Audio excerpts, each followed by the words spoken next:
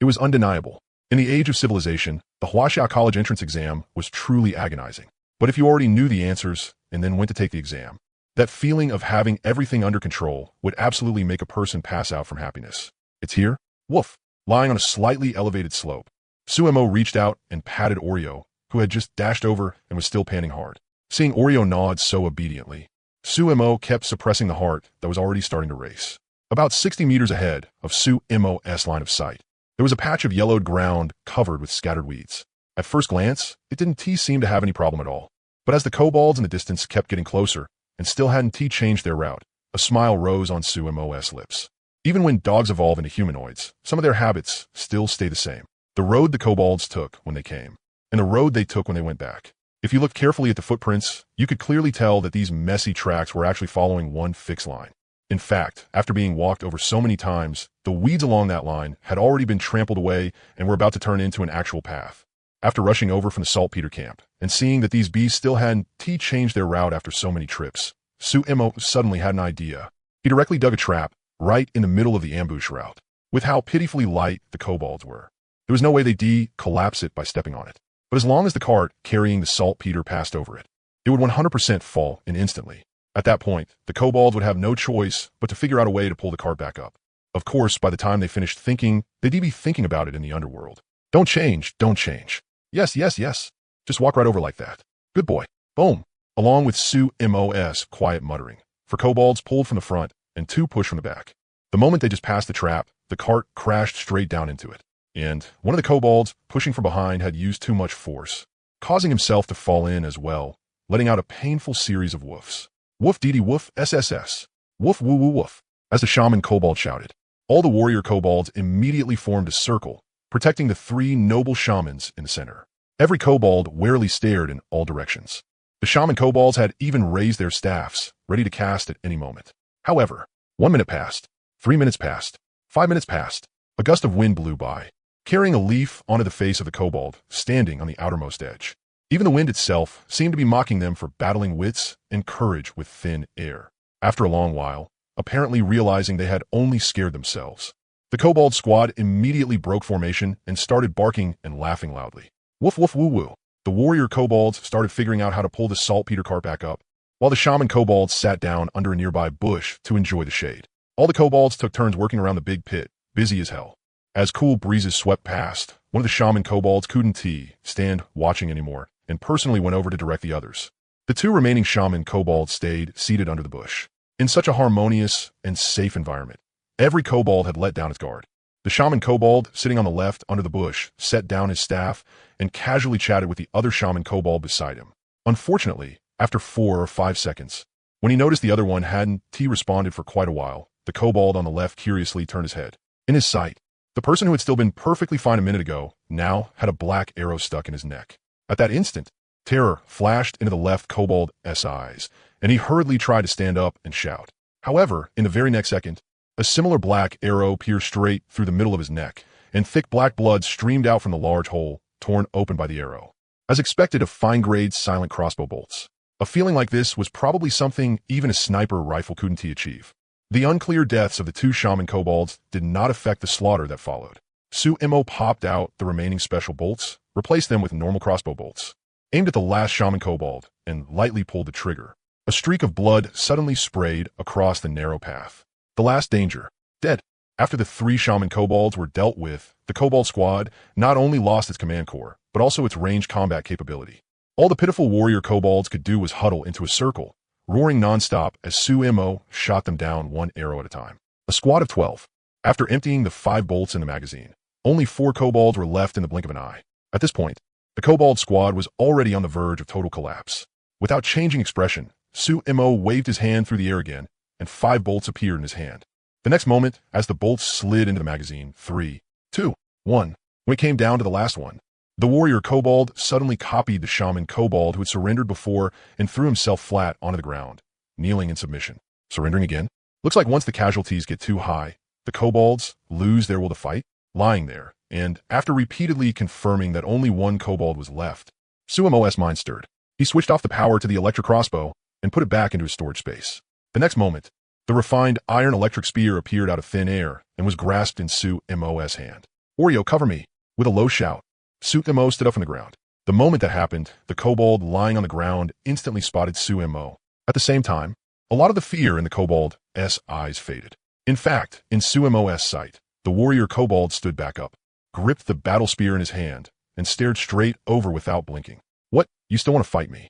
Come on, get over here and try me. Wearing light armor, holding an electric spear, and covered by a combat uniform on the outside. Compared to Su-mo, the kobold warrior looked like a primitive savage. The difference in equipment alone was already worlds apart. 1 step, 2 steps, 1 step, 2 steps like the footsteps of a demon. Su-mo kept inching forward. As the distance closed, it became easy to see that the kobold warrior was gripping his spear so hard that his hand had started to twist. There was even a look of death-defying resolve in his eyes. Good, come over here and trade a few moves with me. Seeing that the distance between them had already dropped below 20 meters, Su-mo let out a roar and charged straight forward with the electric spear clenched in his hand.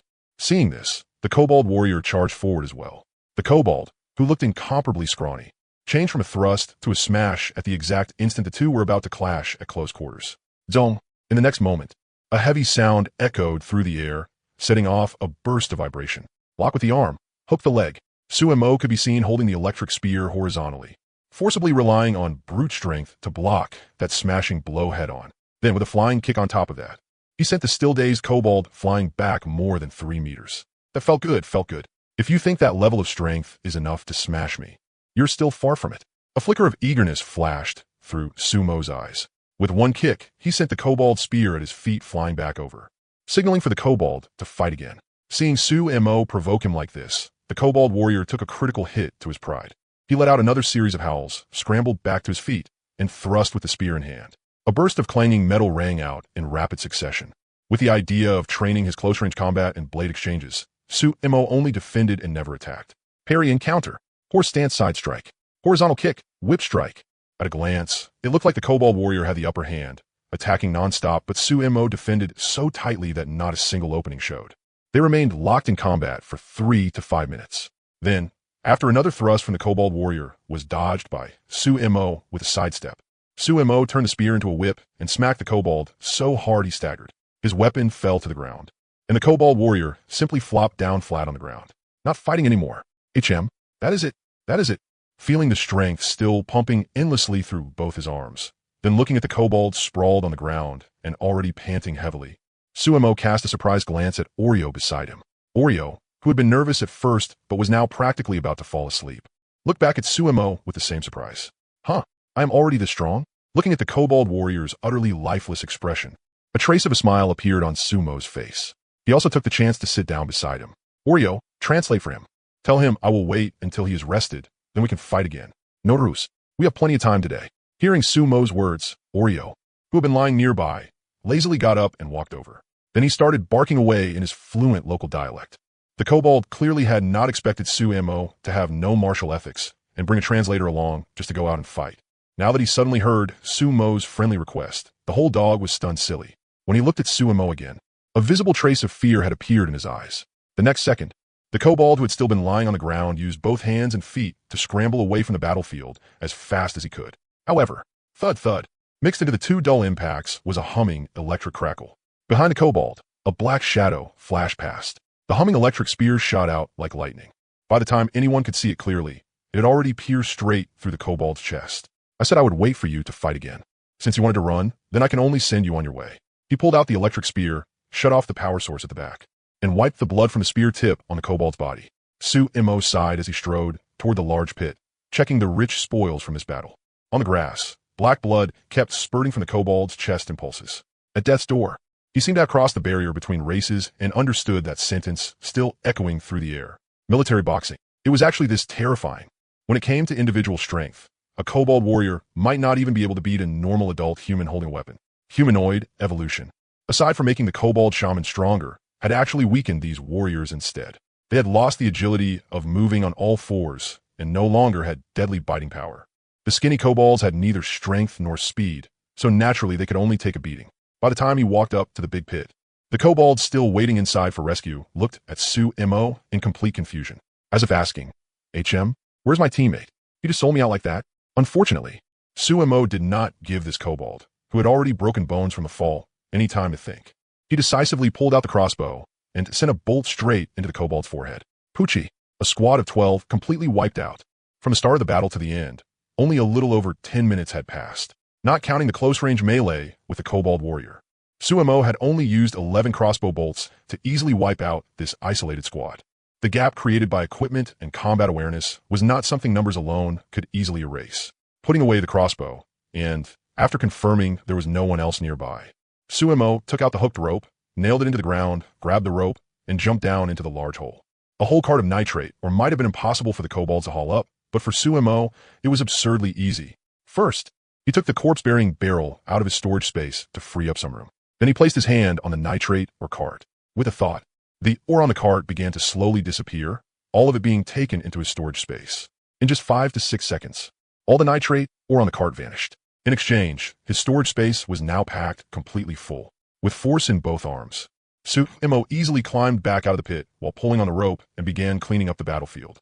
First of all, the crossbow bolts definitely had to be recovered. 2 excellent-grade crossbow bolts were rare divine tier treasures. Just the terrifying silent attribute alone could produce miraculous effects in an ambush like this. Carefully, he took out the watermelon knife and cut open the kobold shaman's throat, picking 2 short and sturdy crossbow bolts out from the blood. Looking at the blood on the bolts, Suemo frowned and set them aside to drip dry slowly. The remaining bolts in the other kobolds were much easier to deal with. He simply planted his foot on a kobold body and pulled hard to yank them out. He picked out 1 bolt that had become slightly deformed and tossed it into the pit. The remaining 8 could all still be used. Not bad. 1 bolt spent in exchange for, let me count, 3 copper chests, 1 iron chest, and 1 wooden chest. Looks like as my strength keeps increasing, or maybe because time is passing, it is already getting hard for kobold shamans to drop silver-grade chests. Suemo shook his head, thinking over the reason while gathering all the chests together. If it is the former, that is still acceptable. If it is the latter, then that is painful. As time passes, chests that were originally silver turn into wooden ones. Who could endure that? Is this not just another way of forcing people to hurry up and kill monsters? Ma Huateng is my paratrooper number 1 Lu Ben Wei. I am willing to trade 10 years of the kobold's lifespan for 1 time as a European emperor, muttering a few chest-opening slogans under his breath. Suemo first reached for the lowest quality chest of them all, the wooden one.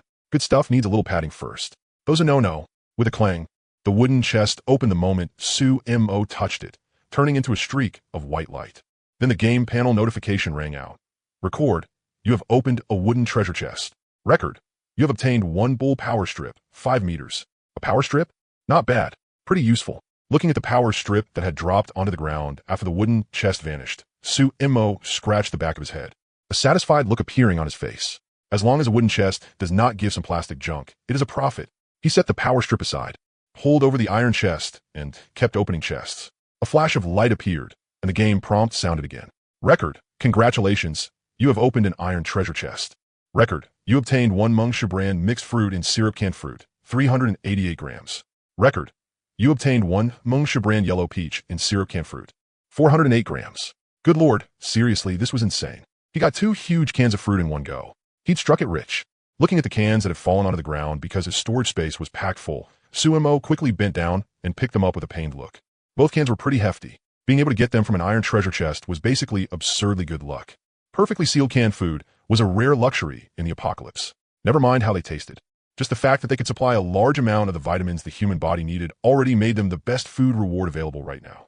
After glancing at the pile of miscellaneous junk filling up his storage space, Suemo could only take out 1 unit of iron with slight reluctance and put the cans inside.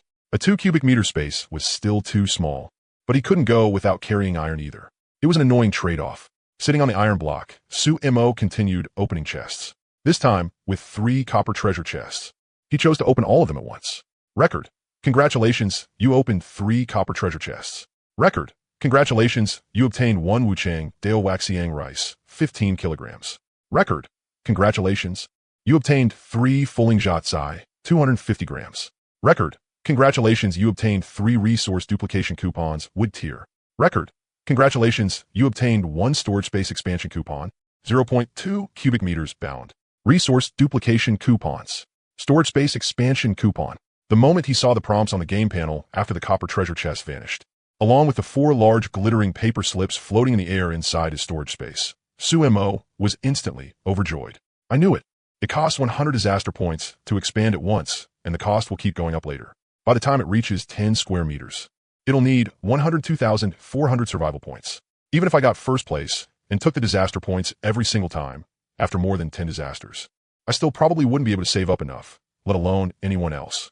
Now, it looked like even ordinary people could get this kind of expansion coupon from opening treasure chests. Letting out a long breath, Suit MO directly crushed the expansion coupon.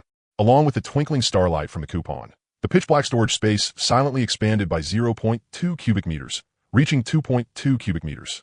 As for the resource duplication coupons, picking up one of the coupons, Suit MO examined the detailed description on it.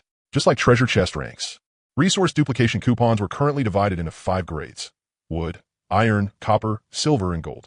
The 3 resource duplication coupons he had gotten from the copper treasure chest could all duplicate resources at equal value. For example, since Su Mo had just gotten 15 kilograms of rice from the treasure chest, he could spend 1 duplication coupon and make another identical portion appear right beside it. But if it wasn't a resource item obtained from a treasure chest, or if it had already been opened, then the coupon couldn't be used on it. For example, if the 15 kilograms of rice were opened and mixed into his own 15 kilograms of rice, the duplication coupon would no longer work on it. After figuring out this rule, Su Mo put away the 3 duplication coupons with a thought. Using them to duplicate food would be too wasteful. Besides, there were better things in his shelter to duplicate. Thinking of the many items in the shelter, Su Mo grinned and sucked all the items scattered on the ground back into his storage space.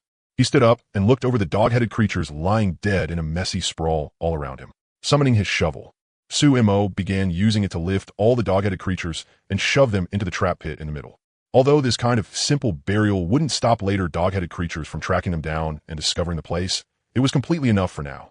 It took about half an hour to bury all the dog-headed creatures and clean up the scene.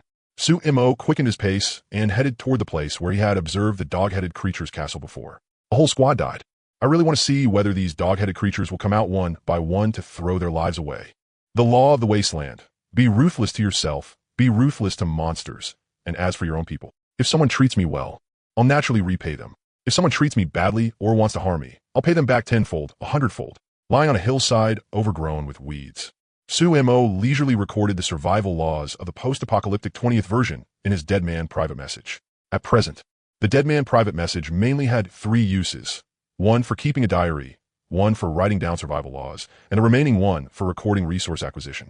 Based on testing, with my current strength, dealing with 3 kobold warriors at once shouldn't be a problem. Besides, I have armor, so I've got enough room for error. When it comes to certain things that require being a little more aggressive, maybe it's time to be bolder and fiercer. Muttering to himself, Su Mo wrote down 2 more lines. People always change, no matter how kind or decent someone is. Once they've seen too much of the cruelty and heartlessness of the apocalypse, they gradually lose their humanity and turn into nothing more than an animal struggling to survive. Su Mo didn't want to become that kind of person. Literally. At least after seeing that Ma Gu had managed to hold on for more than 400 days while still keeping his original heart. The competitive streak deep in Su Mo's heart made him set one more principle for his future.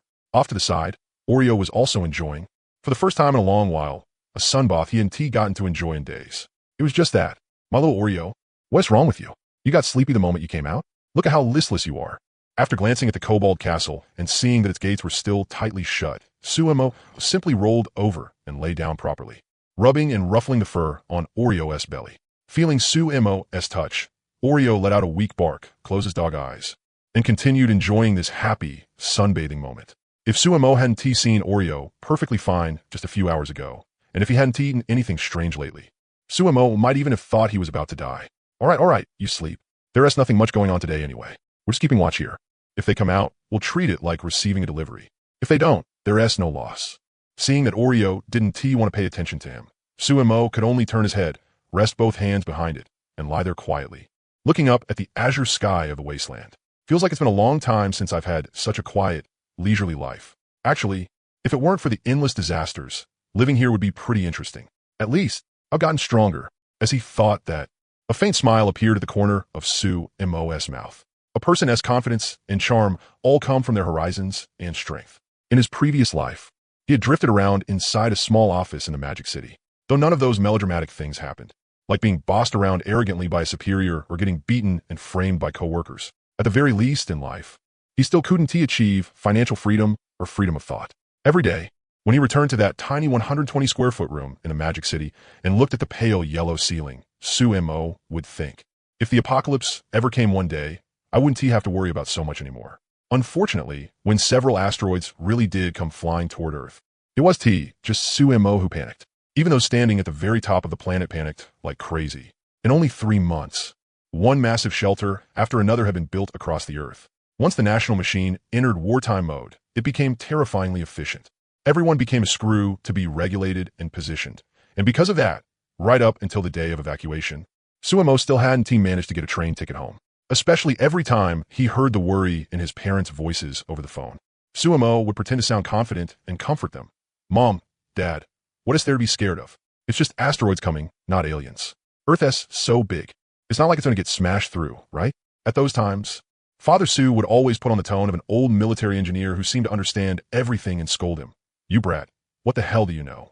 Back when your old man worked on the blasting team, I even attended lectures by a great academician. The academician talked about the relationship between kinetic energy and destructive power. Stop trying to fool your old man just to make me happy. I'm taking good care of your mom and your sister.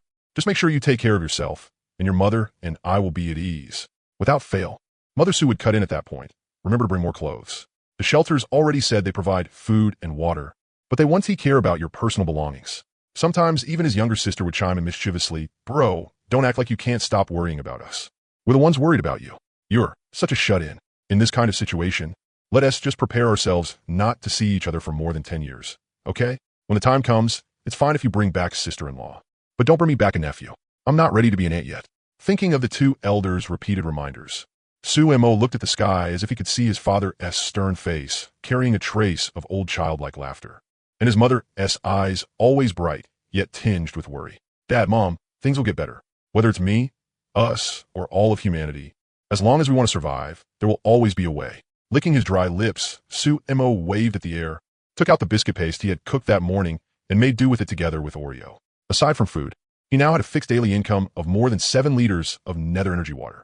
Though he still hadn't achieved freedom when it came to food, at the very least, he could now drink nether energy water as much as he wanted. Taking out the nether energy water, Sumo drank around 300 milliliters, then turned his head, pried open Oreo's dog mouth, and poured the remaining water in from above before making a grabbing motion in the air to put the bottle away. Turning back around and seeing that the kobold castle was still completely motionless, Sumo got up and started creeping forward. This hillside was about 500 meters from the castle, if judged by common sense. The distance at which the kobolds on the watchtower could observe and confirm a target should be around 200 to 300 meters. Of course, he couldn't rule out the possibility that the watchtower kobolds had evolved some kind of extraordinary eyesight talent. Because of that, Sumo decided to make good use of the time before sunset to properly test the surveillance range of the kobold watchtowers, signaling for Oreo to keep lying there. Sumo crouched low and jogged forward. Judging by the sun's position in the sky, it should have been around 5 o'clock in the afternoon. Night came relatively late in the wasteland. The sun would only hang at the horizon and set at around 7:30. At this time, the sunlight wasn't especially harsh. So it wasn't until he got to about 400 meters from the watchtower that Sumo switched from jogging to lying flat, then slowly began inching forward across the ground. The weight of the iron armor and combat suit hadn't felt like much while running, but once he was lying on the ground, it seemed rather heavy. After crawling another 100 meters and reaching roughly 300 meters, Sumo raised his head and looked upward. At that moment, although the kobold on the near southeast corner watchtower looked like he was staring fixedly in this direction, in reality, there was no telling where his line of sight was actually focused. Keep crawling. Anyway, these kobolds aren't faster than me, so there's nothing they can do to me. Under the armor, Sumo smiled faintly and continued inching forward at a turtle's pace. 280 meters, 250 meters, 230 meters, 150 meters. The angular resolution of the naked eye is around 0.0003 rad, and at roughly 150 meters, that resolution could be expanded to about 4 centimeters. At such a close distance, with Sumo's eyesight getting better and better, he could vaguely make out the expression on the kobold in the watchtower, even without using binoculars. What the hell? Did this guy doze off and fall asleep? Was he seriously half-assing it, making me play mind games with thin air? Sumo summoned the binoculars from his storage space and raised them to his eyes. This time, forget the expression on the kobold's face. Sumo could see everything clearly, whether his pupils were dilated or contracted, whether the black spot on his lip was on the left side or the right. At this moment, the watchtower kobold's pupils were fully dilated, and his ciliary muscles were slack. One look, and it was obvious he had used the secret technique countless high school students envied, sleeping with his eyes open. You damn old dog, so there really is something wrong with you. After observing for another 5 to 6 minutes, and carefully checking the castle once over for any other openings, as well as details like the size of the main gate, Sumo's mind stirred. The binoculars were put away, replaced by an ice-cold electric crossbow. He pressed the switch and waited for the crossbow to finish its self-check. Sumo slowly shifted from lying prone to kneeling on one knee. As his posture changed, the crossbow naturally rose with him. Looking at the watchtower kobold in the scope, still showing no reaction at all, a smile curled at the corner of Sumo's mouth. Good dog, keep sleeping. He pulled the trigger. A black arrow shot through the air and, in an instant, pierced straight through the kobold's fragile skull. Blood sprayed out over a foot high, splattering freely against the azure sky ahead. At the same time, inside the kobold castle, an alarm rang out, and barking instantly erupted everywhere. The huge castle roared with a terrifying wave of noise. At first listen, there had to be no fewer than 1,000 kobolds in there. That many kobolds. Even with an automatic rifle, he still might not be able to win. Run. Putting away the crossbow, Sumo dropped all pretense and took off running backward as fast as his legs could carry him. The death of the watchtower kobold was like a drop of water falling into a boiling pan of oil. It exploded through the kobold castle at the very first moment. Woo woo woo. Death had triggered the monitoring mechanism. The alarm blared again and again, echoing endlessly across the wilderness. 100 dogs howled. Their cries shook heaven and earth. 1,000 dogs wailed. Their resentment pierced the clouds. Running across the weed-choked wasteland, Sumo looked back and was overjoyed. At this time, the central gate beneath the kobold castle had already been fully opened. In his field of vision, over 100 kobolds were pouring out one after another through the smaller door. The moment they saw Sumo running in the distance, all of the kobolds immediately shifted targets and started running after him with powerful strides.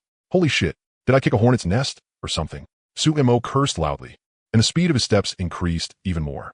At this moment, Sumo was incomparably glad that he had upgraded the shoes on his feet. Wave after wave of strong force extended from the toes to the heels, increasing the kinetic energy of each step and making every next stride easier and faster to swing out. Every time one of those powered steps landed on the ground, a small pit could clearly be seen left behind. Sumo had never felt like he could run this fast before. The kobolds had never expected Sumo to run this fast either. Oreo, who had been sleeping on the hillside, was awakened by the rumbling noise. Still bleary-eyed, he looked ahead. The next moment, a trace of very human-like canine shock and canine stupidity appeared on Oreo's sharply black and white face. Oh woo! Standing on the hillside, Oreo dragged out the tail end of his howl, as if saying, holy shit, Sumo's insane. In Oreo's field of vision, the two sides looked like they were in a race. The kobold running in the lead was currently about 400 meters away from Sumo, but that still wasn't the most outrageous part of the scene before him. Behind the frontmost kobold, there stretched a pursuit line more than 50 meters long, and countless more kobolds were still pouring out of the small gate, locking onto Sumo's position and charging after him with their heads down.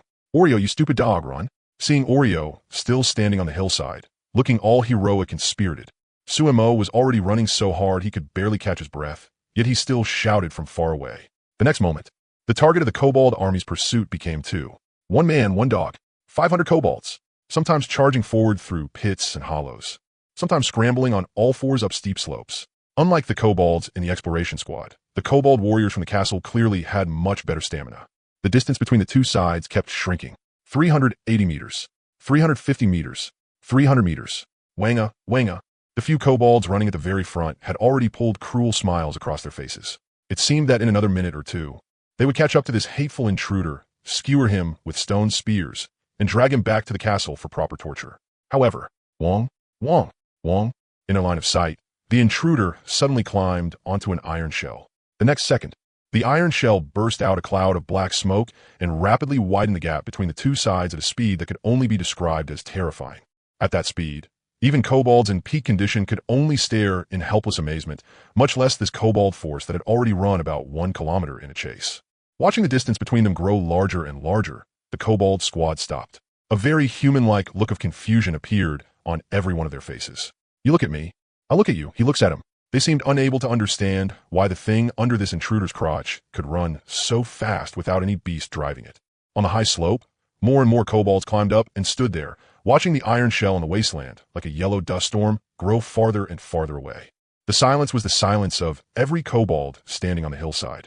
The roar was the roar of Sumo and Oreo racing across the wilds. Oh ho! Aha! Woof woo! And you idiots thought you could catch me? Why don't you take a look at how fast your grandpa Sumo's red-hair steed is under him, slamming a foot down on the accelerator, feeling the rushing wind battering against him. Sumo cheered to his heart's content.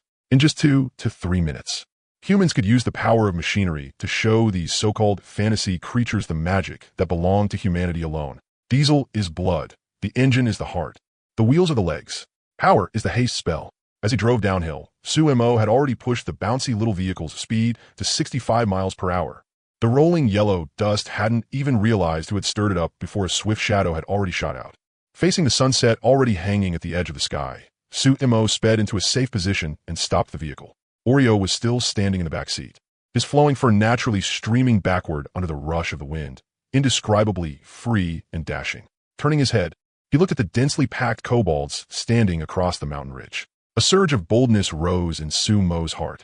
He raised his middle finger at all the kobolds looking this way and shouted loudly, "You damn dog things, one day your grandpa here will chase you down instead. When that time comes, I'll show you what a human with backbone looks like." His loud voice traveled into the distance through the vibrations in the air. Whether it was because Sumo had stopped or because they heard what he said, the kobolds on the ridge started barking. It carried a strong kind of momentum, like they were shouting, "Come over here if you dare." After looking at them a few more times, Sumo bent down and got back into the buggy, then continued forward without looking back. Only after the mountain ridge where the kobolds stood had shrunk to the size of ants in his vision did Sumo turn the vehicle around and head east. This trip had already given him more than enough information, and his storage space was stuffed full as well. He had completely met the gains he had hoped for before setting out. Driving the buggy all the way, keeping the speed at around 40, Sumo successfully returned to shelter number 2 before the sun set. Once he got here, he was only 3 to 5 minutes away from returning to his own shelter. Oreo also knew they were back on their own turf and started letting out low whines, especially as they got closer and closer to his little den. Oreo became more and more excited, and even his voice shifted through several different tones. In this apocalyptic wasteland, having such a sturdy shelter was truly too good. Parking the car in front of the shelter's main gate, Sumo looked at the exceptionally solid stone wall, and a ripple rose in his heart. So what if it was a castle? Under natural disasters, it was nothing more than an ant. By comparison, an underground shelter became much safer than a castle the deeper it went. Still, next time I go out, I should bring a helmet. Those crackling bits of gravel really make your head hurt. Sumo smiled and rubbed the back of his head.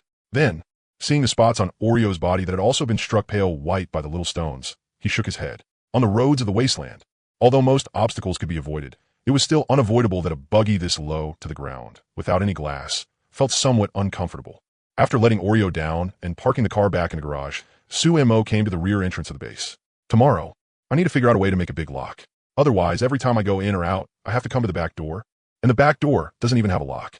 That's a bit dangerous. He lifted the heavy stone slab, put Oreo inside, then looked around the surroundings once more.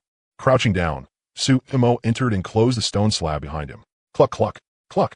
Big Spark and Little Spark had already darted out at top speed when they heard the noise, sitting in a neat row where the back door came out. The moment they saw Sumo appear, they puffed out their little chests and circled around him. All right, I'm back. You're hungry, aren't you?" Seeing the few small crystals that had appeared on the culture medium, Sumo understood what Big Spark and Little Spark meant by acting like this. Good lord, they're here asking for credit? He rubbed Little Spark's head, scooped both chicks into his arms, and came to the living room to turn on the lights. The dim shelter lit up all at once. It was just like an Earth's civilized era, going out to work for a whole day and then returning to your own room. At this very moment, an incomparable sense of security washed over him. There was sulfur, there was saltpeter, and there were still 12 days left. You kobold bastards, just wait for me. Little ones, don't be in a hurry. Let me first take stock of today's harvest. After playing around with the clingy Big Spark and Little Spark for a while, he set the 2 chicks on the ground and called Oreo over to keep them company. Sumo strode into the supply room and started taking things out.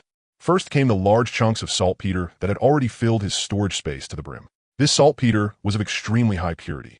It basically didn't need any secondary processing before it could be crushed and used directly. If any war profiteer saw it, they would definitely shout that destiny was on their side. Looking at the utility storage room that was already piled full of sulfur, Sumo could only place the saltpeter in the secondary bedroom for now. The smell of saltpeter was nowhere near as strong as sulfur, especially with this kind of natural saltpeter, or, aside from a faint bitter scent, any other smell was hard to distinguish. Altogether, this saltpeter weighs at least 300 to 500 gene. For a short time, I probably won't even need to go rob a second batch. After stacking all the saltpeter or together neatly, Sumo nodded in satisfaction. This squirrel-like joy of stockpiling huge amounts of supplies was simply beyond imagination. As long as I get just a little more charcoal and mix it according to the ratio, I can make perfect propellant-grade black powder. As for food, this 15-kilogram bag of rice really solves the urgent problem. And these 2 cans too. If I eat carefully, lasting a month won't be any problem at all. Taking out the survival supplies he had obtained, Suemo picked up the bag of rice and walked toward the stove. These past days, it had either been bread soup or biscuit paste. Those 2 things were fine for 1 or 2 meals at first, but if you ate too much of them, they could really make you throw up. The moment he saw the rice now, Sumo's stomach immediately began to churn and let out rumbling sounds, while sour saliva also started rising in his mouth. An ordinary person's meal portion was about 2 liang of cooked rice, which meant a little over 1 liang of raw rice. 1 jean of rice could last a full 3 days or so. Of course, for Suemo, who was now starving and whose strength was increasing rapidly, he needed at least 3 liang, maybe even 4 liang, in 1 meal before he could feel full. That's strange. Is my luck really this good? A single copper treasure chest can give enough rice for 1 person to eat for more than a month. Logically speaking, people shouldn't be lacking food in the early stage. Drawing some nether energy water, Suemo washed the rice while letting his mind wander and thinking about the problem.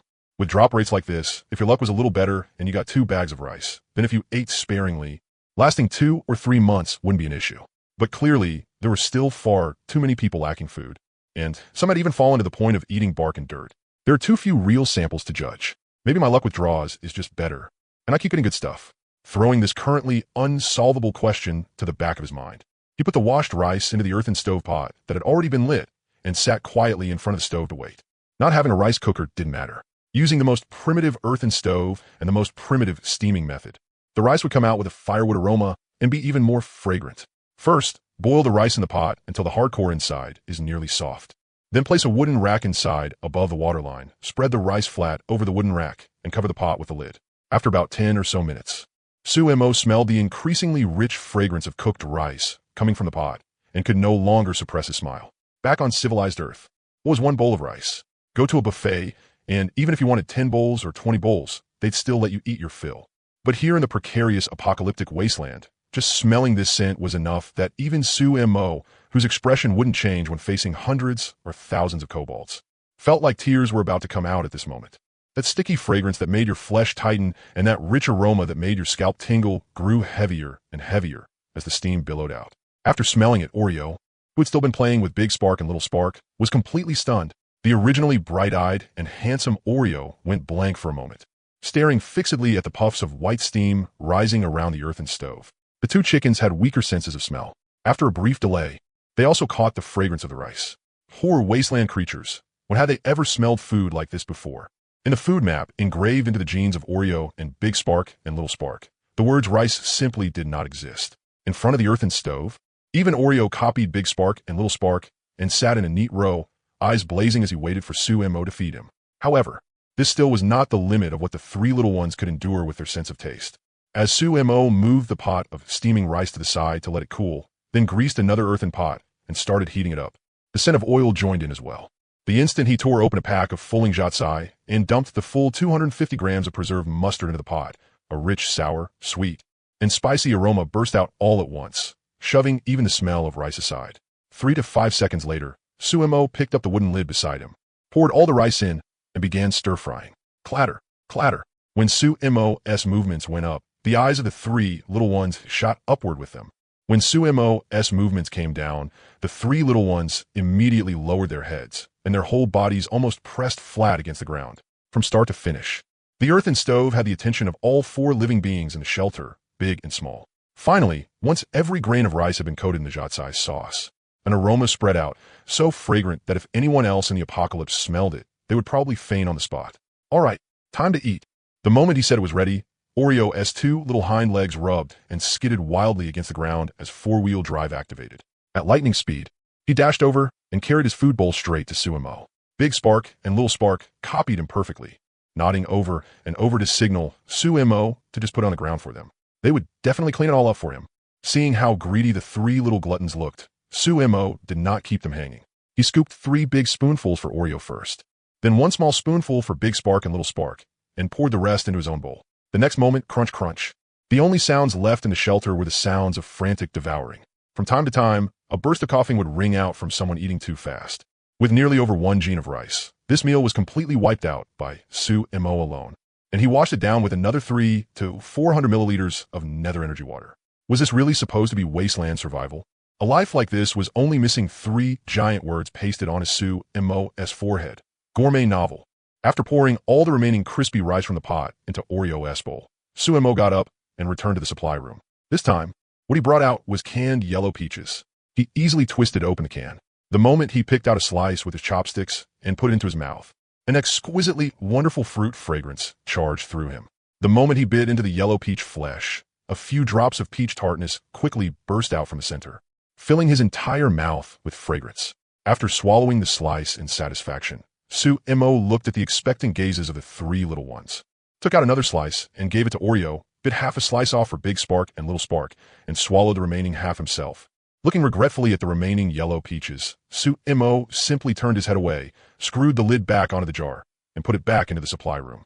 At this stage, canned food was a strategic resource. Eating it did not even count as enjoyment. It counted as luxury. 1 slice of fruit a day was enough to maintain a sufficient vitamin supply. These 2 cans would probably last at least a month without any problem at all. At this moment, Sumo finally truly understood that feeling behind the saying, with grain in your hands, there is no panic in your heart. Then today's task, try to refine a bit of saltpeter, would count as overachieving. Well fed and satisfied was exactly the right time to work. Sumo did not rest, and directly carried a small chunk of saltpeter or onto the workbench. The purity was already pretty good, but if it could still be refined further, then it was worth trying. Maybe once it reached excellent quality, the mixture made from it would pack even more punch. He went back to the energy room to connect the generator power, turned on the workbench, and, after waiting for the self-check to finish, Sumo put on the iron arm refining saltpeter, or was very simple. It only needed to be crushed, then heated in water, and after it reached a boil, the impurities could be filtered out carefully. After painfully pouring in the nether energy water, Sumo began preparing the solution. He took out a spare wooden basin and used the hammer in his right hand to smash the off-white saltpeter or bit by bit, then slowly ground it into a fine powder. He pulled over the lab bench and first let the saltpeter powder slowly slide into the nether energy water along the tube arm. Once it had reached 2/3 full, he sealed the opening and started heating it. As flames burst from the resistance blowtorch, the temperature inside the distillation tube began rising rapidly. He controlled the temperature and, once it held at 80 degrees, stopped heating and began filtering out the insoluble impurities inside. After swirling the remaining filtrate, he placed it in the middle of the workbench and patiently waited for it to cool. Only after the temperature dropped back to 20 degrees did he filter out the precipitated matter again, and little by little, pure white powdered crystals began to take shape in the beaker. The next moment, Sumo impatiently called up the system and looked toward the saltpeter powder. He was instantly stunned. Saltpeter, excellent. Description: high-purity saltpeter refined by Sumo, a barely entry-level craftsman. It has a wide range of uses and can be used to make matches, fireworks powder, black powder, glass, food preservatives, and many other things. For some unknown reason, its grade has been raised to the excellent level. Special abilities can be made in a nitric acid, concentration 95. Can be made into gunpowder, energy 50. Can be made into explosives, energy 50. Evaluation: many uses, broad range, quick results. Is this basically cheating? Said with righteous indignation. For the first time, the attribute page popped up by the system was flooded by the special abilities of saltpeter. There were more than 30 lines of enhanced uses across all kinds of applications. But that was still not what shocked Sumo the most. So mixing nether energy water with these things could actually produce this many changes? Sumo stared in astonishment at the saltpeter in the beaker, yet he still could not tell exactly how this thing had ended up with so many properties. However, if it really was as powerful as the system said, then my tech tree is about to explode upward. His burning gaze fixed on the saltpeter powder as Sumo's thoughts had already drifted to the oil well machine in shelter number 2. Originally, after refining this batch of saltpeter and sulfur, then mixing it with charcoal, he would have been able to create the famous black powder and directly enter the age of firearms. But now, a sudden term popped into Sumo's mind. Picric acid. As the famous yellow explosive, TNP, it was also called picric acid explosive. Its component was trinitrophenol, and it was often confused with Nobel's safe explosive, TNT. In the year 1771, the Englishman Peter Walth synthesized a kind of dye. He mixed concentrated sulfuric acid, nitric acid, and phenol, possibly refined crude phenol from coal tar or indigo, since people at the time did not know what phenol was, and obtained a bright yellow crystalline powder with an intensely bitter taste. That was why it was given the name picric acid. Back then, people only used picric acid to dye clothes and make paint. In the dye industry of that era, trinitrophenol was often simply called yellow. People used picric acid to dye fabric for a full 100 years, yet never once thought about making it explode. In 1871, a clerk at a dye shop in Paris, France, ran into a problem. A can of overstocked yellow dye seemed to have rusted shut and would not open no matter what they tried. So the desperate clerks decided to use the simplest and roughest way possible to open it, smash it, and the smith they found came with a massive 80-pound sledgehammer. With that one swing, the smith put his full strength into it and brought the hammer down hard. Unexpectedly, the can exploded with a boom. The entire dye workshop was instantly blown to pieces, and only a group of survivors covered head to toe in all kinds of colors were left groaning in the ruins. After investigation from many sides, people ruled out the possibility that some unknown explosive had been hidden inside the can and narrowed the problem down to the picric acid container. Only then did people suddenly realize it. The yellow pigment had been detonated by the hammer strike. This incident caused a huge sensation in society, and people began worrying about the color yellow. But the French military at the time immediately saw its value. This was clearly the best military weapon heaven could have delivered to them. Long-term use had already proven yellow's safety, and it could also be produced simply and on a large scale. Soon after, the Frenchman Eugene Turpin took the lead in developing a method for pressing picric acid into artillery shells, and he also gave it the name melanite. A lot of people may not recognize that term, but everyone is familiar with the 1897 model 75mm field gun. In other words, Li Yunlong's Italian cannon. Now that there was saltpeter, nitric acid could be produced. With sulfur and saltpeter, sulfuric acid could also be generated through reaction. Add in some petroleum and extract the toluene from it. If this really worked, then my bomb tech tree would probably skip right past black powder and nitrocellulose and go straight into the age of yellow explosives. Thinking of all the explosive formulas his old man had kept muttering about before he came here, Suemo instantly became excited. No matter how you put it, black powder was only a propellant. Even made into powder charges, it could only accomplish the 2 stages of ignition and rapid burning. Picric acid was different. Once detonated, the shock wave created by the chemical reaction would first trigger an explosion at the point of initiation, producing a massive amount of high temperature, high pressure, high-speed gas flow, and exciting a shock wave inside the explosive. The shock wave would violently compress the adjacent thin layer of explosive, triggering the explosive reaction there as well, producing huge amounts of gas and heat, and completing the process of a detonation wave. If he could even stockpile enough picric acid and make it into explosive packs to throw into the kobold castle, under a detonation wave, it would take only one round trip to let the kobolds know what true justice falling from the sky meant.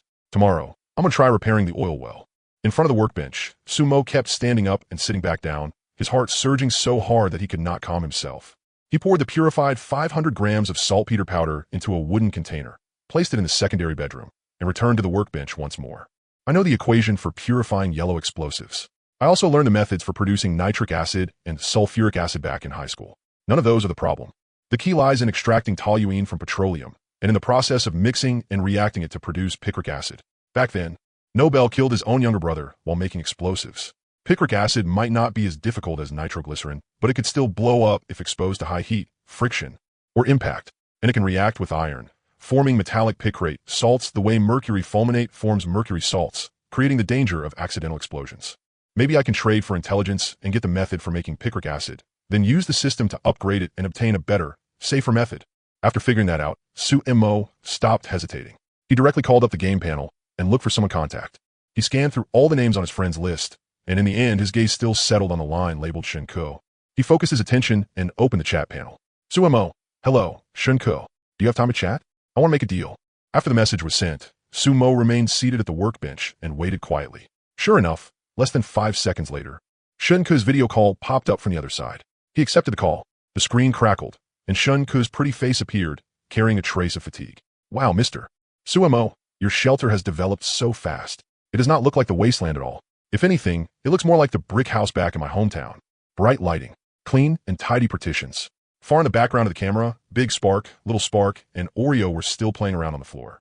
Then look at herself. A shabby wooden house, lit by a homemade smoky torch. Outside the window was a pitch-black expanse. From time to time, a gust of headwind would blow over and carry the black smoke into the room, making people cough. Not at all, not at all. I just got lucky and managed to make a little progress. Compared to you all, it's not worth mentioning. Waving his hand, Suemo quickly ended the small talk and went straight to the point. I want to make a deal with you. You know yellow explosives, right? Picric acid. I'm guessing someone on your side should know the formula and production method? Yeah, that is not a problem.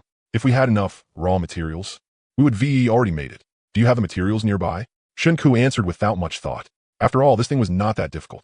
Compared to TNT, RDX, or fuel air explosives later on, yellow explosives were basically easy as long as you had the raw materials. But raw materials were exactly what it lacked. The reason ancient China had failed to develop explosives like this back then ultimately came down to how hard petroleum was to extract. Not every place had petroleum. As a top-tier strategic resource, there was obviously none discovered near Shunku's shelter. Ahem. As for the raw materials, I got them from a treasure chest. I just happen to have a bit in storage right now, so I wanted to make some explosives for self-defense. Su's expression did not change as he calmly lied through his teeth. But there was no need to explain too much. This was only a trade, and there was no need to go too far into it. Shunku on the other end nodded. Then what's the trade item this time? Still nether, energy, water? No, this time I'm trading intelligence with you. Intelligence about otherworldly creatures. Sumo smiled confidently and waved his hand.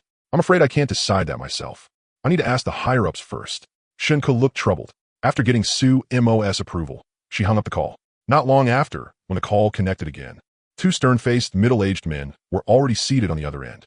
Behind them sat 4 recorders, all staring at the camera with tense expressions. Hello, Sumo.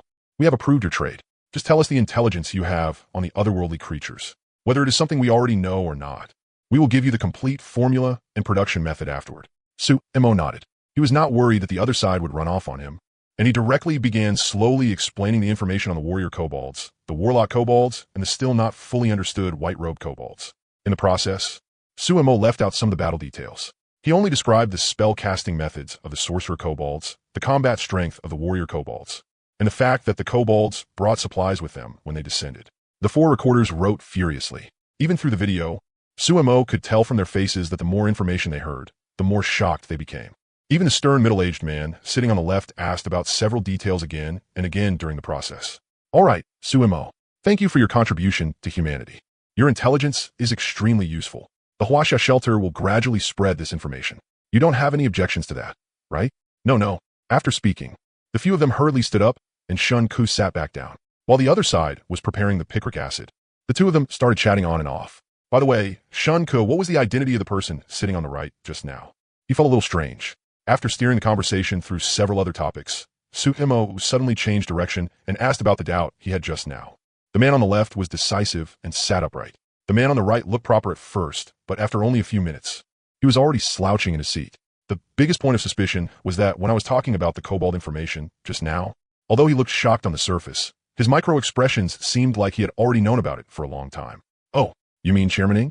Ing Tianlong is the chairman of the Civil Self-Rescue Association. Their family is relatively large. When they arrived, more than 20 people were dropped together. They're currently the main force of our tundra shelter.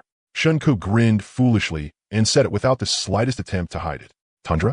That's the real name of our shelter. Of course, if we can still get first place in disaster resistance next time, we'll keep using the name Huaxia. That title can only be used by the first-ranked shelter.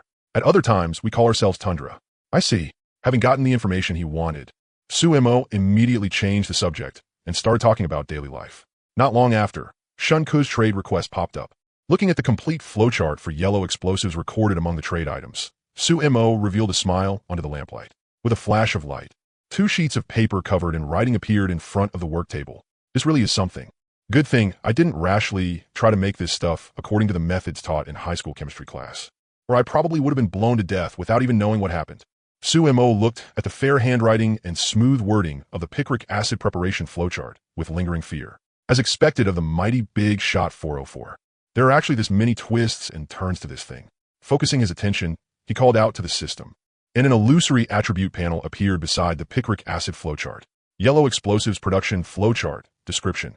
This is an explosives manufacturing diagram with a clear process, rigorous steps, and strong scientific theory behind it. If you strictly follow the flowchart, you can produce yellow explosives with considerable power. Evaluation. Foolproof production method. Anyone with hands can do it.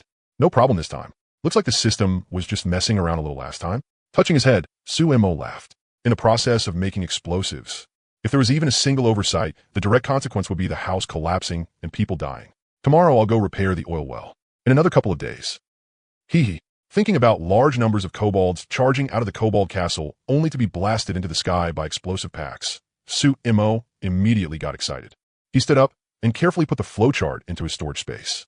It looks like I can't casually trade nether energy water anymore. Even if I do trade it, I have to make sure people can't stockpile it. Otherwise, I'd just be helping the enemy. Walking over to the water tank, storing nether energy water, Sumo gritted his teeth and scooped out a little more than half a basin of it. With a pained expression, he took off the clothes he wore close to his body, put them into the basin, and started scrubbing.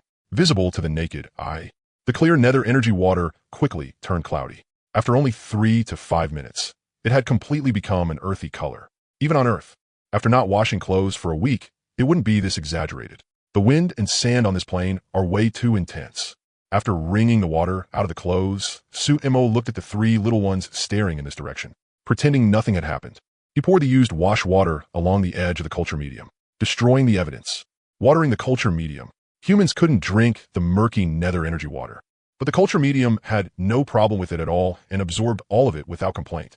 After thinking about it, Sumo decided to use tomorrow's share to wash the outer clothes too.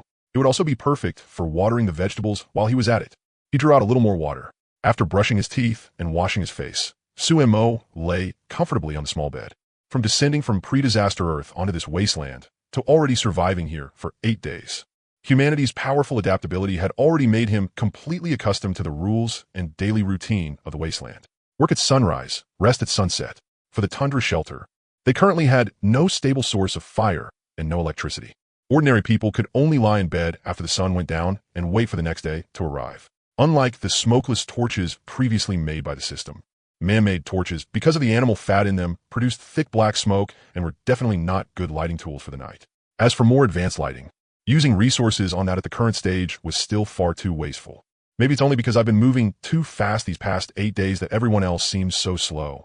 Starting from nothing, the other shelters have actually developed pretty quickly too.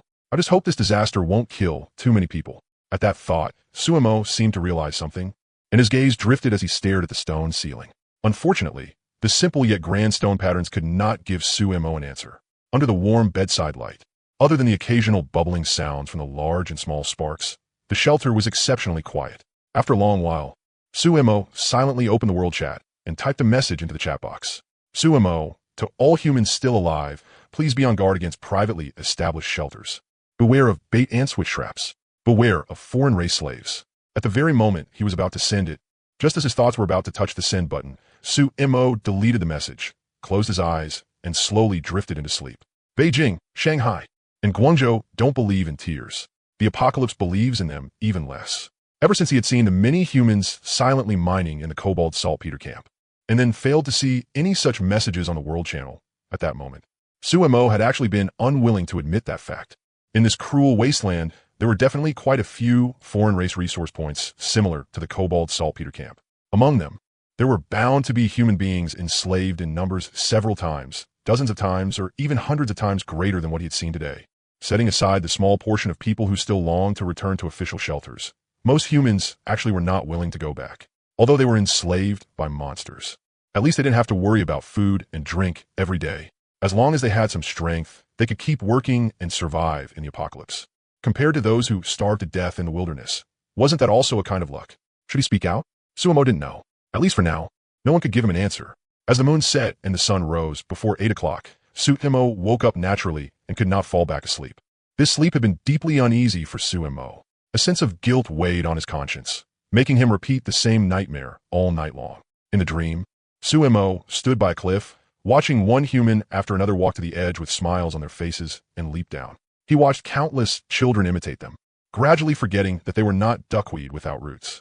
Sitting up at the bedside, he found soft daylight already spilling into the shelter. Clenching his fists, Sumo opened the world chat channel once again and resolutely sent the message he had not sent last night. The previously calm world chat was like a bomb had been dropped into it. The players who had been discussing how to deal with mutant beasts more effectively instantly exploded into chaos. Holy shit, front row, let me hug Godsu. This wave is the early bird getting to cling to a god. Godsu, Vuk Atme. We're in the same channel. Let us get familiar. When the secret realm opens, I've got good stuff to trade with you. Fishing enforcement? Someone contacted me yesterday and asked me to go to his shelter. Damn. Good thing God, Su reminded us. Everyone should still try to see if there are any official shelters nearby. Private ones aren't too reliable. A buddy of mine went to a private shelter. At first, he even tried to trick me into going, but he was dead the next day. Mind your own business. If people want to go, that's their business. What does it have to do with you, Sumo? Exactly. My shelter is doing just fine. Why don't you let everyone live in yours instead of spreading rumors here? Don't believe him, everyone. My shelter is at XX location. As long as you've got some strength, all are welcome. Sumo is probably just someone fishing for fame. He just got first place last time because he got lucky, and now he is already jumping around. I hope the next blizzard freezes you to death, you damn bastard. Yeah, I'm fishing for victims. I'm right here. Come hit me if you can. Hee hee. Let us see how long your arm really is. If you can even reach all the way over here. The scrolling speed, which had still been manageable at first, became faster and faster. In the beginning, plenty of people were thanking him for the warning, but after 3 to 5 minutes, the whole screen had turned into a flood of curses. Especially after they saw that Sumo was not responding, those people pushed their luck even further, one vulgar insult after another. It was as if they wanted to make Sumo into a negative example and stir up everyone to verbally condemn him. Sumo's face turned cold as he stared at the filthy comments on the screen one by one. Then he used his last small horn broadcast for the day and spoke again. Sumo, from today onward, if I see any private shelter enslaving traitors to humanity or betraying humanity, then no matter who you are, righteous or evil, I, Sumo, will kill without exception. Sumo, if you've got guts, come on my shelter of him. We'll say God Su. Next time you come by my place, I'll treat you to tea. Dog bastard Sumo, what the hell are you? Awesome. Lord God Su is magnanimous. I was just talking shit. It doesn't T count. Can't even type straight. I think you're a him. So God Su is doing this for everyone that's good after all. Then it's fine. Whoever keeps cursing him is going against me. Bow somebody. The chat channel, which had been lively with cursing just a second ago, suddenly fell completely silent, as if someone had grabbed everyone by the throat. Some of the fence-sitters who had been shouting the loudest all shut their filthy mouths. With 2 cold laughs, Sumo closed the world chat. A man only lives one life, and all he seeks is peace of mind. I, Sumo, can accept any darkness I can't see. But as long as I see it, then all of you must die. In the apocalypse, there are no rules. Fists are the rules. If my thoughts are not at peace, then you will pay the price. In the private messages section, marked for the dead under his apocalypse code of conduct, Sumo silently recorded these 3 lines, then got dressed, stood up, brushed his teeth, and washed his face. As a good person in a certain sense, Sumo could completely throw unseen matters to the back of his mind at any time. But for darkness he had seen, as long as his own safety was 100% guaranteed. That light that belonged to Sumo would eventually tear through the dark night of the apocalypse and illuminate every heart stained black by ink. Ever since the 3 little ones had gotten used to each other, they always slept together at night. Seeing Sumo get up so early, Oreo, lying in the living room, raised his dog head a little just for show before continuing to snore away. Beside Oreo, Big Spark and Little Spark were curled up into a ball, resting their chicken heads on Oreo's soft belly and lying there in enjoyment. After moving around a bit, washing his face and rinsing his mouth, Sumo took down his coat and pants, washed them in water, and hung them by the ventilated window to dry in the sunlight. Then he turned around, poured the murky nether energy water into the culture medium, and came to sit shirtless on the stone stool. The wasteland in the morning still carried a chilly, eerie coldness. But sitting in a shelter 5 meters underground, Sumo actually felt quite cool. He waited until 8 o'clock sharp, then focused his attention and looked toward the system notifications for January 9th. Apocalypse calendar. January 9th. You have obtained your first weapon with combat power exceeding 5 points, survival points, 10. You have obtained your first piece of armor with combat power exceeding 10 points, survival points, 25. You effortlessly killed a squad of kobolds, survival points, 10. Your melee combat ability and melee combat awareness have greatly increased, survival points, 50. For the first time, you successfully attracted the hatred of 1,862 kobolds, survival points, 350. For the first time, you manually crafted excellent grade material, survival points, 50. Congratulations, Sumo. In the trial of human nature between darkness and light, you chose to stand between light and darkness, found the path most suitable for you, and successfully broke through the trial of human nature. It is precisely because you stand in the darkness that you yearn even more for the light, survival points, 1,500. Scanning host survival environment. Evaluating survival points. You obtained 90 survival points today. Final settlement. Survival points, 2,085. Remaining survival points, 2,334. Detected that existing survival points have exceeded 1,000 points. The Doomsday Survival System is now officially entering an update. Updating upgrade 1050200100. The Doomsday Survival System has completed its update and unlocked its second function. You have automatically obtained 1 draw function use. May the host live longer and grow stronger in the apocalypse.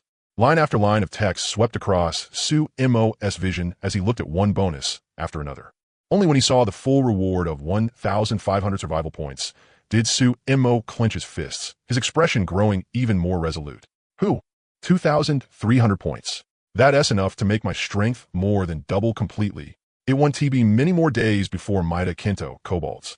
Throwing all distracting thoughts to the back of his mind, Su-Imo focused and summoned the illusory Doomsday Survival System panel. This panel had never been actively opened by Su-Imo again after the system first appeared the very first time. Previously, the panel had only contained one passive upgrade function. Now that the system had updated, a new function had appeared in addition to upgrading. Creation. Creation? That sounds like a very familiar function somehow. Just not sure what the system had to do with Fengling Yuing now. Thinking of Fengling Yuing's sect. The strongest sect in every game back on Earth. Su-Imo smiled and tapped in, starting to check its functions. A moment later, after trying it out a bit, Su-Imo more or less understood the system's new ability. Creation, just as the name implied, as long as he had enough survival points. He could create anything he had ever seen in his memory. Of course, even if he had never seen it before, something purely imagined could also be made real. As long as he entered the requirements and put in enough survival points, the fantasy could be directly realized. System, give me a Type 99 main battle tank. As Su-Imo recalled the Type 99 he had seen before, he spoke out loud. At this stage, as long as he got a tank, forget the saltpeter camp, he could flatten even the Kobold Castle in one push. Insufficient survival points. Type 99 main battle tank requires 1,210,000 survival points. Holy crap, that expensive? Scratching the back of his head, Su-Imo lowered the requirements and tried again. What about a Type 09 wheeled infantry fighting vehicle? Insufficient survival points. Type 09 wheeled infantry fighting vehicle requires 990,000 survival points. Dongfeng 41? Insufficient survival points. Dongfeng 41 requires 120 million survival points. Damn, quit giving me all this flashy nonsense. You might as well just get me 2 beef buns and a bowl of Yingru Palmo. Sufficient survival points. Meat buns and Yingru Palmo require 145 survival points. Proceed with creation? No, don't make it. Seeing the prompt pop up from the system, Su-Imo denied it again and again, quickly canceling the creation request. Looks like I'll have to wait until the late game, when I can get tens of thousands of survival points every day before trying this creation function. This creation ability was powerful, but even a single breakfast cost 145 points. There was no way he could use it right now, and no way he could afford it either. Still, using it in a critical moment as an emergency measure would be pretty good. Standing up, Su-Imo was just about to close the system when his eyes suddenly caught a number 1 in the lower right corner. Right? Looks like the system upgrade gave 1 free creation draw. Just not sure what kind of good stuff it could pull, because the previous prices have been so absurd. Su-Imo had no hopes of drawing anything expensive from the lottery. Going by the system's usual behavior, there was no way it would let him draw something invincible for the current stage. The screen flickered, and the moment he touched the draw, card after card suddenly popped out. Aircraft carrier, Star Destroyer, Water Drop, 2-dimensional foil, Force Lightsaber, Lightning Storm, Controllable Nuclear Fusion Power Station, Room Temperature Superconductor Material. Countless cards were illustrated with super weapons Su-Imo did not even dare dream of, along with materials and resources that broke the limits of technology. Every single one looked vivid and lifelike. Turning over the Star Destroyer card with his mind, Su-Imo saw the probability of drawing it on the back of the card this time. 0. You damn dog system. You could at least put me a 1 after countless zeros past the decimal point as comfort. Did you really have to be this real about it? After flipping through a few more and seeing that every high-tech weapon was 0, even ordinary nuclear power plants were 0 too, Su-Imo gave up reading further and directly chose to draw with a thought. Countless illusory cards flashed rapidly through Su-Imo's mind. Unlike those times drawing games before, this time Su-Imo casually picked 1 card from among the countless choices. With odds this tiny, whatever he drew would be profit. Even if he drew a meal of Yingru Palmo or a serving of Liangpi, Bingfeng, and Hulatang, that would still be great. After adjusting his mindset, he watched as the illusory card slowly revealed its graceful body. Su-Imo was in no hurry. His thought turned into an illusory hand, and he slowly lifted the lower left corner of the card, looking upward. A concrete road surface? Su-Imo recognized the tiny bit of image revealed in the lower left corner. It was a concrete road from Earth. Holding back his impatience, he peeled it upward a little more, and a black tire appeared before his eyes. There's something there. There really is something there. Grandma's, heaven, you're not messing with me, are you? Looking at the enormous tire parked on the concrete road on the card, Su-Imo shot to his feet in excitement and directly ripped the whole card open in one motion. On the black-gray card, against a pitch-black background, on a concrete road painted with a yellow line, there sat a camouflaged heavy truck obediently parked there. The heavy truck itself was nothing special, and its tonnage was not that large, though it had 5 tires on one side that still did not go beyond Su-Imo's expectations. However, in Su Mo's field of vision. On that heavy truck was a letter number combination no Huaxiao person could possibly be unfamiliar with. DF-17. Holy crap. You actually gave me a Dongfeng Express launcher truck? Aren't you afraid of getting 404, brother? Standing inside the shelter and looking at the image on the card. Su Mo was stunned. Completely stunned. Especially as he examined the details of the launcher truck. Su Mo felt both his legs trembling, as if they had lost their bones and were about to collapse beneath him. Wave after wave of dizziness hit him. What was a launcher truck? What was Express 17? DF-17 had hypersonic speed, gliding and maneuvering at the edge of the atmosphere. It did not follow a parabolic trajectory at all, just flew in a straight line with skipping glide movement. Then once it reached above the target, it came straight down vertically. A superweapon like this was no less terrifying than the flying swords in Xinxia stories that could take a person's head from 1,000 miles away. As someone who was not even a hardcore military enthusiast, more than 10 years ago, he had still been looking at America's B-2 bomber with pure envy. Su Mo truly could not have dreamed that so soon, before even America had hypersonic missiles, he would get his hands on one himself. That gaudy camouflage, plus that incomparably huge missile warhead, made Su Mo dizzy just from looking at the image. With this ultimate weapon, forget some kobolds. Even if an entire giant dragon showed up today, it could be knocked flat in minutes. Back on Earth, he had drawn so many times and had luck black as hell. Never thought that after coming to the wasteland, his luck would get better day by day. So excited he could barely contain himself. Su Mo almost wished some powerful creature would appear right now, so he could pull out the Dongfeng missile and blast it on the spot. As the card was fully turned over, the other cards gradually faded from the creation system. The draw page vanished, returning to the function interface. Only this time, stored inside the creation function was one extra card, and its attributes appeared as Su Mo looked over. Trial use, DF-17 Ballistic Missile Launcher Vehicle, Rare. Description. The missile vehicle carries one tactical hypersonic boost glide near-space ballistic missile equipped with a hypersonic warhead.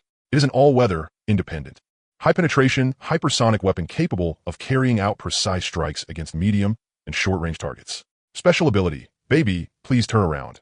After activation, obtains 10 seconds of map revealability. Any place the host has stepped foot and can be loaded into the map for manual guidance, aiming, and strike control. Projectile speed. Unpowered high-speed flight. 12,359 km per hour, Mach 10. Atmospheric glide. 24,758 km per hour, Mach 20.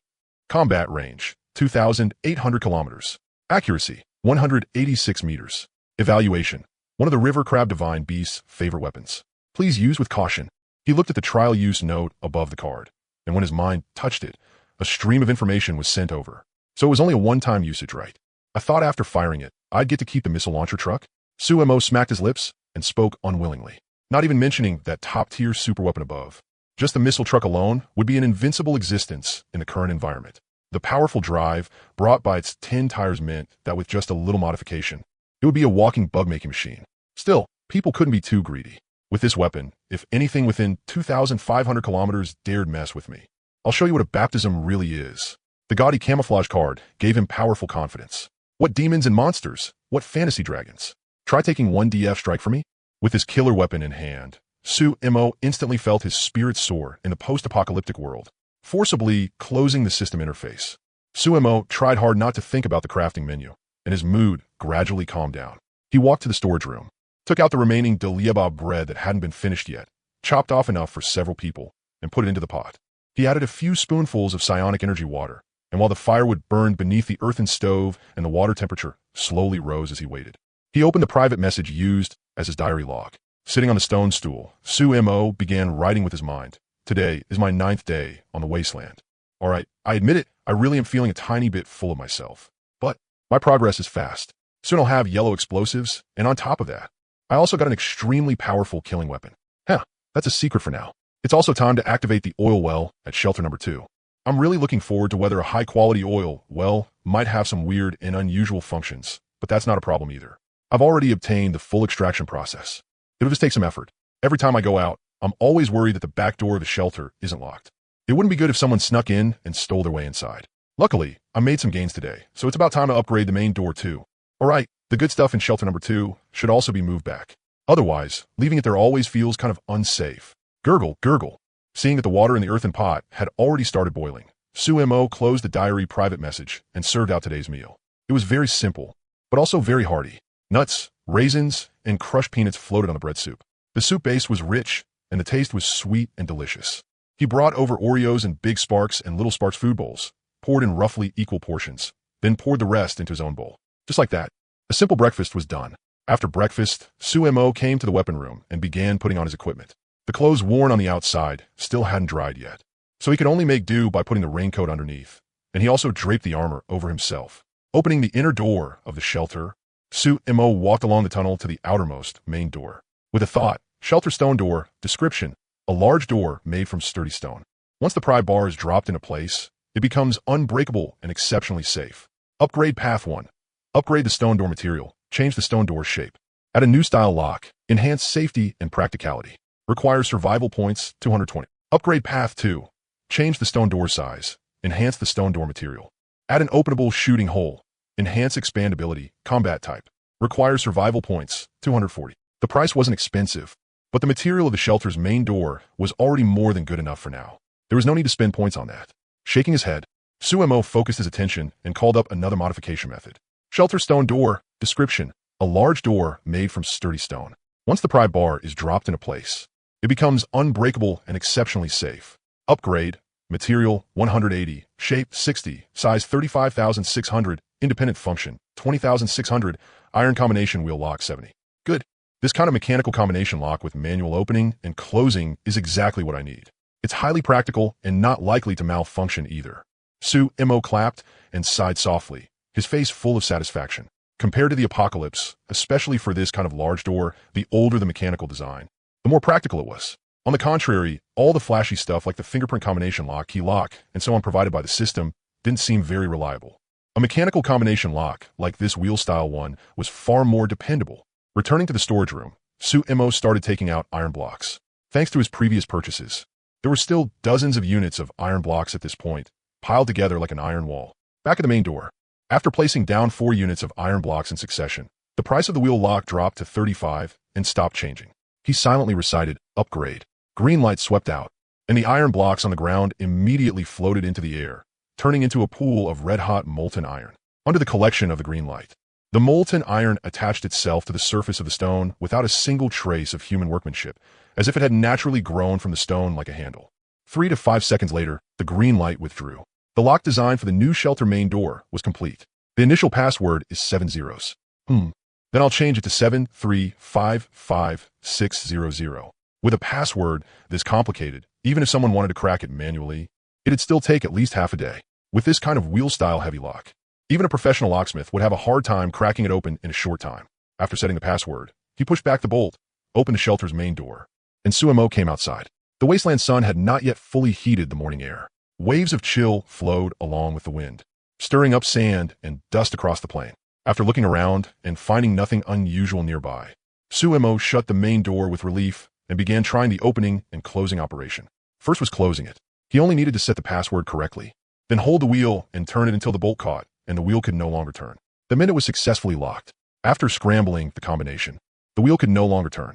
Only after every digit of the password was set correctly could he twist the wheel back the original way and open the bolt. Good. This is way more reassuring. At the very least, I won't have to keep using the back door and dealing with all that trouble in the future. After repeatedly testing his handiwork and making sure there were no problems, Sumo walked along the hill to the back door. As for this back door, Sumo had his own idea.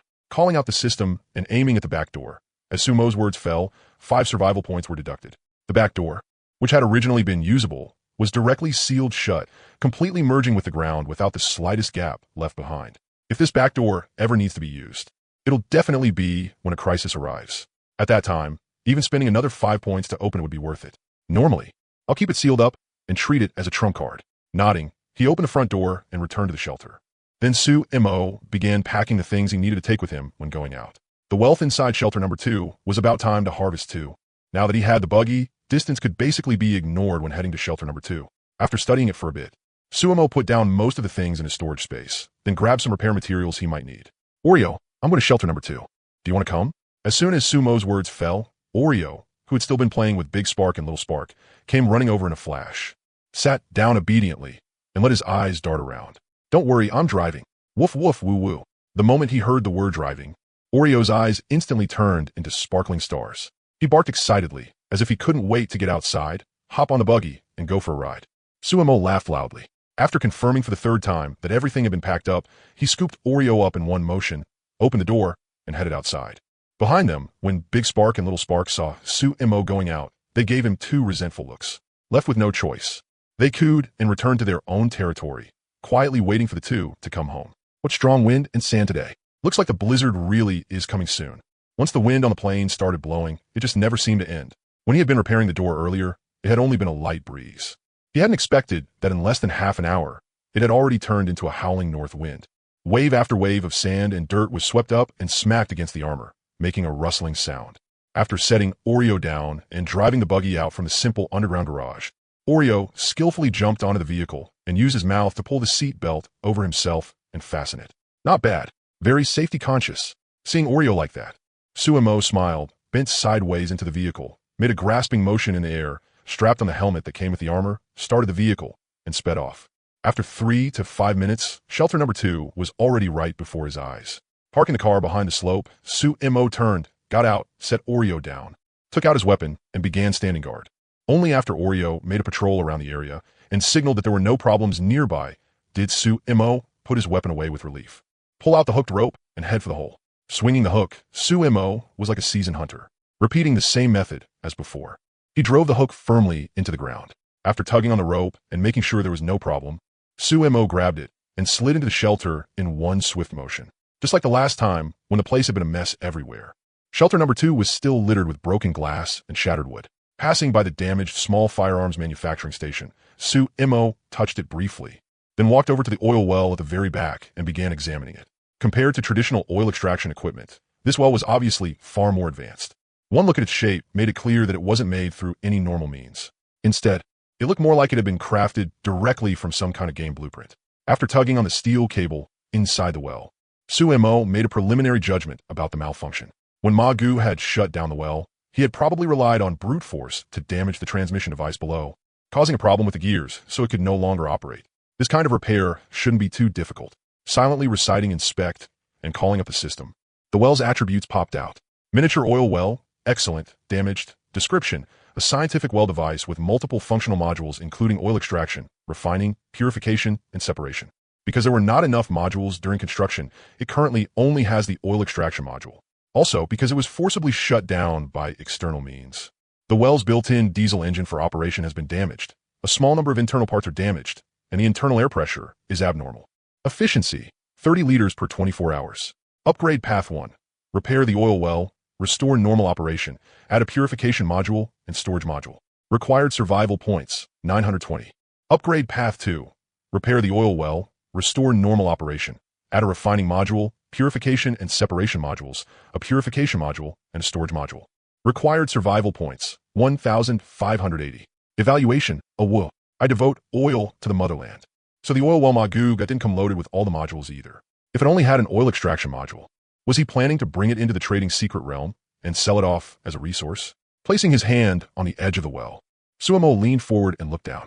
It was bottomless, just like the psionic energy well in the base.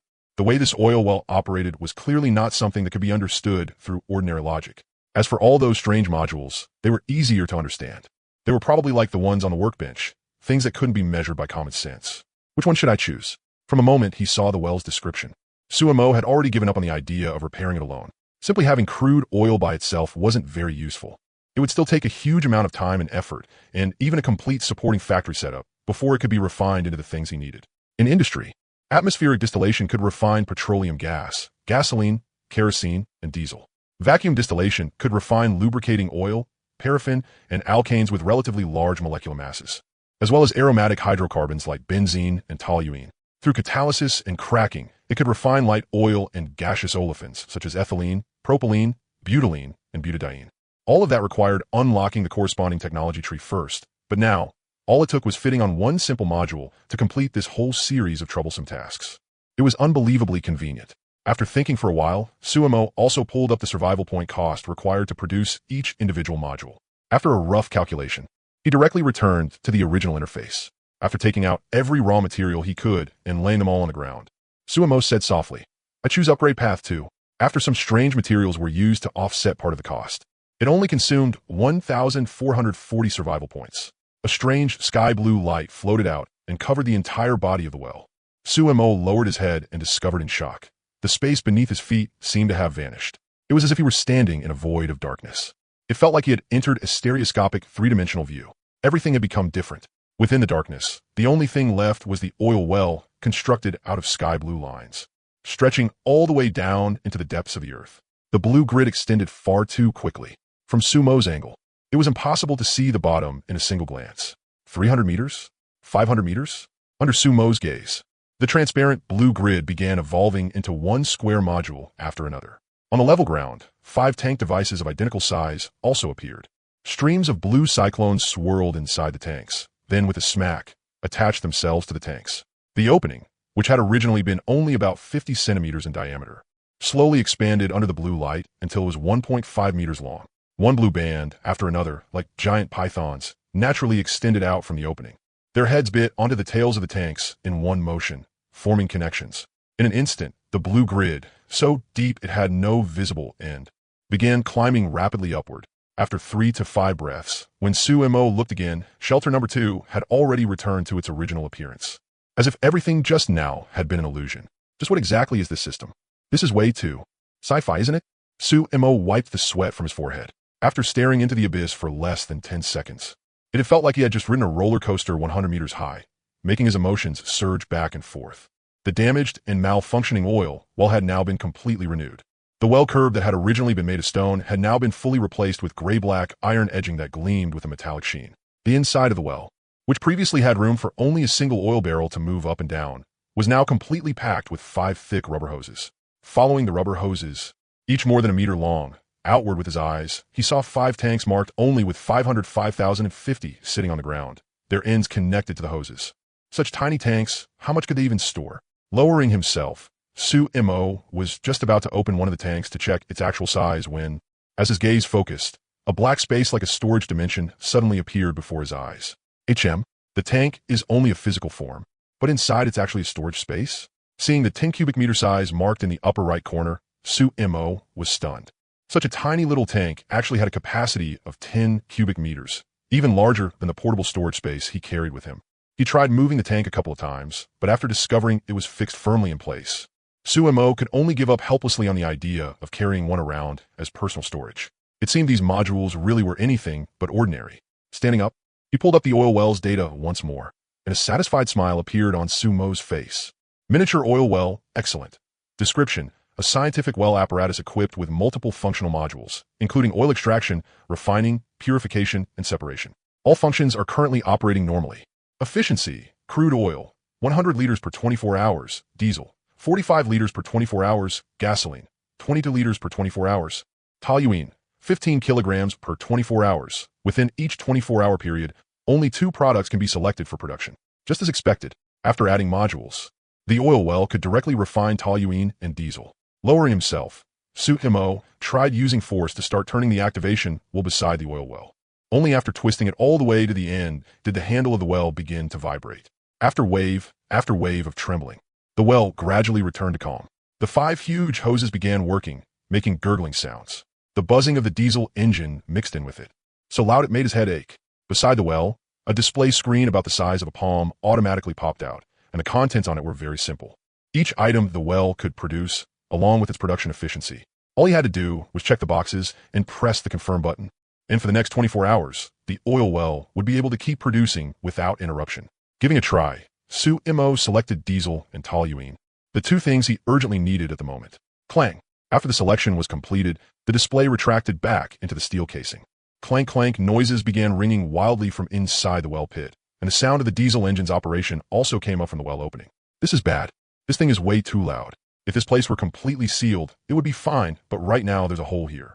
The sound would definitely spread out and attract the attention of anyone with bad intentions. Sitting on the well's storage tank, Sumo tried several methods, including covering the top of the well, but the sound was not affected in the slightest. After walking to the doorway, although the sound had weakened, it still came through clearly.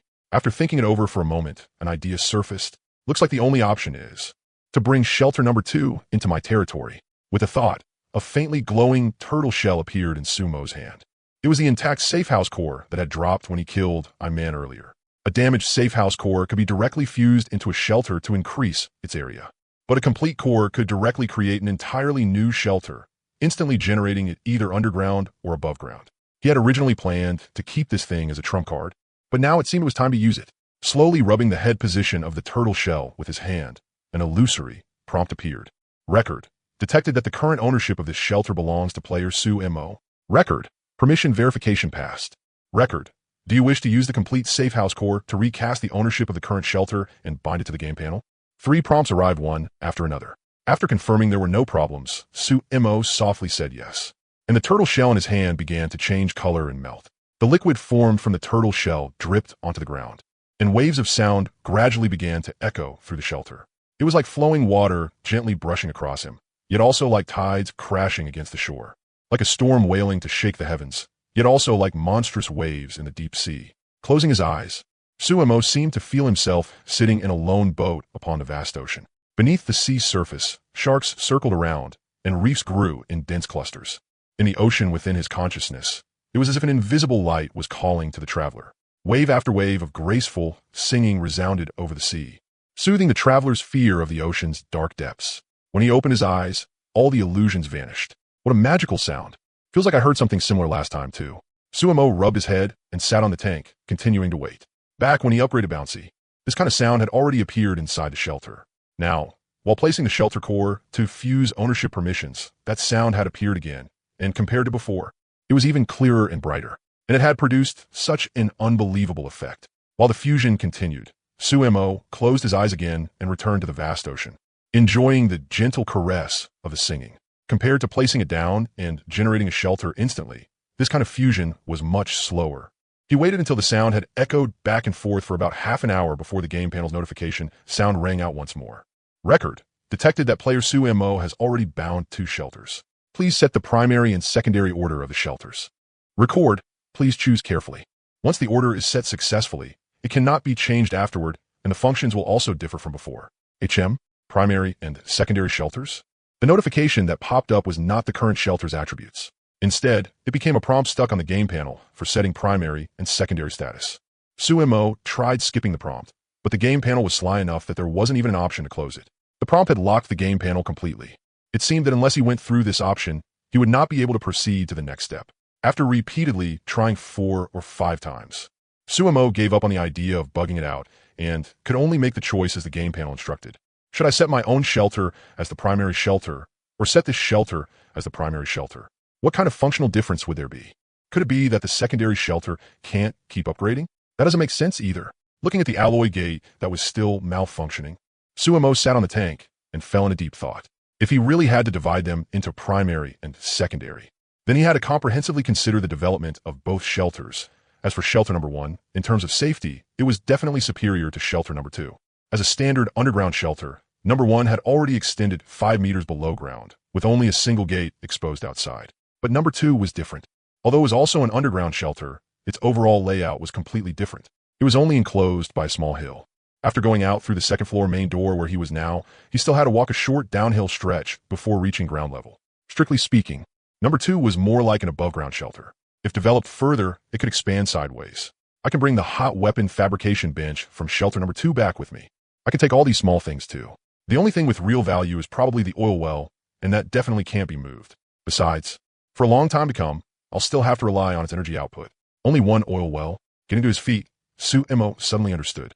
As he looked at the oil well behind him, he moved with his thoughts and, without hesitation, chose to set shelter number 1 as the main shelter.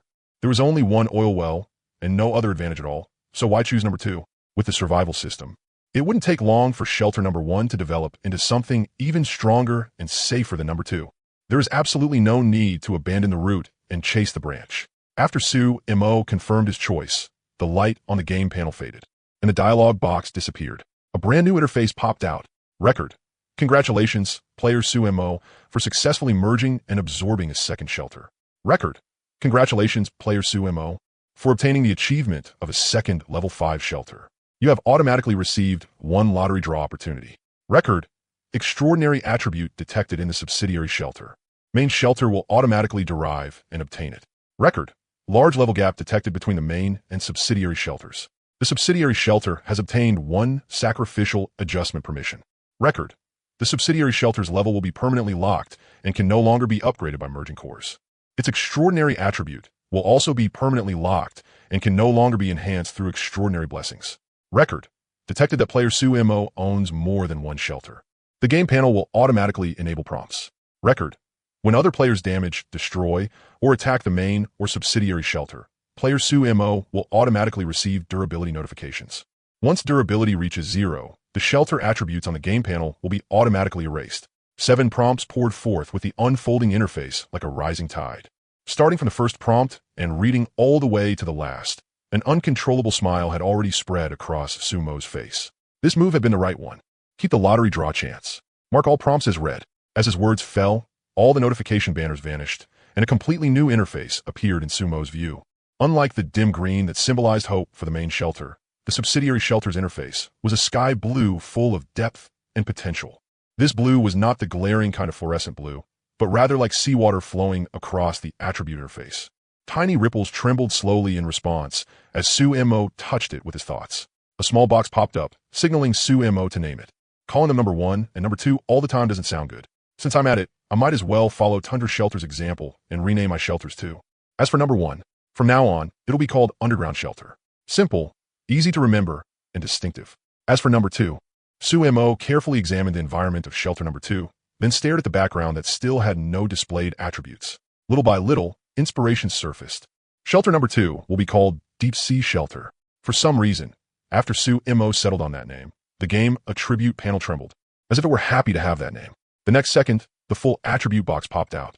Sumo focused his gaze on it and was instantly startled.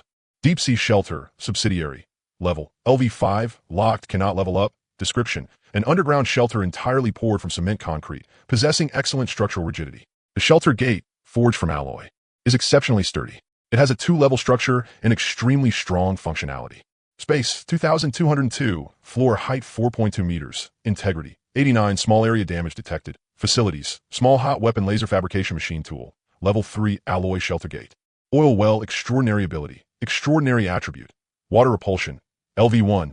Extraordinary source. For unknown reasons, this shelter received a blessing from the merfolk race of a fantasy deep-sea world, granting it a faint water-repelling ability. Before encountering a water disaster that completely envelopes it from all directions, it will automatically possess a water immunity membrane, automatically isolating outside water sources from entering the shelter. Available permission, sacrifice, by investing 22 damaged shelter cores. Any one floor of the current shelter can be transferred and automatically attached to the main shelter. The area will change according to the main shelter, with a maximum not exceeding 220. Extraordinary ability, water repulsion, sacrifice. The 3 major entries seem to be shining with golden light, instantly drawing Sumo's eyes. No wonder when I first came to this shelter, even though there was a huge hole open above it, there wasn't a single drop of water inside. Thinking back to the scene when he had first come to Deep Sea Shelter, Sumo suddenly understood. Only an ability this absurdly unscientific could create the scene he had seen back then. A blessing from deep-sea merfolk. Looks like I still know far too little about this world. Maybe even more fantasy creatures will appear in the future. As he rubbed the damaged hot weapon machine tool in front of him, a gleam flashed through Sumo's eyes. Although Deep Sea Shelter's extraordinary attribute was now permanently locked, it had been transferred and derived onto Underground Shelter. In other words, Underground Shelter's extraordinary water repulsion ability could still continue to level up. Looking at it this way, if I can keep merging these shelters with fantasy attributes, then maybe one day, Underground Shelter will have dozens of extraordinary abilities. Maybe I'll even master the method of granting these blessings by then. Shaking his head, Sumo let out a laugh and stopped himself from continuing the fantasy. He then turned to look at the final attribute, sacrifice. Simply merging damaged shelter cores could only increase the area of one floor. Who knew what method Magoo had used to get a second floor? With 22 damaged shelter cores, I can directly sacrifice the underground first floor to Underground Shelter and form a second level there. This function is pretty practical. Too bad gathering 22 of them. Who knows how long that'll take. It'd be great if a few delivery guys came over to deliver some packages again. Sigh. Those kobolds already scared away all the idiots nearby. I'll have to wait until later when I make a move on the nitrate camp to think about it again. Smacking his lips, Sumo found himself somewhat missing Huang Biao's group. Earlier, we followed the map Huang Biao had given him and passed by the places where they had murdered people along the way. The shelters marked on the map had already turned into piles of ruins. He had no idea who had gotten there first. Since this shelter is already mine, I might as well repair this gap and the gate too. He strode over to the main door on the second floor of the shelter. As Suemo focused his thoughts, the gate's attributes naturally appeared. Level 3 alloy shelter gate, excellent, faulty. Description: an alloy gate cast as one body from 3 complex alloys. It can withstand tremendous impact force and has extremely stable physical properties. At present, the opening and closing hinge is broken, giving it some repair value. Upgrade paths, repair 45. Upgrade material 1,820, change appearance 450. Install mechanical combination wheel lock 80. Review: Mommy Hong. Open sesame. Just one hinge broke? Then how exactly does this gate open? With that question in mind, Suemo grabbed the rope hanging from the big opening and climbed up, reaching the front side of the second floor of the deep-sea shelter for the first time by following the dirt slope. From the inside, it still looked like a metal-colored door, completely unremarkable from the outside. He tried scratching at the coating on the gate with his fingernail. When he found that nothing came off at all, Suemo nodded in satisfaction. The earth-yellow gate was hidden among the slope. At a glance, it was almost as if it didn't exist. If someone didn't specifically come over to inspect the terrain, then from the outside, it just looked like an ordinary little hill. Suemo began feeling around on both sides of the gate. Just as expected, on the vertical beam to the right, he found a spot that could be pressed inward. He pushed down hard. The cover popped open, revealing a small combination lock inside. Looks like Manga and I really are kindred spirits. We both chose a combination lock instead of a key lock. Lowering himself, Suemo examined the number layout on the lock. There were a total of 8 digits, and it used a wheel-style input design as well. 8 digits? And the password is pretty obvious. A smile appeared on Sumo's face as he began turning the numbers on the dial. 19990-213. After entering all 8 digits in order and pressing the mechanical button beside it, there was a thud, and the outer casing of the lock popped out. It revealed a hinge wheel behind it that could be pulled out automatically. He tried tugging on the rope end. With a swish, Suemo nearly lost his footing from using too much force and almost fell to the ground. The hinge wheel was yanked all the way out too, landing on the ground completely intact. So that's how this lock works. Too bad I don't know why this hinge snapped, which made the hinge will lose its point of force and get damaged too. Now that he understood how it worked, Suemo didn't hesitate. After trying to take out an iron block and finding there was no discount, he directly chose to pay 45 points. The hinge wheel on the ground turned into a burst of illusory green light and returned to the gap. A series of buzzing sounds came from inside the alloy gate. After a violent round of shaking, it finally went still again. This time, Suemo pulled out the hinge wheel again and began turning it, and the alloy gate started rising in sync. This gate, which had once borne who knew how much glory in the past, was once again fulfilling its purpose. In Sumo's hands, the second floor of the deep-sea shelter saw the light of day once more. He kept pulling the gate until it reached the first lock point, about half its height, and then with another exertion from Suemo, the hinge will jammed in place. This really is a job that takes strength. Manga must have had some kind of lucky encounter too, and increased his power. Or pulling the hinge wheels for the first and second floors would have been a huge problem. Facing the noon sunlight, Suemo stepped into the deep-sea shelter. Even the dust inside the shelter seemed not to have expected to see daylight again. It all danced and celebrated in the light. He waved a hand at the air, and the shovel he used for digging appeared in Sumo's hand. There wasn't just a lot of dust on the second floor. There were also many items smashed by the kobolds beyond all recognition. Wood splinters in particular were piled all over the floor. He first went to the staircase and picked up all the broken iron rods, stacking them neatly in the corner. After that, Suemo began seriously cleaning up the trash on the ground. Everything useful was sorted out and placed in the corner. Everything useless was shoveled straight to the doorway, to be taken outside later and buried in a pit. After making a round on patrol, Oreo strolled back lazily and lay down on the little slope, occasionally turning to look at the hard-working Suemo, quiet, peaceful, as the day of the blizzard drew closer and closer. The temperature on the plains had also begun to show signs of gradually dropping. Oreo, who had originally been listless because of the heat, was now growing more and more fond of staying outside and basking in the sun. By Sumo's estimate, it wasn't until around 12 noon that he finally finished clearing all the trash from the first and second floors. On the hillside, he casually picked a spot, then with a few practice shovelfuls, dug out a large enough pit to hold all the garbage. After dumping all the trash into it and covering it up, Suemo copied Oreo and sat down on the little slope in front of the second floor of the deep-sea shelter. Come to think of it, did Manga choose this kind of terrain because he liked sitting here and gazing into the distance? Suemo took out the nether energy water and gulped down 2 mouthfuls, then poured all the rest into Oreo, and while looking at the distant scenery, he sighed. An endless vast plain. The weeds and shrubs that had turned green after the acid rain had, under the blazing sun of recent days, started to wilt back into yellow again. The scene before his eyes was tragic, desolate, and full of sci-fi atmosphere.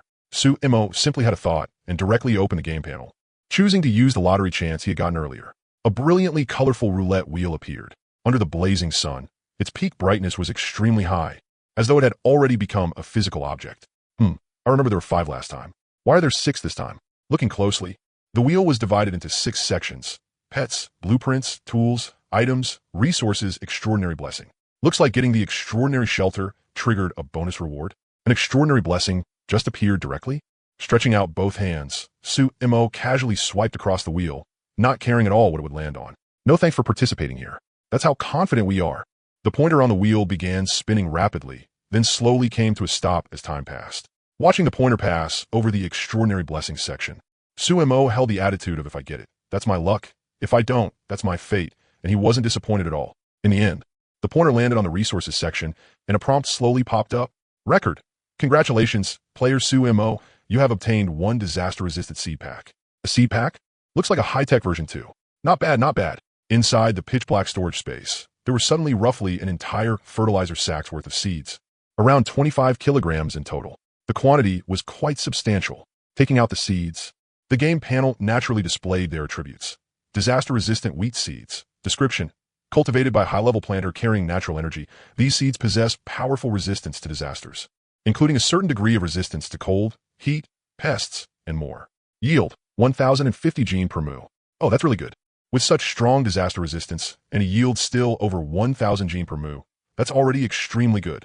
Seeing how powerful the attributes were, Su-Imo quickly put the wheat seeds back away to avoid any unnecessary damage. 25 kilograms of seeds, calculated by the sowing amount needed per mu, should be enough to plant around 1.5 mu. When the time comes, that should produce 1,400 gene. After grinding it into flour with the stone mill, there should still be at least 800 or 900 gene left. More than enough for 1 person to eat for about a year. After basking in the sun for a while, Su-Imo got up and returned to the shelter, stopping beneath the skylight. Now the only task left was patching up that huge hole in the ceiling. The spot the kobolds had blasted open with repeated pinpoint fireballs still had exposed rebar sticking out. He took out 1 unit of stone, then another unit of iron. Seeing that his survival points had already dropped to 25, Su-Imo simply decided to spend them and repair everything at once. The stone and iron on the ground turned into flowing liquid and attached themselves to the edge of the hole. Slowly, the rebar began to extend, and reinforced concrete appeared out of thin air. The gaping hole started to close, gradually becoming completely intact again. What a pity Magoo didn't have many materials. The stone slab wasn't thick enough. Compared to my stone shelter, it's nowhere close. But then again, making stone that heavy and thick by manpower alone isn't realistic. With a chuckle, Su-Imo walked over to the oil well pump and began checking on the harvest after nearly half a day of operation. At this point, the diesel had accumulated to around 65 liters. Inside the square storage space, it looked almost like a solid, staying perfectly still. The toluene collected in the other container had also reached around 500 grams. Since it was a colorless, clear liquid, Su-Imo thought for a moment, then simply took out the mineral water bottle from before and transferred the toluene into it. This amount of toluene was already enough to make some picric acid. As for producing explosive packs in large quantities later on, he would still have to collect more little by little. As for the diesel, Su-Imo planned to take out the empty fuel barrel from before and pump all of it inside. Bang Bang was already running low on diesel, so this was just enough to refill it. When he stepped out of the shelter, Oreo was still lying on the ground, dozing. Shaking his head, Su-Imo was just about to go around and refuel Bang Bang when he casually turned his head. His expression immediately turned serious. Oreo, get up and get to work. Oreo, who had still been lying on the ground, was startled as well. She sprang up at once, and, after seeing the distance, she couldn't help but bark wildly a few times. In Su-Imo's field of vision, the distant horizon, which should have been brightly lit by the sun, had suddenly been swallowed by a stretch of black fog that seemed to connect heaven and earth. The black fog covered an entire area, as if evil ghosts were swarming inside it, or as if it were a disaster of destruction itself. Compared to the last fog, this one seemed to carry malice within it. Its color was even darker, and it looked far more terrifying, judging by the distance. It was located just under 1 kilometer north of the underground shelter. Su-Imo was no stranger to the mist. The first ruin he had ever entered had been accessed through mist. A ruin had actually appeared at a time like this, and for now there was absolutely no pattern to when they showed up. As Su-Imo thought rapidly, he moved to the shelter entrance and directly pulled the hinge wheel. Closing the door, after pushing the hinge wheel back inside, he pressed down and sealed all the covers one by one, then quickly headed toward Bang Bang. There were good things inside ruins, and not just any good things, but finished products. the kind that could be turned into productivity or combat power the moment you took them out.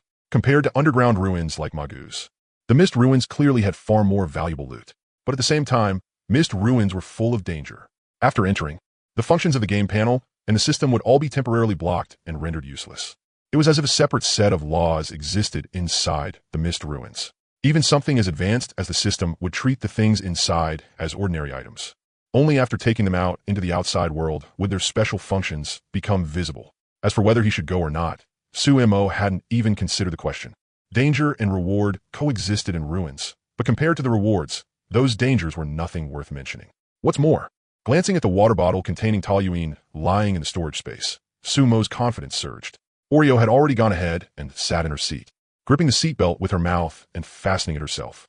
As Sumo put on his helmet and buckled his seatbelt, Bang Bang roared to life with a burst of powerful momentum and shot off into the distance.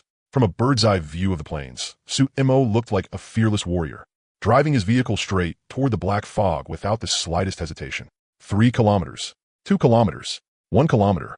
Only when he was 400 meters from the ruin did Sumo stop the vehicle and strain his eyes to look into the mist. Unfortunately, just like last time, the darkness inside the fog was too dense. Standing outside, he couldn't see what the interior looked like at all. He drove around the ruin for a while. But after discovering that he couldn't see its end, Sumo decisively turned back to base. He parked Bang Bang in the garage, went to the main door, and quickly spun the large dial lock. With a click, the latch retracted. After letting Oreo in and closing the door, Sumo hurried to the energy room and switched the power supply from the battery to the diesel generator. Then he came to the workbench and flipped on the self-check switch. While the self-check was running, Sumo fetched all the raw materials needed to prepare picric acid. To make picric acid, phenol disulfonic acid was absolutely essential. That meant the key was producing phenol from toluene. With the level of chemistry experiment skill he had from high school, Sumo quickly completed the sequence of steps and obtained a small amount of sulfuric acid and phenol. After setting the prepared phenol aside, Sumo continued making large amounts of sulfuric acid and nitric acid. Once he prepared a bit more sulfuric acid and introduced the phenol into it, he easily obtained phenol disulfonic acid. Reverently, he took the nitric acid over and processed the phenol disulfonic acid with it. Trinitrocresol, also known as the famous picric acid, was born. Looking at the bright, pale yellow powder in front of him, Sumo rolled his slightly sore shoulders.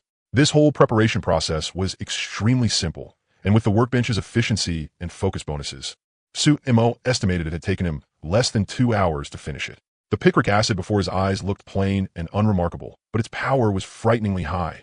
Black powder had only 1/10 the power of ammonium nitrate explosives, and ammonium nitrate explosives had only 1/10 the power of picric acid. In other words, 1 gene of picric acid was equivalent to 10 gene of ammonium nitrate, and also equivalent to 100 gene of black powder. Picric acid was even more powerful than TNT. Among modern explosives, civilian TNT explosives had a brisance of between 8 and 13, while picric acid was around 116. Although that was only a comparison of brisance, the power of high explosives was absolutely incomparable to black powder. Even if it wasn't a full 100 times stronger, it was still at least 80 to 90 times stronger. In fact, the C4 explosives used by special forces in the 21st century weren't much more powerful than picric acid either. Carefully putting all the picric acid into small wooden cups and placing them somewhere they wouldn't be easily touched, Sumo took out an iron block and began the final step: crossbow bolts to hold the picric acid. If you wanted to fight those monsters in the ruin that could still move even with broken spines, ordinary crossbow bolts were completely useless. Even if he shot one in the head, those beasts could still keep attacking without fear of death. But if he packed picric acid into the arrowheads, then with just a few dozen grams, the moment they were subjected to friction, vibration, or impact, they would unleash terrifying power. Forget monsters. Even sheet metal could be blasted open and torn apart. Taking out a large cup of nether energy water, Sumo gulped it down, put on the mechanical arm, and began rapidly making crossbow bolts. Since they were meant for close-range melee use, the bolts didn't need careful polishing. As long as they could fire steadily within 20 meters, they counted as excellent products. After another half hour, Sumo finished preparing 10 bolts. He took the picric acid over, carefully filled the grooves in the arrowheads, then used tape and small pieces cut from a plastic bottle to seal them in place. The explosive bolts were finally complete. Explosive crossbow bolt, excellent. Description: a crossbow bolt crafted by beginner-level artisan Sumo. After picric acid explosive was added to the groove in the arrowhead, it gained the ability to cause a small area explosion. Due to the material of the shaft and arrowhead, it cannot be recovered after use. For some unknown reason, the bolt's quality was raised to the excellent grade. Explosion range, 10 meters. Explosion speed, 735 kms. Explosion power, 105% TNT equivalent. Brisance 103% TNT equivalent. Evaluation, shocking. A certain artisan has developed a melee crossbow bolt. After calculation, he actually turned out to be within the blast radius himself. 10 meters? I didn't expect that just filling in this little bit would create such an exaggerated blast radius. Only after carefully and cautiously putting all the explosive bolts into the storage space did Suemo finally let out a breath. Picric acid reacts with metal and forms picrate salts. Only when stored inside the storage space would it enter a static state. Otherwise, if this stuff sat around too long, the moment he took it out and fired it, it would explode on the spot. Coming to the stove, Suemo boiled some hot water and prepared to make a bowl of dough drop soup to restore his strength. Dough drop soup was easy to make and very filling. Even if the taste was a bit lacking, there was no time to worry about that now. After hurriedly finishing lunch with Oreo, he opened the shelter door and, after confirming again and again that the foggy ruin still showed no sign of dispersing at all, plugged in all the battery-powered equipment to charge and watched the charging indicator lights turn on. Suemo returned to the small bed, took a sip of nether energy water, and began resting with his eyes closed. Nearly 3 straight hours of high-intensity experimental work had been no small test for both his stamina and mental energy. Even with nether energy water restoring his energy, Suemo still felt a trace of mental fatigue. After just a few days apart, I'm no longer the same Wu Xiaoming. Even if the monsters in the ruin had no body odor and Oreo couldn't T-scout them, Suemo was still confident that if he ran into the same monster as last time, he could kill it with ease. This nap lasted a full 40 to 50 minutes before Suemo slowly woke up. Ever since coming to the wasteland, my sleep quality has been getting better day by day. After 3 hours of non-stop high-intensity work, such a short rest is enough for me to recover completely. Pressing a hand against the bedside, Suemo slowly sat up. The fatigue and drowsiness in his eyes had been completely swept away by the rest. He picked up the cup of nether energy water on the bedside table and drank all the remaining water before walking over to the vat where the nether energy water was stored. Last time, when I entered the ruin, I didn't bring any nether energy water and suffered for it. This time, I definitely have to bring enough. After filling 3 large bottles with nether energy water, Suemo walked to the culture medium, took down the clothes hanging there, and began getting dressed. Oreo, off to the side, also hurried over, signaling that he was ready too. Good. Today we're definitely going in to see what's inside. This is going to be a hard fight. Are you ready? Woof woo. Oreo braced his front legs against the ground and straightened his body, showing that he was fully prepared. Returning to the weapons and equipment room, Suemo first helped Oreo put on the raincoat made earlier, then began equipping his armor. This time, he was going to face the enemy head-on, so Suemo decided to wear the optical combat suit underneath to keep his skin from coming into direct contact with harmful substances. The armor would stay on the outside for fighting mutant monsters. Once all the equipment was on, he picked up the fully charged, refined iron electric spear, tested turning the power on and off, and, after confirming there were no problems, set it aside. He took out 5 explosive bolts of excellent quality and carefully loaded them into the magazine of the electric crossbow. After pressing the self-check button and confirming there were no issues, Suemo put it into the storage space.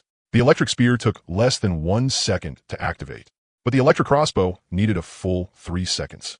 That amount of time was already a major taboo in close-range combat. By turning it on in advance and putting it into storage space, he could take it out and fire immediately when needed. The entire set of equipment was finally on. Suemo clenched his fists, repeatedly feeling the bulging biceps and powerful forearms, then resolutely opened the inner door and stepped into the passageway. He entered the password, opened the main door. The ruin in the distance was still shrouded in black fog, looking dark and terrifying. Since it was close by, Suemo gave up the idea of driving the buggy over. Carrying the electric spear and bringing Oreo with him, he headed toward the ruin step by step. On the yellow earth, wind and sand swirled everywhere. From time to time, 1 or 2 small sandstorms swept into the black fog with dust and vanished without a trace. On the lonely land, 1 man and 1 dog advanced forward with firm resolve. If it were paired with the BGM from Interstellar, it would actually carry a different kind of bleak beauty. The closer he got, the heavier the oppression from the black fog became. Once he reached about 20 meters away, strands of mist rapidly spread apart, like an invisible giant mouth eager to swallow Suemo whole. Is this the wall I dug down? Without showing anything on his face, Suemo slowly moved to about 10 meters away. This time, the scene inside was already faintly visible. The breach in the earthen wall he had dug down last time seemed to be right before his eyes. Looking to the side, it was exactly the place he had entered before. Liangfang Town again, in the World Chat channel. Not a single person had ever entered the same ruin twice in a row. Now that Liangfang Town had appeared again, Suemo didn't know whether he should be happy or worried. How about I just pull out the Dongfeng missile and fire one shot straight inside? The moment that bizarre thought appeared, Suemo quickly shook his head and threw the dangerous idea to the back of his mind. Using express delivery feels great for a moment, but scavenging afterward is pure misery. After taking one rare-grade express delivery strike, Liangfang Town would probably be flattened to the ground. Even if he could pick up some trash afterward, it wouldn't be as worthwhile as exploring it properly. Enough thinking. Just charge in. If it's only that monster from last time, I wouldn't be afraid even if two of them came at me now. Lowering his head to pat Oreo, Suemo decisively stood up and led Oreo into the giant mouth of black fog. In the next moment, the boundless sea of black fog suddenly vanished from heaven and earth, as if none of it had ever appeared at all. The lonely yellow sand had lost its target and could only continue surging forward. Record. You have entered the ruin. Record. Game panel functions sealed. Please use them after exiting the ruin. As Suemo walked inside, the game notification sounded at just the right time.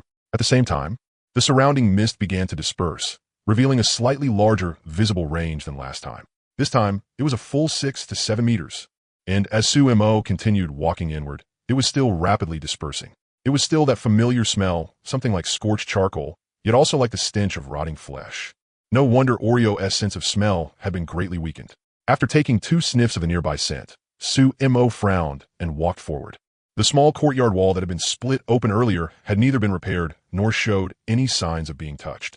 A few larger chunks of dirt were still lying obediently on the ground.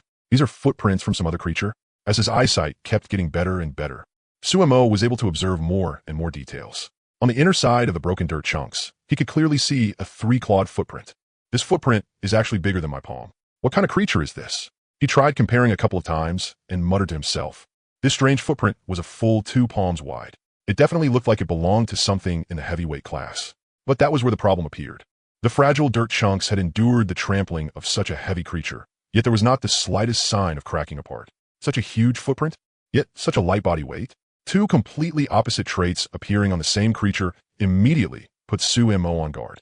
After stepping over the gap and entering the courtyard, the fog instantly cleared away, and everything in front of him suddenly opened up, as if he had returned to his own territory. The 3 doors that Suemo had violently broken open were all standing wide open, and the chopped iron chains lay crookedly on the ground. When he reached the entrance of the inner room, Suemo crouched down, took out a flashlight, shone it on the ground, and observed how the dust had scattered. Good. This broken wall probably attracted some other creature over, but there are no traces inside the house. It probably didn't come for valuables. It's just hard to say whether there are still any humans left in these ruins. After walking out of the courtyard, Suemo's mind stirred, and he summoned the path-clearing iron axe. The courtyards in the countryside were generally not far apart. Less than 10 meters beyond the broken wall was another courtyard. With a few quick swings, Suemo used the iron axe to break open a gap more skillfully than last time. Calling the iron axe back and summoning the refined iron-electric spear into his hand, Suemo cautiously stood at the opening and looked inside. This family seems a little richer than the last one.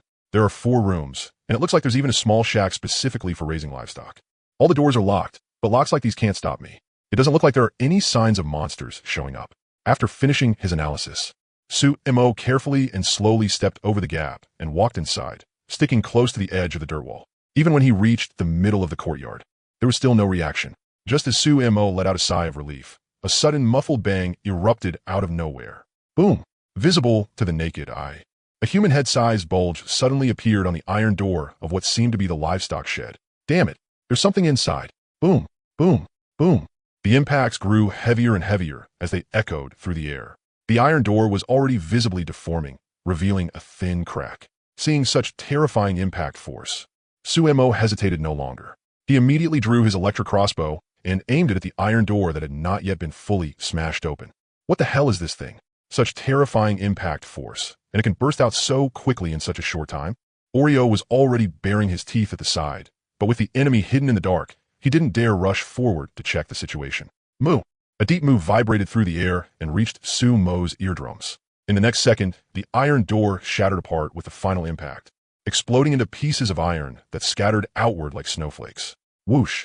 Without even looking at what kind of hellish thing had rushed out from inside, Suemo pulled the trigger without a word. The explosive crossbow bolt loaded with picric acid shot into the smashed opening like a hummingbird. Boom! No one knew what it had hit, but an even louder explosion than before rang out. Waves of dust were blasted up from the ground by the shockwave, scattering everywhere. A blinding burst of fire instantly lit up the inside of the livestock room, and in the flames, a shadow charged out. Its target was Sumo, who was standing beside the dirt wall. At this moment, with the help of the firelight, Sumo finally got a clear look at the monster inside the livestock room. It was a creature about the same as a yellow ox from Earth. Beside the strange beast's ears grew 2 broken horns.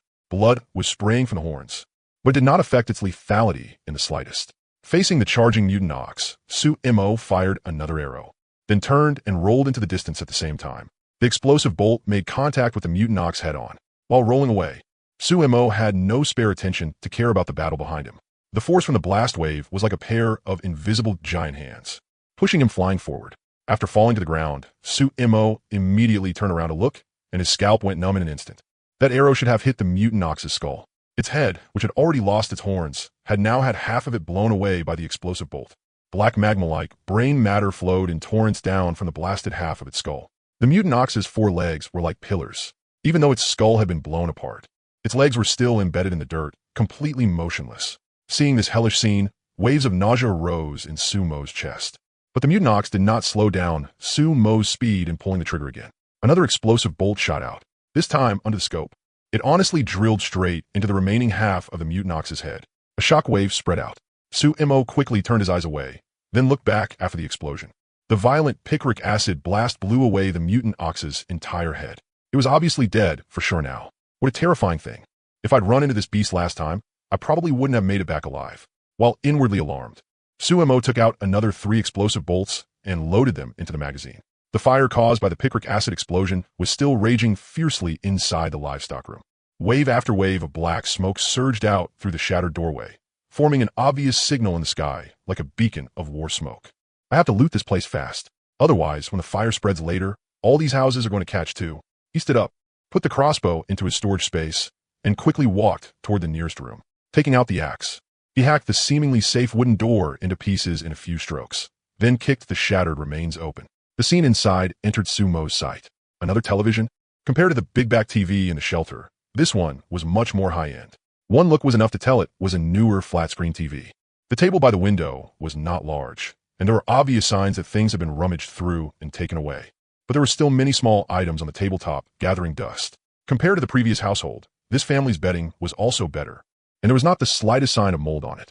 Sure enough, rewards and risks really are directly proportional. An uncontrollable smile appeared on Sumo's face as he began gathering up the spoils. He carefully removed the screws behind the wall-mounted TV hanging on the wall, took it down, and placed it on the table.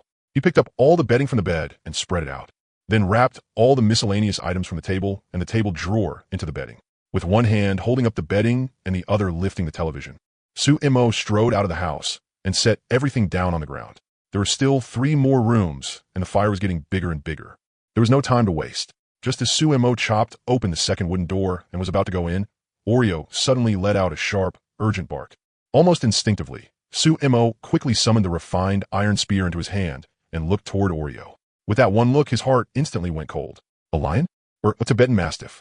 Its exploded fur spread around its neck like a wreath. If not for that savage, terrifying face, it would have looked almost like a blooming sunflower. Bro, if I say I just came over here to put out the fire, would you believe me? Without changing expression, Sumo took 2 steps back and quietly edged closer to the earthen wall. The large monster stood at the broken gap, silently watching Sumo. Unlike those monsters that had already lost their minds, this one seemed to have retained a trace of intelligence. It tilted its head and sized Sumo up. Oreo had already nimbly leaped onto the top of the wall, even faster than Sumo, and kept barking wildly at the monster. You are human. Are you here to take me away with you?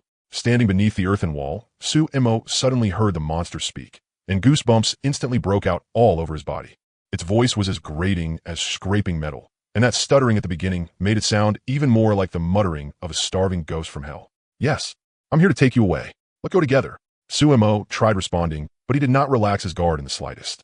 He stayed ready to run at any moment. At this point, forget a monster talking. Even if it drove over here today, Sumo would not have been the least bit surprised. Ever since entering this ruin, everything had felt a little bizarre. The unreasonable item properties. The black dog that could still fight after its spine had been broken. The monstrous cow that felt no pain and possessed immense strength. And this Tibetan Mastiff that looked like it was cosplaying some dark version of Simba. After hearing Sumo's words, the Tibetan Mastiff seemed to stop thinking. It carefully examined Sumo as if pondering something. However, In the next second, the clarity in its eyes faded more and more, and strands of violence surged out like water. You abandoned me. All of you deserve to die.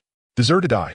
The moment it finished speaking, the Tibetan Mastiff completely lost its mind and charged in through the gap, its target unmistakably set on Su Mo. Oreo, run. Don't fight it. Don't run back this way. In the next instant, Su Mo directly put away the refined iron electric spear in his hand, shouted, jumped onto the earthen wall, and scrambled out. With the acceleration from his electrically powered assist shoes, this wall was no obstacle at all. With 2 quick steps, Su Mo climbed right over it. He turned around and looked. The LCD television in the middle of the courtyard had already been stomped into scrap by the Tibetan Mastiff, with broken glass scattered all over the ground. Damn, my TV. Screw your grandma. No time to feel heartache. After jumping down the wall, Su Mo immediately lowered his head and rushed inward. I have to pull away and make some distance. Otherwise my crossbow bolts are useless. As for melee, who the hell can beat that thing up close? With a thought, Su Mo no longer cared what would happen next. He directly used the wall for footing, kicked twice, and flipped onto the wall of the next courtyard. The Tibetan Mastiff behind him was already chasing over like an arrow released from a bow. By the narrowest margin, it slammed into the wall just before Su Mo finished climbing up. But this earthen wall, which looked fragile, did not collapse from the impact. Instead, it bounced the Tibetan Mastiff back. Woof, perched on top of the wall. Su Mo watched in surprise as the Tibetan Mastiff was rebounded by the flimsy-looking earthen wall and fell to the ground in an awkward crouch. Before Su Mo could react further, the Tibetan Mastiff charged up again, and once more it was thrown back. This time, Su Mo saw it clearly. A layer of invisible light film covered the wall. When the Tibetan Mastiff pounced on it, the film rapidly hardened into a wall of light. Written neatly on the light wall were 2 lines of text. Zheng Xiefeng, keep your dog on a leash. My child is still young, so don't let scare him. Okay. Next time I'll definitely keep it leashed. Every time the Tibetan Mastiff crashed into it, the 2 neat and elegant lines of Chinese lit up, keeping it outside the wall. It seemed to realize there was nothing it could do to Su Mo. The Tibetan Mastiff stopped moving, and the ferocity in its eyes grew stronger. It crouched on the ground, not leaving anymore. Well, you old bastard, I just bug-abused this situation. You think I'm still afraid of you? Seeing the Tibetan Mastiff's frustrated look, Su Mo burst out laughing from the top of the wall and immediately pulled the electric crossbow out of his storage space. Following the wall, Su Mo carefully edged forward, trying to widen the distance between himself and the Tibetan Mastiff. Unfortunately, the beast was smart too. It stayed less than 4 meters away from Su Mo the whole time. Every time Su Mo moved, the Tibetan Mastiff moved too. It never gave him the range needed to use the explosive crossbow. Good. You think you're catching my opening with me? Su Mo ejected the 5 explosive bolts, replaced them with 5 ordinary bolts made by the game panel, raised the crossbow, and fired. Whoosh! The all-iron bolt flew out of the string, even if it was not a high-speed bolt, at such short range. The initial velocity of a normal bolt was still terrifying. The Tibetan Mastiff below was suddenly nicked by the bolt and immediately howled again and again. What a pity. This beast's reaction is really fast. Otherwise, that shot would have hit its eye. At the very instant the bolt arrived, the Tibetan Mastiff monster had some flash of instinct and twisted its head aside, causing the bolt to strike its body instead. Sumo quickly worked the crossbow to draw it again, aimed at the Tibetan Mastiff, and fired another shot. This time, the bolt struck the Tibetan Mastiff squarely in the face, sending a spray of black blood flying out. Oh, woo, human, you deserve to die. After taking 2 bolts, the Tibetan Mastiff learned its lesson. It immediately darted backward, stood at the far corner of a wall, glanced at Su Mo, and vanished from sight. The fog began to block his vision. In the dense mist in the distance, Su Mo could no longer tell where the Tibetan Mastiff was, so he could only helplessly switch the bolts back to explosive ones. I definitely can't go back to the old courtyard. That beast is probably still waiting for me there. The moment I go out, it'll attack me. What a pain. Sitting on the wall, Su Mo sized up the new courtyard. Compared to the luxurious courtyard from earlier, this one was no less impressive. There were 4 houses and a chicken coop. The chickens inside had no idea where they had run off to, leaving only the fence standing there all alone. He signaled for Oreo to go down and scout the situation while he remained on the wall, one hand holding the electric crossbow and aiming it at the courtyard below. With his free hand, he felt the material of the earthen wall, broke off a small clump of dirt, and after inspecting it, came to a conclusion. Looks like the courtyard walls are protection.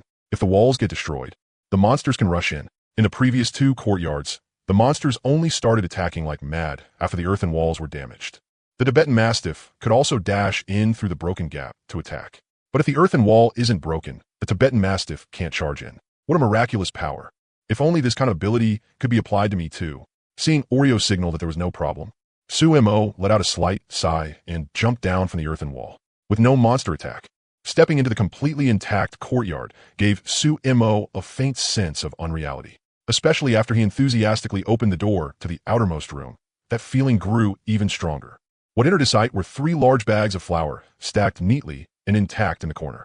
From the colorful packaging, he could still tell they were made by a major manufacturer. Grain Workshop, Hualien County, Xiamping City, Tianchi Province. One bag was 25 kilograms, which meant 50 jin. Huh, where is Tianchi Province? Why have I never heard of it? The characters were proper and orderly. Su-mo could read every single one, but when they were put together, they entered a complete blind spot in his knowledge. There was a Jiangxi province in Huaxia, and back on Earth, Su-mo had even visited its capital city, Nanchang, and eaten its famous 3-cup chicken.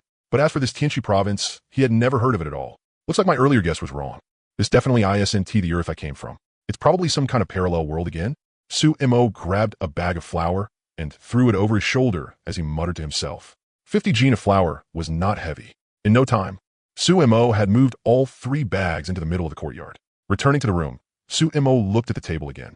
Several seasoning bottles had been knocked over on the table. The vinegar had already completely drained out. The salt, on the other hand, was fine, white as snow. As for the chili oil, it had already congealed on the tabletop, so it was definitely unusable. After rummaging around, Su-mo found a whole batch of seasonings in a cardboard box under the table. Good lord, this family was really full of foodies. They'd prepared quite a lot of seasonings. Worked out nicely for me, Su. 3 bags of refined salt, each 250 grams. Enough for 1 person to eat for 3 months without the slightest problem. 2 bags of coarse salt, each 500 grams, which looked like they were meant for pickling vegetables. 1 bag of Lu Xiao's spicy 12 spice, 60 grams. 1 bag of Mama Lu chicken essence, 40 grams.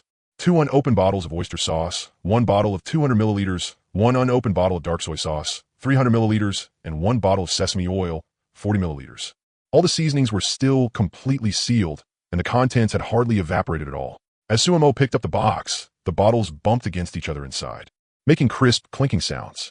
After setting the box in the middle of the courtyard, Su-mo went back into the room and looked around. Then, deciding to go all the way, he directly swept away the chopping board on the table along with the kitchen knife, rolling pin, noodle press, cooking ladle, spatula, several stainless steel basins, a large water jar, a few eating plates, large bowls, and the 2 iron pots used for cooking. The kitchen, which had been a little crowded before, instantly became spacious under Su-mo's looting. After thinking about it, Su-mo climbed onto the table, removed the kitchen light bulb, and carried the table out into the middle of the courtyard too. A true scavenger had to pick up all trash. If you did not take advantage of free stuff, you were wasting it.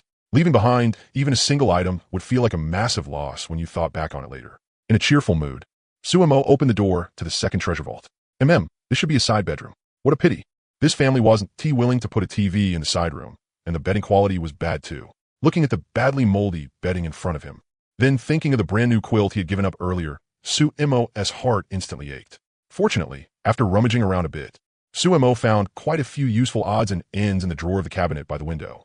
A pair of scissors, a nail clipper, a small mirror for unused notebooks, and 3 gel pens.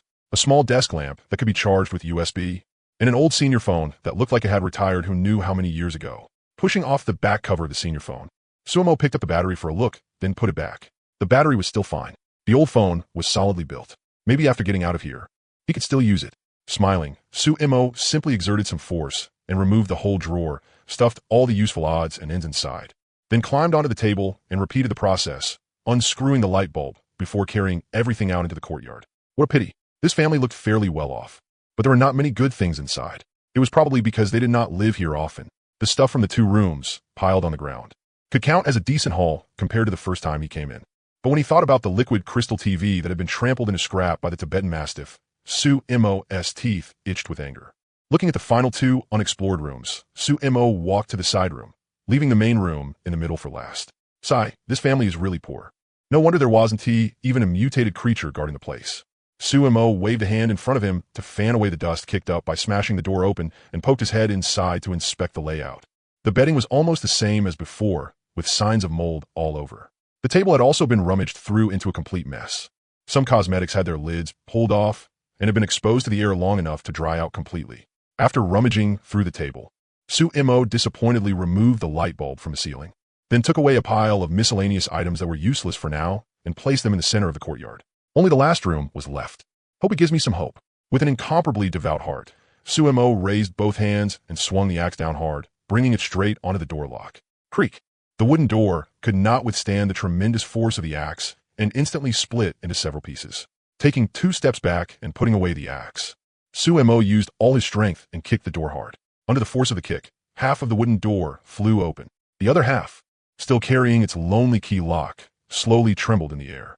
The dust inside was instantly stirred up by the rushing airflow and ran wild through the air. Covering his mouth and nose, Suemo stood at the doorway and waited until the moldy smell inside had dispersed and the dust had settled before stepping into the room. Holy crap, is that an air conditioner? The moment he walked in, Suemo saw a standing cabinet-style air conditioner placed in the corner.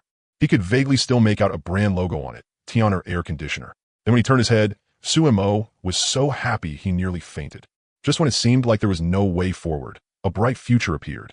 On the right side of the room, in front of the bed, sat a television. Not just any television, but the exact same kind of liquid crystal TV as the one that had been smashed by the Tibetan Mastiff. And this liquid crystal TV looked like it was at least 40 inches, much bigger than that one. Taking several quick steps to the TV, Suemo lovingly stroked the liquid crystal screen. The big back TV from last time had already been a huge help. A TV like this, which clearly looked much more advanced, definitely had even stronger functions. He removed the power strip, unscrewed the bolts fixing the TV in place, and took down the entire large screen.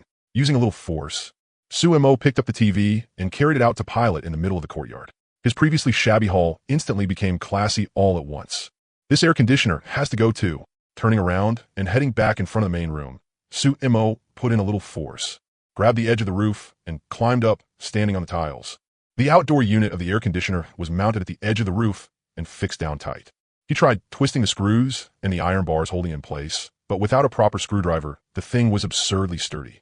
After thinking for a moment, Suemo simply pulled out his iron axe and hacked through all the bars with 2 loud blows.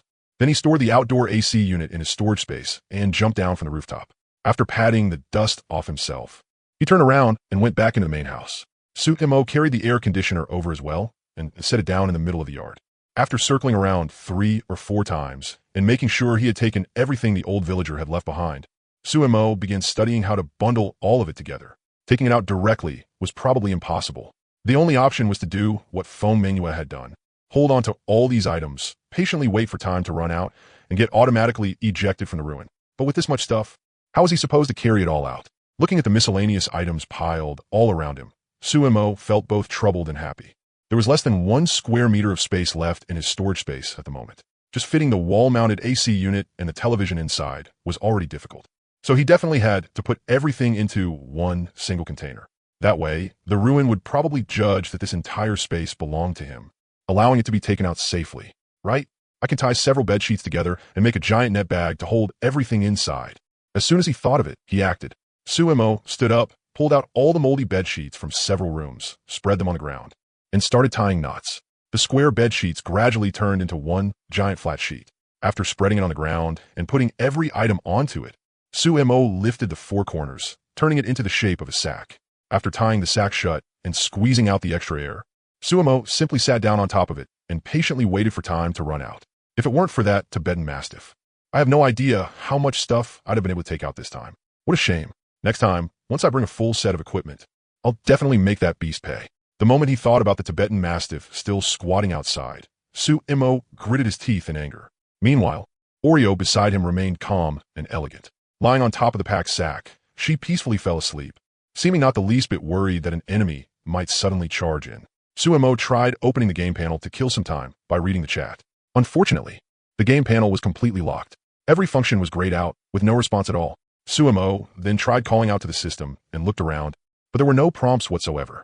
What kind of place is this? It can even block the system's power. This is seriously bizarre.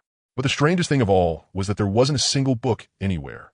After 2 explorations and looting no fewer than a dozen rooms, he had found quite a lot of miscellaneous items, but when it came to books, he hadn't seen even one.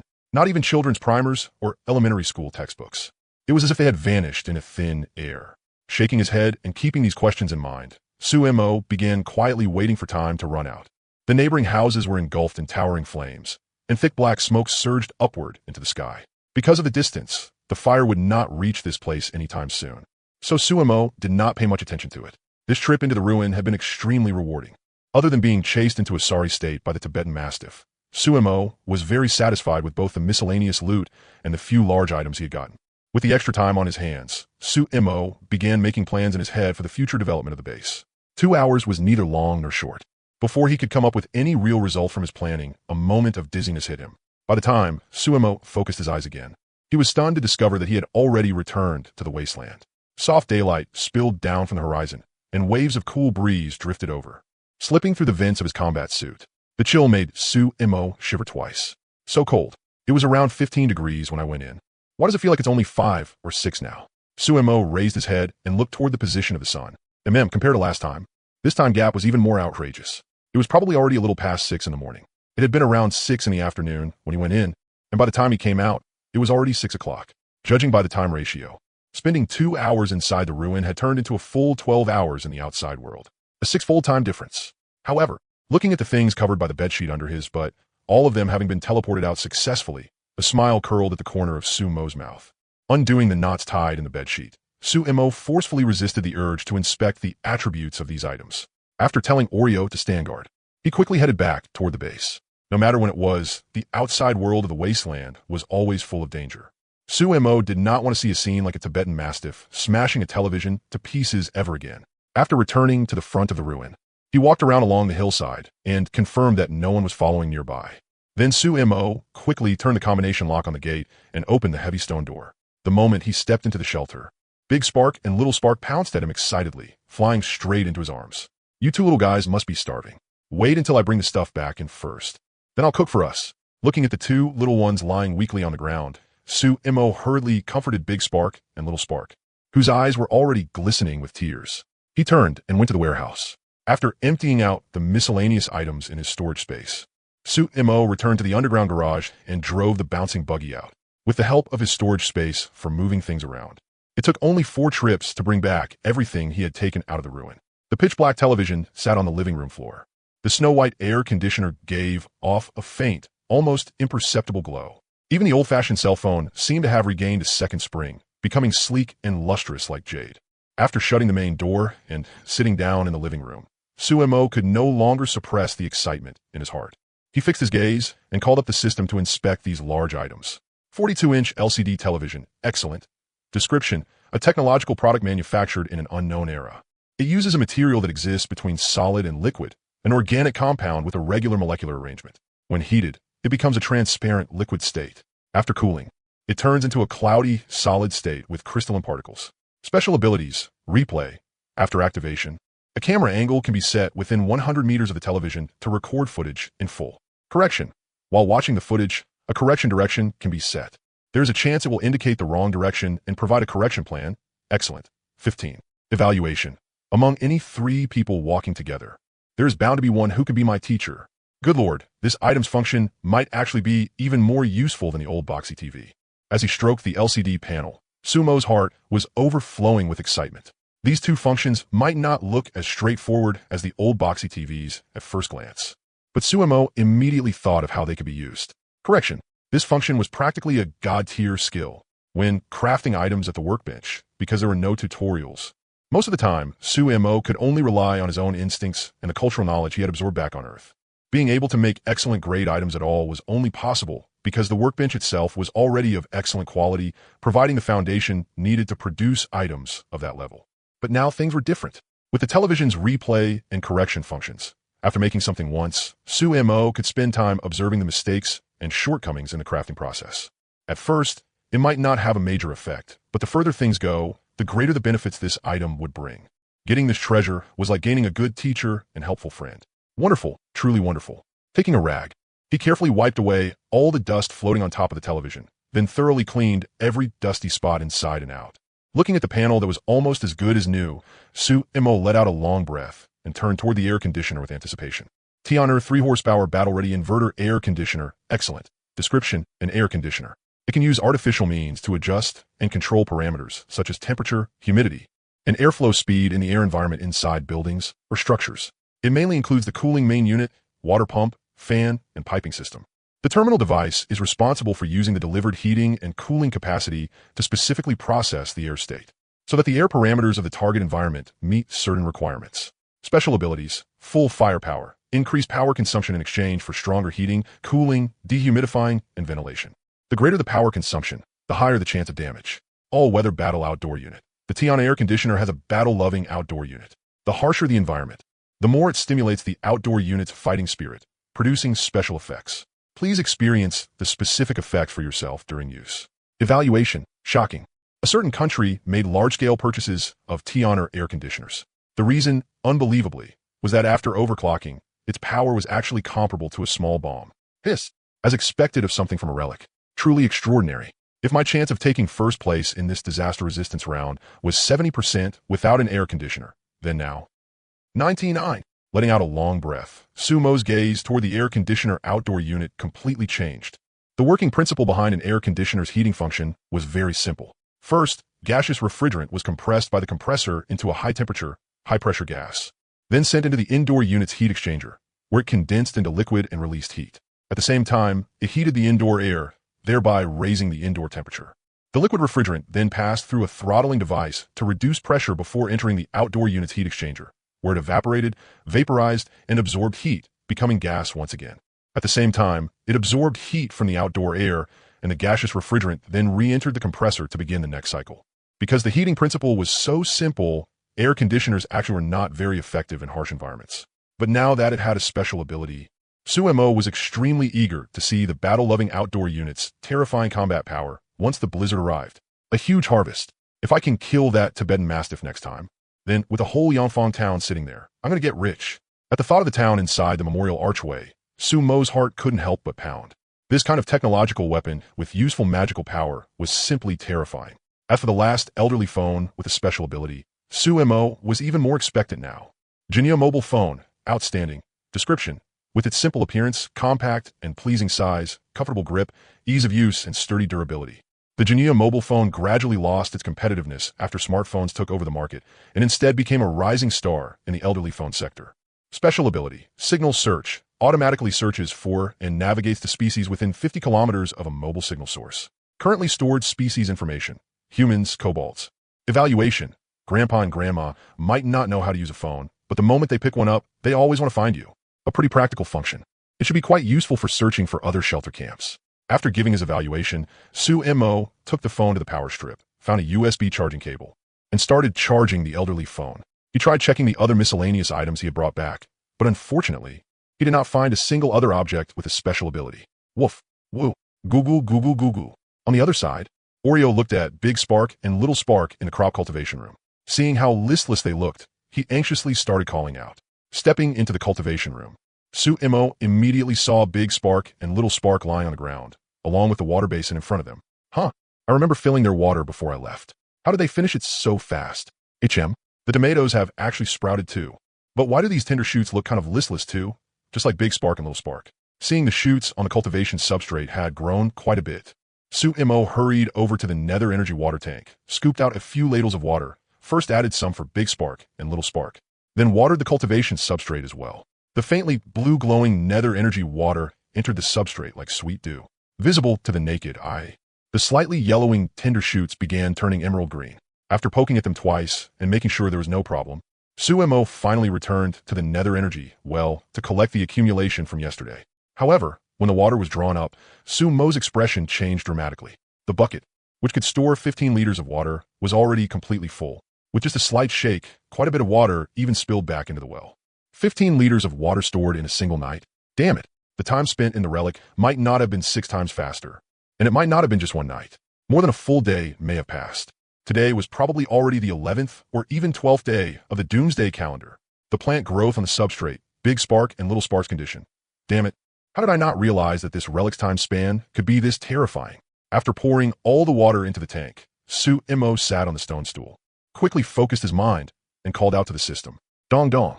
The illusory interface popped out, and where he usually checked today's survival point gains. There were indeed 3 extra messages. Doomsday calendar, January 10th. Doomsday calendar, January 11th. Doomsday calendar, January 12th.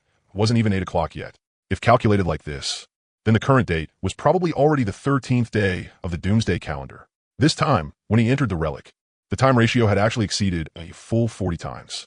The 2 hours inside had translated to a full 80 hours outside. Closing the system, He opened the chat panel. He went straight to the regional channel and checked how many people were still alive. 812. Before entering the relic yesterday, Sumo clearly remembered that the regional channel had still had a full 890 people. 70 people had died in a single night. Shaking his head, Sumo tried asking the regional channel, Sumo, does anyone still remember what date it is on the Earth calendar today? The moment the message appeared, the regional channel, which had been rather quiet, instantly became lively. Liang Jian, hey, Gatsu must be too busy. Actually forgot that. Today is January 4th on the Earth calendar. In another 10 days, it'll be Little New Year for us in Huaxia. Kai Junfeng, Liang Jian, don't talk nonsense. The 15th is Little New Year, so there are still 11 days left. We've already been in the wasteland for 13 days. Honestly, I'm used to using the time here now. Liang Jian, bullshit. Gatsu is definitely one of us northerners. For us in the north, Little New Year is on the 23rd day of the 12th lunar month, which is the 14th. Watching the chat channel start arguing over whether Little New Year should be celebrated on the 23rd day of the 12th lunar month or the 24th. Sumo silently closed the chat panel. So nearly 80 hours really had passed. Compared to the previous 7 hours, this was far more outrageous. Was it because I destroyed something inside the relic? Or because I took too many things out at once? Sitting on the stool, Sumo quickly thought through what he had done inside the ruin. If he went by the useless information Feng Mingyue had given him before, plus the ruin intel he had gathered during this period, not a single person had ever run into such a terrifying time gap. Of course, among the people discussing ruins in the World Channel, not one of them dared to roam around recklessly inside a ruin, much less destroy things without restraint. Try it out. Sumo opened his friend's panel and started looking for people who might have useful information. His gaze swept across the list, and among all his friends, Sumo locked onto 2 people, Li Xiufeng, Shun Ping'an. The former was the one who had gotten a culture medium from fighting monsters, while the latter was the powerhouse who had obtained a monster encyclopedia right from the start and later provided materials for the crossbow. Both of them should be fairly strong, and there was no way they would pass up a ruin. Sumo, do you have any information on entering ruins? Want to exchange some intel? He sent the same message to both of them in succession. Looking at the private message panel with no replies yet, Sumo could only wait quietly. There had to be people like him who dared to go out and explore, but none of them were sharing their intel. If the calculation really depended on the degree of destruction inside the ruin, then that would be bad. Thinking of the neighboring courtyard engulfed in towering flames before he left, Sumo instantly felt his scalp go numb. If it really was based on destruction, then after tossing in one delivery shop back then and coming out after looting the junk inside, it might already be a case of seas turning into mulberry fields. With everything completely changed, it might even fast forward straight to the apocalypse calendar's 400th or 500th day. Even though he would probably have accumulated a lot of survival points by then at the current pace, all of his early game advantages would vanish into nothing. It was even possible that sometime around 100th or 200th day, the shelter would be destroyed by a disaster. And even the survival points awarded from the daily living environment evaluation would disappear. His recklessness really was a demon. Even though he had gotten a lot of good stuff from going in this time had suddenly become tight. There were only 8 days left before the blizzard disaster arrived. Silently calculating the schedule in his heart, that sense of urgency surged up again. The problem of the Kobold Castle still hadn't been solved. The humans in the nitrate mine camp were still suffering under slavery.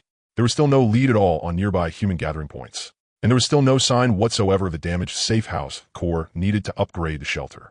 8 days. No more sleeping. Later, he would go collect the toluene and diesel from the deep-sea shelter and figure out a way to mass-produce picric acid bombs. He had to quickly wipe out the fighting force of the Kobold camp and find a nearby shelter where humans had gathered.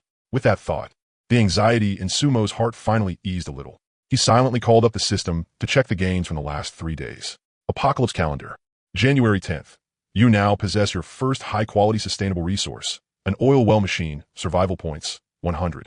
You have produced a weapon with destructive power exceeding 100 for the first time, survival points, 100. You now possess a second shelter. Its safety has increased again, survival points, 200. Scanning host's living environment.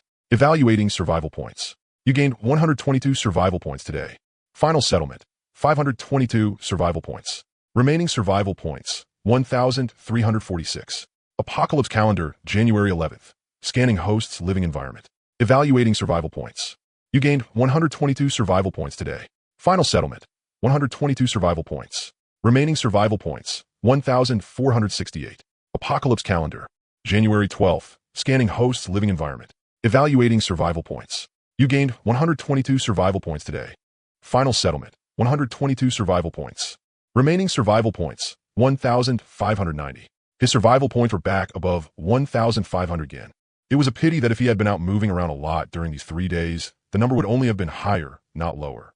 But a person couldn't be too greedy because, glancing at the pile of odds and ends in the living room, along with the LCD television and air conditioner, Suemo slowly let out a long breath of stale air and started boiling water to cook. Now that he had 3 bags of flour, the pressure of survival had eased quite a bit. It was the familiar, filling dough drop soup again, but before Suemo could finish making the meal. Ding dong. The sound of a private message came. Hearing the sound, Suemo raised a hand to grab the pot lid and set it over the pot, covering up the rising steam. Sitting on the stone stool, as the game panel opened, Li Xiufeng's message arrived before the other person's. Oh, you think, Su good. Have you entered ruins multiple times?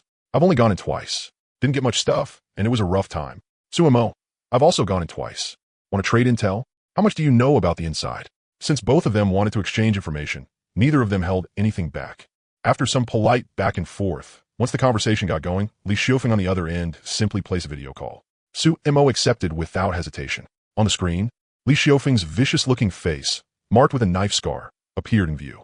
Based on looks alone, Brother Fengzi's face could absolutely make a child stop crying. If that savage grin was added on top of it, even Suemo felt a little creeped out. Behind him was a small wooden house, and beside the house stood a neatly nailed full ring of fencing. The distance was too great for Suemo to clearly see the weapons mounted on the fence, but some blood-red spikes, smeared with blood, were especially eye-catching. Brother Fengzi is strong too, at the very least, much stronger than ordinary people. Sumo's heart tightened at once. Yet what he didn't expect was that Brother Fengzi on the other side of the screen was even more shocked. Holy shit, I thought my progress was already fast enough. But this Sumo's shelter has a full-on air conditioner and an LCD TV, and he's even cooking over a ground stove? Is this guy really surviving in a post-apocalyptic wasteland? And Sumo's combat power isn't weak either. My spider sense can feel just how terrifying his strength is even from this far away, in a place the camera couldn't capture. All the hair on Brother Fengzi's body had already stood on end, like a spider's natural reaction when it encountered a powerful enemy. The two of them were both sizing each other up without showing it. After a few seconds, Suemo coughed lightly twice, breaking the strange silence. Ahem, well, Brother Fengzi, can I ask, a bit presumptuously, which ruin did you enter? Hearing Sumo's words, Brother Fengzi, who had still been lost in thought on camera, suddenly snapped back to himself and hurriedly said, I don't deserve that. I don't deserve that. Sugad, just call me Xiaofeng. Calling me brother is really too much for me to bear. Scratching his head, Brother Fengzi looked embarrassed. Actually, I've only gone in twice. The first time, I didn't have time to investigate much before time was up, so I came back out. The second time, I did get a little something. After saying that, Brother Fengzi stopped talking, and Suemo immediately got the hint. I've gone in twice too. The first time, I did take a few things. The second time, though, I ran into quite a few twists and turns. It's a long story. You ran into a time difference too? Before Suemo could continue, Brother Fengzi directly blurted out the very question Suemo most wanted answered. Could it be you also? Before Suemo could finish speaking, the two of them both burst out laughing. Separated by a screen, there was no way for either of them to threaten the other. And because both of them were fierce figures whose growth speed in the wasteland far surpassed everyone else's, their conversation carried a trace of friendliness. It didn't take long before they figured out the common point. So according to what you're saying, you mean that the more we damage the original things in the ruins during our activities, or the more we take, the greater the time flow difference becomes? Suemo asked meaningfully, and Brother Fengzi on the other side nodded. Yes, if nothing unexpected happens, then I think it should be understood like this. The greater the changes our actions cause to the ruins, the more we interfere with the flow of time, leading to time differences of several times or even dozens of times. So, before we run into a disaster we can't resist, we can enter the ruins and cause destruction, thereby avoiding the disaster. As Sumo's words fell, both of their faces showed the shock of having uncovered the truth.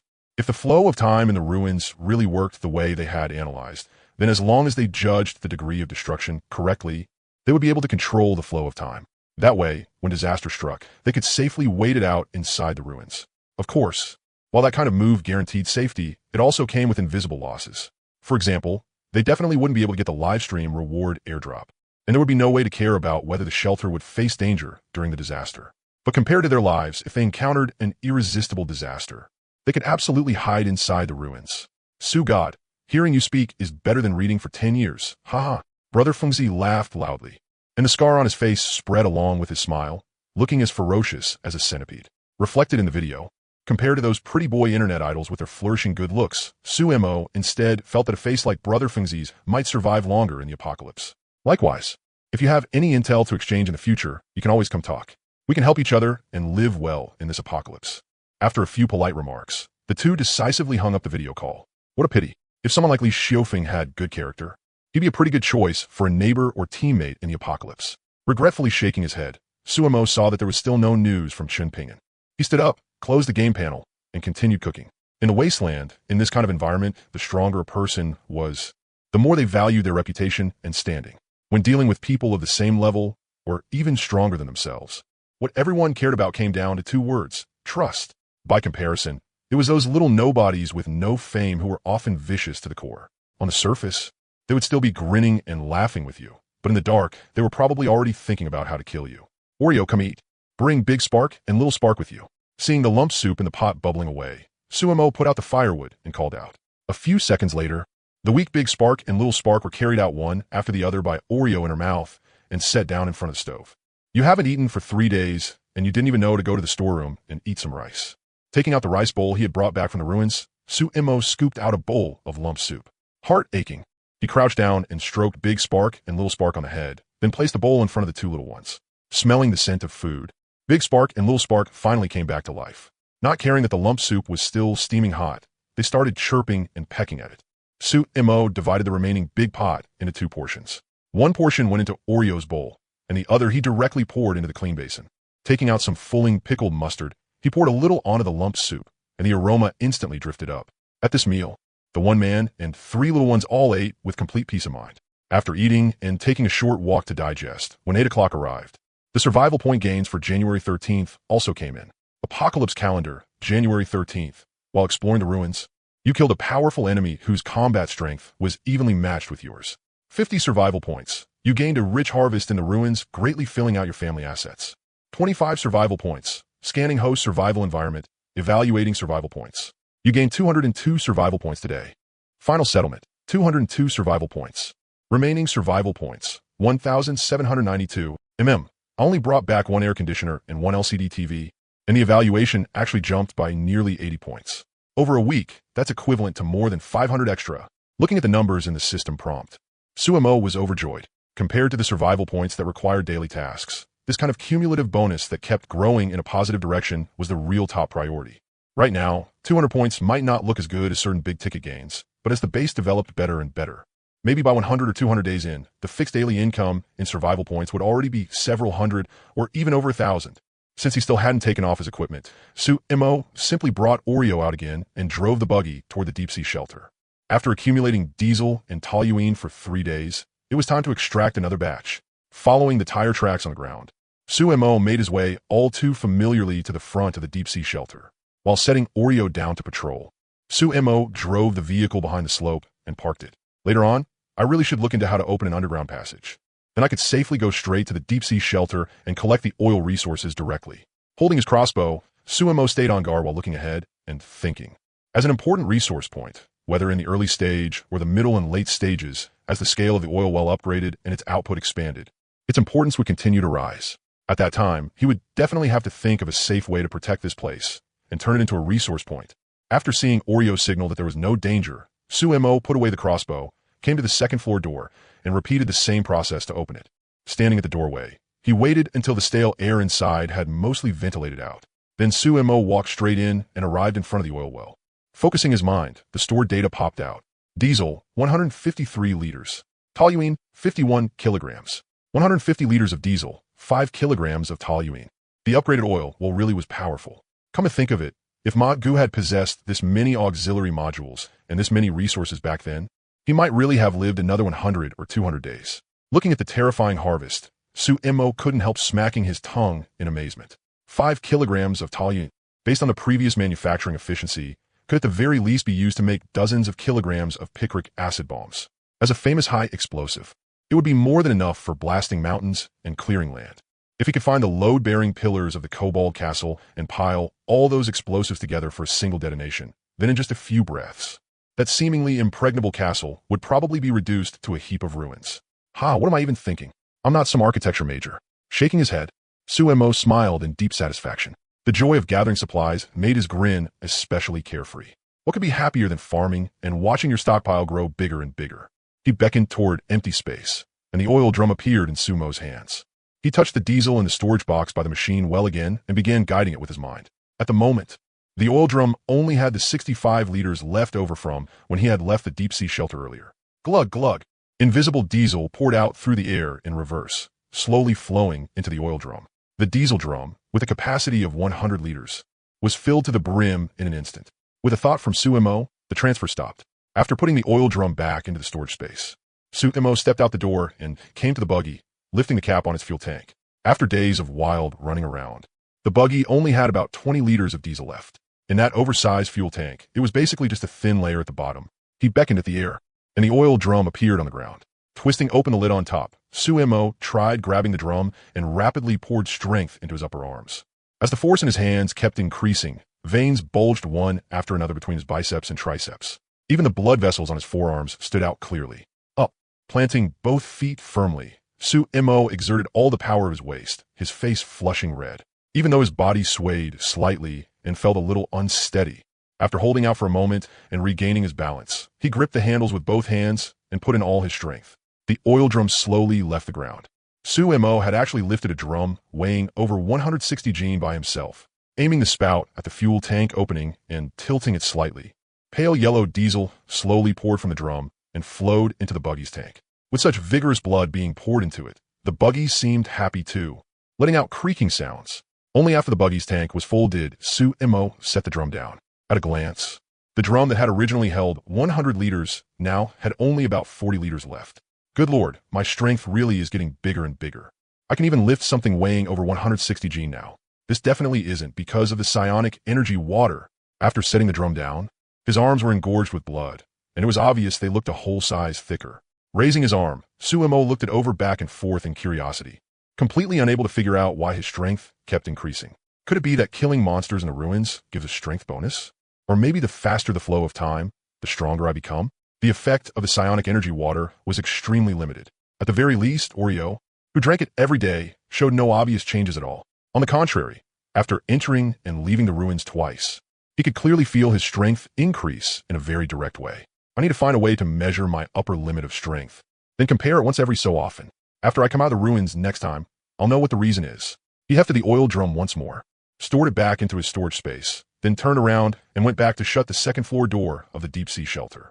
As the blizzard drew closer and closer, the weather outside was also becoming colder and colder. It was already close to 10 o'clock in the morning, yet when he exhaled, he could still see frost. Oreo, we're going home. Stop playing around. For a husky, the cold only released its true nature, and Oreo had become more and more lively. Hearing Sumo's voice, Oreo, who had still been running wild across the open field, made a four-wheel turn and bounced back at top speed. Sumo sat sideways on the buggy. Once Oreo climbed on by himself and fastened the seatbelt, Sumo stomped on the gas, and the buggy sped away. With fuel in hand, there was no panic in his heart. After returning to the base, Sumo opened the diesel generator's fuel tank and poured in all the remaining diesel. He started the generator and connected the shelter's power output entirely to it. Then Sumo came to the living room and plugged the newly acquired LCD television into the power strip. He took the mechanical controller that had been plugged into the old boxy television and installed it, then flicked the switch. Pa! A soft explosive pop from an electrical surge echoed through the shelter. Then the LCD television lit up on its own, and 3 options appeared on screen. Record review, image correction, normal mode. Sumo first tried moving to normal mode. After entering it, it was just like the LCD televisions back on Earth, with no signal input. The screen showed static. He returned to the 3 options and selected record review again. With a ZZT sound, Sumo's face appeared on the screen. Huh, can this thing be used as a mirror too? Sumo waved his hand curiously, and the Sumo on the screen waved too. Looking around, Sumo couldn't find anything like a camera. When he tried controlling the angle, the viewpoint began to move. It passed straight through the thick stone wall and jumped outside in an instant. Just like the old boxy TV, the LCD television also had a surveillance function. It was just that this surveillance could only last within a range of at most 100 meters. Pulling the viewpoint back, Sumo switched the angle to the crop and breeding room. Big Spark and Little Spark had eaten their fill and recovered their energy. Circling around the culture medium as they played hide-and-seek, Oreo lay on the ground, scratching his ears and pawing at the withered yellow grass stuck to his body. Sumo tried pressing the record button below. Just like recording a video on a phone, something popped up underneath, pause 001, infinity, stop. After recording started, the viewpoint could no longer be switched. It could only rotate back and forth within a limited angle. From the front to the back, then from left to right. After recording for about 1 minute, Sumo more or less figured out how the recording function worked. He switched back to the 3 main options and clicked image correction this time. The previously recorded video appeared in the menu, and Sumo curiously opened it. Just like playing a video, the image began to move, but Sumo, sitting in front of the screen, opened his mouth into an O shape. Holy shit, this function is way too broken. Or, yo! He shouted loudly. Oreo tilted his head, then trotted over with light steps and laid down in front of Sumo. The next second, Oreo also discovered that he had actually appeared on the screen. He let out a curious bark, not understanding what was going on. After playing the video one more time, Sumo picked Oreo up in one motion and began sliding his hand over Oreo's body at a strange angle and direction. Woof, woo woo. Along with the varying strength and rhythm of Sumo's hand, a strange sensation spread through him. Cradled in Sumo's arms, Oreo let out a comfortable moan. Strands of weeds tangled in his fur, along with parasitic organisms, began falling to the ground with Sumo's movements. Some fur that had already become matted and difficult to smooth out also began turning sleek again. Strands of stray fur fell from Oreo's body, spinning in the air before finally dropping to the ground. Without professional technique or a proper comb, brushing out matted fur should have been a very painful thing. Yet at this moment, Oreo was already so blissed out that his eyes had gone unfocused, drool was streaming down, his tongue hung out, and he looked like he was about to faint. All right, there's no water to bathe you with right now. Once it snows, we'll have enough water. After scraping for a while, Sumo set Oreo aside and cleaned up all the loose fur on the ground. Looking at the 2 fist-sized clumps of tangled fur, Sumo was slightly dazed. The first stroke went from top to bottom, hand shaped like a claw, scraping hard until the floating grass fell off, then the second stroke. The LCD TV screen was still playing the footage over and over tirelessly. On the screen, there were detailed written explanations, along with arrows for guidance. He turned his head to look at Oreo sprawled on the ground, then looked back at the prompts on the screen. Sumo's eyes gradually lit up. With something this good, why would I have to worry about my crafting level not improving? The powerful error correction function and the prompts it provided looked even more professional to Sumo than a master craftsman who had spent many years in the trade. It had both images and text, and it could be watched over and over again. If he still couldn't learn anything under those conditions, then he really ought to find a block of tofu and smash himself to death with it. So the 15 in this excellent quality description didn't mean there was a 15% chance of spotting and correcting mistakes. It meant it could raise his original skill level by 15. Maybe 15 wouldn't produce an immediate effect for an ordinary person, but for those who were already at the peak of their field or an 8th level fitter, this was a super divine artifact. If Dad were here and had this treasure, damn, thinking about how the LCD TV could later be upgraded to an even more terrifying level and gain even stronger error correction abilities. Sumo instantly couldn't stay calm anymore. He switched the camera angle and pointed it at the workbench. Then Sumo gulped down a big mouthful of nether energy water to recover his stamina, put on the mechanical arm, and began operating. He started with the simplest task, making an iron axe. Taking out an iron ingot and placing it on the work table, he followed the previous sequence. And about 10 minutes later, a brand new iron axe was produced. Unfortunately, this iron axe was still at the not even beginner level. It had only reached the excellent grade because of the quality bonus from the workbench as attributes. The 2 attached special abilities were also nothing unusual. Just ordinary sharpness boosts with nothing remarkable about them. He removed the mechanical arm, left the workbench in standby mode, and walked back to the living room, where he sat on the stone stool and started replaying the production process from just now. The full 12-minute video stuttered slightly, then slowly began to play. In the footage, the camera was aimed at the front of the workbench. Sumo sat down and began putting on the work arm. Was I already doing it wrong from the very beginning? Sumo curiously examined his own figure on the screen. As the figure in the footage sat down, another similarly blurred figure sat down beside him, and the screen split into 2. Threads of red silk rose from the ground, running all the way up to the top of the head, then spreading down from the head and covering the limbs. Compared to Sumo's posture, the phantom figure beside him gave off a completely different feeling in terms of spirit, energy, and bearing. Lines of text began appearing in both halves of the screen. Sumo stared closely and muttered as he read. In forging, empty the collar and lift the crown. Keep the head upright and the body method upright. Lift the crown force to raise the spirit. Keep the neck straight, upright, light, and relaxed. Let the gaze shift and observe without losing the center. Stiffness and limb collapse are flaws. Train the neck skill in looseness, uprightness, lightness, and agility. Just a few simple lines laid out the truth of looseness and stiffness. At this point, the 2 figures on the screen also began examining the iron block before them, looking for the cutting route. Because his head and neck had been misaligned, Sumo was stunned to discover from the third-person perspective that there had already been a major problem with his cutting from the very start. The figure on the right cut in a neat, perfectly level line, while his own had a curve of about 10 degrees. It wasn't he cut straight down at all. Keep the elbow joint loose and lively. Avoid stiffness and stagnation. Bending, stretching, and rotating should all be appropriate. If the elbow is braced and the arm held straight like an iron rod, then skillful, flexible elbow use cannot vary. Keep the spine upright and do not hunch. Let the upper body stand straight with the back and chest aligned. A lifted chest and upright back support each other. Power is issued from the spine, with the governing vessel flowing through. During the heating and hammering, the figure on the left, because of problems with the elbow and back, had every hammer strike landing unsteadily. One strike drifted left, the next drifted right. The figure on the right was much more even, although his force didn't seem very great. Every strike landed near the same point. As the production process slowly continued, the gap between the two stone axes displayed on the table also grew larger and larger. The surface of the axe Sumo made was visibly uneven to the naked eye. Even after repeated heating and hammering, it was still rough. The one on the right couldn't be called refined either, but in terms of overall shape, it was better by far more than just a little. So the gap between me and an entry-level craftsman is this huge? Once I start making something this big, I don't even count as a beginner. Wiping the sweat from his forehead, Sumo sat in the living room and replayed the production process once again.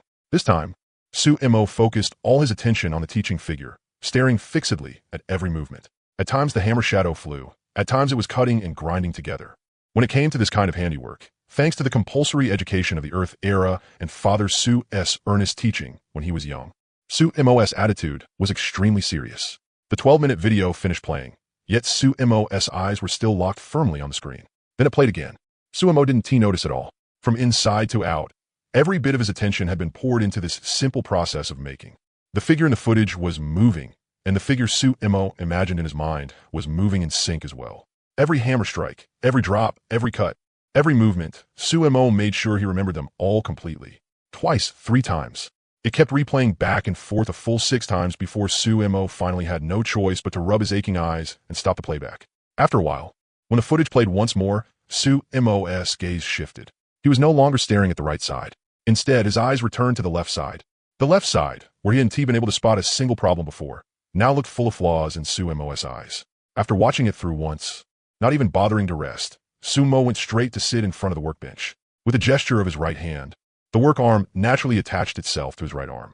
As the iron block was placed on the tabletop, Sumo began immersing himself in the crafting process.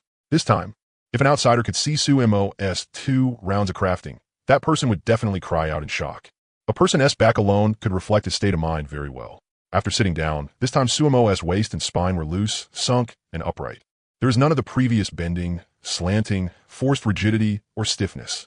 His neck was loose and upright, his muscles soft and relaxed, and his head naturally lifted slightly upward, as if a full bowl of water were balanced on top of it, completely at ease.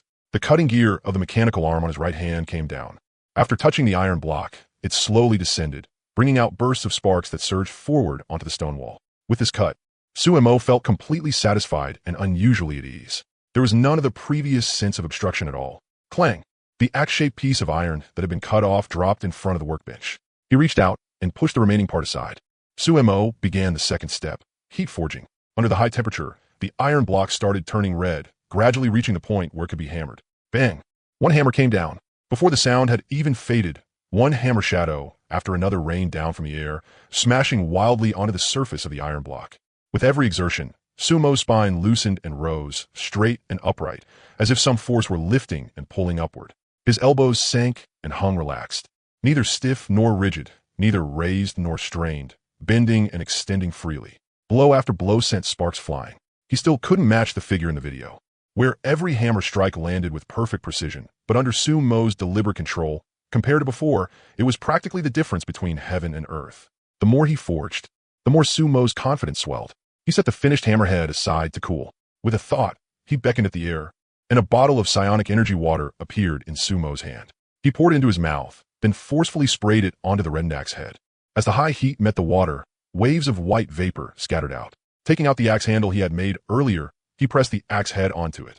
After the joint had fully bonded, Sumo focused his attention and looked at the axe's attributes. Iron axe, excellent. Description: an iron axe forged by beginner craftsman Sumo. The materials are solid, and while the workmanship is rough, it still has its merits, reaching excellent quality. Special abilities. First, sharpness +2. Second, when chopping trees with hardness no higher than 5, there's a chance to trigger a critical hit, instant break. Evaluation. Go wild. I know you want to hold it up and shout, who else? Excellent quality. I actually forged excellent quality with my own ability. Picking up the iron axe.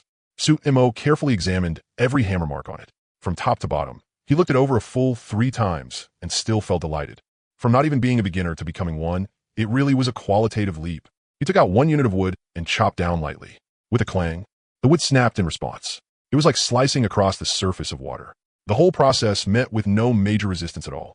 With a productivity tool like this, forget the assembly line produced axes back on Earth. Even a chainsaw might not be this efficient.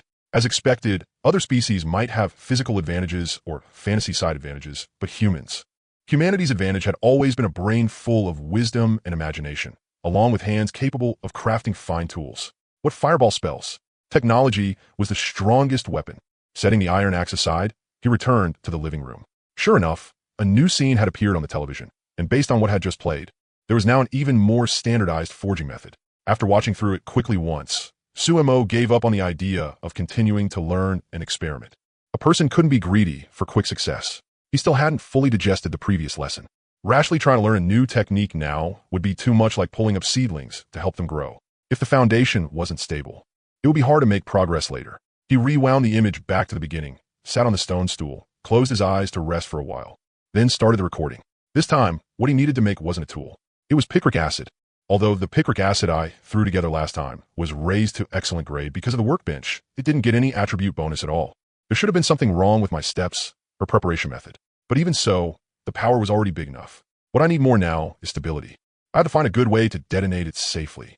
Studying the picric acid manufacturing flowchart traded over from the tundra shelter, Sumo frowned and carefully thought through a way to make bombs.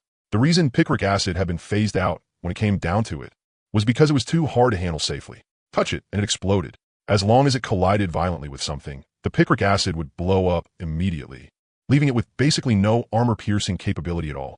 And if you use too much of it, you put yourself inside the blast radius. If you use too little, it wouldn't have enough killing power. Of course, the optimal solution would definitely be making landmines, then luring the enemy over and using the mines to kill them. What a pity. If I want to make landmines, my current handcrafting level isn't enough, and the raw materials aren't good enough either. Looks like I can only use the most primitive explosive pack to deal with the current situation. Now that he had thought it through, the only work left was to mass-produce the raw material for picric acid, just like in farming games where you had to spam craft weapons and ammo before fighting monsters. Sumo sat in front of the workbench and patiently completed every step, from preparing sulfuric acid and nitric acid to phenol disulfonic acid. For every step, Sumo repeatedly watched the teaching footage on the television and did his utmost to push each one to the limit. Finally, after feeding the prepared nitric acid into the phenol disulfonic acid and completing the nitration reaction, fresh picric acid was produced. This time, when Sumo looked it over again, he finally revealed a satisfied expression. Picric acid explosive trinitrocresol, excellent. Description, a powerful explosive made by beginner craftsman Sumo. It is difficult to dissolve in carbon tetrachloride, slightly soluble in carbon disulfide, soluble in hot water, ethanol, and ether, and easily soluble in organic solvents such as acetone and benzene. Because the preparation method strictly followed scientific principles, it reached the excellent grade. Attributes: melting point, 1218.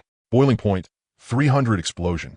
Special ability, stability. During the preparation process, scientific and reasonable handling increased the explosive stability. It will absolutely not explode below 300 degrees. Evaluation: light it right, and everyone wins. Light it wrong, and the whole village is showing up for the funeral feast.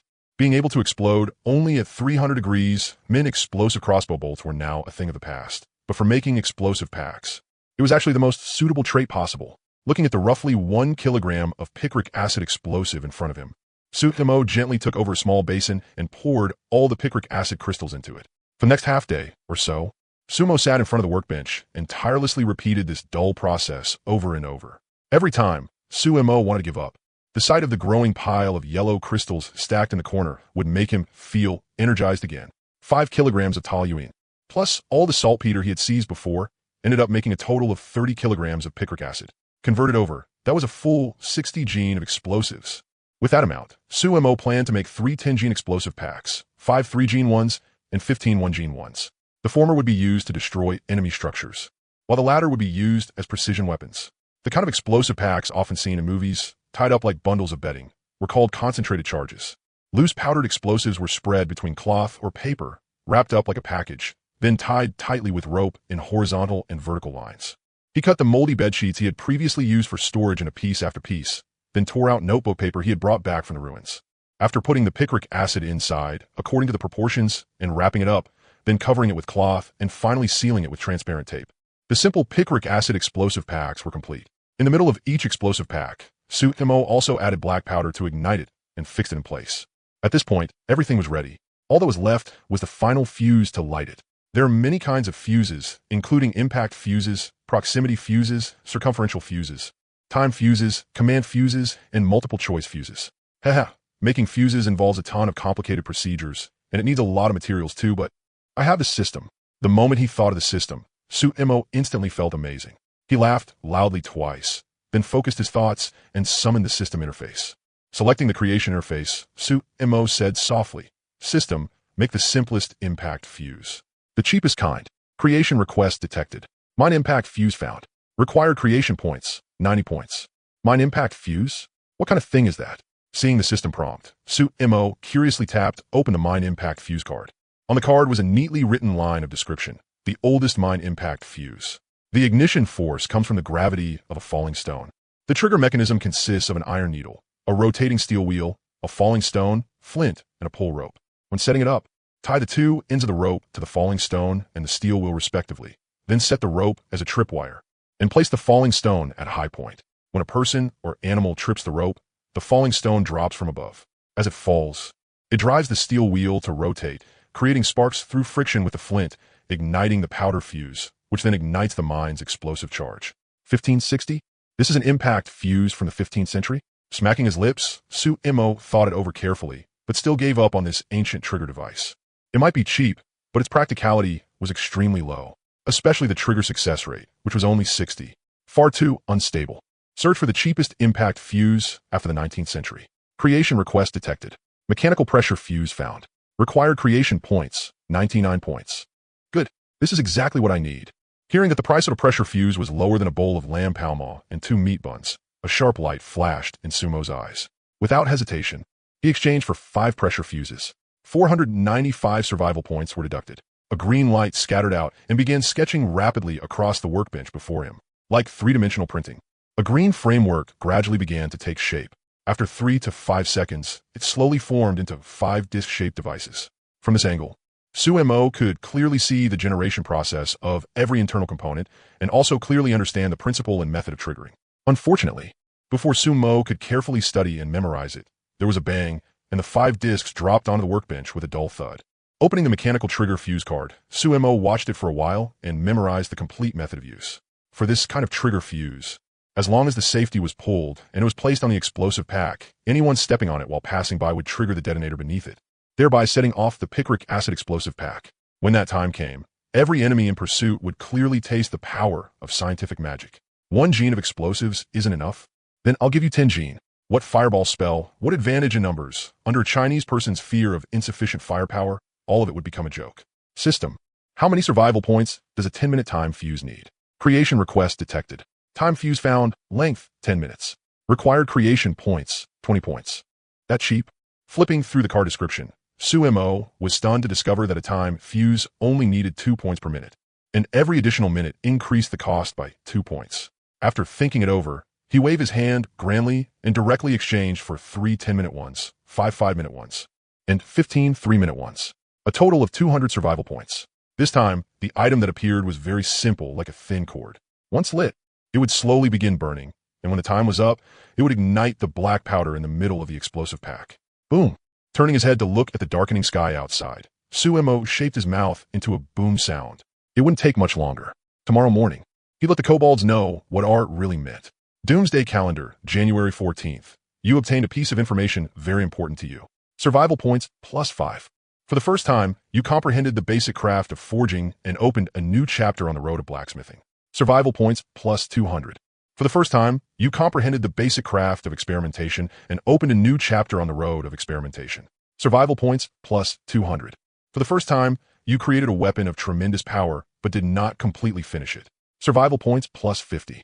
Milestone. Your electricity usage has exceeded 100 kilowatt hours. Survival points plus 100. Milestone. Your diesel usage has exceeded 100 liters. Survival points plus 100. Milestone.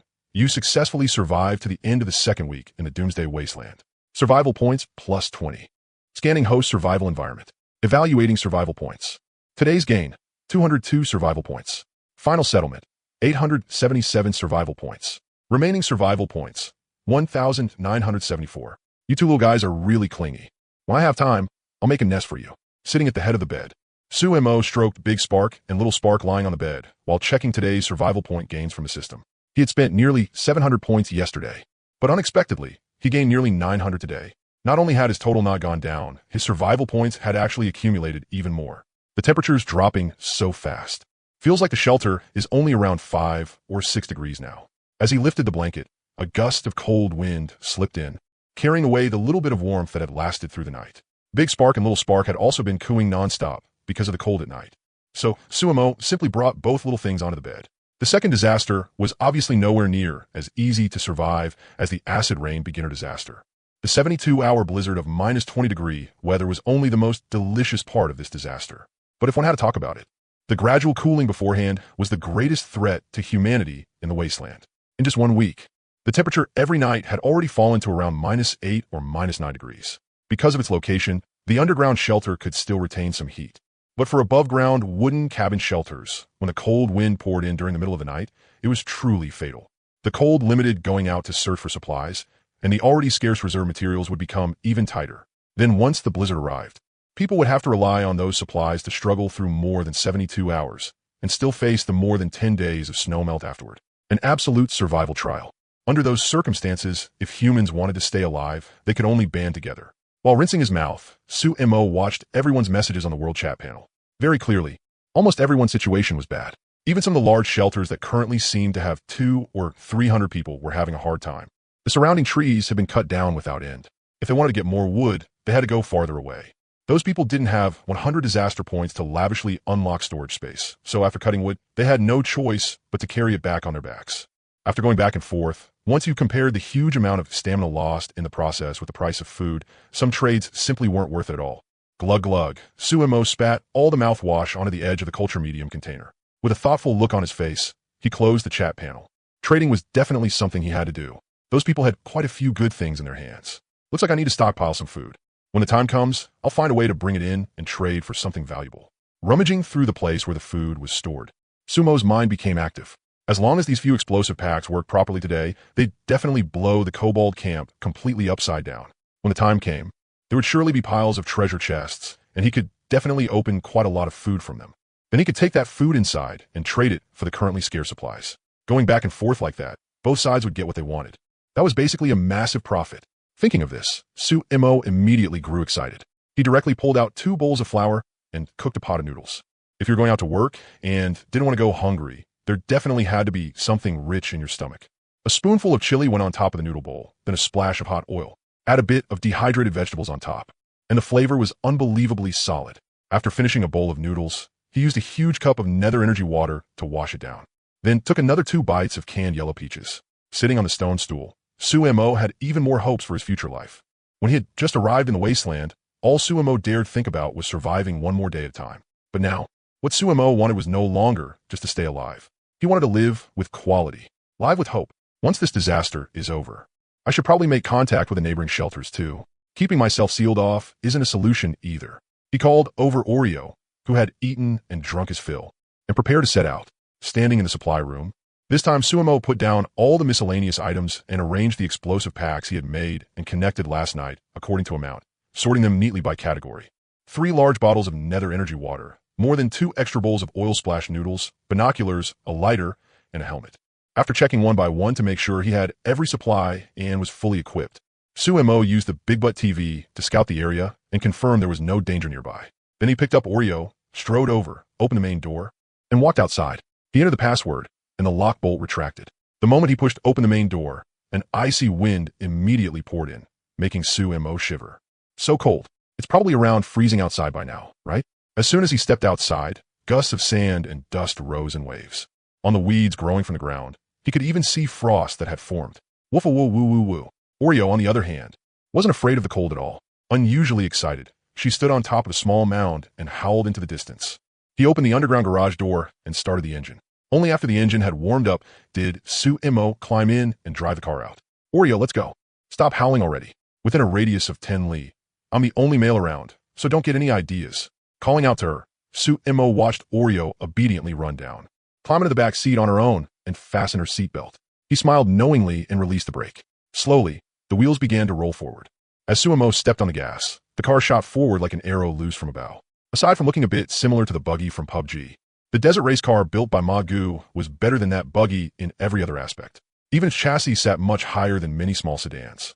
Clearly, Manga had made a comprehensive evaluation of wasteland terrain before finally building this powerful off-road racer.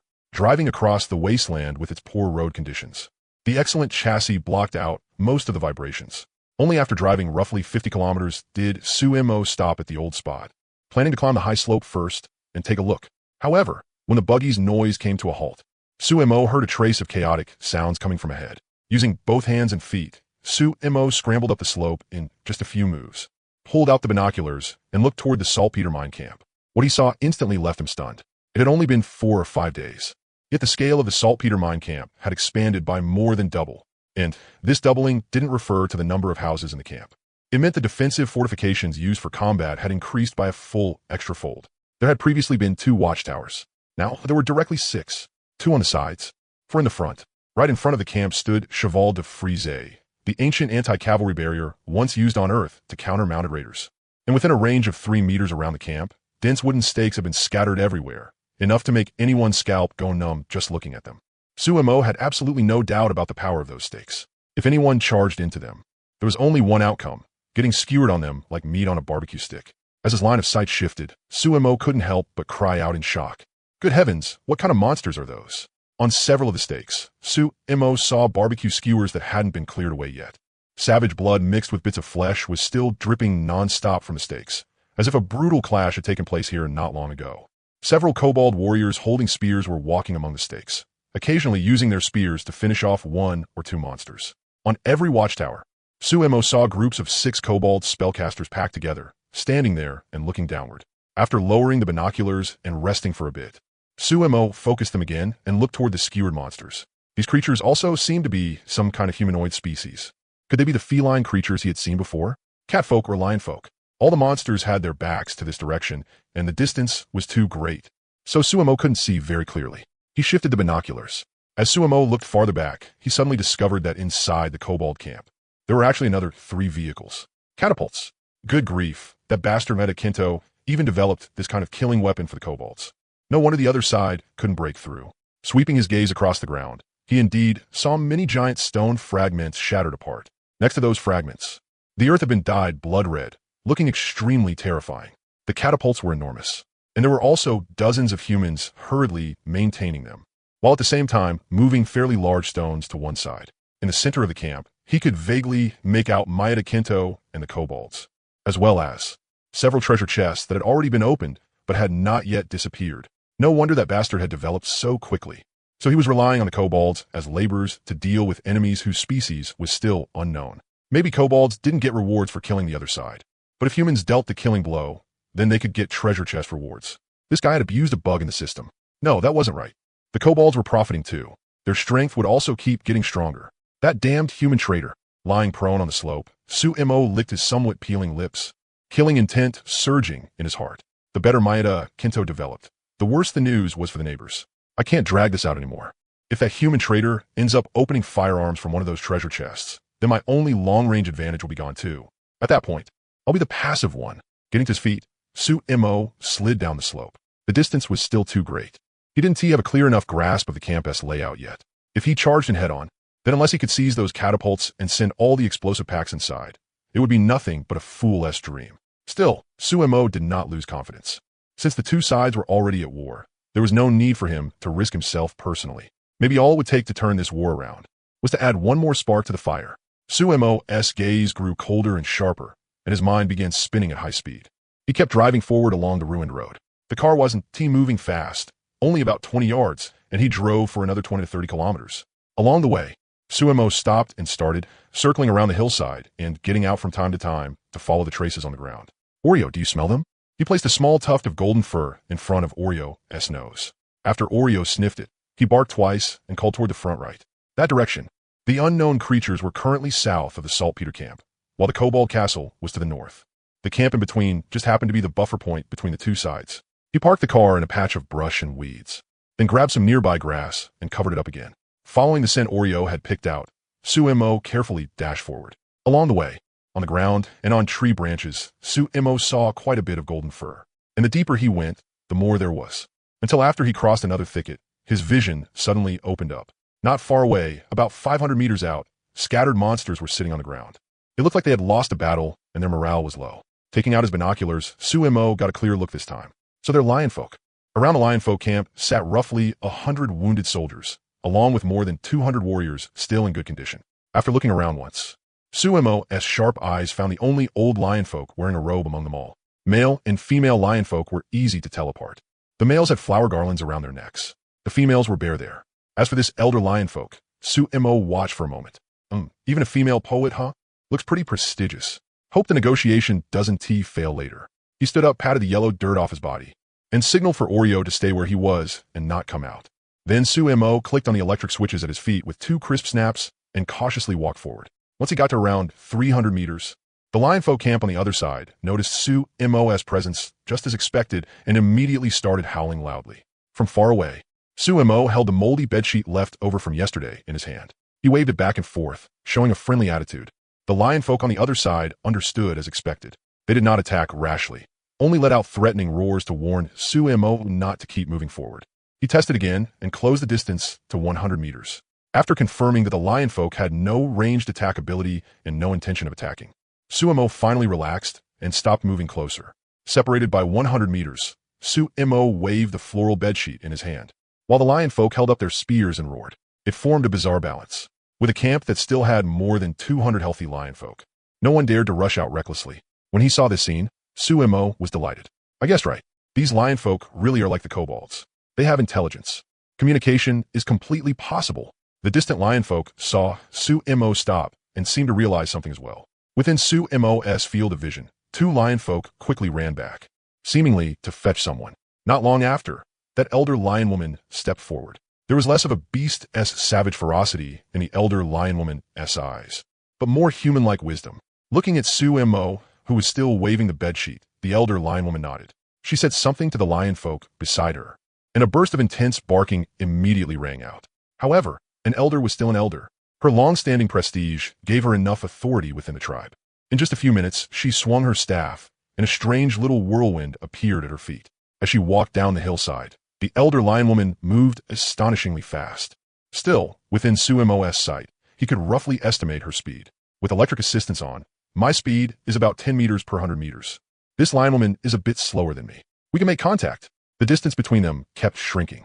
Suemo also lowered the bedsheet in his hand, and with a thought, stored away. Suemo could see that after he revealed that move, a trace of wariness appeared in the lion woman's eyes. But along with it came a trace of joy as well. Once the distance between them narrowed to 15 meters, almost at the same time, Suemo took a step back, and the lion woman also stopped running. Aueo. Hello. Afraid the other side wouldn't understand, Suemo even made a friendly handshake gesture, which startled the lion woman so badly that she jumped back 2 steps. Huh, am I really that scary? Looking at the lion woman's reaction, Suemo scratched his head awkwardly. What Suemo did not know at all, however, was that in the lion woman's eyes, both his armor and his combat suit were symbols of power. The finer the equipment, the greater the combat strength it represented. Likewise, that was also the reason the lion folk were willing to come negotiate. They had just suffered a defeat, and the tribe's remaining fighting strength could not withstand a second blow. In their eyes, Suemo could only be a friend, not an enemy. Awu. I'm here to help you. I'm not with them. After some exchange, Suemo felt how difficult communication between races really was. At the same time, the hand signals Meta Kinto had used to communicate with the kobolds, which Suemo had watched for half an hour while lying on the ground back then, now happened to come in handy. The 2 sides stumbled through it, but in the end, they finally managed to let the lion woman understand Suemo's purpose in coming. At this point, although there was still caution in the lion woman's eyes, there was also a trace of joy now. As for why the lion folk could not beat the kobolds on the other side, they obviously knew the reason as well. Human help. Whether it was the barb traps, the chevaux de frise, the catapults, or the camp layout, all of it was the crystallization of human wisdom. Now, that Sumo was showing his intention to help the lion folk. It was like sending charcoal in the snow. It moved the lion woman so much that tears were almost forming at the corners of her eyes. After confirming that communication between both sides was not a problem, Sumo made a gesture, and Oreo cautiously ran over from behind. In that instant, the lion woman, who had just lowered her guard, immediately began wildly swinging her staff and retreated without even looking back. The lion folk on the hillside also acted as if facing a great enemy. They instantly stirred and were about to charge down for a final battle. Oreo, hurry and tell them who you are, and tell them I'm here to discuss cooperation. Seeing the situation fall apart, Sumo quickly shouted. Oreo, who was running over from behind, immediately nodded, then raised his head to the sky and let out a howl. Ow! His powerful cry was mixed with goodwill, and the fleeing lion woman also stopped and curiously turned her head back. Ayo wow woof, ow, Oreo said rapidly, his tongue flicking wildly as he spoke in a skilled local dialect. The lioness across from him clearly hadn't expected Oreo to be such an unremarkable little translator. She turned around curiously. Oh, woo. Sumo couldn't get a word into the conversation between the two of them. He could only stand there helplessly and watch. After about 4 or 5 minutes, the lioness seemed to have gotten some important news. Her face lit up with joy, and she let out a loud shout toward the back. The lion folk standing on the hillside also came out of their initial guarded state. After being stunned for 2 seconds, they started cheering, watching the enthusiastic lioness walk over and seeing that she still hadn't stopped even after reaching 15 meters away. Sumo caught Oreo, giving him a nod from the corner of his eye. Even with Oreo's confirmation, seeing a different race approaching still made a strong sense of unease surge up in Sumo's heart. His fists clenched hard as he forcibly suppressed the urge to summon the electric spear. Looking at the approaching lioness, Sumo extended his hand in a handshake gesture. The lioness froze for a moment, then placed her furry little hand into his. Under the sunlight, friendship between man and beast acquired. The distant lion folk saw Sumo stop, and they also seemed to realize something. In Sumo's field of vision, almost all the lion folk turned their heads at the same time and directed their gazes toward the elder lioness standing in the middle of the camp. There was less of a beast's savage ferocity in the elder lioness's eyes, but more human-like wisdom. Seeing Sumo still waving the bedsheet, the elder lioness nodded and said something to the lion folk beside her. Immediately, a burst of intense barking rang out. However, an elder was still an elder. Her long-established authority gave her enough say within the tribe. In just a few minutes, she waved her staff, and a mysterious little whirlwind appeared at her feet. As she left the village, the elder lioness moved incredibly fast, but in Sumo's eyes, he could still roughly judge her speed. With electric assistance turned on, my speed is about 10 seconds per 100 meters. This lioness is a little slower than me. I can make contact. The distance between the two sides kept shrinking. Sumo also put down the bedsheet in his hand, and with a thought, stored it away. Sumo could see that after he revealed this move, there was an extra trace of caution in the lioness's eyes, but also an extra trace of joy. When the distance between them closed to 15 meters, as if by mutual understanding, Sumo took a step back, and the lioness also stopped running. Oh, woo, hello. Afraid the other side wouldn't understand. Sumo even made a friendly handshake gesture, only to scare the lioness into jumping back 2 steps. Huh, am I really that scary? Looking at the lioness's reaction, Sumo scratched his head awkwardly. What Sumo didn't know at all was that in the lioness's eyes, both his armor and his combat suit were symbols of power. The better the equipment, the stronger the combat power it represented. Likewise, this was also why the lion folk hadn't gone out hunting for meat as usual and were instead willing to come negotiate. Having just suffered a defeat, their tribe's active fighting force could no longer withstand a second blow. In their eyes, Sumo could only be a friend, not an enemy. Oh, woo, I'm here to help you. I'm not with them. After some exchanges, Sumo felt the difficulty of communication between races. At the same time, the hand gestures he had watched Maeda Kinto use with the kobold for half an hour while lying on the ground now came in handy at just the right moment. After stumbling through it bit by bit, the two sides finally got the lioness to understand the purpose of Sumo's visit. At this point, although the lioness still had some guard in her eyes, there was now an extra hint of joy mixed in. As for why the lion folk couldn't beat the kobolds on the other side, they clearly knew the reason too. Human help, whether it was the barbed obstacles, the cheval de frise, the catapults, or the camp layout, all of it was the crystallization of human wisdom. Now, that Sumo was showing an intention to help the lion folk. It was practically like sending charcoal in the snow, enough to make the lioness's eyes turn moist. After confirming that communication between both sides wasn't a problem, Sumo made a gesture, and Oreo cautiously ran over from behind. That instantly made the lioness, who had already lowered her guard, start swinging her staff wildly as she retreated without even turning her head. The lion folk in the village also acted like they were facing a great enemy. They immediately grew restless and were about to charge out for a decisive battle. Oreo, hurry and tell them who you are, and tell them I'm here to discuss cooperation. Seeing the situation getting ruined, Sumo hurriedly shouted. Oreo, who was rushing over from behind, immediately nodded and let out a howl toward the sky. A woo! Mixed into that full-throated cry was Oreo's goodwill. The fleeing lioness also stopped and turned around curiously. Owl, wolf, owl, wolf, owl. Speaking in a fluent local dialect, Oreo flicked his tongue wildly and spoke at high speed. The lioness across from him clearly hadn't expected Oreo to be such an unremarkable little translator. She turned around curiously. Owl, owl, woo. Sumo couldn't get a word into the conversation between the two of them. He could only stand there helplessly and watch. After about 4 or 5 minutes, the lioness seemed to have gotten some important news. Her face lit up with joy, and she let out a loud shout toward the back. The lion folk standing on the hillside also came out of their initial guarded state. After being stunned for 2 seconds, they started cheering, watching the enthusiastic lioness walk over and seeing that she still hadn't stopped even after reaching 15 meters away. Sumo caught Oreo, giving him a nod from the corner of his eye. Even with Oreo's confirmation, seeing a different race approaching still made a strong sense of unease surge up in Sumo's heart. His fists clenched hard as he forcibly suppressed the urge to summon the electric spear. Looking at the approaching lioness, Sumo extended his hand in a handshake gesture. The lioness froze for a moment, then placed her furry little hand into his. Under the sunlight, Sumo revealed a slight smile. Unfortunately, the lioness failed to notice the chill in Sumo's eyes, as well as that faint trace of killing intent. With the lion folks' false friendship in hand, the two sides temporarily reached a cooperation agreement, and everything that followed went unbelievably smoothly. With Oreo translating, Sumo said one sentence, Oreo translated one sentence, and the lion folk also replied sentence by sentence. It was nothing like the earlier miserable scene of stopping some woman and getting tortured by communication.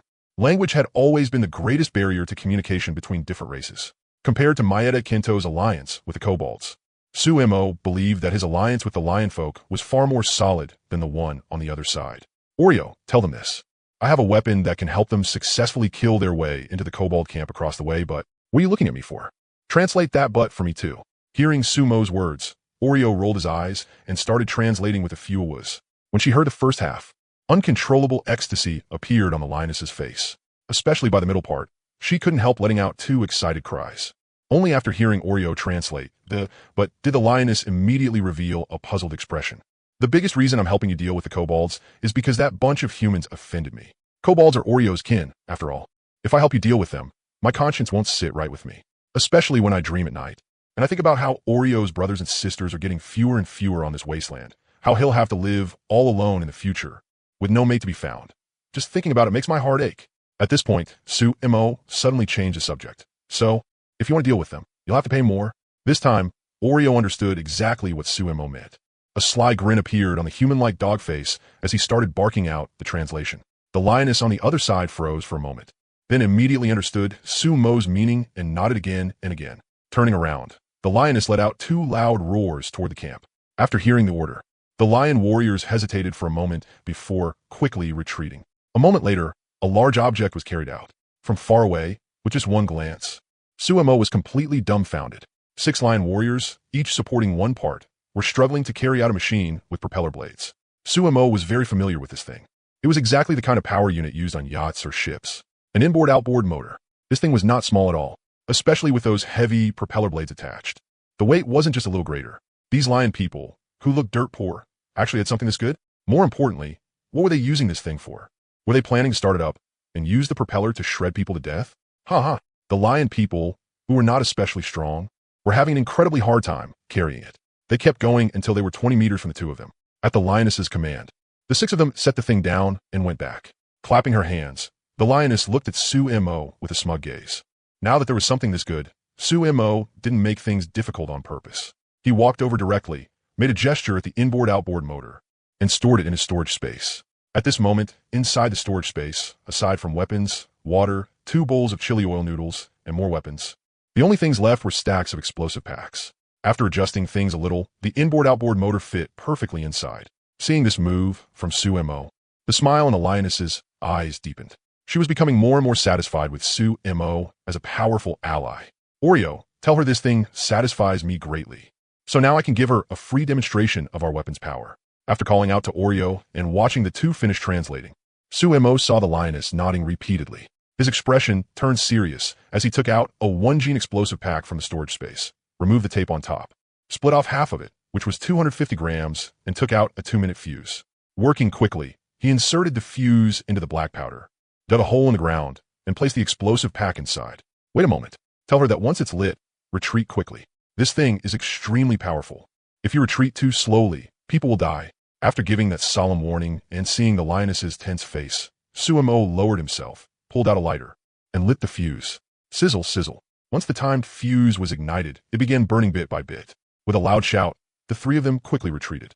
While running backward, Su Mo suddenly felt his feet grow light. Looking down, he was stunned to find 2 tiny whirlwinds had appeared around his feet.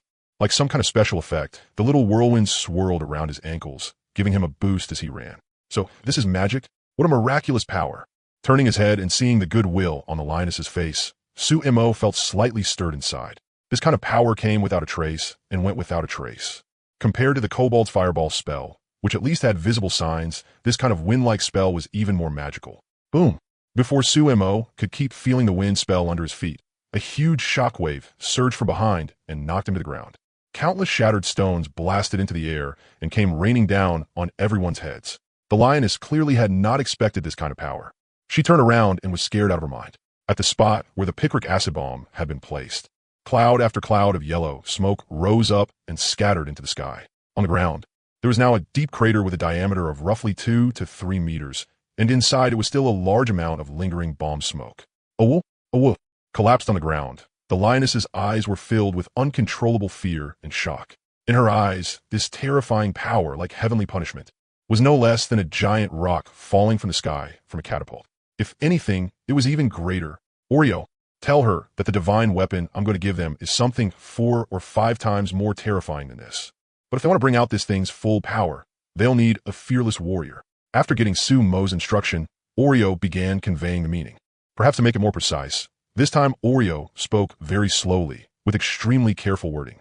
Su Mo could tell that Oreo had stressed the words 4 or 5 times and fearless warrior. With such a clear explanation, the lioness wasn't stupid. She instantly understood and revealed a serious expression. Standing up, the lioness took the initiative to extend her hand. The two shook hands to show goodwill. The next moment, the lioness raised her head and let out a high, proud cry toward the sky. The lion warriors who had still been sprawled on the ground all jumped up at once and began assembling. The 3 of them started walking back toward the camp and arrived in front of the lion tribe, who had already finished assembling. What incredible resilience! Compared to the kobolds, these battered lion people were terrifyingly strong in combat. Even after being beaten into this state, they could still gather their morale again. Looking at the neat formation in front of him, Su Mo clicked his tongue inwardly. At the same time, he regarded the lioness before him more highly. For the next part, Su Mo said nothing. He simply watched quietly as the lion tribe began stirring, then fell silent again. In the end, one lion warrior who was obviously much stronger than the others stepped out, raised his spear, and howled at the sky. At the same time, the lioness looked over and nodded. It's him? Well, that's not strange. Only a warrior this powerful can bring out the full power of the explosive pack. Watching the lion warrior walk up, Su Mo had Oreo ask the lion camp for a length of rope. At the same time, he took out 3 3-gene explosive packs from his storage space and, together with the half-gene that had been left earlier, wrapped them all together with tape. Taking the rope, he motioned for the lion man to spread his arms. Su Mo firmly tied the explosive pack onto him and took out a 2-minute fuse, inserting it inside. The fuse ran along the lion warrior's leather clothing all the way up to his neck. Oreo, tell him that as long as he charges to the entrance of the camp and lights this fuse, he can drag all of these kobold fortifications down to hell with him. Solemnly patting the lion warrior on the shoulder, Su Mo gave him a look full of respect. Brother, I respect you as a real ruthless man.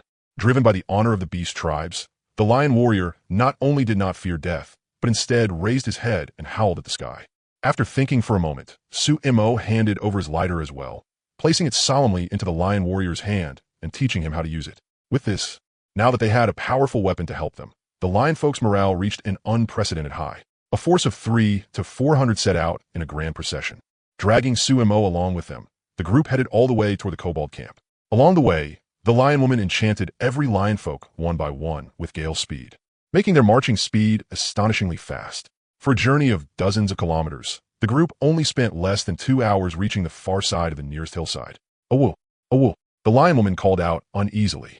After getting Su Mo's repeated assurance, she let out a loud roar. More than 100 wounded and 6 soldiers charged at the front, while 300 healthy lionfolk warriors lay quietly in ambush, waiting. Among the injured soldiers, the lionfolk warrior carrying the explosive pack kept his head lowered, completely inconspicuous. When the lionfolk launched their charge, even though he could have gone faster, he still held himself back and mixed into the crowd. "It has to succeed more." The lionfolk warrior silently encouraged himself in his heart. At the same time, judging the distance, he pulled out the lighter and pressed it. The flame that burst out ignited the fuse he had been clutching tightly in his hand. Sizzle, sizzle. The fuse began burning downward along his neck. Along the way, his fur was set alight, and his skin was left with scorch marks. This bit of intense pain clearly couldn't erase the strength in the heart of the lionfolk warrior named Moore. Keeping his body low, seeing that there was less than 100 meters left, and seeing more and more wounded lionfolk beside him getting blasted into minced meat by the warlock kobolds on the watchtowers, a glint of tears flashed in Moore's eyes. Gritting his teeth, he broke past the formation and charged forward. At this moment, the kobolds also noticed that something was off about this lionfolk warrior. Strong muscles, powerful legs, smooth, wreath-like fur, and that resolute, beastly face. "Lionfolk, charge! Lionfolk, never die! Lionfolk, glory is with me." After shouting those 3 lines in succession, under the gazes of the kobolds and the humans in the rear, Moore charged forward like a fool. Everyone watched Moore's path, seemingly unable to understand how he was supposed to get in with the tall gate blocking the way. The next moment, as the distance closed further, Moore yanked open his beast-hide shirt and flung it behind him, revealing the glaringly obvious explosive pack underneath.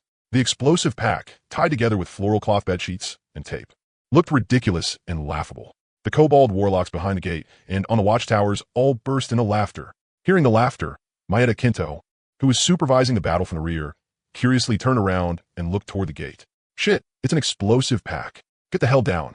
The moment he saw the extremely familiar-looking explosive pack and the savage expression on Moore's face, the scalp of Maeda Kinto, standing far in the rear, practically exploded.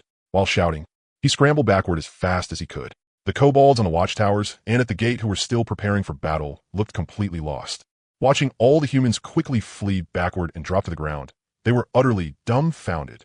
However, boom, a giant blazing sun slowly rose from the camp gate. The massive shockwave was so terrifying that even Su Mo, who was 500 meters away, felt it clearly. A yellow little mushroom cloud rose from the ground, gradually climbing into the sky. Rocks flew everywhere, the earth was blasted upward, and smoke and dust filled the air. When a view became a little clearer, everyone stared over and was stunned to discover the camp gate the kobolds had been so proud of had already vanished, replaced by a massive crater over 10 meters in diameter. All 4 front watchtowers had disappeared, and the kobolds at the gate were gone as well. In the entire camp, only a sparse few dozen kobolds still remained standing in the rear. "Awoo!" The lion woman stood up and let out a shout, and 300 lionfolk warriors launched their charge. After giving Su Mo a meaningful glance, the lion woman also quickly followed behind. Lying in the trench, Su Mo silently pulled out the old-style phone from his storage space. Looking at the search list, where lionfolk had newly appeared after humans and kobolds, Su Mo revealed a faint, unreadable smile. Lowering himself, Su Mo quickly retreated along the trench. The gale speed spell on the lionfolk under his feet still hadn't reached its cooldown time. Although the whirlwind had weakened a lot, it still provided a boost while running. With a combined stacking of electric assistance and magic, Su Mo's movement speed was abnormally fast. Standing on a high slope, he gave one last look at the camp below, where battle had already turned into a chaotic melee, as well as the humans who had already run far away. Then Su Mo resolutely turned and left. War was cruel, especially racial war. Su Mo couldn't be sure whether, after dealing with these kobolds, the lion folk would turn their focus onto him, the one who had offered timely help. He couldn't gamble. Those who are not of my race must have different hearts. There were still at least over 1,000 active forces in the kobold castle. This wave of lion folk looked reckless, but in truth they hadn't won the battle at all. They had only taken down the forward outpost. When the kobolds counterattacked later, that would be when the lion folk's true nightmare arrived. Taking advantage of this time, while running, Su Mo operated the phone in his hand. Just like the old-style phones in Huaxia, this phone called Genoa didn't look much different in terms of interface. In just a few taps, Su Mo found a place to switch network settings. Aside from Esin, Diantong, and Liandong, the settings let him freely select the remaining networks. At this moment, the network symbolizing the lion folk was flashing, with a chibi lion folk avatar behind it. Without the slightest hesitation, Sumo switched the network. After 3 to 5 seconds of lag, the phone's main interface began to change. What an amazing thing. It directly shows me a flat map within 50 kilometers, just like this. Slowing his pace, Sumo carefully examined the few small dots in the middle of the screen. The marker symbolizing the green small dot was at the lower side, while the markers symbolizing the red large and small dots were above and below. The large dots were the lion folk who had charged just now. After trying turning at an angle, Sumo immediately confirmed the location of the remaining lion folk. They were exactly in a place over 30 kilometers from here, along the southeast direction of the camp. Looks like the lion folk tribe from before had left some people behind to guard the camp, but that's fine too.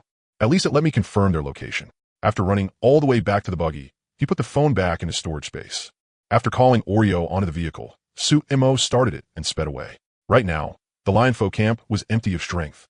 It was the perfect time to raid their home base. Toward a race like this, one that advanced and retreated with discipline and could still rally its morale after suffering heavy losses, Sumo was even more worried than he was about the kobolds.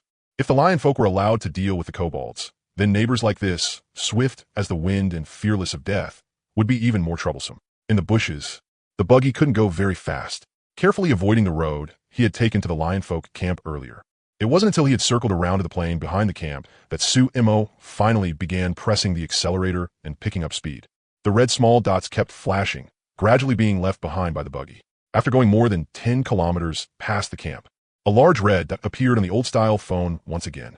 Stop the car. Sumo took out his phone and carefully examined the location of the newly appeared red dot. Looks like this should be the lion men's lair. The distance between the two races had to be at least 100 kilometers or so. He had no idea why they had suddenly started fighting. Strange, really strange. He drove while checking the direction. After reaching the plains, the car's speed shot up. About an hour later, at the edge of his vision, the lion men's lair appeared. He parked the buggy in a sunken patch of terrain and hid it, then quickly walked to higher ground and raised his binoculars to observe. Compared to the nouveau riche look of the kobold castle, the lion men looked much poorer. Rows of wooden houses were neatly scattered across the wasteland. At the edges of the wooden houses were piles of giant logs stacked in orderly fashion. There were a huge number of those logs, and every single one had a diameter of more than 80 centimeters. They were stacked neatly on 3 sides of the village, leaving only the front open for passage. Smoke rose from the houses in the camp, drifting high into the sky, impossible to miss from afar. Overall, the lion men's tribe looked more like a tidy little village. 1, 2, 30. Sumo estimated the number of lion men in the village. The lion men's numbers clearly looked far inferior to the kobolds. In such a large camp, there are not even 200 left. Counting the wounded soldiers from earlier, the uninjured lion man warriors and the ones here in the tribe, their total number was still less than 1,000. On the other hand, the kobolds had no fewer than 1,000 or 2,000 just inside the castle alone. There was no need to think too hard to know the gap in strength between the two sides. Have the lion men gone crazy? Wasn't this just an ant trying to shake a tree? Did they really think they could charge into the kobold's castle with their flesh and blood?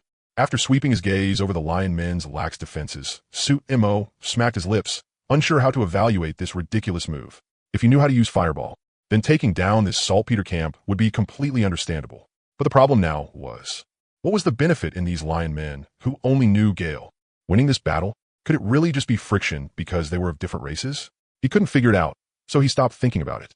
Sumo lowered the binoculars, checked his equipment once more to make sure there were no problems, and slowly crept forward. Because the giant logs blocked the line of sight, and because the lion men had no watchtowers or similar surveillance structures, after making a slight detour around their field of view, Sumo successfully made it to within less than 300 meters of the lion men camp.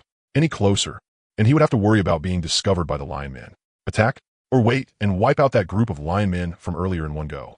Lying on the ground, Sumo studied the explosives in his storage space.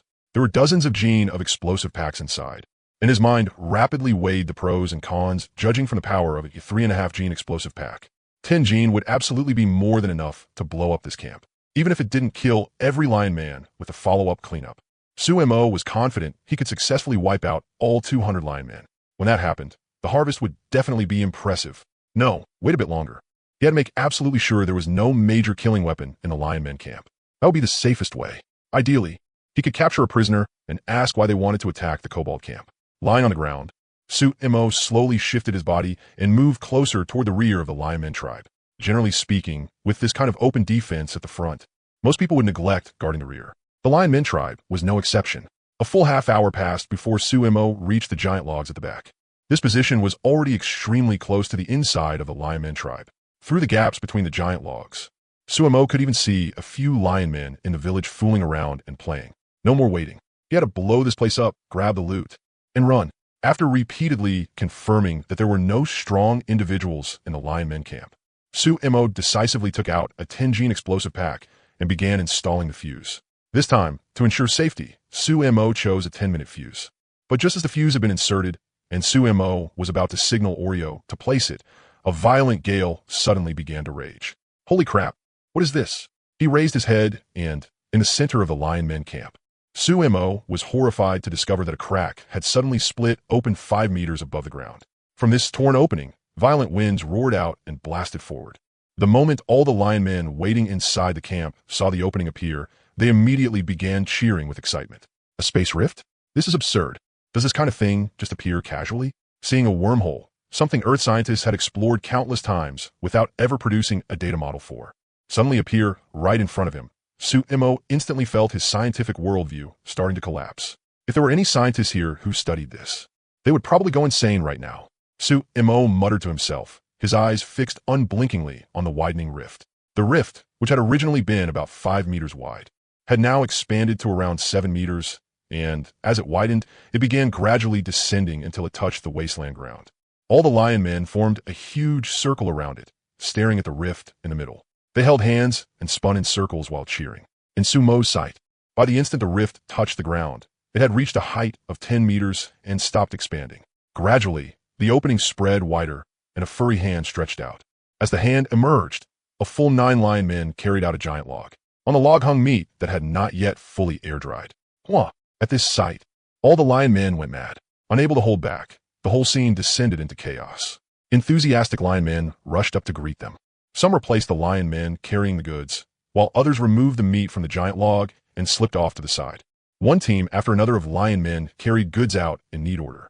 Only after exactly 11 teams had emerged, in other words, 99 lion men, did the space rift rapidly collapse and shrink. The violent gale sweeping across the plains also gradually slowed, and under the expectant gazes of all the lion men, a wooden statue fell out of the space rift, radiating a cyan glow. A treasure. This is a treasure. Lowering his head to glance at the restless Oreo, Sumo's killing intent surged up in an instant. He stared intensely at the wooden statue in the central lion man's hands.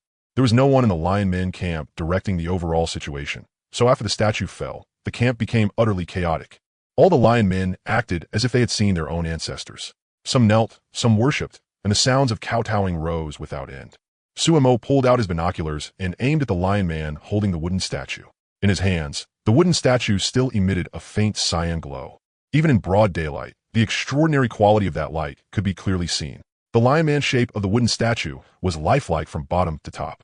The long robe carved all over with patterns held a unique kind of beauty.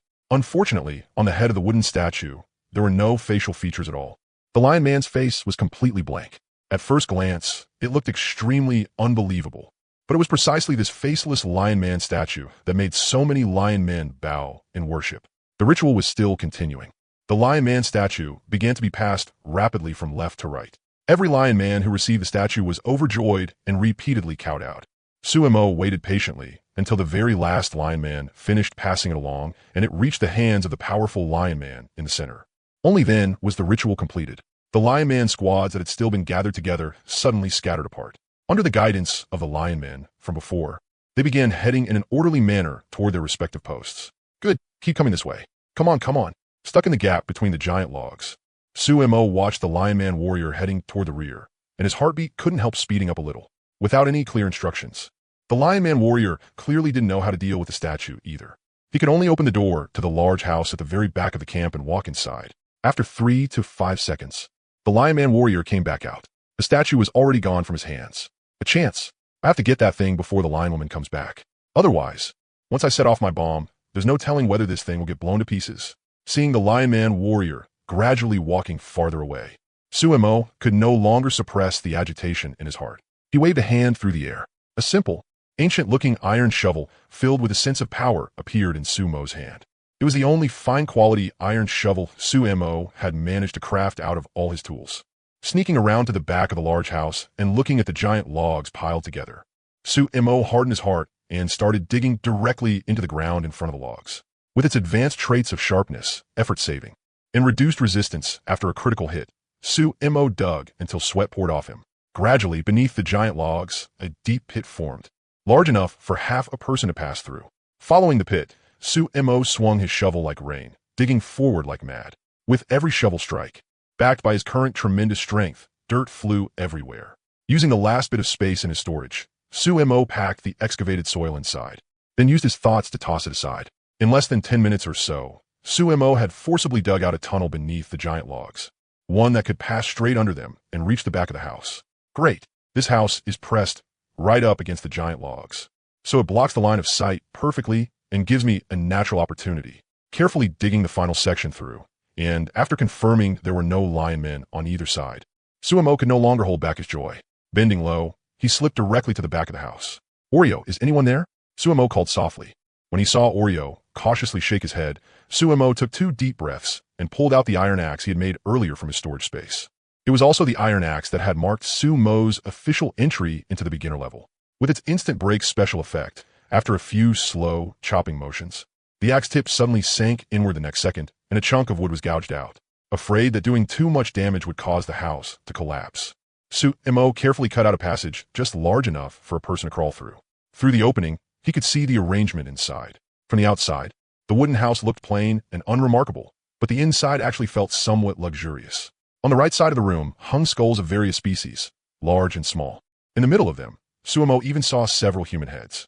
They didn't even spare children. Damn alien monsters. Seeing the child skull in the upper right, Su-Mo's clenched hand crackled audibly. Just like the kobolds, these linemen were obviously not good creatures either.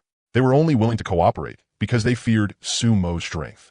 Beneath the trophy heads was a wooden bed covered in straw. There was no blanket, only loose, scattered straw. In front of the bed stood a huge wooden table, with sheets of disordered parchment scattered across it. In the middle of the wooden house was another small table. In front of it were placed bloody meat and several cups with unknown contents. He didn't see the wooden statue. It was probably placed on the small table in the middle by the Lion Man warrior. Because of the angle, he couldn't see too much. Signaling Oreo to keep watch, Su-Mo lay down, pushed with both hands, and slid into the house. Record: Player Su-Mo has entered the core shelter of the Lion Man race. You have the following 3 options. Record: First, choose to destroy the Lion Man shelter, obtain the damaged safe house core, and steal a trace of Lion Man divinity. Record: Second, steal the Lion Man divine statue and give up destroying the shelter. Once exposed, you will be permanently hunted by the Lion Man race. Record: Third, kill the owner of the Lion Man shelter, place a complete safe house core, merge with the Lion Man shelter, and obtain a transcendent Lion Man shelter. The abrupt notification sound from the game panel suddenly exploded in Su-Mo's ears the moment he crawled into the wooden house. Still lying on the ground, Su-Mo was startled at once. Silently focusing his attention, the game panel appeared. Looking at the 3 choices, Su-Mo shut the panel without the slightest hesitation and stood in the room, examining his surroundings. The wooden Lion Man statue from earlier was sitting squarely on the small table in the middle. Squatting down to avoid the window's line of sight, Su-Mo slowly edged closer and focused his attention on examining the Lion Man divine statue's attributes. Lion God, fine. Ritual statue. Description: After the Lion Man forces won a racial battle against an enemy force exceeding 300 in number, they gained a second chance to open the traversal gate. Among the resource options, the Lion Man Elder chose to exchange the lives of 300 people for the ancestral divine image of the Lion God, in order to gain comprehensive boosts in battle, daily life, and disaster resistance. It is currently in a ritual state and has not yet been activated for use. Special abilities: 1. Sacrifice. After obtaining the divine statue, for every 100 foreign enemies sacrificed, you will permanently gain 1 point of Lion Man divinity. 2. Strength. After activating the divine statue, each point of divinity consumed will grant a fixed strength enhancement attribute for 24 hours. 3. Gale protection. A shelter possessing the Lion God statue will permanently receive Level 1 Transcendent Lion God Blessing. Evaluation. A chance encounter in another world. Enjoy magic to the fullest. 3 abilities. Lion God Blessing. So this was how Magu's shelter's transcendent trait had been obtained. Looking at the 3 attributes, Su-Mo couldn't help exclaiming in shock. Sure enough, the seemingly divine Lion Man statue had not disappointed him. Of the 3 attributes, aside from the first one, the remaining 2 were both extremely useful. At the thought that his shelter was about to gain a second blessing, Su-Mo could no longer suppress the excitement in his heart. He grabbed the wooden statue in one motion and stuffed it into his storage space. As for the game panel's warning that if the linemen discovered it, they would hunt him forever, Sumo didn't take it to heart at all. As long as they were alien races, without absolute strength to suppress them, they would always be enemies. According to the system's description, it seemed the linemen's battles really were different from humanity's. Humans had a chance to receive treasure chest rewards as long as they defeated alien races, while alien races could open rifts and summon clansmen after winning racial wars. For now, it was still unclear which side had the greater advantage. But if he didn't find a way to deal with the linemen and kobolds, then over time, once their numbers increased, they would definitely become a major threat. Walking to the table, Sumo took all the parchment off it, looking at the strange writing and drawings on them. He simply stuffed them all into the remaining gaps in his storage space. After rummaging through the storage cabinet under the table and the paper box under the bed, Sumo saw something again that had made him envious before. The staff in the lion woman's hand. The kobolds used gunpowder to boost the power of their fireball spell, but he had no idea how this lion man staff was supposed to work. Focusing his mind, Sumo tried calling up the system to check its attributes.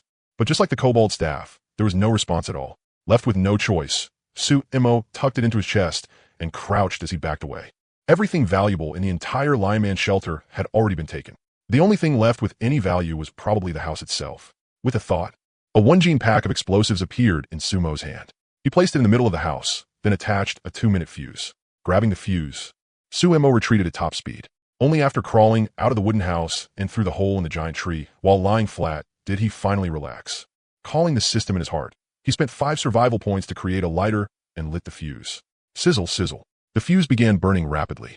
Section by section, the burning cord was like it was dancing a waltz of death, gradually passing through the hole beneath the giant tree toward the wooden house. With 2 thumps, he triggered the power assist on his electric shoes. Taking Oreo with him, Sumo broke into a mad sprint without bothering to hide himself. Across the open wasteland, the breeze stirred. As soon as the 2 minutes were up, the lineman's shelter exploded into a blazing fireball. Record. Congratulations to player Sumo for destroying the core shelter of the lineman race. You have gained 500 disaster points. Record. Congratulations to player Sumo for destroying the core shelter of the lineman race. You have gained 1 lineman divinity. Feeling the tremor from the shockwave behind him, along with the notifications on the game panel, Sumo could no longer hold back the excitement in his heart and burst into loud laughter. Under the lead of the wild winds sweeping the wasteland, endless yellow sand declared war on every living creature walking this ruined land. Turning his head, Sumo stood on high ground and let his gaze drift toward the now chaotic lineman camp. The sudden explosion of the core-based shelter instantly threw the once orderly lineman camp into complete turmoil. A 1-gene picric acid explosive pack was not all that powerful. It could not flatten the shelter to the ground, but with picric acid, the explosion was secondary.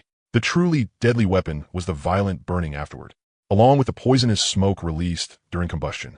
The picric acid bomb, made with nitrate purified by nether energy water, was obviously terrifyingly powerful. Several reckless linemen charged straight into the fire, trying to save the lion god statue that had just been placed inside. But after inhaling a huge mouthful of the yellow gas, smack, they dropped cleanly to the ground, stiff and straight like scallions. Even Sumo, who was observing through a telescope, could not help but laugh at the sight. Trust was impossible even in battles within the same race, let alone cooperation with outsiders from a race that did not even share the same language. Unless one day my strength can completely overpower them. Otherwise, if I want to maintain a balance, the Lion Man tribe can't be dealt with too quickly. I still need them to help keep the kobolds in check. At least until I can make picric acid explosive packs weighing hundreds or even thousands of gene. No longer paying attention to the chaos behind him, Sumo steadied his mindset, made a wide detour, and headed toward Bouncy. This trip had already brought him a huge haul. Before the snowstorm disaster arrived, he now had enough capital to survive it. Too bad a person couldn't spend their whole life hiding in an underground burrow. Looking at the lively Lion Man camp, Sumo found himself full of fresh expectations for the future. If he wanted to build a true above-ground, below-ground integrated shelter later on, a real safe house under heavenly disasters, he would need even more resources. Still too little. If he couldn't even save enough resources in the early stage, the middle and later stages would probably be even harder. Before he found a way to solve the food cycle, he couldn't harvest all these monster leeks in one go. Otherwise, he would fall into a situation with no supplies. As for breaking through the kobold's nitrate camp and preventing Maeda Kinjin from developing properly, he had adjusted the balance between the kobolds and the Lion Man, while also obtaining the most important thing in the Lion Man shelter, the Lion Man statue. His hard power had also risen dramatically. I, Sumo, have always been fair to all. Since the Lion Man camp has suffered a heavy blow, the kobolds can't be exempt either. Thinking this, after Oreo got seated properly, Su-Mo deliberately avoided the road he had come from and drove in an arc toward the kobold camp. Flustered and hurried. Why is life always like this? Could it be that my ideal is to spend my whole life this way? Humming a cheerful little tune, Su-Mo even found the yellow dirt on the road interesting. Thinking about the inboard-outboard engine and the Lion Man statue in his storage space, and seeing the occasional mutated beast fleeing in panic after being scared by Bouncy, he could not even be bothered to get down and chase them. Kobolds, lion men, you are all my treasure. Driving one-handed, Su-Mo leisurely pulled out his old-style phone and started adjusting the target.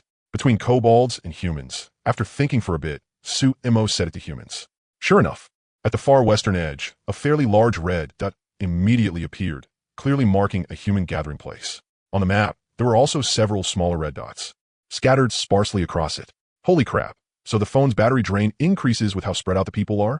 Seeing that there had still been 64% battery in the top right, only for it to drop to 42 in the blink of an eye.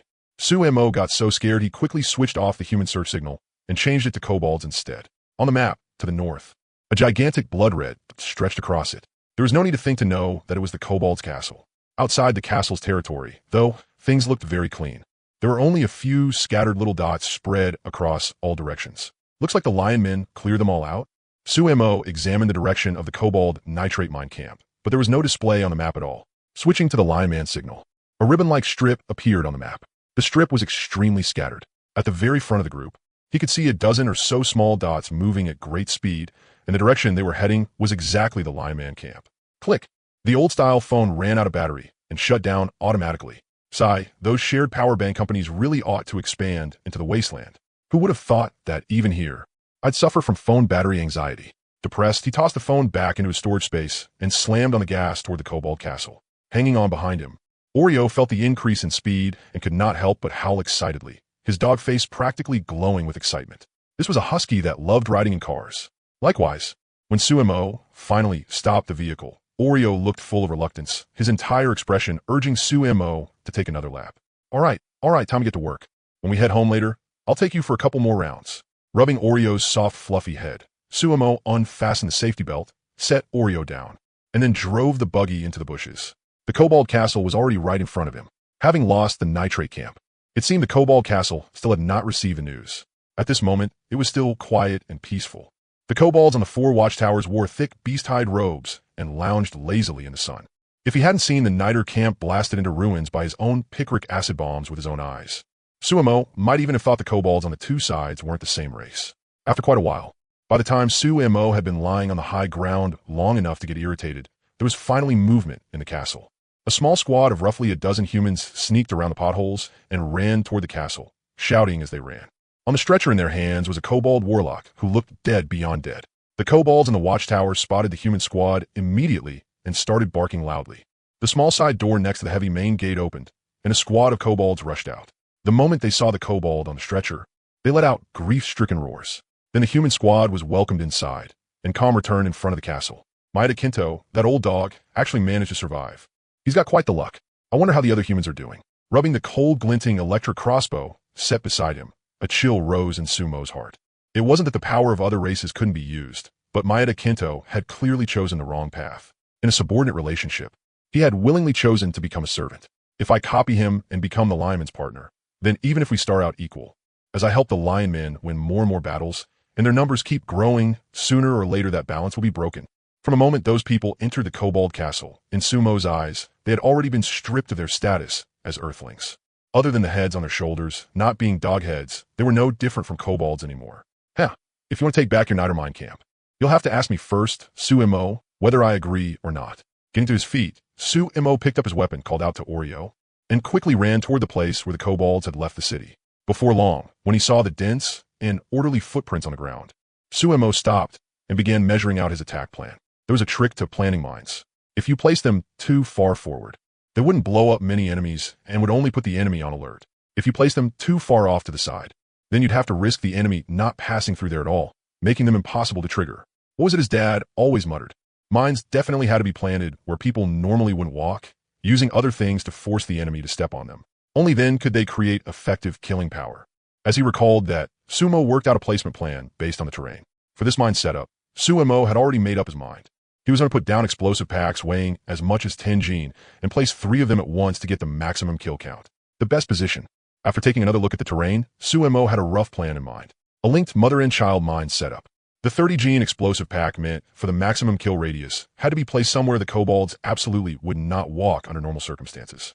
But that spot also couldn't be too remote. It had a guarantee that once the kobold formation scattered, someone would definitely step on it. The mine meant to disrupt the formation couldn't be too powerful. It couldn't cause massive kobold casualties right at the start. Or else these idiots were very likely to turn around and sprint back the way they came. 1 meter, 5 meters, 20 meters. He kept walking until he reached a spot 30 meters away from the kobold footprints, then set down the 30 gene explosive pack and installed the mechanical trigger. Pulling open the safety valve, Suemo carefully and quickly left the bomb site. When he reached the footprints, he kept following the route ahead for nearly 100 meters before he finally started digging a pit in the middle of the road and placed the second explosive pack. Its power wasn't great, only 1 gene. He pulled open the safety valve again. After hearing a bang, Suemo roughly covered up his footprints on the ground and quickly left. This time, Suemo didn't stop until he was 2 kilometers away. After looking around at the nearby terrain and finding a high slope, Suemo climbed up with both hands and feet, pulled out his binoculars, and began to observe. Now that he had lost his visual reference, even Suemo wasn't sure exactly where the 2 mines were buried. He only had a vague direction. Keeping his eyes on the kobold castle and seeing that the gates were still tightly shut, Suemo could only wait patiently while placing his hopes on luck. You have to come out. The lion men killed your people, and you can still sit still? The lion men cuckolded you, damn it. Get it together, kobolds. The Niter mine camp is so important. Take it back and restore the glory of our kobold race. Oreo lay lazily nearby, listening to Suemo's muttering. An oddly human look of helplessness appeared on the dog's face. My silly master. When will I grow up enough to help share your burdens? Riding around sure is fun. Eat tomorrow. Oreo's wandering thoughts hadn't gone any further when suddenly the ground began to tremble. Before Oreo could even roll over, he heard Suemo lying beside him speak in a slightly excited voice. They're coming. Rumble. Creak. Along with the huge noise, the gates of the kobold castle slowly began to open. Compared to the last pursuit, this time they opened much wider. They had even opened all the way. From the kobold city gate, squad after squad of fully equipped kobold warriors marched out. Each squad had 6 members, 5 warriors and 1 warlock. 1 squad, 2 squads, 3 squads. 12 squads, 20 squads, 40 squads, 60 squads. Lying on the high ground, Suemo counted silently under his breath. As the number climbed higher and higher, his heartbeat grew faster and faster. He pulled out a mouthful of psionic energy water and shakily brought it to his lips, drinking it all down, when he saw a kobold in a long robe step out, finish giving a speech in front of the main force. And the kobold army was just about to march off. Suemo slammed his fist into the sand beside him. Good. This is exactly the kind of momentum I wanted. Just keep walking forward obediently and go eat the dessert I prepared for you. There are no humans in this force. Every last one of them was a well-equipped kobold. And judging from their momentum and formation, this square formation of 360 kobolds was absolutely no weaker than the lineman's square formation. Their morale was soaring, and their formation was disciplined in both advance and retreat. Suemo couldn't help but worry that after taking the first blast, this kobold force might not fall into chaos. Lion God, you've got to bless me this time. Make these kobolds walk onto it. I'm taking revenge for the lion men here. The closer the army got to the mine placement area, the more nervous Suemo became. Once he swallowed a squad of more than 300, the number of treasure chests could no longer be counted in single digits or double digits. At that point, it would be 100, 200 treasure chests. With that many treasure chests, Suemo didn't even dare imagine what good things might come out of them. The kobold squad marched with extremely steady steps, killing intent overflowing from their eyes as they pressed forward without hesitation, following the road they had trampled out earlier. Once the kobold army had marched more than 500 meters without changing course, it was already fated that they had stepped onto a road of death. 1 step, 2 steps. When the kobold at the very front suddenly felt like he had stepped on something beneath his foot and curiously moved his foot away, boom, crash. A thunderous boom rang out, and more than 30 kobolds in the front row were instantly swallowed by fire. Toxic picric acid burst up from the ground, turning into a yellow cloud that shot upward and outward into the sky. In an instant, the kobold formation that had seemed so disciplined fell into complete chaos. The strict order Suemo had worried about never appeared at all. The terror brought by this kind of bomb drowned every weak kobold heart on the spot. Once the first kobold warlock turned and ran, the rest naturally had no intention of making a hopeless stand. Since they had no idea where the enemy was, the kobolds could only flee on instinct. To the left were overlapping high and low slopes. To the right was a weed-choked stretch of flat ground. Creature instinct drove them to run right. Seeing everything unfold exactly as planned, Sumo lowered the binoculars in his hand, pushed down Oreo's curious dog head, and covered Oreo's ears. Less than 3 seconds later, a yellow cloud 4 or 5 times larger than the one at the entrance of the kobold camp rose from the ground. It formed a mushroom cloud more than 5 meters in diameter in midair. The deafening boom sounded like the god of thunder raging. Out on the plain, it made people's scalps go numb. Clods of dirt were blasted 40 to 50 meters into the air by the explosion of 30 gene of picric acid, then came raining back down like a shower of earth. Lying on the ground, even from 2 kilometers away, Sumo could still feel the earth beneath him tremble once, as if it were a tiny earthquake. This was the moment. He clicked his electric shoes twice, signaling Oreo to stay where he was. Then Sumo took off at full speed. Some of the lower slopes, he simply leaped down in a single bound, stumbling and rushing all the way. Before anyone in the Kobold Castle even dared to come investigate, Sumo had already reached the blast site. Yellow flames burned on the ground as if they had crawled straight out of hell, igniting without any wood. Shattered kobold corpses had been blown everywhere, and the thick stench of blood, already turning foul, charged straight into his nose. Bits of yellow smoke clung like bone-burrowing maggots to some kobolds that had not completely died yet, sucking away the last traces of their life. Hiss! That's only 30 gene, and it's this terrifying? Seeing the hellish scene before him, a wave of nausea surged up in Sumo's chest, and he almost threw up. If not for the countless treasure chests visible in the smoke, he would have fled the scene immediately. After waiting 4 or 5 seconds for his emotions to settle, Sumo looked at the yellow smoke still spreading through the hardest hit area and hurriedly summoned the system to check the combat suit on his body. Upgrade poison resistance for 65? Do it. Without the slightest hesitation, the moment Sumo spoke, a green light spread out and struck the mask. 3 to 5 seconds later, the green light withdrew. When he breathed again, neither the bloody stench nor the yellow smoke could enter the mask anymore. 1, 2, 5. The moment he stepped into the thick smoke, Sumo swept his eyes over the area and spotted no fewer than 20 bronze treasure chests. As for wooden treasure chests, they were everywhere. Holy hell, this wave really made him rich. Opening his storage space, Sumo instinctively tried to put the treasure chests inside. However, the storage space was already crammed full with the outboard motor. The remaining gaps were nowhere near enough to fit treasure chests of that size. Open? Still lying on the ground, Sumo chose to open one bronze treasure chest. With a swish, a bag of 20-kilogram flour popped out of the bronze chest and dropped onto the ground. Holy hell, that's even bigger than the chest itself. Opening them directly is way too troublesome. Looking at the flour bag on the ground, Sumo's scalp tingled. He quickly entered the game panel and looked at the 500 disaster points he had just earned and had not even warmed up yet. With a pain heart, he directly spent 400 to upgrade by 1 square meter. As the points were deducted, another square meter of space abruptly opened up inside his existing storage space.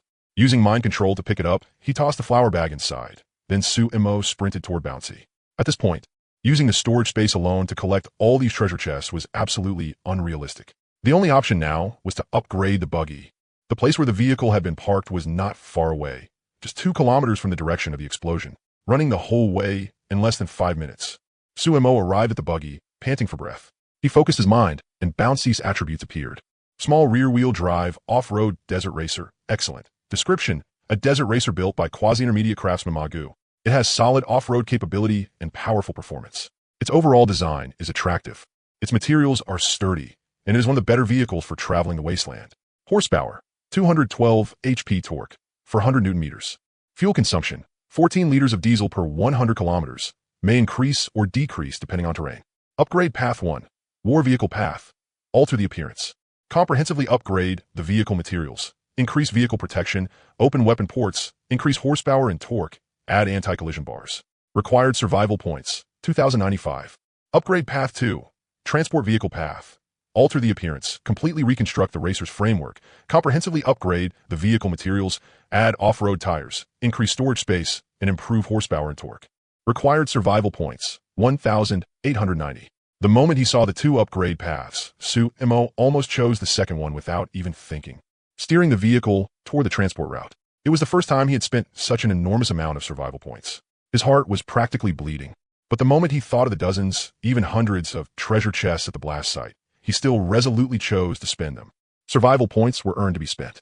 As long as they were used in the right direction, there was absolutely no such thing as waste. Blue light began spilling out from Sumo's body and shot toward the buggy hidden in the bushes, instantly enveloping it completely. Just like when he had upgraded the oil well before, that miraculous feeling appeared again. The world dimmed and lost its color. The ground beneath his feet turned into nothingness, and the surroundings disappeared as well. In the whole world, only Sumo, the buggy, and the blue reconstruction light remained. The light did not start cutting into the buggy. Instead, with a flash, it directly kneaded Bouncy into a lump of blue putty. A grid began to reconstruct itself. Like three-dimensional printing, the light outlined the shape of a vehicle. The blue putty began filling the light grid. When it was halfway filled, even more putty appeared out of the void and joined in. Zzzzz. A sound like electric welding rang out. Then, with a bang, the remodeled vehicle dropped onto the ground. Seeing the exaggerated shape of the vehicle and its camouflage paint job, Sumo had no time to be shocked. He immediately swung himself onto it and looked at the storage space in the back. Nice guess, right? This kind of modified vehicle must have had a module added, giving it 5 square meters of storage space right away. Add that to the 1 square meter in the storage space, and that's 6 square meters, enough to hold nearly 100 treasure chests. Sumo had no time to examine the new vehicle carefully. Stepping onto the side skirt and getting in, he quickly twisted the key to start it.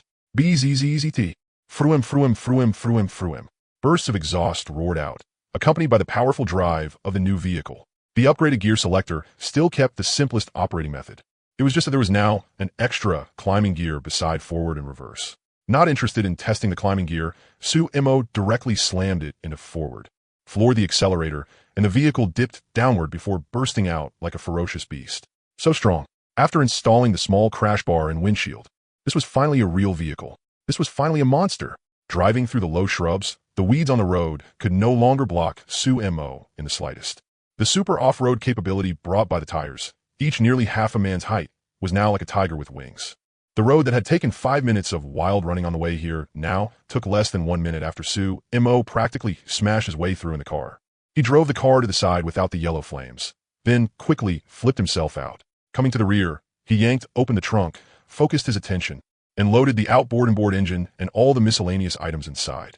After making sure the storage space was emptied out, Sumo started sprinting into the distance to gather the loot. Looking out, treasure chests with a strange gleam were flashing everywhere in the smoke.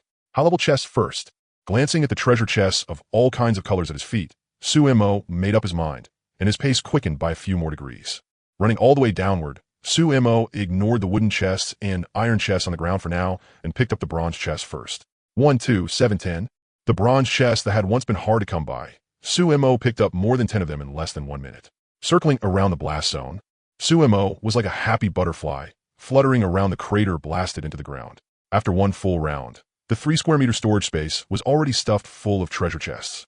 One treasure chest was about 50 centimeters long, 30 centimeters wide, and 25 centimeters high, taking up 37,500 cubic centimeters of space. 3 cubic meters was 3 million cubic centimeters, enough to fit exactly 80 treasure chests. This time, he got a full 45 bronze chests and 35 iron chests. And after moving these treasure chests into the car, I can still collect around 70 more treasure chests. This is seriously a huge haul. Thinking of this, Sumo broke into a full sprint, ran straight back to the car, and started moving the treasure chests inside. The outboard and board engine, the miscellaneous items, and a bag of flour took up a little over 2 cubic meters of space. By the time he had transferred 70 treasure chests, even the passenger space inside the car had been completely packed full. But at the same time, the storage space on the game panel was empty again. Following the route he had come by, Sumo stopped being picky this time. Whatever he found, he took. Iron chests worked, and wooden chests were fine too. When the storage space was full, if he saw an iron chest on the ground, he would throw out a wooden chest and swap it. Going back and forth like this, another 5 minutes passed. When he saw the city gate in the distance, already standing wide open, Sumo could no longer bother picking and choosing and simply started opening every treasure chest he came across. Canned yellow peaches? Good stuff, but I can't take it. A bag of eggplant seeds? A sickle for cutting grass? A Noel-made figurine? A molded pleasure toy? What the hell is this? Toss it, toss it. He numbly opened the treasure chests on the ground. Seeing more and more good things fall to the ground with no one there to pick them up, even Sumo, who had already harvested over 100 treasure chests, felt a trace of heartache. Before the last moment passed, after opening most of the treasure chests he hadn't had time to take away, Sumo returned to the car, pulled out the remaining explosive packs, and piled them all at the part of the crater where there was no fire. Taking out a 10-minute fuse and inserting it on top, Sumo bent down and lit it. The fuse began crackling like the low howl of the Grim Reaper. Segment by segment, the yellow flame-retardant sections were burned through, and the time also began counting down from 10 minutes. He turned and got back into the car. After glancing at the storage space, Sumo no longer lingered. He shifted into climbing gear and slammed the accelerator as he charged up the slope. During the charge, the chassis began rising slowly, and powerful force was continuously pumped out from the engine and transmitted into the wheels. Sumo drove straight over the small dirt slopes, cutting through everything in his path, and quickly returned to the place where he had been hiding before. "Oreo, where are you? Get in the car. We're getting out of here." Seeing that Oreo was nowhere to be found, Sumo hurriedly got out of the car and shouted at the top of his lungs. Suddenly, a black and white figure shot out from the bushes and leaped straight into Sumo's arms. Looking at the completely transformed car, Oreo's face was full of confusion. But Sumo had no time to explain. He placed Oreo in the back seat. After turning back to the driver's seat, Sumo no longer climbed uphill this time, but instead sped off in the direction of the plains. About 4 or 5 minutes later, when he heard the thunderous boom from behind him, Sumo's tightly tensed body finally relaxed, and he drove the car onto a patch of high ground. After getting out, Sumo took out a telescope. Looking at the blast ring rising from the explosion and the faint screams drifting into his ears, the tension he had been carrying all this time finally eased quite a bit. This time, I can count it as having heavily damaged the kobolds. Next, if they want to make up for these losses, either the kobolds or the lion men will absolutely have to start a war. Only through mad fighting and winning the racial war can they open the portal and make up for these losses. But I provoked both the lion men and the kobolds now. Still, it's fine. I'm only one person. If they want to deal with me, they'd better think about whether it's worth it. After staring into the distance for a while, Sumo lowered his head and began examining the traces left along the way. Unlike the buggy, this upgraded vehicle left clear and obvious tire tracks on the ground. Especially on some of the small slopes, a large section had been pressed flat directly, and the grass stems along the route had all been crushed into the grooves of the tires. Good lord, something worth nearly 2,000 points for a vehicle really is extraordinary. Sumo smacked his lips, turned his head, and for the first time took a proper look at the upgraded vehicle. A mottled 3-color camouflage of white, gray, and yellow had been painted all over the body, and several iron bars that looked exceptionally sturdy had been added onto it. Compared to before, the chassis of this vehicle had been raised yet again. Walking closer, Sumo tried measuring it, only to discover in shock that the new vehicle's chassis had already passed thigh height, standing a full 50 centimeters above the ground. A machine like this would be a gas guzzler on Earth, and if the suspension wasn't done well, riding in it would feel like sitting in a boat. The slightest movement would make it sway all over the place and leave a person dizzy. But on the ruined roads of the post-apocalyptic wasteland, it was a steel monster everyone envied. Walking around the body to the front, Sumo was surprised to find that Oreo was actually lying on the hood, rubbing his dog head wildly against the vehicle's windshield. The hood of the new vehicle was no longer as long and narrow as the buggy's, and Oreo couldn't even lie down upright on it. As for weight distribution, it was still a rear-wheel drive vehicle, with all the weight and the engine placed in the middle rear portion of the body to ensure extremely strong burst power and momentum. Although a vehicle like this couldn't really be used for ramming, for traveling it made it easier to spot the road conditions ahead and make judgments. As for the tires, he hadn't chosen HT or MT tires, but instead had gone with all-terrain tires, the so-called AT tires, compared to highway tires. AT tires are designed with more versatility in mind. Their tread pattern is rougher, and the spacing between the tread blocks is also slightly larger than that of highway tires. The downside of this design is reduced on-road performance and a bit more noise, but their durability and grip on unpaved roads are stronger than HT tires. They're tires that balance both off-road and highway performance. Compared to the buggy, this was already far better. He probably would not be replacing or upgrading it again for a long time. In that case, he might as well give it a name. Back on Earth, cars were known as a man's second wife. Sumo had never really understood that saying before, but now, the more he walked around the vehicle, the stronger the joy in his heart became. With this color, this power, and this climbing ability, from now on, you'll be called Earth Tiger, an extremely overbearing name. Paired with a chassis a full half-meter high, this new vehicle could completely live up to it on this wasteland. Sitting inside the car, Sumo began to inspect the interior. The outside of the whole vehicle was made of steel, without the slightest bit of flashiness. And the inside was exactly what Sumo had expected. Comfort had been completely sacrificed. Aside from the leather wrapping on the driver's seat, which had been brought over from the old buggy, the passenger seat was directly just an iron plate with nothing on it at all. As for the back, the seats had simply been cut out and replaced with the treasure chest that was giving off a faint glow, blinking on and off, extremely tempting. Looks like the system really gets me. This upgrade cut everything it could, and not a single electronic device was included. Touching the highly mechanical center console, Sumo did not know whether to laugh or cry. Aside from the old radio being moved over exactly as it was, none of the features those high-end vehicles on Earth had were present. No driving computer, no electronic power steering, just purely mechanical operation. And likewise, only a beast like this felt truly savage to drive. After fumbling around with the vehicle controls for a while, Sumo found a button marked with a fuel tank symbol on the simple console. He gently pressed the button. Bang! The vehicle made a sound. Sumo got out again and walked to the right side of the vehicle. Sure enough, beneath a section of camouflage paint, he saw a metal panel that had popped up slightly. Good lord, this fuel tank isn't small. It has to be at least a little over 100 liters. He silently focused, and the new vehicle's attributes appeared before his eyes. Earth Tiger, small off-road, modified desert racer. Excellent. Description, upgraded from an ordinary rear-wheel drive off-road desert racer. It has a sturdy shell, powerful performance, and a certain amount of storage space, giving it extremely strong functionality. Its specially raised chassis, along with widened and thickened off-road at tires, ensures that even after a blowout, it can still keep driving for over 100 kilometers. It is an excellent vehicle for traveling across the wasteland. Horsepower, 280 horsepower. Torque, 425 newton meters. Fuel consumption, 19 liters of diesel per 100 kilometers. Depending on terrain and gear, this may increase or decrease to varying degrees. Evaluation, huge improvement. From meat wrapped in iron to iron wrapped around meat. 19 liters per 100 kilometers? Not a big problem. If I didn't have the diesel well, I might be worried, but now the higher the fuel consumption, the more it proves the power. Closing the fuel cap, Sumo immediately felt lofty boldness surge in his heart. A diesel well is a really good thing.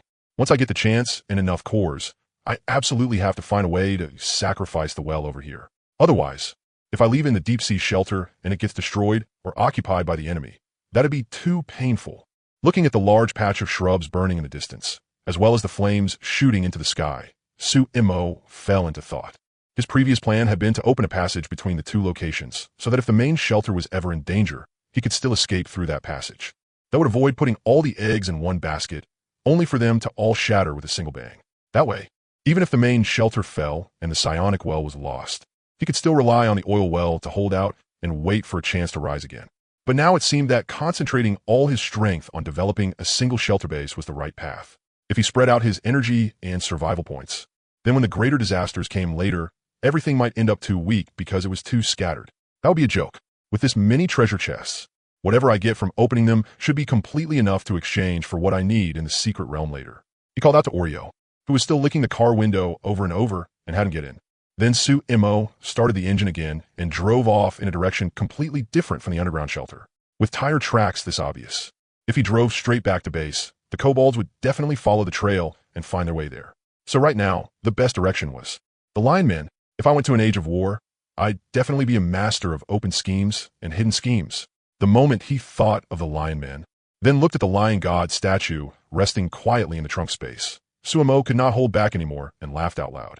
He could already imagine the expression on the kobolds' faces after being blasted into heavy losses, going mad with rage, following the tire tracks all the way, and then running into the lion men's camp halfway there. A brute would choose to charge head-on. A smarter person would choose to borrow force to strike force. Only someone who could truly see through human nature and interest in the apocalypse would, like Sumo now, unite those who could be united and strike at everything that could be struck. All those foreign races had come to this disaster-ridden world on their own initiative. They definitely wanted something.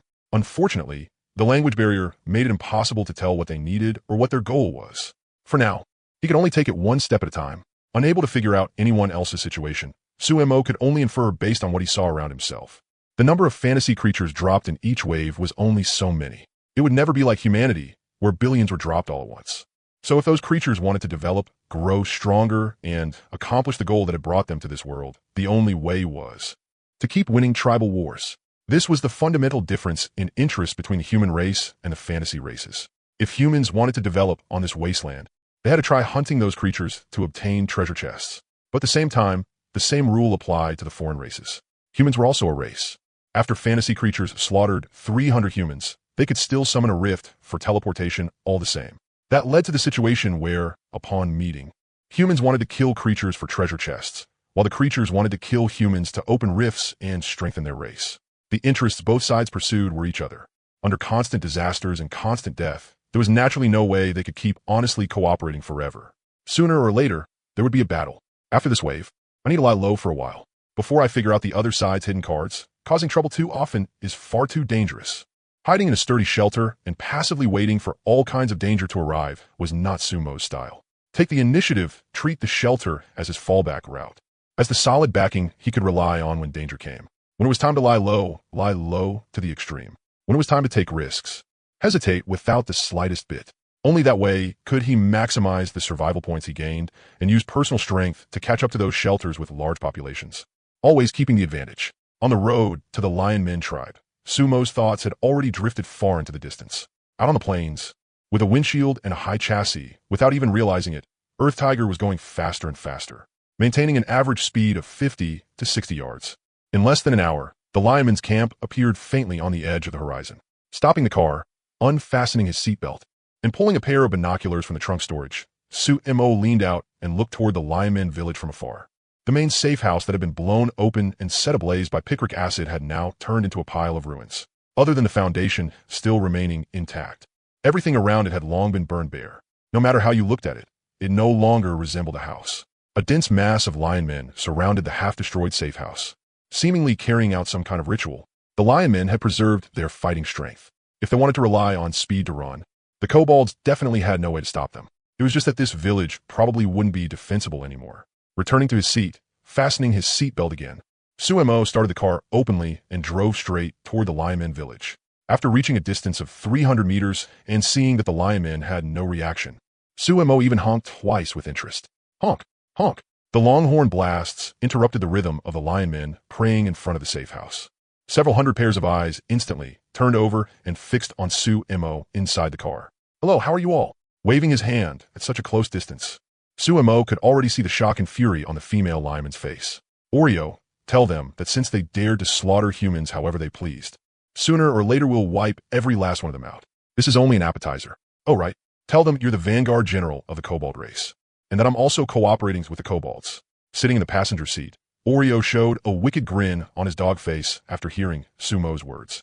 The kind that said his little scheme had succeeded. Sticking his dog head out, Oreo barked loudly at the lion men outside the window, his tone full of disdain and mockery. He practically brought out 120% of the same smug, taunting energy that the kobold warlock had used back then when mocking Oreo as a lowly race. The moment he heard Oreo's dialect, even without getting close, Sumo could feel the killing intent in the lion men village almost overflowing. Good lord, your aggro pulling really is something.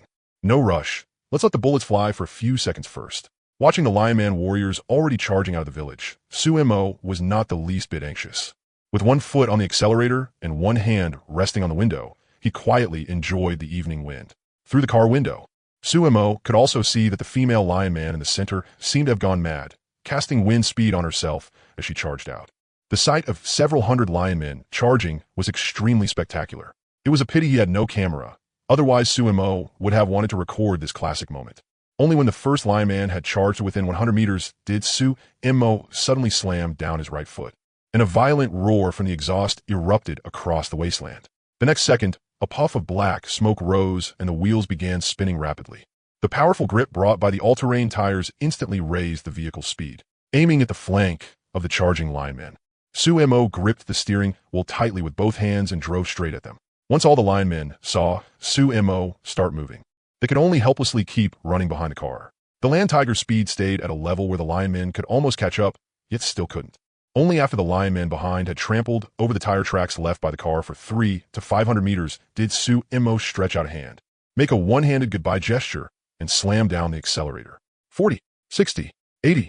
The land tiger grew faster and faster. More and more lion men could only stop their pursuit helplessly and stare at the departing vehicle with fire in their eyes. The female lion man, who had been squeezed toward the back, also moved to the front when the group stopped, looking at the vehicle that was already about to vanish from sight.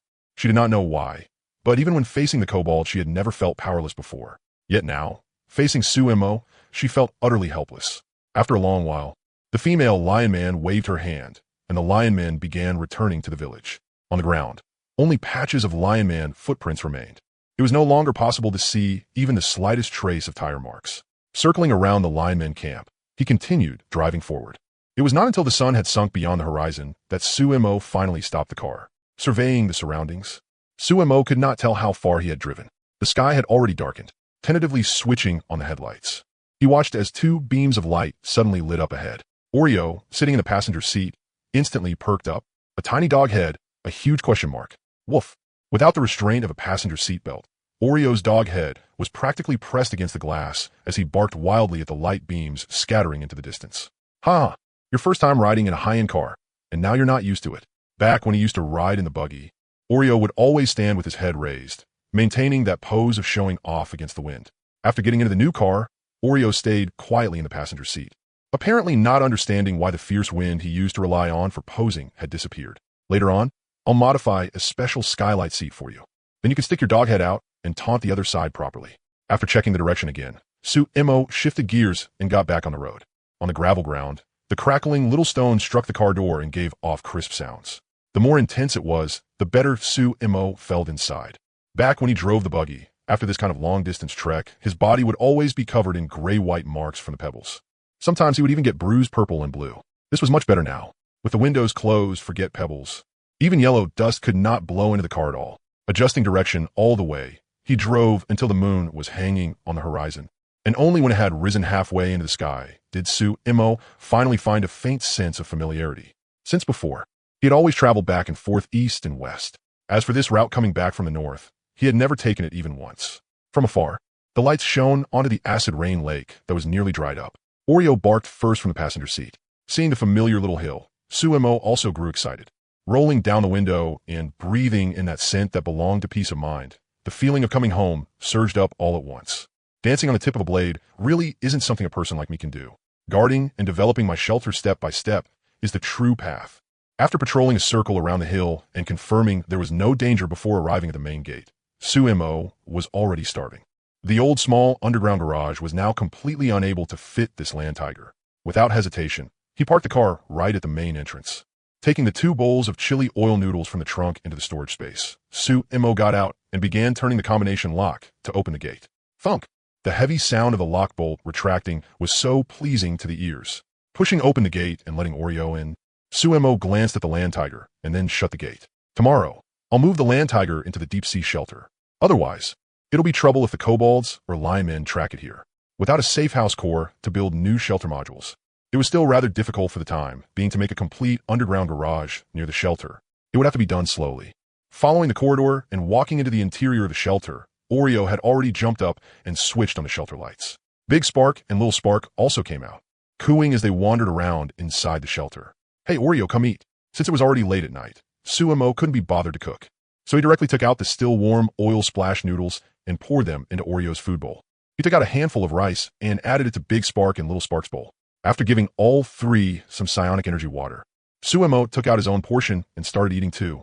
Although the storage space's preservation ability couldn't guarantee that whatever state something was in when stored would be exactly the same when taken out compared to the outside world, the rate of change was still much slower. At this moment, although the oil splash noodles were a little cool, the noodles had gained a bit of springiness and hadn't clumped together. After noisily finishing dinner and seeing that the 3 little ones were still eating, Tsuemo stood up and continued working. First, he moved all the treasure chests from the storage space into the shelter and set them down. Opening the main door, Tsuemo started acting as a porter again, watching the storage space in the trunk gradually empty out while the number of treasure chests in the base kept increasing. Tsuemo's pace grew faster and faster. After carrying in the last treasure chest and closing the main door properly, Tsuemo simply turned off the lights in the shelter. Yet the shelter did not fall into darkness. Instead, under the glow of more than 100 treasure chests, the shelter became even brighter. The treasure chests were piled up into a full wall, each giving off a different kind of light. Under Tsuemo's gaze, the lights seemed to breathe, brightening and dimming in turn. The faint turquoise glow of the copper treasure chests, the heavy dark gleam of the iron treasure chests, and the pale yellow glow of the wooden treasure chests reflected off one another. Lying on the ground with his head resting on Oreo's soft belly, Tsuemo let his mind go blank. At this moment, looking at this wall of treasure chests, an immense sense of accomplishment and satisfaction surged over him like a tide. Lying in front of this wall, Tsuemo only felt that the joy of rich people was really this plain and unadorned. With so many treasure chests, the things inside would be more than enough to support a shelter of several hundred people. Yet now, they all belonged to me alone. Picking up the cup of psionic energy water beside him, Tsuemo sipped slowly and slowly sank into the feeling. Big Spark and Little Spark, who had finished eating and gone back to the breeding room to lie down, now let out curious clucks and flapped their way out.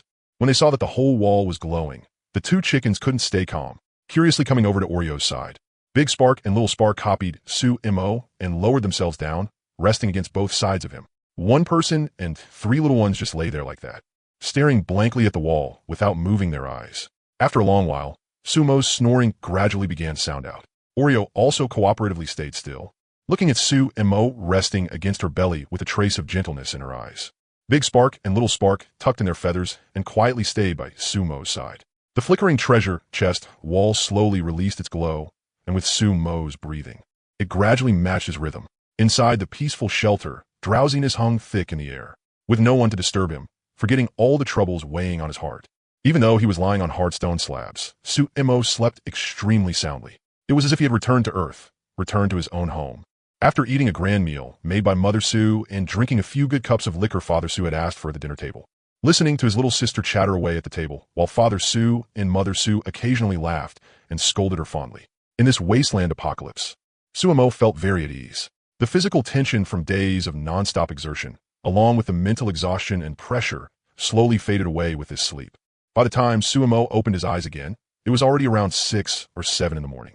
Bits of cold wind slowly blew out from the breeding room, and with the sunlight shining down together with the treasure chest wall, the shelter was unusually bright. Lowering his head, Sumo saw in astonishment that Big Spark and Little Spark had spread their wings, tightly covering his body like eagles. The smaller one protected his chest and stomach, while the bigger one protected his thighs and calves. The two chickens that usually clucked from the cold at night were completely still today, obediently lying on top of him and firmly locking in his body heat. Woof woof woo woo woo. After the Oreo beneath him sensed that Sumo had awakened, she stretched over her dog head and licked his face all over with her big tongue, extremely affectionate. Slowly standing up and setting Big Spark and Little Spark aside, Sumo patted Oreo's head, his eyes full of emotion. At this moment, Sumo silently raised Oreo, Big Spark, and Little Spark's importance in his heart to the level of family. And it was also at this moment that Sumo suddenly realized that he no longer seemed quite so lonely.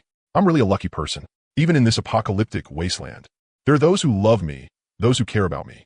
Ah no, that's one dog and two chickens. Chuckling, he stretched lazily and came to the command operations center, where he turned on the television to check the nearby situation. Without even stepping outside, he could get a full panoramic view within 1 kilometer. It was incredibly convenient and safe. After a burst of static, the image began to appear. Good Lord, wasn't the blizzard still several days away? Why is it snowing already? Looking at the layer of white frost spreading over the ground and the snowflakes gradually drifting down from the sky, Sumo was deeply shaken. At the same time, a piece of information he had previously overlooked suddenly appeared in Sumo's mind. Could it be that the disaster was actually only the blizzard, and the later temperature referred to the temperature when the blizzard arrived? As for the temperature and snowfall beforehand, would they gradually begin showing signs, only reaching their peak when the disaster truly came? Connecting the mechanical controller, he pulled the camera upward and looked down from above. Sure enough, the land was covered in a layer of white frost, and the acid rain lake that was close to drying up had also started freezing. At the edge of the 1 kilometer range, there was no sign of any living creature appearing. In this kind of weather, from this very moment on, the survival challenge had already begun. What everyone had to face was not just the 3 days of the blizzard. There were still 8 days left. If they couldn't stockpile enough survival supplies, they would die. This was just a roundabout way of forcing all races into slaughter and battle. Shaking his head, Sumo turned off the television with a backhand motion, put on his combat suit, and came to the end of the corridor to open the main door. Hiss! The howling north wind swept past, carrying bits of snow in a wild swirl. Fortunately, the combat suit had a slight windproof effect, and with a hoodie underneath, Sumo could still endure the cold. Coming over to the ground tiger, Sumo saw that the car windows were already covered in a layer of icy grit. He reached out and scraped at it, barely clearing the driver's side. Taking out the key and opening the door, Sumo got in and sat down in the driver's seat. Without air conditioning, the temperature inside the car was even colder than outside.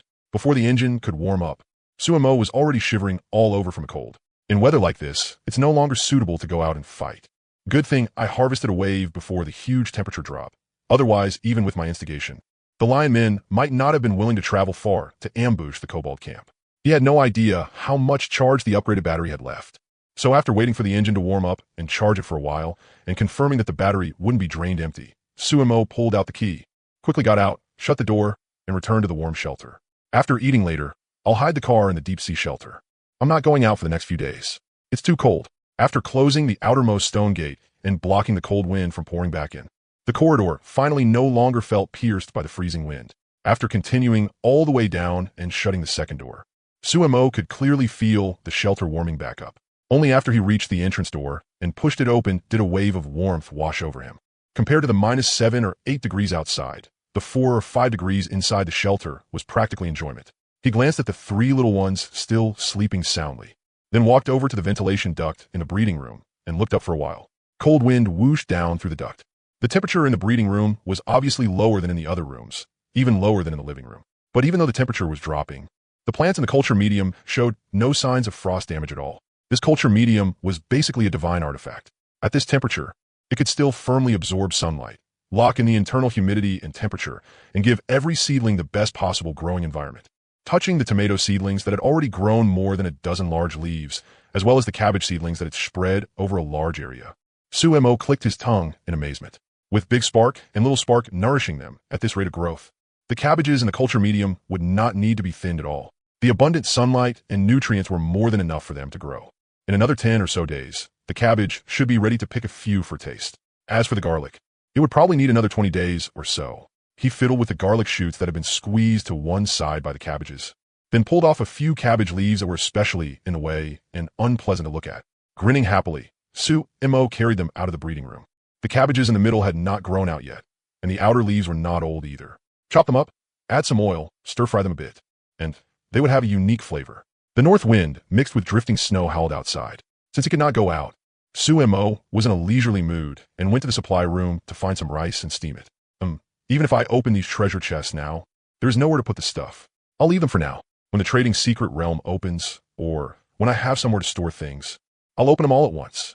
Looking at the wall of treasure chests, Sumo sat comfortably on the stone stool and admired it. Right now, the base basically did not lack urgently needed supplies, and there was no need to open chests immediately to take things out.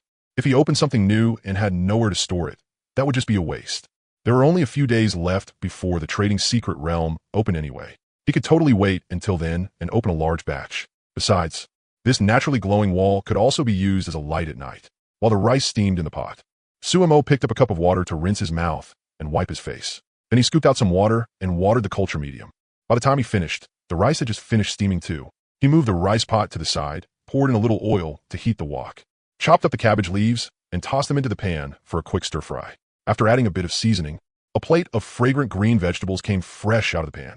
In this weather, with this smell, and with the steam and warmth rising from the earthen stove, Sumo felt so good he was about to take off. He called the 3 little ones over to wake up a bit, mixed the rice into the stir-fried vegetables, and flipped it a few times.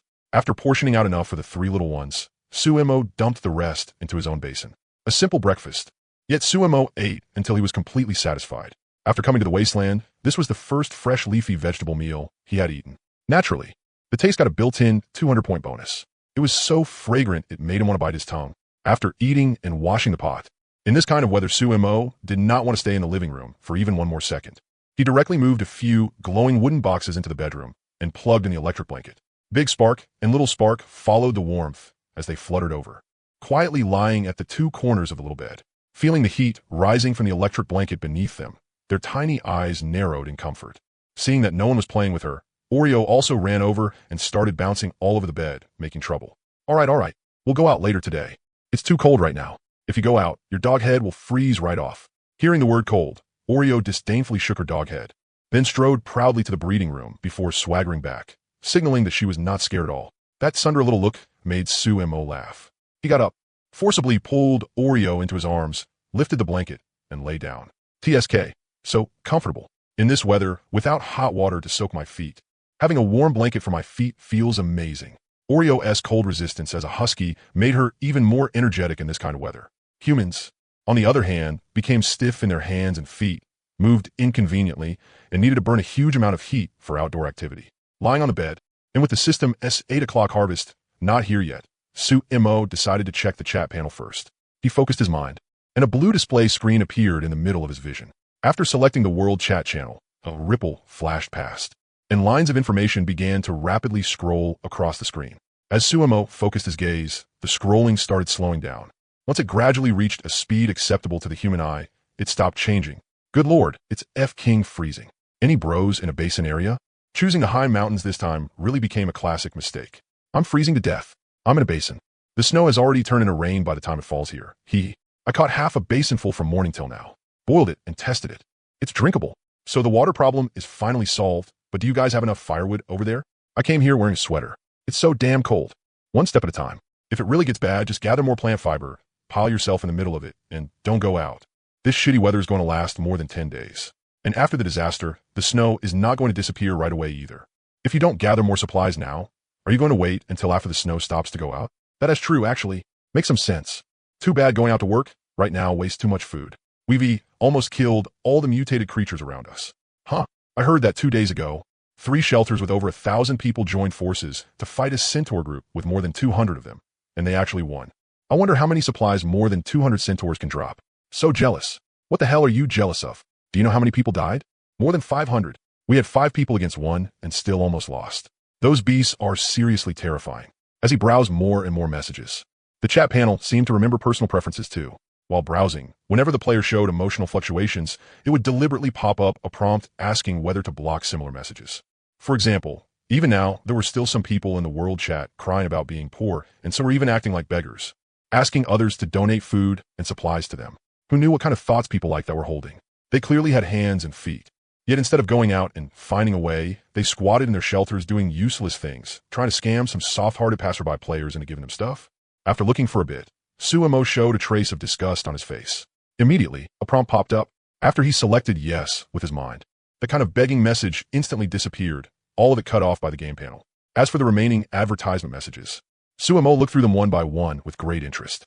Deadfire Sea Shelter is recruiting veteran second dimension players. Requirements: high body fat percentage, at least 22 and above.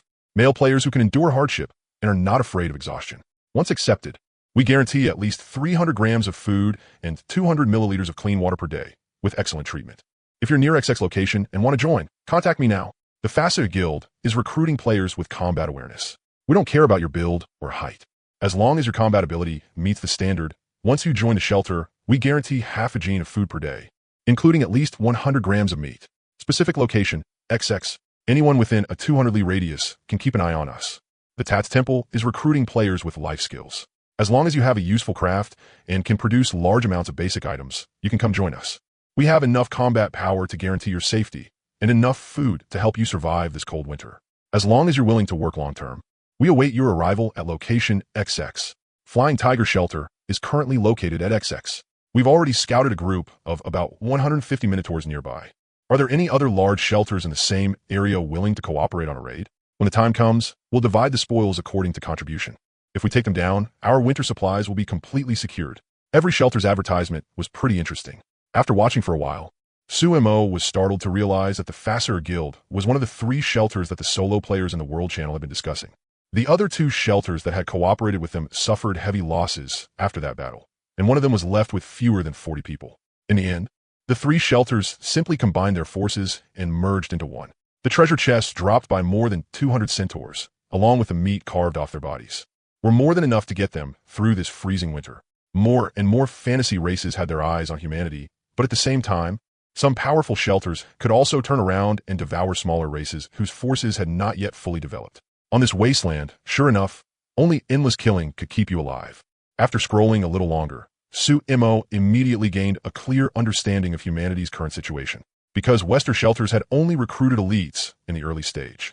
When they encountered these fantasy races early on, they had the strength to strike first and wipe them out in one blow before those races had the chance to develop. On the other hand, the Eastern shelters were a mixed bag in terms of strength, bloated and hard to manage. Faced with these fantasy races, they were tied down at every turn and had fallen far behind the West. At present, the situation was already extremely dangerous. If this kept going, then when the blizzard hit, it looked like these large Eastern shelters would have a hard time making it through. If they couldn't start large-scale racial wars, then just relying on chopping trees and hunting mutated creatures, how could they possibly survive? Lying on the bed and seeing that the people crying out in misery were mostly carrying Huaxia names, Suemo couldn't help but get a headache. The game's deployment had no pattern at all. Some places dropped dozens of people together at once according to family relationships. Other places were like Sumo's case, with only a single person left all alone. Luckily, my Su family is passed down through a single line of heirs. And after all these years living in a big city, I don't really have many close relatives dragging me down. Otherwise, this really would have been troublesome. In this post-apocalyptic wasteland, Suemo couldn't guarantee that if he saw relatives calling for help, he would still be able to remain calm, or rather cold-blooded. After seeing the situation of his fellow Huasha people, all Sumo could do was watch, unable to contribute anything. An individual's strength was worthless in front of a base of several hundred million people. In just a little over 10 days, not even Huasha's infrastructure capability could create a complete supply chain.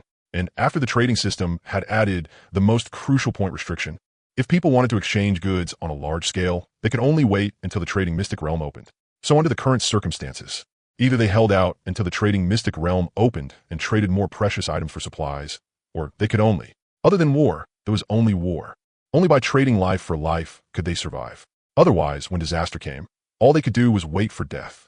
In just a little over 10 days, several shelters had already shared their experience in large-scale racial siege battles. After absorbing a wave of experience shared by other shelters, Sumo opened the private journal where he kept records and silently wrote down 2 notes. Lionmen, kobolds. After this disaster ends, I must find a way to quickly attack and take them down. I can't just sit back and let them continue developing. At present, there is a small human shelter detected 110 kilometers west of the base. If necessary, I can contact them. Risk of identity exposure. After writing that down, Sumo turned and opened the regional channel. Back when he had come out of the ruins, there had still been 812 people in the regional channel. 2 days later, that number hadn't changed much. There were still 799. People like Liang Jian and the others, who had been fairly active before, were still active in the regional channel at this time. And because of today's weather, there were quite a lot of people in the regional channel as well. Everyone was freely chatting inside, discussing how to survive the disaster efficiently. Zhao Zhiong, about this snow, if it's going to fall, then let it fall hard. Otherwise, don't fall at all. It's just falling this little bit, cold as hell, and you can't do anything. It's making people anxious for nothing. Liang Jian, I was thinking before about making a snow house to keep warm, but it looks like this amount of snow won't be enough. Sun Xian, if any of you pick the above-ground wooden house shelter, you can copy me. Just pry up the floorboards in the middle of the house. Dig a pit and hide in there. Cover the top with some weeds. Honestly, aside from being a bit damp, it's pretty warm. Before the blizzard arrives, I'm planning to make a few wooden boards and fix up this pit. When the blizzard comes, I'll just lie in there for 3 days straight. Emma Devon. Ever since Mr. Sumo spoke last time, he hasn't appeared for 2 days already. Nothing happened to him, right? Lone wolf players like us can only wait for the trading mystic realm to open. Then go inside and find Mr. Sumo to trade for some food and supplies to survive this winter. Kaijun Foam. Hey, I'm talking to you, foreigner. Something happened to God Su. Stop worrying so much. Even if he died, he'd still be fine. Na Wenxing, exactly. I'm not even asking to trade for anything amazing anymore. I just want to get in there and trade with the big shots for some food. I'm really almost at the end of my rope here. Compared to the world channel, the regional channel had far less hostility. Everyone was discussing in harmony how to survive on this wasteland. Of course, in these chat messages, basically every 3 lines or so would mention something related to Sumo, followed by another burst of heated discussion. After the natural disaster had eliminated the first wave of people, the humans who remained all possessed the basic ability to survive on the wasteland. At least before the trading mystic realm opened, this number probably wouldn't change too much. Hopefully, when the time came, he could make a solid round of trades, seeing that many people said they had good things available for trade. Sumo's interest was stirred as well, and he posted a line in the regional channel. Sumo, I have quite a lot of food and tools. If you want to trade, bring something valuable to exchange after the mystic realm opens. Whoosh! The regional channel, which had still been scrolling along slowly, instantly exploded the moment Sumo's words fell. Countless lurkers all emerged one after another, saying they had many valuable good items in hand and only wanted to trade for some food or something. There were also quite a few people asking whether they could join the shelter. They were willing to work like oxen and horses if needed. They just wanted something to eat and to stay alive. After watching for a while, Sumo didn't speak again and quietly exited the regional channel. What he needed to do was simply give these people the confidence to keep going. There was no need to say anything extra. He believed these people would be able to hold on through sheer willpower. After reading through all that, the time gradually reached 8 o'clock. The system prompt would never be late. After Sumo silently called for it, it popped out without a sound. Apocalypse Calendar, January 15th. You got up bright and early and ate a satisfying meal. You feel your energy has fully recovered. Survival points, 5. You scouted out the enemy campus layout and made the corresponding countermeasures. Survival points, 5. For the first time, you reached a surface-level cooperation with another race. Survival points, 50. The weapon you crafted when used by an alien race dealt more than 100 damage in a single hit, but because you were not the one who did it, the reward was reduced. Survival points, 100. You launched a sneak attack on a lineman camp, obtained a rare item, and destroyed its core shelter at the same time. Survival points, 200. You ambush the attacking kobolds, dealing more than 200 damage in a single hit, survival points. 500. You upgraded your vehicle and named it Earth Tiger.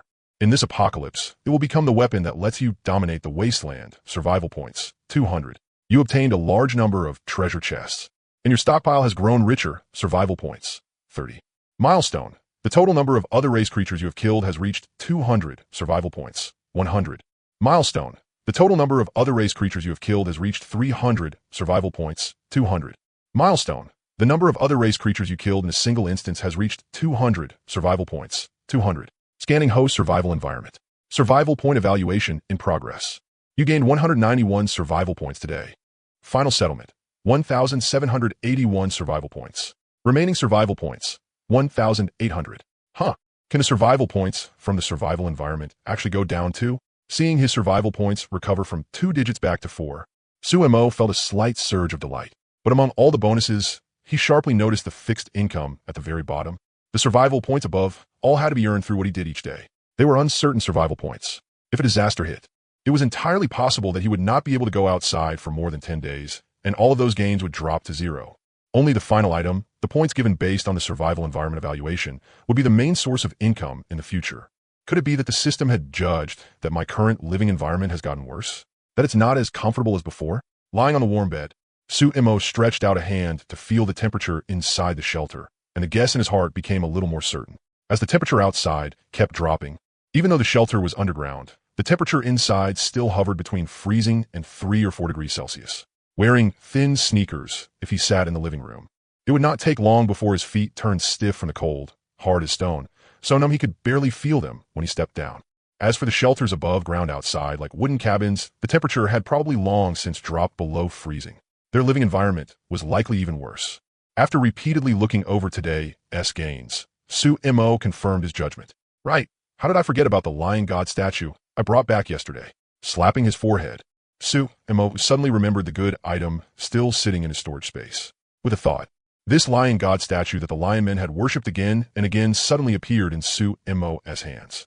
The lion god statue was still giving off its own cyan glow. Beneath the front of the face, which had no facial details at all, there should have been stiff, wreath-like fur. But this block would have been carved so exquisitely that each strand of wooden fiber felt like real fur to the touch, leaving one shaken with awe. Woof-woo, cluck cluck cluck cluck cluck. As Suemo sat up and carefully examined the lion god statue, the 3 little ones beside him had already been startled awake by the statue's faint but looming pressure, and all of them began calling out. Oreo in particular stared at the lion god statue with blazing eyes, bursts of light flashing in them again and again. Big Spark and Little Spark were also clucking nonstop, their chicken heads jerking back and forth. Suemo was not unfamiliar with this look from the 3 of them at all. It was exactly how they acted when they saw delicious food. HM, you all want to eat this lion god statue? No way, right? It's made of wood. Before Suemo had even finished speaking, Oreo beside him nodded repeatedly. His eyes were full of longing, and drool was already dripping from his dog mouth. Good grief. You can't just eat something like this at random. Let me study this statue first. Pressing down Oreo's dog head as well as Big Spark's and Little Spark's chicken heads, Suemo gritted his teeth and spent 1 disaster point. It was his first time using the appraisal function on the game panel. Unlike the system's appraisal, the information that popped up this time was more detailed and more complete. The game panel had even thoughtfully included how to use it, as well as its recycle price. Wooden Lionman Heritage Ritual Statue, excellent. Description: a wooden statue personally prayed over and infused with the lion god's divine power by Kamima, the high priest of the Lionman's supreme inheritance temple. Because of the material's limitations, the statue cannot bear even a trace of the lion god's power. So the face of the divine statue can only be hidden in order to ensure the statue does not shatter. Restriction: only prayers from the lion men can awaken the divine power within the ritual statue. If other races wish to use it, they must abandon their racial identity and voluntarily join the lion men under the witness of a ritual before they can use it. Functions: divine power extraction. Hold a ritual and sacrifice more than 100 creatures of another race at one time to draw out their life force and convert it into 1 point of lion god divinity. False. Divine power enhancement. Consume 1 point of divinity stored within the statue to grant a temporary strength boost to a selected creature. Duration: 24 hours. Divine power blessing. Within a core shelter, shatter the lion god statue to permanently add a level 1 extraordinary lion god blessing to the shelter. Evolutionary rations. A wooden sculpture storing the lion god's power possesses an overwhelmingly fatal attraction to wasteland creatures. By devouring this divine sculpture, wasteland creatures have a certain chance to absorb divinity, strengthen their power and physique, and also have a certain chance to use that divinity to awaken the power hidden in their bloodline. Probability 0.000000001. Recycle value high, 300 disaster points. Recycle? After Su-Mo slowly finished taking in all of its functions, the game panel's recycle prompt impatiently jumped out, as if it badly needed this item. I choose no. Su-Mo shook his head without hesitation, and his will turned into a giant hand that lightly tapped the no option. With a flash of light, the option disappeared, leaving only the status panel hanging beside the sculpture. 300 disaster points was all it was. For him, now that he already had a workbench, it did not mean much. The next storage space upgrade would require 800 points, so these 300 were only a drop in the bucket. It would be better to use the sculpture to strengthen the shelter's disaster resistance. Su-Mo saw the choice over what to do with the sculpture very clearly. But at the same time, the method of using it shown by the game panel gave Su-Mo a headache. If he wanted to use the functions of this extraordinary divine statue, such as the first extraction ability and the second enhancement ability, then he would first need to abandon his status as a human from Earth and join the Lion Men before he could use them. And on top of that, he would also need the witness of a ritual, which meant he would have to join the Lion Men under the gaze of the Lion Woman. Without even thinking about it, Su-Mo directly ruled out such harsh conditions. Before this, Su-Mo had played a brilliant open scheme, guiding the trail toward the Lion Men territory. By the time the kobolds found it, even if the Lion Men explained that they hadn't done it, and even if the kobolds believed they weren't the ones responsible, so what? The reason an open scheme is called an open scheme is because it calculates against you right in broad daylight, yet you have no way to deal with it. Facing lion men who were weaker than themselves after suffering heavy losses, the kobolds could only go all out and wipe them out if they wanted to recover those losses. And naturally, the lion men would never just sit there and wait for death. A brutal battle between the two sides was inevitable.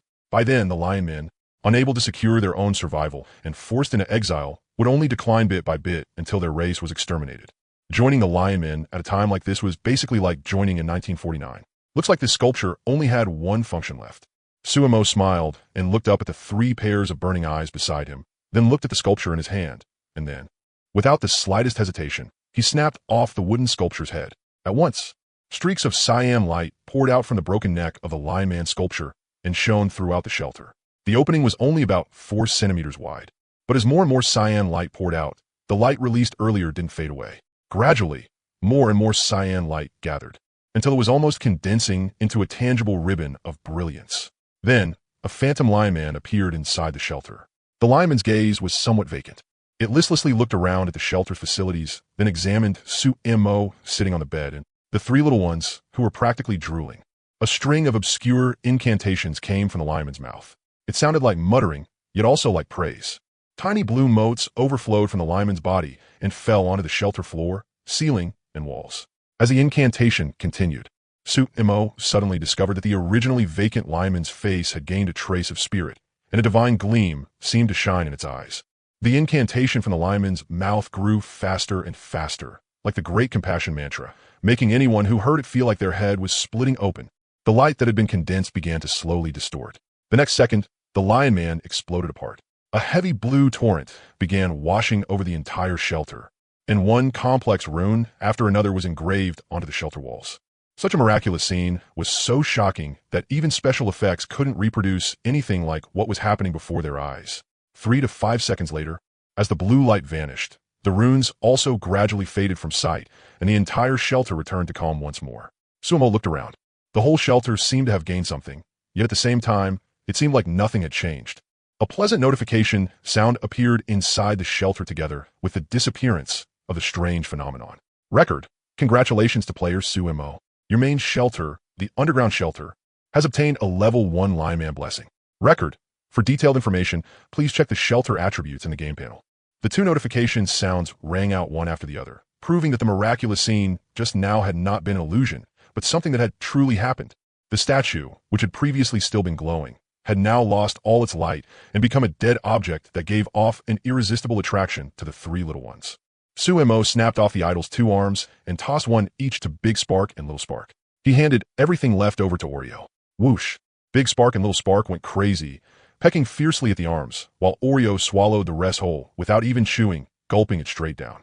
Then, Big Spark and Little Spark's bodies began to visibly grow larger. Their chicken wings, which had originally lacked any luster, also began to shine with a flickering trace of cyan light. Only after growing by about 1/3 did they finally stop. Woof Will, seeing the changes in the two little ones. Sumo clicked his tongue in amazement. Beside him, Oreo was also staring in dumbfounded shock. Then Sumo turned his head, looked at Oreo, who had not changed at all, and froze. Huh? Why haven't you changed at all? Those two changed after eating so little, so why are you not moving at all? Hurry up, transform for me. He pinched Oreo's dog head, and looking at Oreo's ferocious expression, Sumo burst into laughter. The probability of an idol triggering a transformation was too low. Big Spark and Little Spark hadn't awakened any bloodline either, and as for Oreo, there was no reaction at all. Looks like the idol's level was still too low to stimulate the bloodline inside Oreo. After thinking about it, Sumo didn't dwell on it. Awakening would naturally be a blessing, but if it didn't awaken, that was fine too. Once he obtained a higher level idol in the future, there would always be a day when it awakened. Then let me see what exactly this Lion blessing is. This is my first time using this kind of magical creation, so I'm really a bit curious. Focusing his mind, Sumo summoned the game panel and directly opened the Underground Shelter's attributes. Underground Shelter, main, level 1, description, a shelter made entirely of stone. Exceptionally sturdy, with fairly good safety. It has uniquely excellent effects when it comes to resisting moisture and retaining warmth. Space, 140, floor height, 4.2 meters, integrity, 100, facilities, iron stove, bed, large vegetable culture medium, nether energy well water extractor. Dining table, extraordinary abilities, extraordinary attribute, water avoidance, level 1, growth potential, half star. Source of extraordinary power, shared from the subsidiary shelter Deep Sea Shelter. Having received the blessing of the merfolk race, it possesses a weak water avoidance ability. Before encountering a water disaster that is not fully enclosed from all directions, it automatically gains a water immunity membrane that isolates external water sources from entering the shelter. Extraordinary attribute, Gale, level 1, growth potential, 1.5 stars. Source of extraordinary power, blessing from the Wooden Lion Man clan inherited priest idol. It possesses a weak wind control ability. Inside the shelter, wind can be regulated according to the player's subjective will. Please explore the specific usage yourself. Wind? Looking at the explanation on the shelter attribute panel in surprise, Sumo curiously stretched out his hand toward the shelter ceiling and shouted, "All winds, heed my command. Blow at Oreo's dog head for me." Whoosh, whoosh, whoosh, cluck, cluck, cluck. Oreo, sitting below the edge of the bed, rolled his eyes and let out two somewhat pained barks. Seemingly unable to understand why Sumo was acting like some spirit medium over there while making whooshing sound effects with his own mouth. Just livening up the mood. Don't look at me like that. Seeing that even Big Spark and Little Spark were starting to look at him strangely, Sumo quickly gave 2 dry coughs and switched to a different tone. Ahem ahem. Today's wind is especially clamorous. We need to pull ourselves together. After gaining another wave of survival points and inheriting the Lion God's blessing, Sumo simply turned off the electric blanket, put on his shoes, and got out of bed. Without the heat source, the moment he stepped into the living room, a gust of cold wind blew over, making Sumo sneeze repeatedly from the cold. It'd be great if all the cold wind would just slowly flow around. Rubbing his hands together, Sumo muttered to himself. However, the next second, the wind that had been darting all over the shelter as if it had gone crazy seemed to receive a command, and its movement immediately slowed down. At once, Sumo, who had been shivering from the cold, felt a trace of warmth. It was as if the moment the wind stopped, the shelter instantly became warmer. So this was how the wind control ability was used? Curious, Sumo reached out and fanned his face through the air with his hand. Normally, the motion of his palm would stir up a light breeze, but under the wind control ability, the speed of that breeze was greatly reduced. By the time it reached Sumo's face, it felt like a tickle. He could barely notice it. Damn, this ability is seriously bugged. Then, it'd be great if the wind could blow faster. The moment he finished speaking, it was as if a tornado's eye had appeared in the shelter's living room. This time, it was no longer Sumo making the sound effects with his mouth. Visible to the naked eye, the wind speed inside the base increased. Like a giant fan had been switched on, the wind whooshing back and forth. Stop, stop, stop. It'd be great if the wind speed returned to normal. Blown so cold that his whole body chilled, Sumo hurriedly spoke up to stop the airflow. The gale brought about by this supernatural power was almost at force 6 or 7, and it appeared out of nowhere. It was astonishingly magical. Just 4 or 5 seconds of blowing was enough to carry away about 1 degree of temperature from the underground shelter. It was downright terrifying. What a magical supernatural power. Even though I can't touch it or directly control it, this feeling is really familiar. It's like using smart home devices with voice control. After reaching that conclusion, Sumo didn't know whether to laugh or cry. This wind controllability was like installing a giant central air conditioning system inside the base. As soon as he spoke, he could turn the airflow on or off. As for the user, other than speaking out loud, it was nothing like in movies or TV shows where people could directly sense supernatural power. This power is only level 1 right now. No need to get too greedy. Maybe if I fleece a few more lion men in the future, I can raise its level. The moment he thought of the lion men, who were probably being chased all over the place by the kobolds right now, Sumo burst out laughing. He walked over beneath the ventilation pipe and looked at the airflow slowly moving downward through it. Then he tried saying, "It'd be great if there were more wind coming down the ventilation pipe." The instant the words left his mouth, it was like his sentence had jabbed a hornet's nest with a bamboo pole. The air that had been slowly flowing inward seemed to answer some kind of call. Inside the narrow pipe, it crashed wildly around and surged madly into the shelter. The wind speed was so fast that it even formed a ghostly wailing sound. With power fiercer than a kitchen range hood, the wind rushed in through the pipe. Standing beneath the vent, Sumo felt as if he were inside an ice cellar.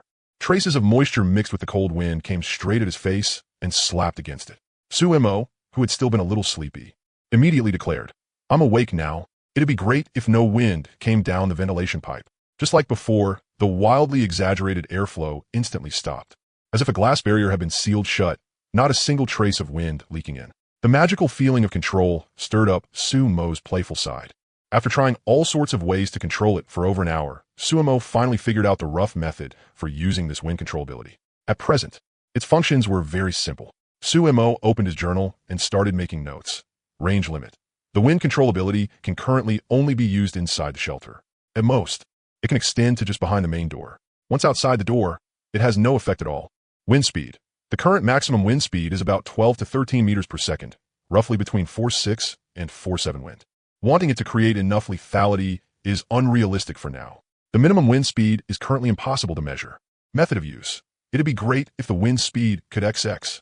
Usage scenarios. Range hood, where the direction of airflow can be controlled precisely. And local wind strength can be increased or decreased.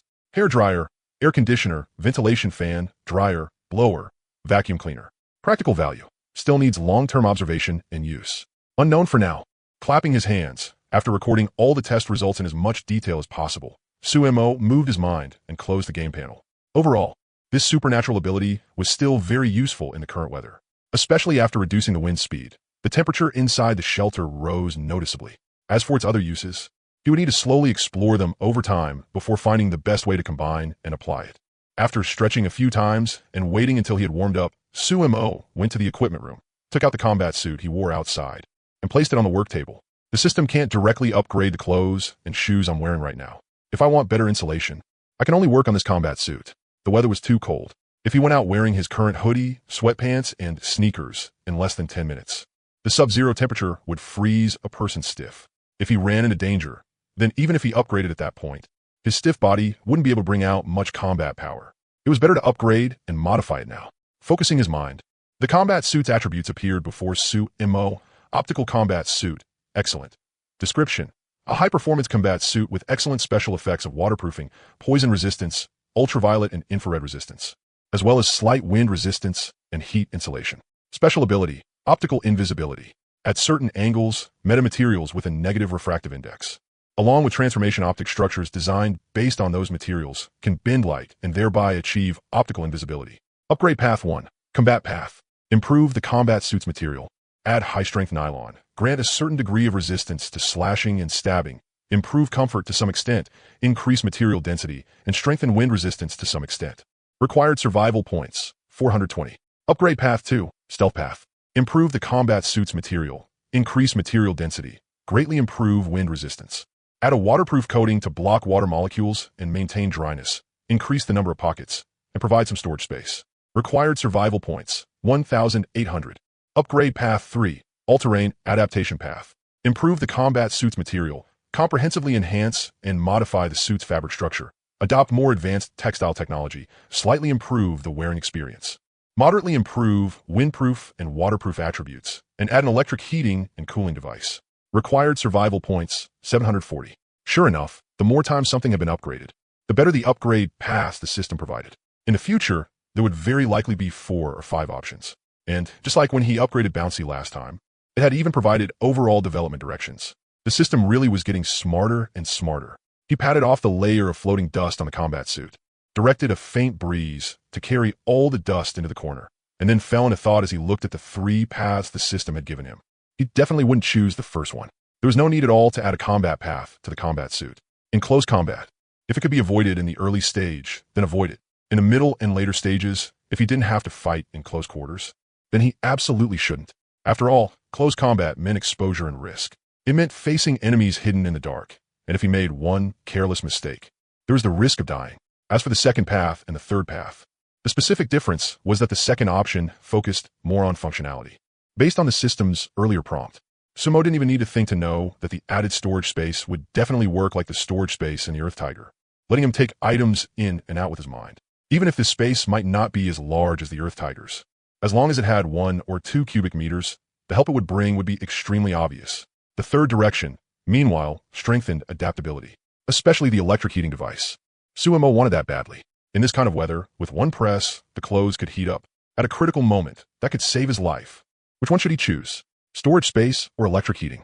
After checking his remaining survival points and seeing that he could afford both upgrade methods, Sumo's thoughts became clear instead. Storage space. With my current 3 cubic meters plus the 5 cubic meters in the Earth Tiger, if it weren't for all those treasure chests earlier, it would definitely be more than enough. Heating, on the other hand, is something I absolutely need right now, so there's no need to hesitate at all. He tried adding the existing items in the base to see if he could reduce the cost, but after finding that it wouldn't work, Sumo stopped thinking and directly said out loud, "I choose upgrade direction 3. As soon as the words fell, green light slowly overflowed from his body, as if it had turned into a pair of nimble hands. The combat suit, originally woven with extreme neatness, was almost instantly dismantled into strands of green threads floating in the air. The hands formed by the green light began to move in circles through the air. Under the summons of those hands, all the threads moved like soldiers, each carrying out its own task according to orders. What a magical method. Compared to just creating material out of thin air, this kind of upgrade felt much more real. This upgrade process was extremely slow. Leaning over the work table, Sumo quietly watched as the combat suit slowly took shape under the kneading. This new style of weaving completely overturned the textile methods of Earth's era. To a modern person's capacity to learn, it felt like opening the door to a whole new world. So this was what it meant to push weaving to the limit. Making sure every single thread went to the right position, all connected together, so that every thread was linked to the others. This kind of weaving method was practically giving clothes a soul. As the green hands trembled, the thread at the collar swayed once, and the thread at the very bottom swayed along with it. The combat suit seemed to turn into a living individual, no longer a dry, lifeless object. In Sumo's eyes, as the process neared its end, even without the green hands shaking anymore, the combat suit was moving on its own without wind, as if it were radiating its own joy. 3 to 5 seconds later, the green hands withdrew, and the new all-terrain adaptive optical combat suit was complete. The green light slowly shrank back into Sumo's body. The brand-new combat suit floating in the air lost its source of power and dropped onto the workbench with a smack, making a burst of noise. At once, Sumo picked up the combat suit and curiously examined the material on its surface. There wasn't the slightest trace of weaving visible at all. It looked as if it had been formed by nature itself, or rather, as if it had grown straight out of the ground. He touched the neat outer surface of the combat suit. For the first time, Sumo did not immediately check its attributes, but chose to pick it up and try it on first. The new combat suit was not light. Feeling around, Sumo found a palm-sized device at the waist. He pulled open the collar and took a look. Sure enough, it was a simple heating device. The principle behind this device was very simple: a built-in battery, a small fan, and an efficient, safe heating rod. Press the power button and switch it to the needed mode. For example, if set to heating, the heating rod and fan would start working, bringing a wave of warm air inside the clothes and quickly raising body temperature. This technology had already been an extremely cheap and common civilian appliance back on Earth. Space heaters worked on this same principle. It was just that applying it inside clothing was something no one had dared do so crazily. Sumo had no idea how the system had adjusted the operating method to ensure safe use. Overall, once worn, it was about 2 kilograms heavier than before. The current combat suit weighed roughly 6.5 G. Without armor, it wasn't heavy at all. After putting it on, Sumo smacked his lips and tried making a few large movements. Just like before, the new combat suit not only didn't feel restrictive at all, it even gave him a sense of reassurance. After trying a few quick movements, the temperature inside the combat suit rose rapidly. He tightened the collar and sat on the stone stool. Only after more than 10 minutes did Su Mo feel the heat inside the clothes slowly begin to fade. The insulation is pretty good too. At the very least, it's way better than my hoodie. And this warmth isn't stuffy either. My body still feels very dry and comfortable. After taking off the combat suit, finding a charging cable, and connecting it to the power strip, Su Mo began checking its attributes. All-terrain optical combat suit, excellent. Description: an all-terrain combat suit capable of adapting to harsh low-temperature and high-temperature environments. It has excellent traits of moderate waterproofing, moderate poison resistance, low ultraviolet and infrared resistance, moderate wind resistance, and low insulation. Its new style of weaving gives it some special abilities, and in certain environments, its effects become even more obvious. Special abilities: optical invisibility. At certain angles, negative refractive index metamaterials, along with transformation optic structures designed from those materials, can bend light and thereby achieve optical invisibility. Terrain adaptation. After encountering harsh terrain or weather, it will automatically adapt to the current terrain environment to a certain extent, slightly increasing the suit's corresponding traits. Evaluation. The next time you stand in a harsh environment, who knows whether you should fear the King of Hell or the Jade Emperor. Excellent. The system had actually upgraded it into excellent quality equipment. Staring in shock at the excellent mark on the combat suit, as well as the two newly added special attributes, Su Mo was stunned. Su Mo had long since deeply experienced just how huge the gap between outstanding and excellent was through the items he had brought out of the ruins. For items, the gap between excellent and outstanding could be described as the difference between heaven and earth. Outstanding meant an item was especially strong in a certain attribute. At the very least, compared to its other attributes, that point would stand out clearly enough for people to notice. But excellent was different. Excellent meant a full spectrum improvement of the item. At first glance, it might not seem to have any especially prominent point, but in truth, every single point was balanced. And every one of them was top tier among its kind. And even upgrading from the buggy to the Earth Tiger had cost a full 1,800 survival points. Yet it still hadn't broken through that limit and reached excellent grade. Now, with just a little over 700 points, he could raise one item to excellent grade. A feeling like winning the grand prize lingered in Sumo's heart. It must have been this miraculous weaving method that changed the combat suit's grade. Looks like there are still many things I don't know about how grades are classified. I just wonder how powerful the later perfect, rare, or even epic and legendary equipment must be. Just thinking that even excellent was already this powerful, then imagining the dozens of attributes legendary equipment might come with. Su Mo felt wave after wave of dizziness. By that time, with the power of equipment alone, humanity would probably be able to wield strength no less than that of gods and demons. Work hard and keep it up. At my rate of development, I might really have a chance to see that day come. When the time comes, forget the lion men of this world. I'll charge straight into their world and slaughter that damn lion god to use as a blessing for my shelter. With a chuckle, Su Mo put away all those unrealistic fantasies in his heart and started sorting out the things he needed to bring when he went out later. There wasn't much on today's agenda. According to the plan, Su Mo intended to park the Earth Tiger at the deep-sea shelter and lie low for a while. If there was nothing urgent, he would basically stay indoors and not step outside at all. As for dealing with the coming blizzard disaster, with the air conditioner and the electric blanket, it was basically no longer a problem. But the reduced survival points the system gave him today served as a reminder. The system is indirectly urging me not just to survive, but to live better, to live with quality. Only then will it reward me with more survival points. Because of that, renovating the underground base or building some structures above ground was also very necessary. For the sake of the daily fixed reward. After looking through the materials in the storage room, Su Mo decided to put some thought into it and make something good to upgrade the place. While the equipment was all charging, Su Mo returned to the living room and trained until sweat poured off him.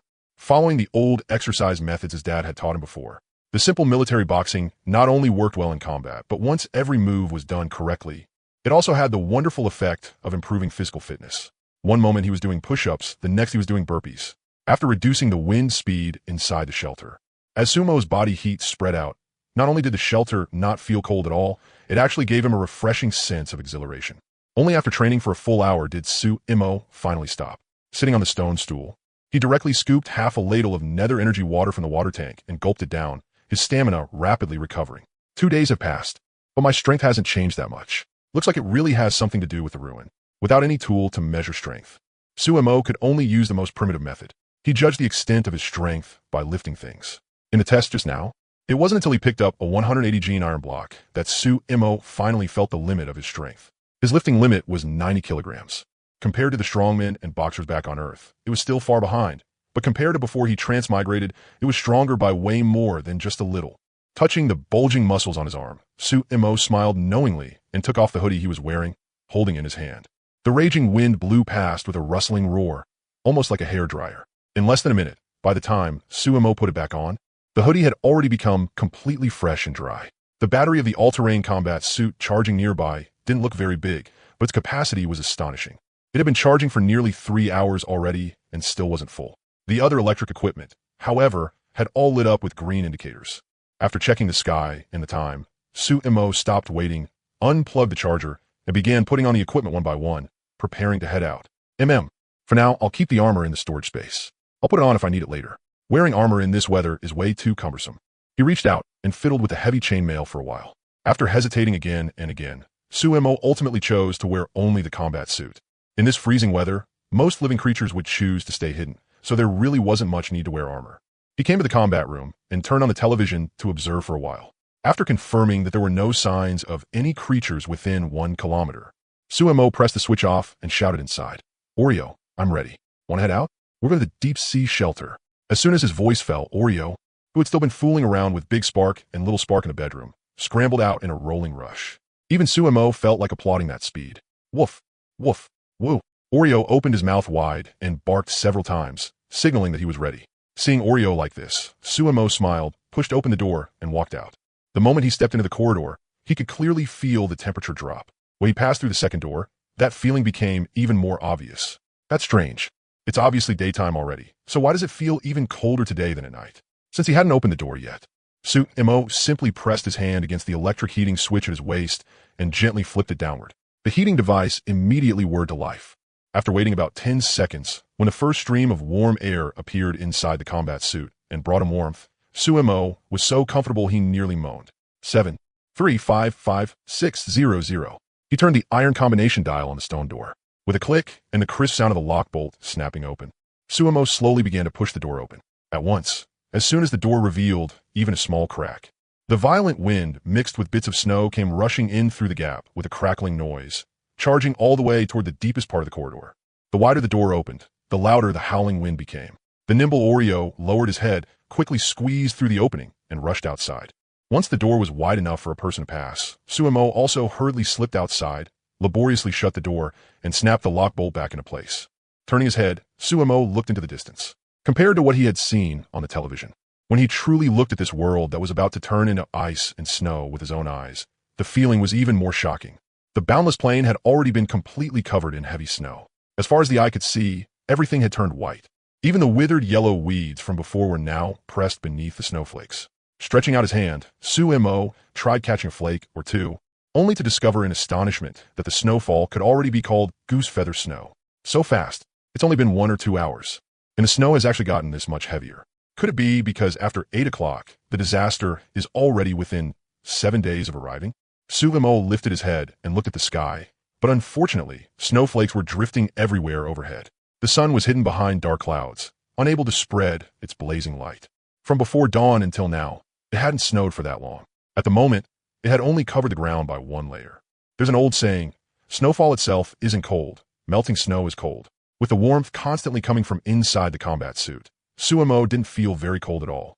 Walking over to the Earth Tiger, Suemo reached out and brushed away the layer of snow that had already built up on the front windshield. Good thing I upgraded the buggy. Otherwise, driving a convertible in this weather would make me freeze stupid in just a few minutes. The purely mechanical Earth Tiger had even been stripped down enough to lack windshield wipers. So, in this kind of weather, Suemo could only do the job himself and clear the ice residue off the glass with his hand. After cleaning the glass, he opened the car door, swung himself inside, ignited the engine, and started warming it up. Where's Oreo? Seeing that Oreo hadn't leaped into the car like usual, Suemo curiously climbed back out and looked around. On a small hill above the shelter, Suemo saw Oreo standing there proudly, lifting his dog head and staring into the distance. From the angle below, all he could see was Oreo's back. Damn, that's pretty cool. Did his intelligence awaken or something? Looking at this harmonious and beautiful scene between heaven and earth, Oreo's image instantly rose in Sumo's heart. He even developed a strange illusion. It was as if, between heaven and earth, Oreo had gained dominion over ice and snow. This heavy snow was a disaster for other living creatures, but for Oreo, it was more like it had come to welcome him. Oreo, stop looking. Time to go. Cupping his hands around his mouth like a megaphone, Sumo shouted toward the hill. After hearing Sumo's call, Oreo whipped his head around with a snap and ran down the hill with a series of whimpers. For some reason, At the instant Oreo turned around, Sumo vaguely thought he saw a snowflake mark glowing with white light appear on Oreo's dog head. What was that? Was I seeing things? When Oreo ran up to him, Sumo crouched down and curiously pawed at Oreo's head a couple of times. Unfortunately, that fleeting mark from before seemed like nothing more than a trick of the eyes. The snowflake-shaped mark did not appear again. Must have been the lighting. Looks like snowy weather really does affect visibility. Shaking his head, Sumo lifted Oreo into the passenger seat, fastened his own seatbelt, and after waiting 3 to 5 seconds, slowly shifted into drive.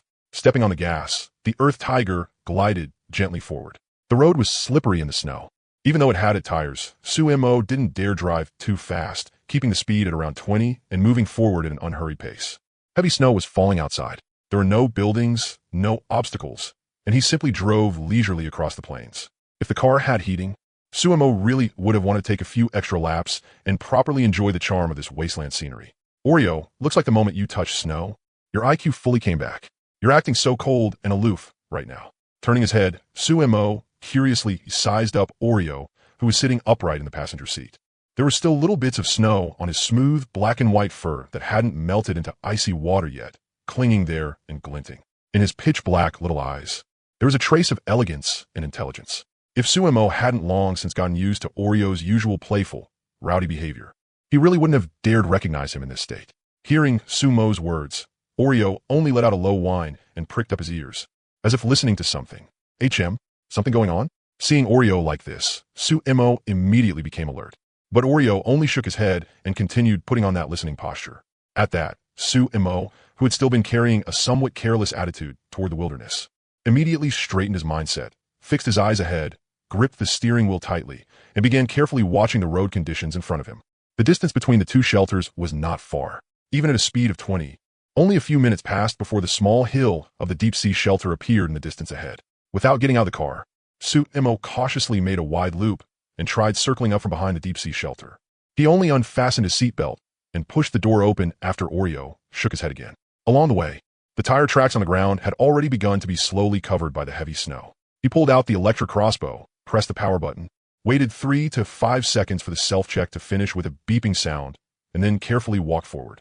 Compared to the underground shelter, snow had already piled up in a thick layer at the second-floor entrance of the deep-sea shelter because of the terrain. When he stepped on it, it even made soft puffing sounds as the snow was compressed to the sides. He pressed the mechanism beside the second-floor door, entered the password, and after the hinge plate popped out, Sumo put away his weapon and laboriously pulled open the front door. After 2 days away, the deep-sea shelter still looked the same as ever. As soon as he opened the door, the rumbling of the oil well machine came through. After glancing a few times at the furnishings on the ground and the traces left under the layer of dust, Sumo felt reassured. Walking over to the oil well, Sumo's gaze turned solemn as his consciousness sank into the well's storage space. Diesel, 103 liters. Toluene, 42 kilograms. The Earth Tiger hadn't needed to go out these past few days, so he had managed to save up some diesel reserves. Using it for power generation later wouldn't be a bad idea either. Taking out the fuel barrel that had previously held 20 liters, Sumo filled it to the brim. Then he brought out a small water vat and loaded all the toluene into it. After storing both items in a storage space, Sumo headed downstairs. Inside the dim deep-sea shelter, there was no natural lighting. Taking out a flashlight, Sumo groped around for the hinge plate on the first floor and completely opened the basement door. A light breeze mixed with snowflakes drifted into the basement, and then a magical scene occurred. After touching the boundary line of the doorway, it was as if an invisible membrane blocked the snowflakes from entering. Only bits of breeze blew in, brushing against Sumo's face.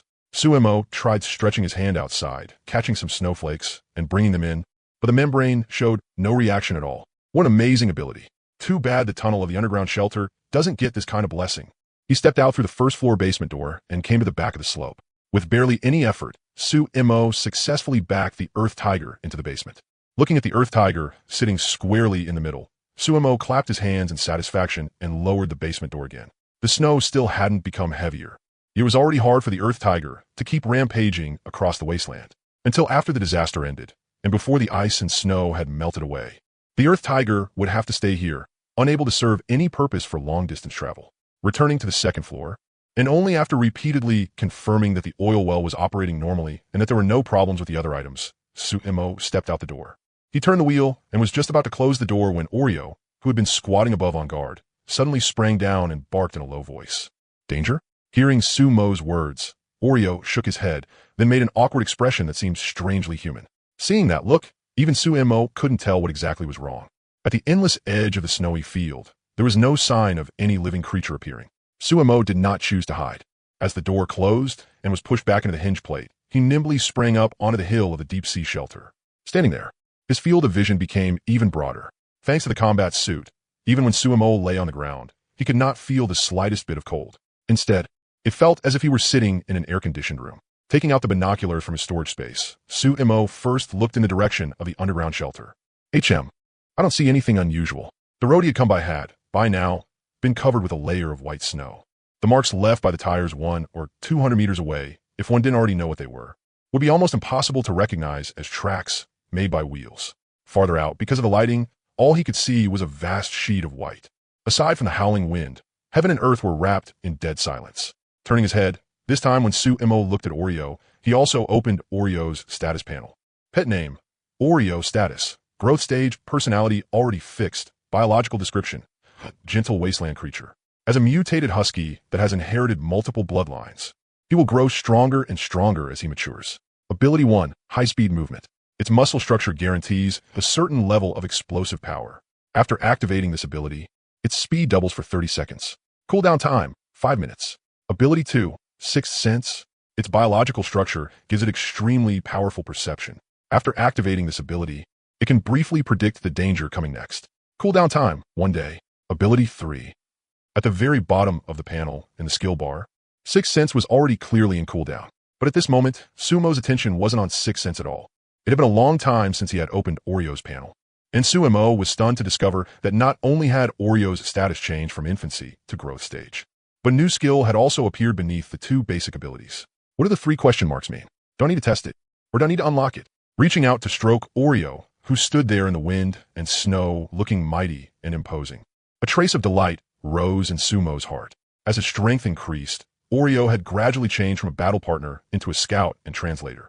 Sumo could keenly sense that every time they fought, Oreo wanted to rush in and help, but could only feel helpless about it. Now, seeing the extra skill on Oreo's status panel, Sumo had even greater expectations for Oreo's future combat power. He turned his head and observed the surroundings for a while longer. After finding nothing unusual, Sumo simply lay down in the snow. Snowflakes filled the sky and drifted naturally onto his mask, then quickly melted into snow water from the warmth of the mask and slowly trickled down both sides. It had probably been more than 10 years since he had seen snow like this, right? Sumo carefully recalled his years in Modu. It seemed that after that snowstorm in 2008, it had become hard to ever see such leisurely snowflakes again in that fast-paced city. Lying on the ground now, with no one around to disturb him, while Oreo stood at a higher spot with ears raised in careful surveillance. For no reason at all, Sumo suddenly felt that this kind of simple little life was actually pretty beautiful, since he had nothing to do for the moment. Sumo simply opened his diary. Based on his earliest inventory records and a comparison against the consumption recorded over these past days, he began calculating the supplies currently left in the base. First was iron. This stuff was being consumed pretty quickly. There were only 22 units left, and at the current rate of use, it urgently needed replenishment. There were still 15 units of wood. That wasn't urgent. If he could trade for it, then fine. If not, he could also drive farther out and harvest some. With the storage space and Earth Tiger's 5 cubic meters, he could easily chop back dozens of units in one trip. As for food, there was one unopened can of yellow peach slices. One can of yellow peach slices that was already half eaten, 11 kilograms of rice, and quite a lot of flour. At present, there were fully 150 gene unopened, plus another 11 gene already opened, which came out to about 80 kilograms of flour.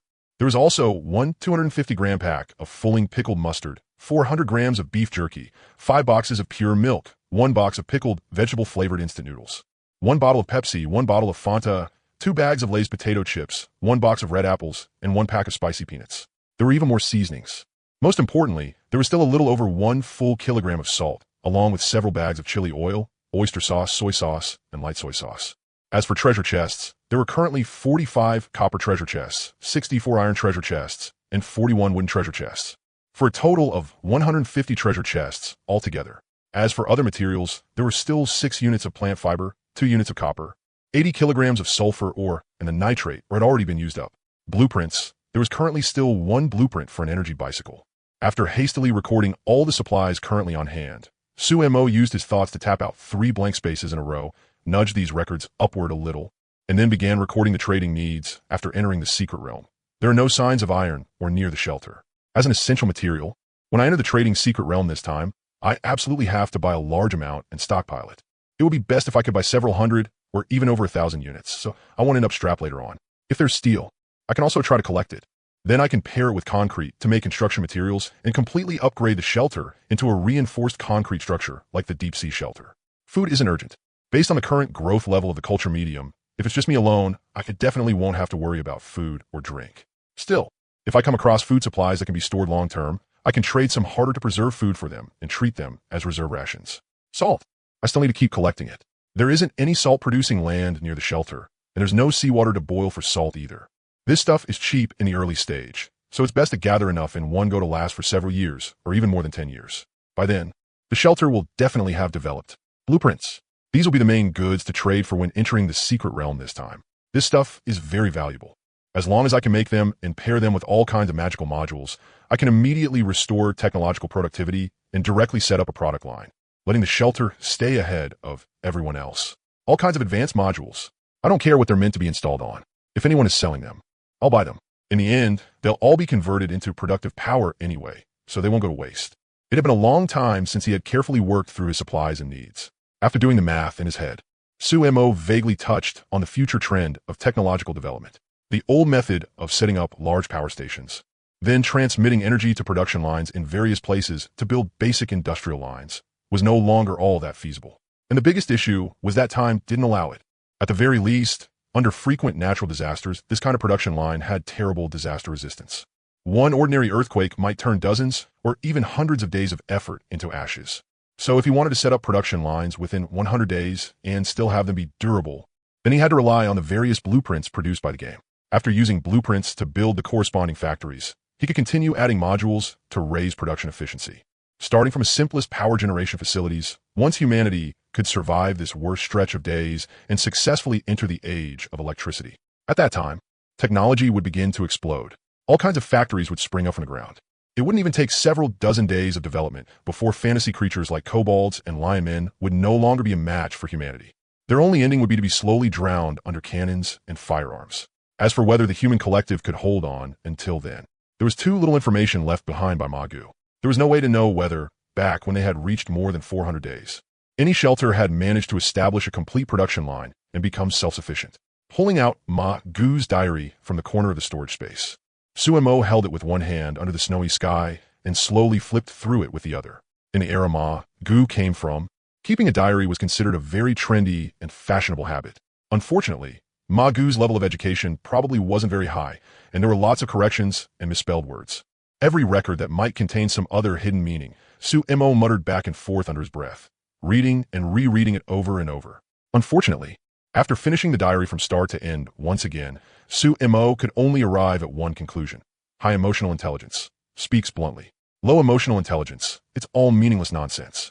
After the super blizzard Manga went through last time ended, a flood came immediately after, and it even submerged his base. That point has pretty good reference value. I have to start preparing for waterproofing as soon as possible. Otherwise, with the depth of my base, it'll definitely get flooded when the time comes.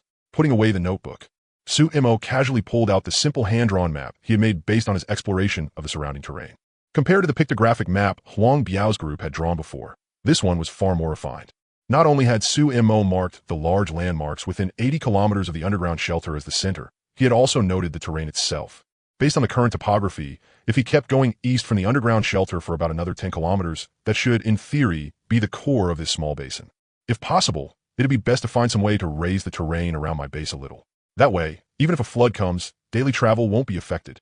Pulling out a pen, Sumo neatly drew a large circle on the map, temporarily settling the development plan for the area around the shelter. But before he could continue refining the drawing to scale, Oreo, who had been on alert the whole time, finally noticed something and let out 2 low barks. Storing everything back into his storage space, Sumo instantly entered combat mode, and a telescope flashed into his hand out of thin air. Raising the telescope, Sumo looked in the direction Oreo was watching. In the snowy field, a sneaky little group of dots had appeared in the lens. 1, 2, 4. As the squad in the distance slowly came closer in view, Sumo finally managed to vaguely make out the enemy this time. 6? They look human? Huh. Isn't it the lackey who was following Maeda Kento before? Why'd he come all the way to my place? At the edge of the horizon, amid the wind and snow, a group of 6 marched forward with firm determination, trudging ahead step by step with difficulty. It was very cold, literally, trying to pull down his face covering. Suemo got a feel for the temperature outside. The cold wind pouring and made him shiver instantly, goosebumps erupting all over his body. Without thick clothing, walking in the wild in weather like this would let the wind rapidly drain the body's heat, and the felt temperature would only get lower and lower. With no supplies, on a wasteland like this, just thinking about how these people had walked over 100 li to get here. In an instant, Suemo felt a surge of admiration. Well, damn, coming all this way in weather this cold just to deliver themselves to my door. That's some real dedication. He pulled the face covering back up, licked the snowflake stuck by his lips, and killing intent flared in Sumo's eyes. Right now, whether it was developing the base or sacrificing one floor of the deep-sea shelter to the underground shelter, he urgently needed shelter cores. But if he wanted to get those, there was only one way. Kill other humans who had transmigrated here from Earth. Suemo couldn't bring himself to kill civilians, or humans too weak to even fight back. At the same time, he disdained doing something like that. But toward these traitors and lackeys, Suemo had no such mercy. Oreo, is this group the source of the danger? Pressing Oreo's head down, the man and dog lay on the high slope together, watching the group of 6 slowly approaching from afar. Hearing Sumo's words, confusion flashed through Oreo's eyes, and then he slowly shook his head. Clearly, this group coming from the distance was not the threatening enemy his sixth sense had detected. No. Seeing Oreo's reaction, Suemo fell into thought. Looks like in this big show, these 6 are just the appetizer. The real main course probably still hasn't come out yet. To begin with, this little squad posed no threat in Sumo's eyes. Now that Oreo had confirmed it, Suemo nodded and calmed himself down. Waiting for prey was a hunter's instinct.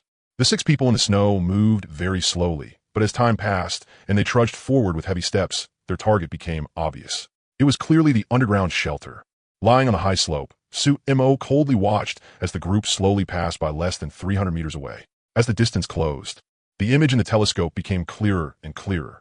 The 2 men in front were wearing little padded jackets they had no idea where they got from, with several pairs of pants layered underneath. Clothes that ill-fitting naturally made them look a bit bloated. But compared to the 4 behind them, those 2 were already much better equipped. The short man behind the one in the yellow padded jacket on the left was even wearing only a thin autumn shirt, covered on the outside with crude plant fibers.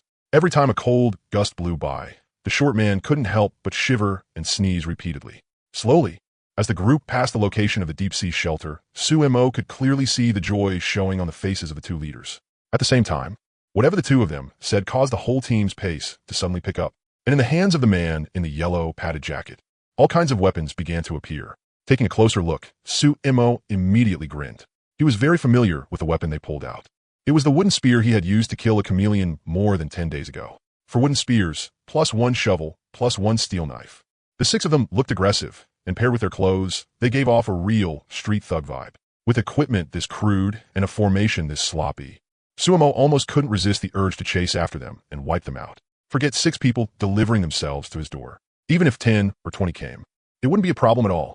At the moment, he still had a full 7 explosive crossbow bolts loaded with picric acid in his storage space. As long as he aimed at where these people were standing and lightly pulled the trigger, the massive impact from the blast wave would turn them into ashes in an instant. Still, better wait a little longer and see what kind of main course is coming after them.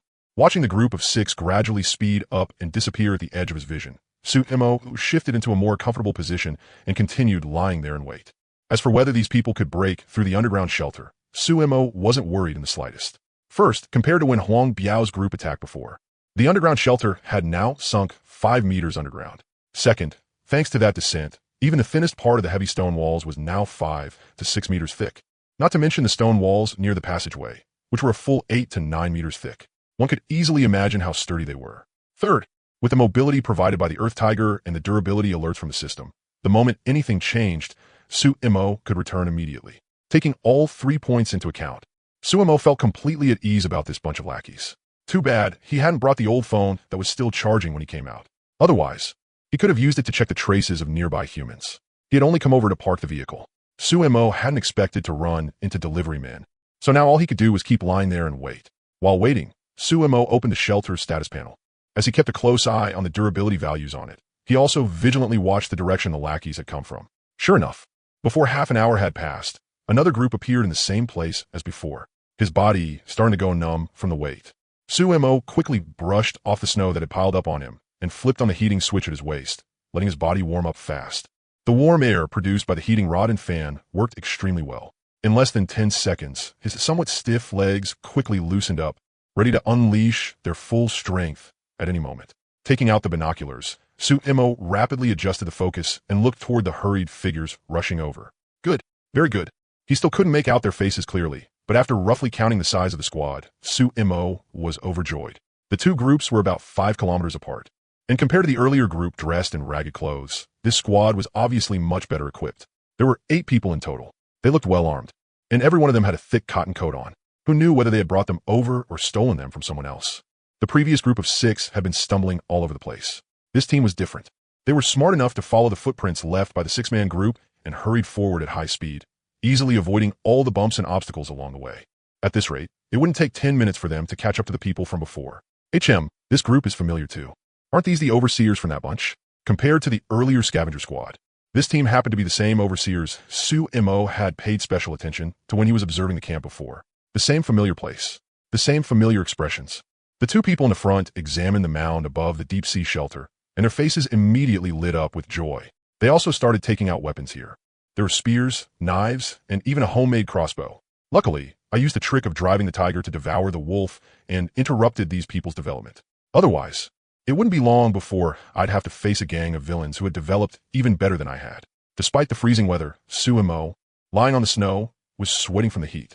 Looking at the crude but clearly functional crossbow in the binoculars, Suemo felt incomparably grateful that he hadn't gone too far in the ruins before.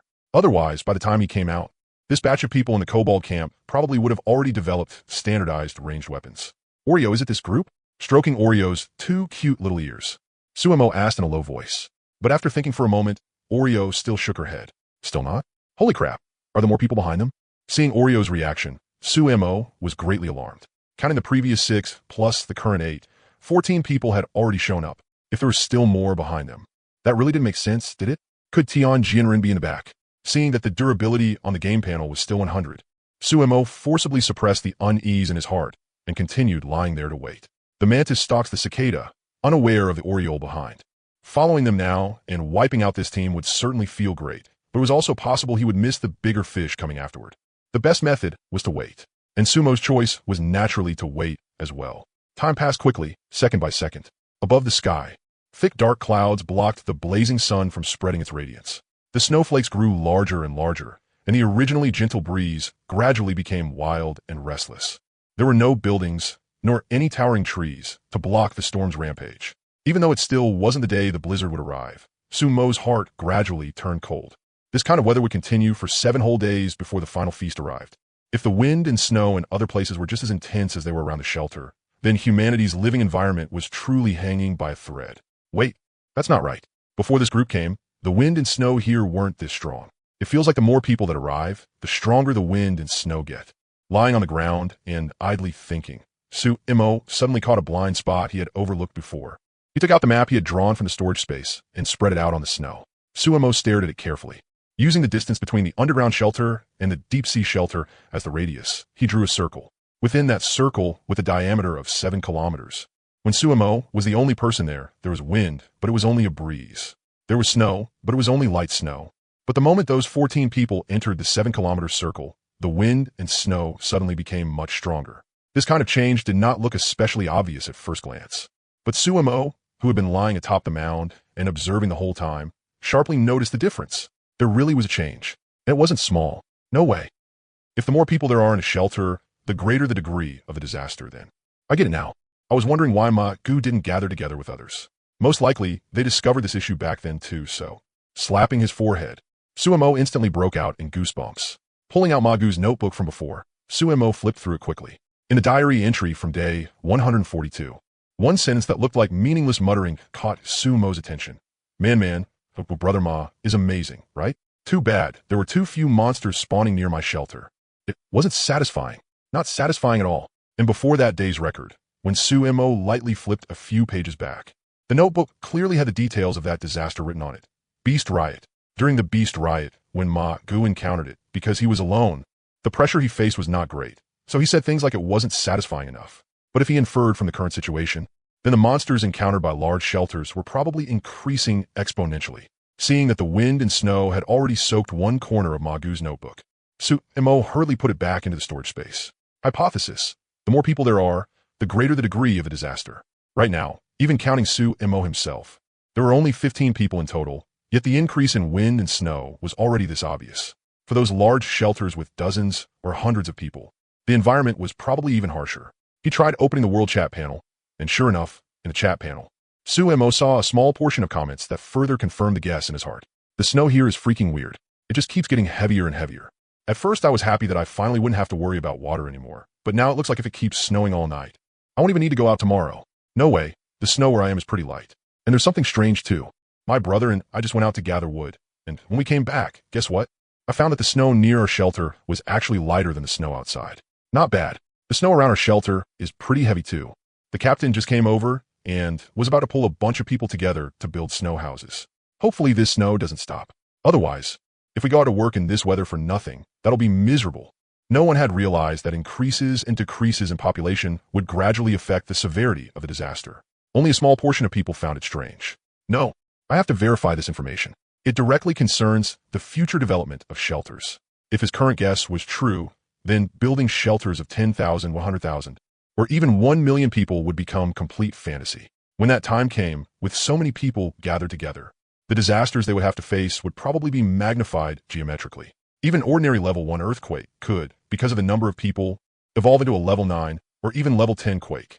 Opening the private message panel and taking a look, Su-mo directly found Shinku. This time, Su-mo chose to make a voice call directly. Beep, beep, beep, beep. A rapid, ringing sounded by his ear. Before Su-mo could marvel at how miraculous the game interface was, Shunku on the other end had already picked up the call. Hello, Gatsu, what's up? Although Shunku deliberately raised her tone to make herself sound more cheerful, Su-mo still caught the exhaustion in her voice. Is everything okay at your tundra shelter today? Pretty good. The snow's just a bit heavy, but everyone's really fired up right now. They're all shouting about boiling snow water so they can have something hot to drink. These past few days, nobody's really had much water, so now that the snow's here, everyone's super excited. At that, Su-mo finally sensed a trace of genuine joy from Shunku, as if a long drought had finally met sweet rain. Everyone was treating this snowfall as the gods showing mercy to humanity. But it was completely understandable. After all, aside from someone like Su-mo, who had a steady and endless supply of drinking water every day, for everyone else, even large shelters, water was an incredibly scarce resource. Now that abundance had suddenly fallen into their laps, of course everyone would be happy and excited, ignoring the fatal issue of just how severe the disaster actually was. I have a small guess you can verify. Based on my judgment, the severity of the wind and snow, or rather the severity of this disaster, will most likely change with the number of people or some factor related to the number of people. The greater that variable is, the heavier the blizzard will be, and vice versa. Hearing Su-mo's words, Shunku fell silent for a moment. Then, through the receiver, all Su-mo could hear was the heavy thudding of footsteps pressing into the snow. About half a minute later, when a voice came through the phone again, it had changed into a deep male voice. Hello, Su-mo. I'm the one who handled the trade discussion with you last time. You should still remember me, right? Su-mo was no stranger to this voice. It was the man who had come over with the recorder last time, when Shunku couldn't make a decision. Without trying to hide anything, Su-mo simply took the phenomenon of the blizzard growing stronger when someone entered the shelter's range and flexibly turned it into a conclusion drawn from insider information plus analysis with acquaintances. 9 parts truth, 1 part lie. Naturally, it didn't sound like it had any holes at all. After a round of conversation, the man on the other end hurried off to verify whether the information was real. Shunku picked the phone back up and started chatting casually again. With nothing going on, Su-mo was happy enough to have someone to talk to. The two of them chatted from the difference between snowy scenery in the north and south to the different winter habits in northern and southern regions. Then from hot pot to warming pots. By the time the conversation had made Su-mo hungry, several tiny dots finally appeared at the end of the horizon again. Wait, Shunku, if your verification confirms the information, just send me a message. I've got something going on over here. Okay. He quickly hung up, shifted around and stretched his body, which had grown a little stiff from lying prone too long, then raised the binoculars and looked over.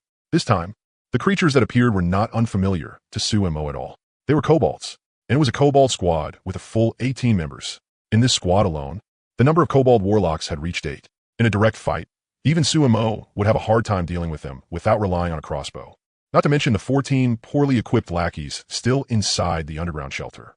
What an annual emotional drama. First 6 people, then 8 people, and now it had directly turned into 18 kobolds joining the party too. So my underground shelter has turned into some glowing underground treasure now? Is that why everyone's getting drawn here? Under the mask, Sumo's expression turned cold, and an undisguisable killing intent showed in his eyes. Toward humans, Sumo still had a trace of sentiment. But toward beasts like kobolds, as long as he ran into them, there was only one outcome: kill without mercy. Compared with lion men, in Sumo's eyes, kobolds were far more dangerous. It wasn't because they had learned to use gunpowder, that great killing weapon. It wasn't because they had arrived carrying a massive amount of supplies, or even because within just a few days they had built a magnificent castle from nothing. It was because of intelligence. Kobolds were much smarter than lion men. Whether in defense, offense, or all kinds of little details, they showed it clearly. Since you've come, there's no need for you to leave. Stay here, all of you. Pulling out the crossbow, Sumo's hand tightened around the grip beneath his combat suit as he removed the ordinary bolts loaded inside it. A flash of light. 5 crudely shaped, ridiculously comical-looking picric acid explosive bolts appeared in Sumo's hand. One by one, Sumo carefully pressed them into the magazine. Oreo, is the danger coming from these kobolds? Pressing the self-check button and listening to the sound of the motor running, Sumo asked calmly. In the next second, Oreo first nodded, then shook his head. Facing the distance, Oreo lifted his dog head, then lay back down again, signaling for Sumo to keep waiting. There's still someone else? Even 18 kobolds weren't the final source of danger. This whole show was really getting more and more exciting. Under the mask, Sumo was so annoyed he almost laughed. At first he thought it was just one group's suicidal behavior. He hadn't expected it to keep escalating. Even without imagining too much, Sumo could already guess the love and hate tangled up in all of this. The small path that had not yet been buried by the wind and snow was trampled over by the kobolds once more. The dense footprints became a guiding beacon. The kobold squad barely hesitated. The instant they passed the hill above the deep-sea shelter, they split into 2 teams and moved around both sides. All of this was seen clearly by Sumo, who was lying on a high slope with only his eyes exposed. What clumsy acting. If I were inside the shelter watching this on television, I bet it'd have quite a different flavor. 3 groups had already gone by, and their goals were obviously different. Each group thought it was the final Oriole waiting to reap the benefits, but unfortunately, when 2 more figures appeared at the end of his vision, Sumo knew. This time, the only Oriole was him. Oreo, still lying on the ground, had already started letting out low growls he could no longer suppress. In this wind and snow, the target was obvious. Clearly, these last 2 people were the greatest threat of all, compared to the previous 14 people and the 18 kobolds. The equipment on these 2 could no longer be described with the word well-made alone. Only when the 2 of them drew within a range of 300 meters did Sumo finally make out their faces through the swirling snow. The one on the left was wearing a luxurious combat suit from who knew where, with brand new, gleaming military boots. When he turned, a pair of polar thermal pants that looked incredibly warm showed beneath the combat suit. Sumo was not unfamiliar with that face when it turned toward him. It was none other than Mangarecap, the man he had been thinking about for so long. The landmark of the deep-sea shelter and the footprints on the ground did not surprise Mangarecap. Instead, he smiled and said something to the big man beside him. The big man on the right cooperated at once. He made a gesture at the empty air, and 2 pitch-black objects appeared in his hands. Guns? No wonder. In Oreo's perception, these 2 were the greatest threat of all. Through the binoculars, Sumo couldn't tell exactly what kind of guns they were, but from their blurry shape, he could still vaguely make out that they were 2 handguns. The 2 of them skillfully removed the magazines, then loaded them back in. Mangarecap even picked up the pistol and pretended to aim at the distance for a moment. That action immediately drew a burst of laughter from the big guy beside him. In such a harmonious atmosphere, the 2 of them checked their equipment one more time and quickly dashed upward. It looked like this long-prepared show was finally about to begin. On the hill, Sumo, who was almost completely buried under the snow, slowly stood up after watching the 2 figures walk away. With a slight shake, sheets of snow fell off, revealing the all-terrain optical combat suit underneath. From a certain angle, paired with the snowflakes drifting down from the sky, Sumo's figure looked even more mysterious. He pressed the heating switch at his waist. After every part of his body regained feeling, Sumo half-crouched and slid down the hill. Behind him, Oreo copied him perfectly, lying on the slope and slowly sliding down as well. 1 man and 1 dog followed in the direction Mangarecap had left, slowly sneaking forward. Boss, isn't this weather too cold? Why do I feel like the wind and snow are even worse now than when we came? A short man wearing a thin autumn shirt with a plant fiber tarp wrapped around the outside complained while sneezing. Because they were unfamiliar with the terrain near the shelter, the group stumbled along awkwardly, often slipping and falling because of the pits in the ground and the snow buildup. The man in the yellow padded jacket, whom they called Boss, heard this and looked up at the sky. Then he glanced at the others, who had turned timid because of the short man's words, and immediately flicked him on the forehead. Isn't it normal for the wind and snow to get smaller and then bigger? You think it can stay at the same level the whole time, just for you? What, do you think you're one of your Huaxia thunder gods or lightning mothers? Boss, our Huaxia thunder gods and lightning mothers don't control snow. The big-headed man, who had cut open a pair of pants and pulled the two pant legs over his arms, added a comment. Without a doubt, the moment he said that, his big head got flicked too. I think every last one of you is just scared of Sumo. I'm thinking we're all human. He doesn't know magic. So what the hell are you nervous for? When the time comes, do as I said and blow up his shelter for me. Once we get inside, every one of you brothers will have meat to eat and soup to drink. If anyone still dares to chicken out at the last moment, I'll still acknowledge you as my brothers, but this steel blade of mine doesn't care about brotherhood. Marshall, dressed in a yellow padded jacket, viciously spat on his steel blade while sweeping his eyes over the others, his face full of indescribable ferocity. After being intimidated like that, the remaining 5 immediately became much more obedient and lowered their heads as they kept walking forward. The weather was cold, but their hearts were even colder. As for blowing up Sumo's shelter, forget whether these people lacked confidence. Even Marshall himself was a complete mess inside. Everyone knew that Sumo was a devil who killed without blinking. With a wave of his hand, he had taken out 5 fellow humans without saying a single word of nonsense. Going to attack that kind of fierce man with only the stuff in their hands. Wasn't that just delivering themselves to him? Even Sumo himself did not know that. Through everyone's repeated retelling, his vicious reputation had already become overwhelming. Please don't be home. Please don't be home. Please don't be home. Marshall kept chanting in his heart, looking at the underground shelter hill that had already appeared in the distance.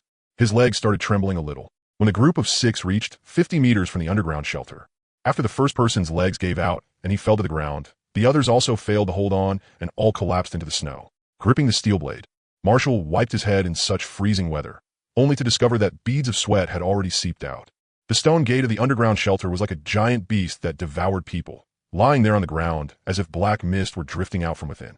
One glance was enough to make fear rise in a person's heart. What are you scared of? I got reliable information that Sumo isn't in his shelter today. Get up there. Letting out a guilty shout, Marshall tightened his grip on the steel blade in his hand and swaggered forward, pretending to act carefree.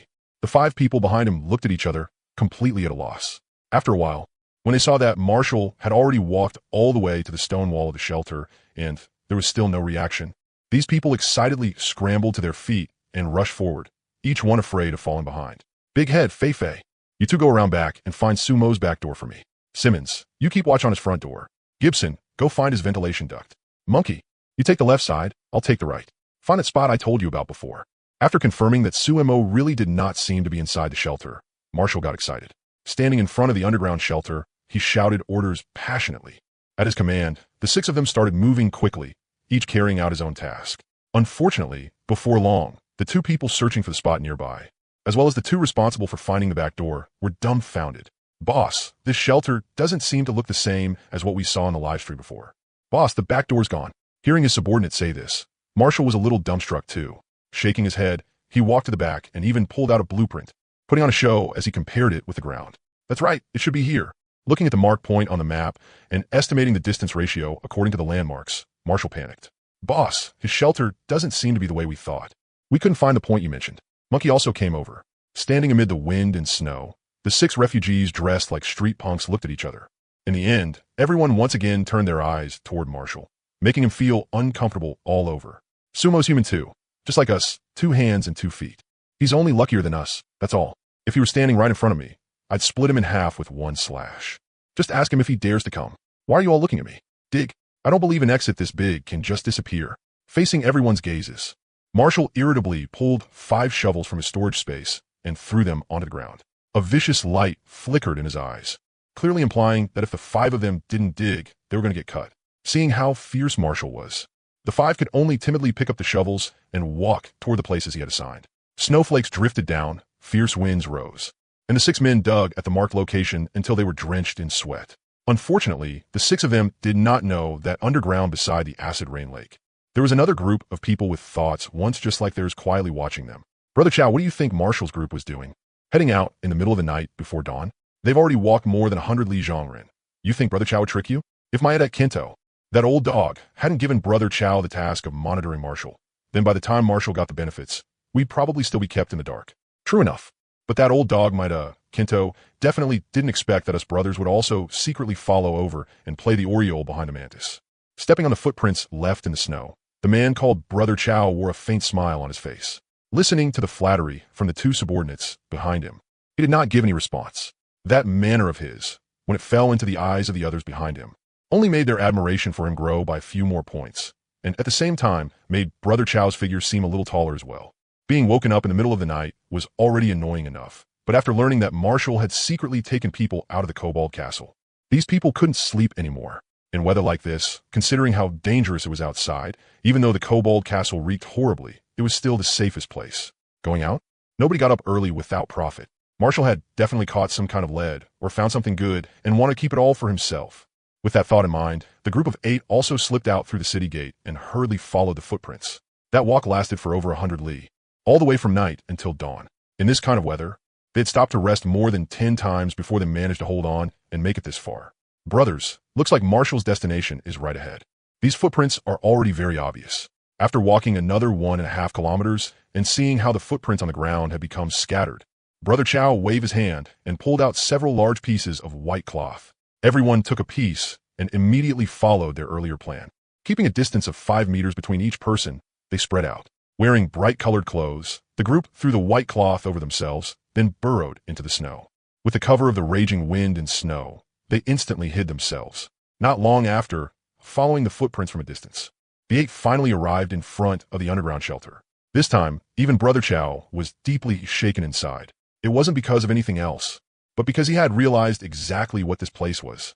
Holy shit, isn't this Su Shan's shelter? We've actually been right next to him this whole time. How did Marshall find this place? Sneak attack Su Shan? Is Marshall tired of living? The shock in their hearts made all 8 gather together, their faces unable to suppress their astonishment. Even Brother Chow, in such freezing weather, had gone red in the face, his heart pounding wildly. This was Su Mo's shelter. In the eyes of all Chinese people, Su Mo had already been established as a model, inspiring everyone else to keep struggling to survive. Especially according to the estimates and deductions people had made in the various channels. As long as someone could join Su Mo's shelter, forget this winter. Even 2 or 3 winters could be passed through with ease. Calm down. If trash like Marshall's group dares to attack Su Mo's shelter, then they must have gotten some exact information. Most likely, Su Mo isn't in the shelter at all right now, or something happened to him. Brother Chow's words were well-reasoned, and the other 7 all nodded repeatedly, looking completely ready to follow his lead. Su Mo is one of us Chinese after all. If he's alive, we'll beg him and find a way to join his shelter. If he's dead, how could a bunch like Marshall possibly deserve to own Su Mo's legacy? For now, split up and move toward the nearby points. Remember, absolutely don't let them spot you. Hearing Brother Chow's words, the remaining 7 all nodded, their eyes filled with indescribable fanatic excitement. With a gesture from Brother Chow, everyone spread out once more and moved toward the area around the underground shelter. From a bird's-eye view, these people had vaguely formed into a pocket shape, surrounding the hard-working group of 6 on the hill. The wind was still blowing. The snow was still falling. You stand on the bridge, looking at the scenery. The one looking at the scenery stands on the bridge looking at you. Captain Harper, our target is the humans ahead. Why don't we hurry up and catch them and deal with them already? A large group of kobolds walked through the snow. Compared to the 14 people in front, who had been exhausted by the long trek, the kobolds, numbering a full 18, still had decent stamina. Our orders are to monitor their actions and find their objective, not to kill them. Killen, I'm warning you one more time. Do not question the captain's orders again, or I have the authority to hand you over to the priest for punishment. Hearing Harper's words, Killen shrank his kobold head and put on an obedient look. Within kobold society, the class hierarchy was strict. Kobold warriors were the lowest level laborers. They could only silently do their work, and were not allowed to interrupt, act on their own, or show any other rude behavior that defied orders. For a race like kobolds, who had intelligence but had not reached the level of human intellect, this strict hierarchy was extremely effective. With kobold sorcerers in command, once a squad went out, it could basically strike wherever ordered. Of course, kobold sorcerers were also divided into ranks, and every time they went out to fight, they acted according to the division of large and small squad leaders. When outside, captains had 100% authority to determine guilt for those under them, but when it came to punishment, only the priest could carry it out. Human flesh doesn't taste good, but their blood is pretty delicious. Once we catch their females, we'll make them keep giving birth every day, so we can suck their blood. The kobold beside Harper bared his teeth. The words coming out of his mouth were enough to make any human shudder in horror. However, not a single kobold spoke up to say it was cruel. Instead, they all nodded in agreement. The cold could not affect their bloodthirst. Likewise, the wind could not sweep away the chaotic footprints left on the ground. At Harper's command, All the kobolds split into two groups and once again formed an even larger pocket, surrounding everyone from before. Strange. Why did Kinto seem completely unhurried, walking so leisurely, with the footprints leading the way, and with his familiarity with the nearby terrain, Sumo moved lightly through the snow, nimble and agile as he crossed one small pit after another. Because he had the telescope, even while hanging far behind Kinto and the tall man, Sumo could still adjust his position at any time based on what he saw through it. As for Oreo, Sumo lowered his head for a look and immediately laughed. Oreo had originally been black and white to begin with, but now that his fur was covered in a full layer of snow armor, he had directly transformed into a Samoyed, the good brother among the three silly sled dogs. If not for the fact that Oreo's delicate dog face could still be seen, then in this weather, with just 20 or 30 meters between them, even with Sumo's eyesight, it would have been hard to tell where exactly Oreo was hiding. Seeing that Kinto wasn't hurrying forward and seemed to be waiting for something, Sumo simply didn't rush either and strolled along slowly behind him. The distance between the deep-sea shelter and the underground shelter was 3.5 kilometers, or 7 li. Following the two of them, Sumo walked for a full hour before reaching a position less than 1 kilometer from the shelter. When he saw Kinto and the tall man sit down, Sumo did not hesitate and sat down as well. Without strong sunlight, during this endless snowy windstorm, Sumo had absolute home field advantage. Focusing his mind and looking at the plentiful food in his storage space, not only was Sumo not in a hurry, he even had the leisure to study the sizes of the footprints on the ground. Kobold footprints were very obvious. Stamped into the snow, Sumo tried measuring them, and they were only about the size of a palm. As for human footprints, they looked much larger, with even the smallest being just over size 40. Unfortunately, given human combat ability, as long as they were careful in an encounter battle and closed the distance to within 10 steps, these kobolds had no way to threaten humans. Putting aside the kobold sorcerer's power, just looking at these warriors alone, one adult human taking on two of them wouldn't be a problem at all. With kobold skinny legs and tiny feet, going by biological traits, their explosive power was far inferior to a human's. The broadness of human feet gave them grip. Their heavy thigh muscles gave them strength. Their calf muscles gave them terrifying explosive force. And on top of that, their bones transmitted that power through rotation. If it really came down to a fight, barehanded, a kobold warrior would get beaten so hard its teeth would be scattered all over the ground the moment they met. As for upper body strength, that was even less worth mentioning. A kobold, at its biggest, was only around 50 kilograms. With that little weight, anyone with even a bit of courage wouldn't be afraid. Unfortunately, even for this kind of trash creature, there were still people rushing in one after another to be their running dogs, to be traitors to humanity, who knew what they were after. Shaking his head regretfully, Sumo's eyes were full of emotion. In any era, there was never any shortage of the miraculous species known as collaborators, including now, Marshall, the overseers, and even the kobolds. All three groups were still being kept in the dark by Kenjin, playing the role of workers for him. Off to the side, after circling around to scout the area, Oreo walked back warily and lay down beside Sumo, looking at Oreo's silly and adorable appearance. Sumo subconsciously raised his hand. Just as he was about to pet him, a sudden explosive boom came from the distance. Boom, boom, rumble. One after the other, two muffled blasts rang out. Though the sound couldn't compare to the terrifying force from when the strengthened picric acid bomb weighing 30 gene had gone off earlier on the silent plain now, it was still more than enough to make one's heart tremble. Struck by the deafening noise, even the wind and snow seemed to freeze for a few seconds. Looking into the distance, thick clouds of gunpowder smoke had already been swept up into the sky above the underground shelter by the wind, drifting away toward the distance. Before Sumo could make any move, faint sounds of shouting and killing, along with more explosions, seemed to come from near the shelter. Almost instinctively, Sumo immediately opened the shelter's status panel in a tense mood and stared at it. On the durability panel, the underground shelter's number truly did not disappoint. It was still standing firm at 95. Holy crap, that scared me. I seriously thought these people had blown the underground shelter down. The green 95% was so pleasing at this moment. Sumo, who had been tense this whole time, finally let out a long breath of foul air, and his whole body relaxed. Since these people couldn't open the underground shelter, then their ending could only be one thing. Picking up the binoculars and seeing Kenjin and the tall man already spring to their feet and dash out, Sumo immediately brushed the snow off his backside and followed after them. The rumbling explosions were like a signal flare detonating above the underground shelter. Group after group moved at the sound. Before Marshall and the others could check whether this explosion had blasted open the weak point, they suddenly discovered 8 people had abruptly burst out from the snowfield that had seemed empty just moments ago. Marshall was no stranger to these 8. They were the overseers who had worked together with him at the nitrate camp before. You got guts, Chow Guy. Are you looking to die? You even dare set your sights on me. Marshal. Gunpowder smoke filled the air. Gunpowder was not the same as explosives. There was no detonation shockwave, only rapid burning. So no one could clearly see what the pit looked like. Marshal thought he had opened a breach, and Chow Guy also thought Marshal had opened a breach. Without wasting words, the two groups didn't say a single extra thing before charging directly into battle. Following the snowy ground, Marshal, steel blade in hand, rolled flexibly across the ground, dodging a shot from a crossbow at the side.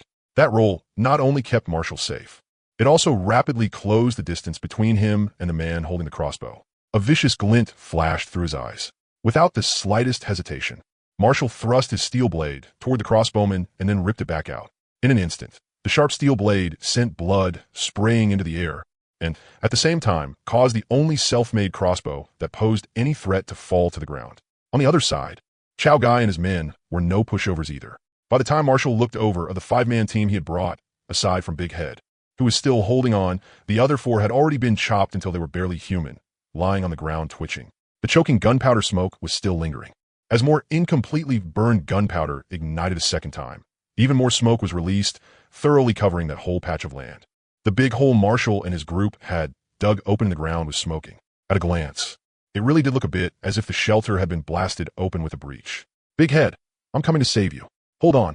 Marshal let out a strange yell. What he said sounded full of brotherhood and loyalty, but the movement of his hands did not slow in the slightest. Scooping up the crossbow in one motion, Marshal kept shouting as he ran straight into the distance without even turning his head back. Not the least bit concerned that the brothers behind him were still being surrounded and hacked at by several people. Marshal, you won't die, go. Big Head's eyes split wide with rage at the sight. Unfortunately, before he could finish speaking, Marshal, who had been running happily just a moment ago, was struck by a fireball that came from who knew where, and with a thump, half his body was blown away. The piercing smell of blood spread through the air, mixed with the stench of scorched flesh, enough to make anyone want to vomit. Even Chow Guy's 7 men, who had been in the middle of hacking people down, hurriedly looked around on guard. In their line of sight, 8 kobold sorcerers and 10 kobold warriors strode out, proud and imposing. All of the kobold sorcerers held their staffs high, their eyes full of disdain and contempt. Even the kobold warriors had a trace of frivolous arrogance in their eyes at this moment, counting Big Head in the middle of the 7, who still hadn't fully died. The numbers were 18 against 8. That difference alone was enough to make the kobolds go wild with arrogance. The encirclement tightened more and more, and an invisible pressure weighed down on the heads of the 7 people in the center. The 7 kept shrinking inward until their backs pressed against each other's backs. Only then did they panic and realize that there was already nowhere left to run. What do we do, Brother Chow? Do we fight or not? Are we taking on these beastly bastards or not? Things had already reached the end of the road, the moment when the dagger finally came out of the map. The 7 were not fools. Naturally, they knew the kobolds were also eyeing Sumo's treasure in the pit with greed. In this battle, only one side could survive. On the small hill, from the gunpowder explosion to the kobolds surrounding everyone, only a short 2 minutes had passed. Looking at the tense 7 in the middle, all the kobold sorcerers wore malicious expressions, their steps constantly pressing forward. 20 steps, 15 steps. The distance kept shrinking. The 7 standing back to back could already see the cold gleam on the spear tips of the kobold warriors and the staffs in the kobold sorcerers' hands, and the fingers resting on the casting buttons. We can't wait any longer. If we keep waiting, we'll only become more passive. If we don't go up and fight these beasts today, then no matter what, it's a dead end either way.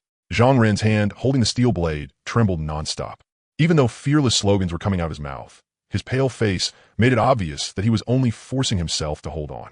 However, the moment his words fell, the others around him did not sink into the silence he had expected.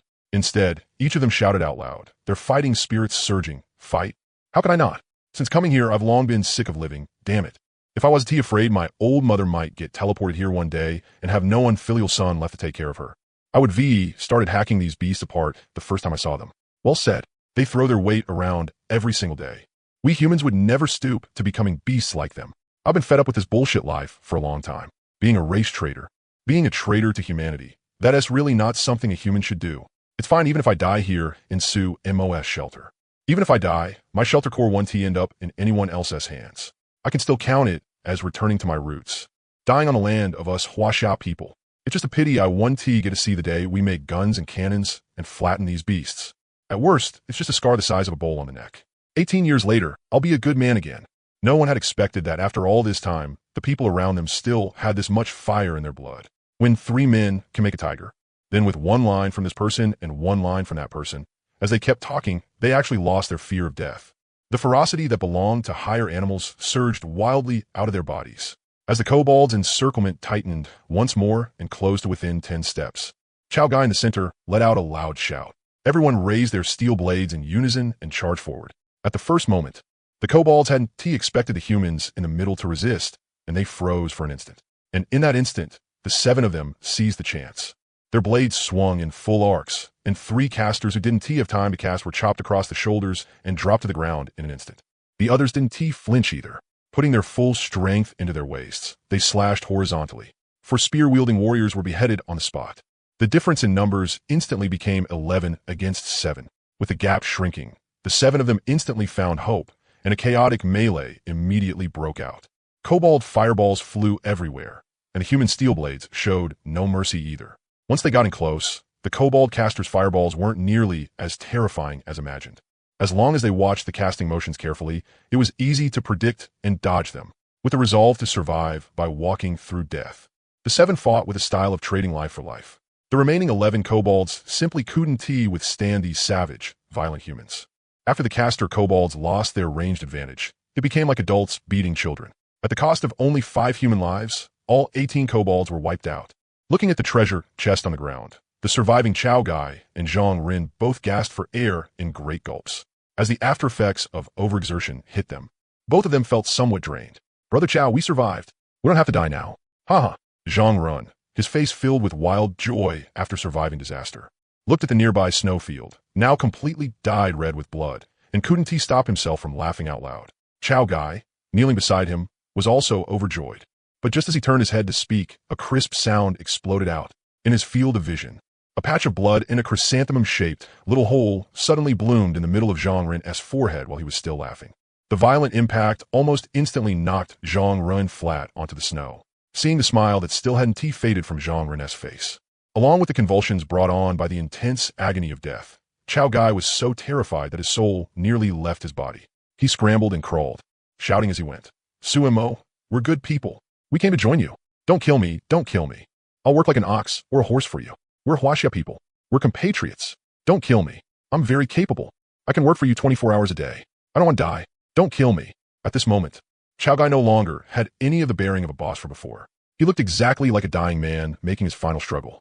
Because his body had tensed up again after already being drained, he hadn't even run 2 steps before he fell back to the ground. In pain, he shut his eyes. The gunshot he had imagined never came. Instead, a burst of applause suddenly sounded behind him. Clap, clap, clap, clap.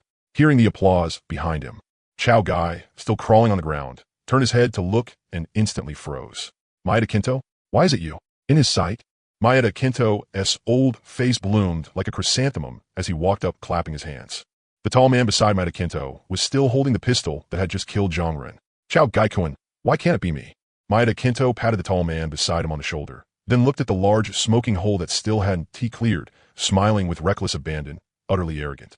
That kind of smile made everyone who heard it feel a chill all over. Combined with that face of his, he looked exactly like a petty man reveling in success. "Do you know why I had to keep watch on Marshall? Now guess how this group of kobolds found your trail." Maeda Kinto's applause still hadn't stopped. The clapping sounded as if it were striking Chow Guy's chest, making him feel blocked up and panicked. "So you old dog had everything prepared already. You want it all? Can your appetite even swallow that much?" In an instant, Chow Guy understood every arrangement Maeda Kinto had made and let out a miserable laugh. "Ha! You Huaxia people really are stupid. That so-called god Su of yours too. In this apocalyptic wasteland, aside from yourself, everyone else is an enemy. Too bad he is treasure, but doesn't he understand such a simple truth? Come on, take a guess. He still hasn't come out after all this time. What shape do you think the collapsed shelter crushed him into?" Following the direction of Maeda Kinto's finger, Chow Guy turned to look. Sure enough, a huge excavated pit had now collapsed downward from the explosion, although the smoke made it impossible to see how much it caved in, based on Maeda Kinto's words. Chow Guy immediately filled in the rest of the scene in his mind. "Don't bother hoping someone will save you, Chow Guy-kun. In your next life, don't be this naive." After saying that, Maeda Kinto gave a look, and the tall man beside him immediately understood. He fired a shot straight at Chow Guy on the ground. Bright red blood seeped out from Chow Guy's head. Full of unwillingness, Chow Guy fell to the ground, dying with his eyes open. The next second, as if by unspoken agreement, Maeda Kinto and the tall man both instantly stepped 3 paces back, opening up the distance between them. The tall man nervously aimed his pistol at Maeda Kinto, but Maeda Kinto showed no reaction.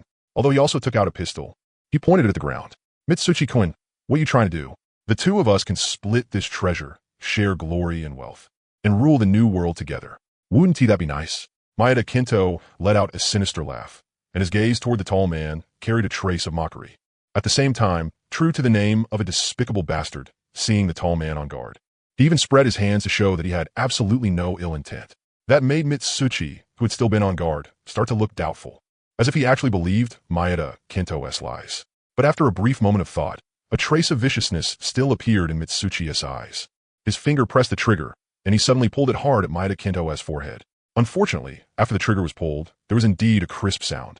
But that crisp sound didn't come from a gun in his hand. It came from Maeda Kinto's hand across from him. A bullet tore straight through Mitsuchi's chest and slammed into his heart in an instant.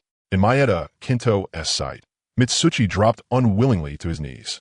His hand was still frantically working the trigger, but all he got in return was the empty clicking of the firing pin. I'm guessing you're very confused right now about why the pistol you checked again and again before leaving the castle has suddenly malfunctioned. What a pity. What a pity, Suntakun. Do you know? In this era, if you fall behind the information, then you can only be eliminated. Maeda Kinto's tone carried an indescribable bleakness, but as long as one could see his face, that bleakness would immediately twist into arrogance. Looking at Sun-Two's pain-filled expression, Maeda Kinto kept rambling on. In this apocalypse, don't trust anyone, not even family, not even brothers. There are no eternal friends, only eternal benefits. What a pity. You still don't understand. After speaking, a cruel look appeared on Maeda Kinto's face. He raised his pistol and fired another shot at Sunta's head. This shot blew his skull apart, sending blood spraying everywhere. Sweeping his gaze around at the corpses already piled across the snowy hill, Maeda Kinto nodded in satisfaction, then turned and walked toward the blasted crater. After the delay, the gunpowder smoke had already begun to disperse. My precious Uemo, where are you? Hurry up, and let me take your fortuitous encounter. Let me, Maeda Kinto, live in your place. Moving with light butterfly steps, Maeda Kinto was like a black butterfly fluttering through a field of flowers. With an agile leap, he landed in front of the crater, eager to inspect the opening blasted in the wall so he could hurry inside and claim the treasure. However, the scene inside the crater was nothing like what he had imagined, with shattered stone and collapse everywhere. Buried under the dirt, the stone wall had indeed been blasted open with a gap, but the opening was only half a meter in diameter, and through the outer layer, it was clear to see that the inner layer was still exceptionally sturdy, with no sign at all of falling apart or collapsing. Before he could finish speaking, a black shadow flashed past and viciously nailed itself into the back of his hand, sinking 3 inches into the flesh. A sharp pain shot through his hand, and his grip vanished. The pistol Maeda Kinto had been clutching instantly fell to the ground. At the same time, a voice drifted faintly from beside him. May I ask, are you looking for me? May I ask, are you looking for me? Like a voice rising up from hell, it carried not a trace of emotion, nor the slightest change in tone. Maeda Kinto swore that in his entire life. Not even while watching those famous horror movies from the island nation had he ever felt such terror as he did now. Whoosh! Before he could respond, another sharp sound cut through the air. Another black arrow found its destination, viciously sinking its broadhead into Maeda Kinto's other hand. Blood, shredded flesh, stinging pain, convulsions. People said the 10 fingers were connected to the heart, but at this moment, the agony of his palm nearly being pierced through made Maeda Kinto unable to stop himself from screaming. Seeing the pistol that had fallen at his feet, Maeda Kinto suddenly bent down to pick it up. However, a black shadow swept past and kicked him hard in the chest. The tremendous impact made Maeda Kinto stumble, and because of the snow underfoot, he slipped and fell straight to the ground. The pistol that had originally fallen by his feet was also kicked into the crater by his flailing legs. My hand! After the brief burst of adrenaline had numbed the pain, the moment he dropped onto the ground, the arrow shaft struck the earth and drove even deeper in, making Maeda Kinto shriek wildly in pain. Unfortunately, before he could even lower his head to look at the wounds, a pulling force came from behind his neck. Without the slightest difficulty, the huge strength lifted him up with ease.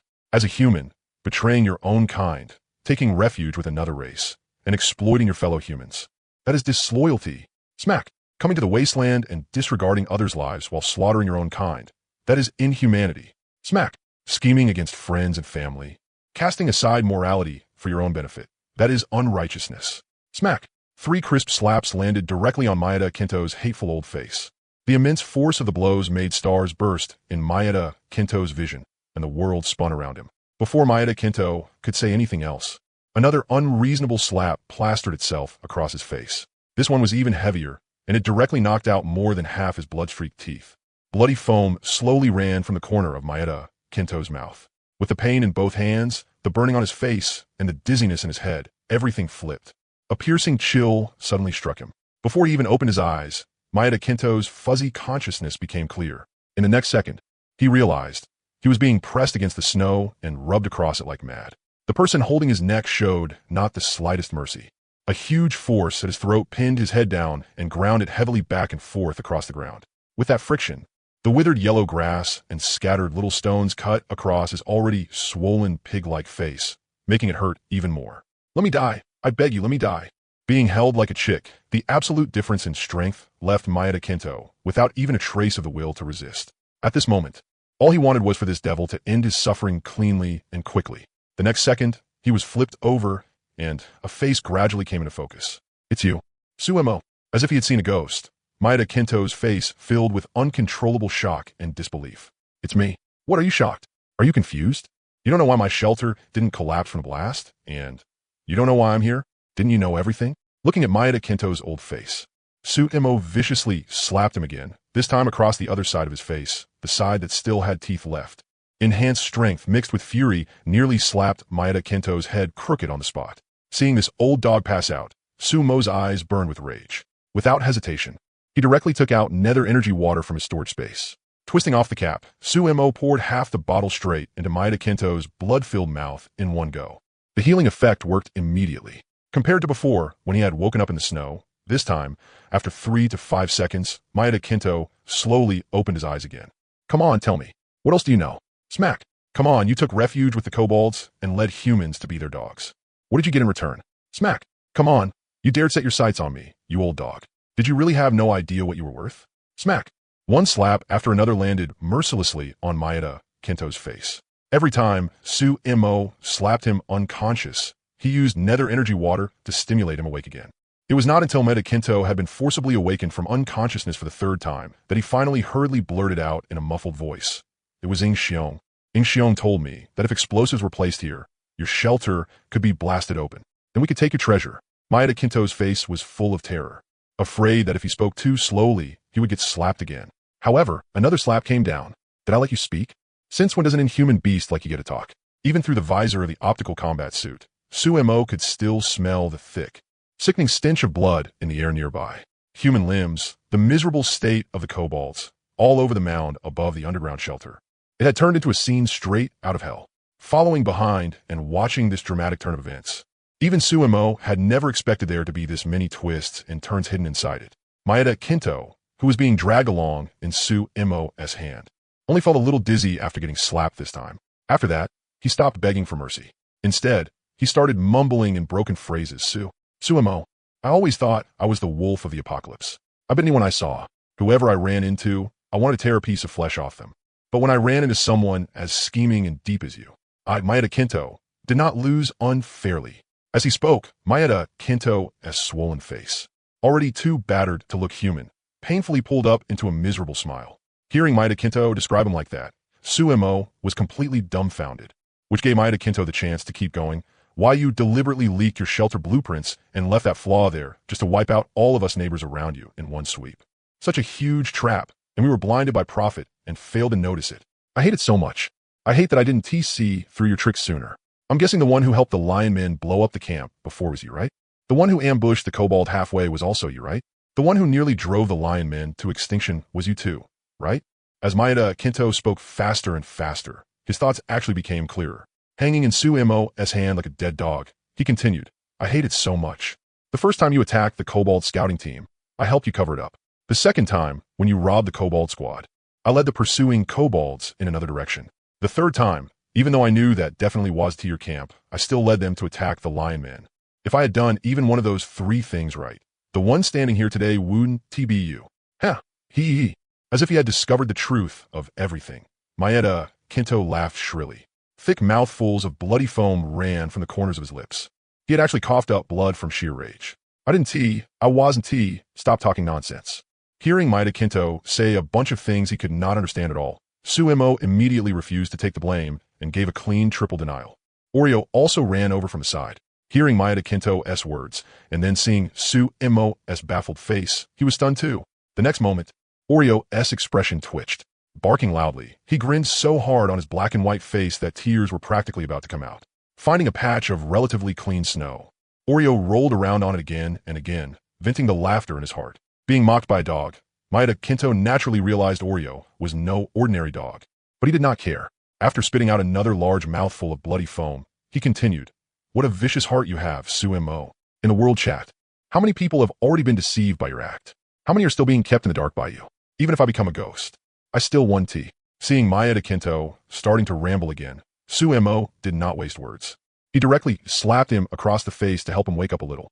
"I'm saying, old man, what kind of international joke are you cracking here? So you think you figured everything out?" Hearing Suemo's words, Maeda Kinto instinctively wanted to argue back. But after hearing Suemo's next sentence, he froze. The shelter really did have a flaw. Too bad I happened to notice it and happened to fix it. Huh. Oh right, an hour before you all came. I was still inside the shelter picking some cabbage and frying a bowl of rice before eating it. Tell me, isn't that a coincidence? I just gone out when I saw you all coming. Had no choice, so I followed behind you. And then somehow, you all started killing each other for no reason. And then you, acting like some opera performer, kept jumping around here and there. I've really been wondering, how are you this capable? Oh right. Slapping his forehead, Suemo seemed to suddenly remember something under Maeda Kinto's gaze. Good thing you helped me cover up that scouting team the first time. Otherwise, I wouldn't have been able to make the explosives afterward. Naturally, I wouldn't have been able to blow up your camp or the Kobold main force. Maybe you really would pulled it off. Maeda Kinto, thank you. Thank you for helping me hide my tracks, helping me redirect the hatred, and, oh right, even delivering supplies to me. Thanks. I'll take your things and live well with them, so you don't need to worry about that. Before Suemo could even finish speaking, he suddenly felt his hand grow lighter. When he looked again, Maeda Kinto in his grip was already vomiting blood in great mouthfuls. The blood sprayed out like someone had turned on a faucet. This Maeda Kinto had actually been angered to death by Suemo. Kinto's mental state was really that bad? He actually got himself this mad? Still in the middle of speaking the truth. Suemo looked at Maeda Kinto's miserable state, scratched his head, and for a while could not figure out why he was so angry. Compared to the ones on the ground who had been blown up or hacked to death, being angered to death made Maeda Kinto's way of dying pretty unique. One of a kind. Pulling the steel blade from the ground, Suemo stabbed into Maeda Kinto's chest once back and forth to finish him off, then casually tossed him aside like garbage. For this kind of human traitor, not to mention compared to humans, even compared to kobolds, he was still lower by one rank. Suemo felt disgusted just holding him in his hand. Sure enough, the number of people really did affect the intensity of the snowstorm. After all these people died, he could clearly feel that the wind and snow had weakened a lot. Stretching out his hand, Suemo caught a falling snowflake. Compared to before, he could clearly see that the snowflakes had become much smaller, and their density had also dropped sharply. Turning his head, he stopped studying the relationship between the snowstorm and the number of people. Looking at the glaring patches of blood red before his eyes, Suemo began checking one by one for any survivors, a trace of loneliness in his expression. After making one full round, although Suemo did not want to admit the result of a total wipeout, that was the truth. In this kind of weather, if someone was injured and did not receive timely treatment and care, it would not even take 1 or 2 minutes before the cold started eroding the injured person's will. Once they could no longer endure that chill, falling asleep meant they would sleep here forever. 7 Huasha people, even though they had become lackeys, become overseers, and helped Maeda Kinto exploit other humans at this moment. After dealing with Maeda Kinto, the hatred in Suemo's heart toward human traitors had already faded a lot. When a person dies, the lamp goes out, and all thoughts turn to ash. Aside from people like Maeda Kinto and Marshall, who truly deserved to die, the others had not really committed any unforgivable wrong in principle. They had only been trying to survive, trying to live better than others, and for a time, that had blinded the goodness in their hearts. Forget it. For the sake of you being Huasha people, I, Suemo, will let you return to the earth today. On this wasteland, get some proper rest. With a thought, an ancient-looking iron shovel shining with a glow of excellent-grade quality appeared in Suemo's hand. Walking slowly down the slope, Suemo went much farther this time. Only after walking about 300 meters did he pick a place where wild grass grew thickly and begin digging a pit with the iron shovel. There were too many dead on the hillside, and too many kobolds too, so it took Suemo a full hour and more to finish digging the pit. The pit was 1 meter deep and 8 meters long. Turning back, Suemo began moving the corpses over one by one. He started by laying the kobold corpses at the bottom. This time, the 18 kobolds dropped a total of 2 copper treasure chests, 2 iron treasure chests, and 3 wooden treasure chests. The drop rate was much lower than before. While moving the bodies, Suemo indulged a nasty little sense of humor and stripped Maeda Kento completely bare, taking the shelter core from beneath him along the way. He stuffed the naked Maeda Kento into the very bottom of the burial pit, then brought over the kobold corpses and pressed the faces of 3 kobolds right up against his face. After that, he kept piling them up layer by layer. Only after Maeda Kento was completely buried under the kobold corpses did he switch to stacking the rest flat. Even after death, I'm going to make you stare at your kobold dads and reflect properly on why you chose to become a traitor to humanity. Clapping his hands and looking at Maeda Kento's miserable state, Suemo finally let out some of the resentment that had been buried in his heart for days. Suemo couldn't see the other traitors to humanity elsewhere, and he didn't want to. But since Maeda Kento dared to show his face and challenge the bottom line of humanity, then as an outstanding young man of the new era, Suemo naturally couldn't let him keep disgusting everyone nearby. He slowly walked back to the top of the hill. This time, for the other dead, including Marshall, Suemo did not choose to torment them like that. Their clothes were already stained with huge patches of blood. Even if he washed them clean and wore them, Suemo would still feel grossed out. He stripped off the cotton coats that still looked acceptable and hadn't suffered major damage, setting them aside. After confirming that none of the dead had anything valuable left on them, he placed the shelter cores from beneath them into his storage space and started moving the corpses one by one.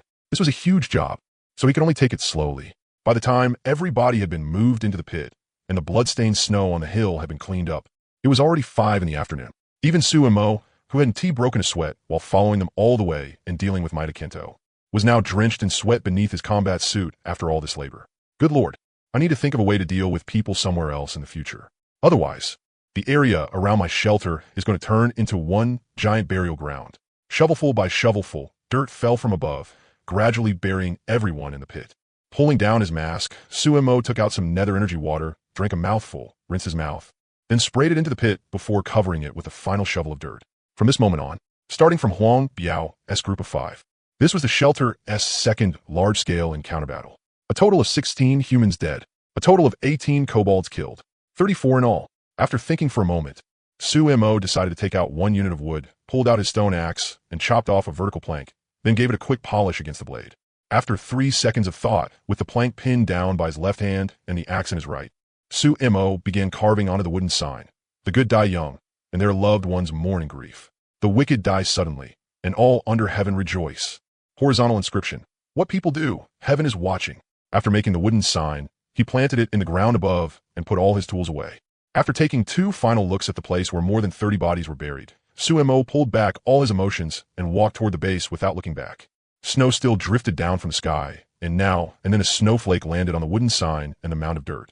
Gradually, aside from Suemo, no one would ever know that such a brutal battle, full of one twist after another like a palace intrigue drama, had once erupted here. Oreo, who had been lying on the ground and quietly standing guard the whole time, saw that Suemo had finally finished and immediately ran over affectionately, whimpering and acting spoiled. All right, I know you're hungry. I'll make you something good today. After working nonstop until past 5 in the afternoon, Suemo was starving too, and his whole body was soaked with sweat. However, looking at the shelter cores piled up in a heap inside his storage space, Suemo smiled. Oreo, who had been scooped up in his Suemo's arms, smiled too. He spun the combination dial, opened the main door, stepped into the entrance tunnel, then pushed the bolt shut behind him and scrambled the code. At once, an intense sense of security washed over him. A sturdy shelter in the apocalypse was the very symbol of safety. Once he entered and shut the door, Suemo felt that no matter if floods raged outside or fire descended from the heavens, none of it could affect him inside the shelter. You want to blow open my shelter with the black powder I made myself? Keep dreaming. The farther he walked down the stone passage, the more confidence filled Suemo's heart. Just thinking about how that group had wanted to use black powder as a bomb to blast open his shelter today made Suemo want to laugh. Standing in front of the entrance door, he held Oreo out in front of him and shook the snow off hard a few times before letting him go inside. Suemo then stood right in the entrance passage and began taking off his combat suit. His hoodie and pants were already soaked through with sweat, and a strong sweaty smell surged up at once. I can finally take a bath tonight, and all these clothes can be washed too. With his hoodie and pants in hand, Suemo, now stripped down to nothing but his underwear, swaggered right into the shelter. With a wave of his hand, the wind naturally began to speed up. The hoodie and jeans in his hands quickly fluttered. In less than a minute, by the time Suemo put them back on. They were already fresh and dry. I really should drag that old dog Kinto into the shelter and give him a proper show of my magic. Otherwise, it really is a bit lonely, controlling the wind to keep drying the moisture inside the optical combat suit. Suemo connected it to the power strip to keep charging. Ever since it had been upgraded with all-terrain adaptability, the optical combat suit had fully proven its worth in today's battle, with dozens more snowy days still ahead. This would definitely remain a god-tier tool for now. Seeing Suemo come home, Big Spark and Little Spark, who had been frightened out of their wits by the explosive high-pitched noise, came rushing out in a flash. Although the two little ones had grown so much that they could no longer be compared to what they once were. Their weakness of being afraid of shrill sounds still hadn't changed. The two chicks circled around Suemo, chirping nonstop as if pouring out their grievances about being scared today. Oreo also ran over to join the fun, whining as though he were communicating something with Big Spark and Little Spark. All right, I'm gonna make food for you. Stop clinging to me for now. Patting the heads of Big Spark and Little Spark, Suemo walked to the supply room to get food. Today's battle had really dragged on, and after working nonstop until now, Suemo was starving too. He directly took out all 400 grams of beef stored in the inventory. After thinking for a moment, Suemo went to the breeding room and, with a pained heart, plucked off 2 cabbage leaves that were both in the way and unpleasant to look at. He measured out a little over 1 gene of rice, and in less than half an hour, the moment he lifted the pot lid, the fragrance of beef fried rice burst upward at once. He evenly portioned the rice into the food bowls of Big Spark, Little Spark, and Oreo. Suemo was so hungry that his mouth was practically watering with sour saliva. After devouring the meal, Suemo didn't even spare the scorched, crispy rice stuck to the bottom of the pot. He ate everything clean. He took a big gulp of psionic energy water to wash it down. Looking at the glittering wall of treasure chests, Suemo smiled knowingly and focused his attention on opening the storage space. This time, my shelter is probably about to get an explosive growth spurt. The familiar spot. He lay down with practiced ease. Oreo cooperatively moved his body over and let Suemo use him as a pillow. Big Spark and Little Spark also found their usual comfortable spots and dashed over with a whoosh, lying down beside Suemo. With the glow of the treasure chest wall in front of him, Suemo looked over the shelter cores inside the storage space, his face already blooming with a smile. If a shelter wanted to grow, then for a lone wolf player, just looking at Manga was enough to understand how difficult that was. After more than 400 days of development, the walls of the deep-sea shelter still had not even reached 1 meter in thickness. Although it had evolved a reinforced concrete structure, in terms of overall safety and reliability, it simply could not compare to the current stone shelter. As for the other facilities, aside from a few large items, Suemo had not even seen a proper bed. There was no need to mention entertainment or comfort facilities. By comparison, the underground shelter now had stone walls 7 to 8 meters thick, 2 televisions, a warm little bed, and even air conditioning. If not for people like Kinto throwing themselves at my door to die, maybe my development speed would have slowed down, but now. With a thought, Suemo directly took out all the safe house cores and piled them on the ground. The moment the ancient-looking cores, flashing with all kinds of light, appeared, it became impossible to look away. Record detected that the player possesses a complete safe house core and meets the absorption requirements. Absorb?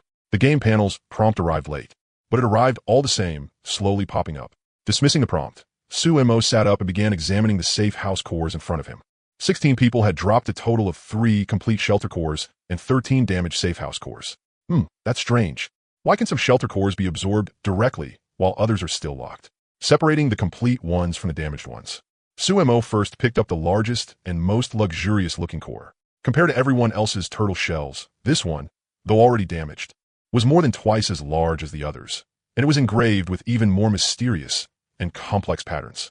Holding this turtle shell, Suemo even vaguely had the feeling that all the other turtle shells seemed to be connected to this one by an invisible line. It was a strange feeling. They were clearly the same kind of thing, yet this one obviously held a slightly higher status, as if this turtle shell was in charge of the others. The strange sensation gave Suemo a headache. Without a prompt from a game panel, the only way to explore something outside the realm of science was by figuring it out himself. Caressing the cracks on the turtle shell, Suemo tried summoning the game panel and chose Absorb. However, in the next second, a prompt popped up. Record. The shelter connected to the current damaged core has not yet been destroyed.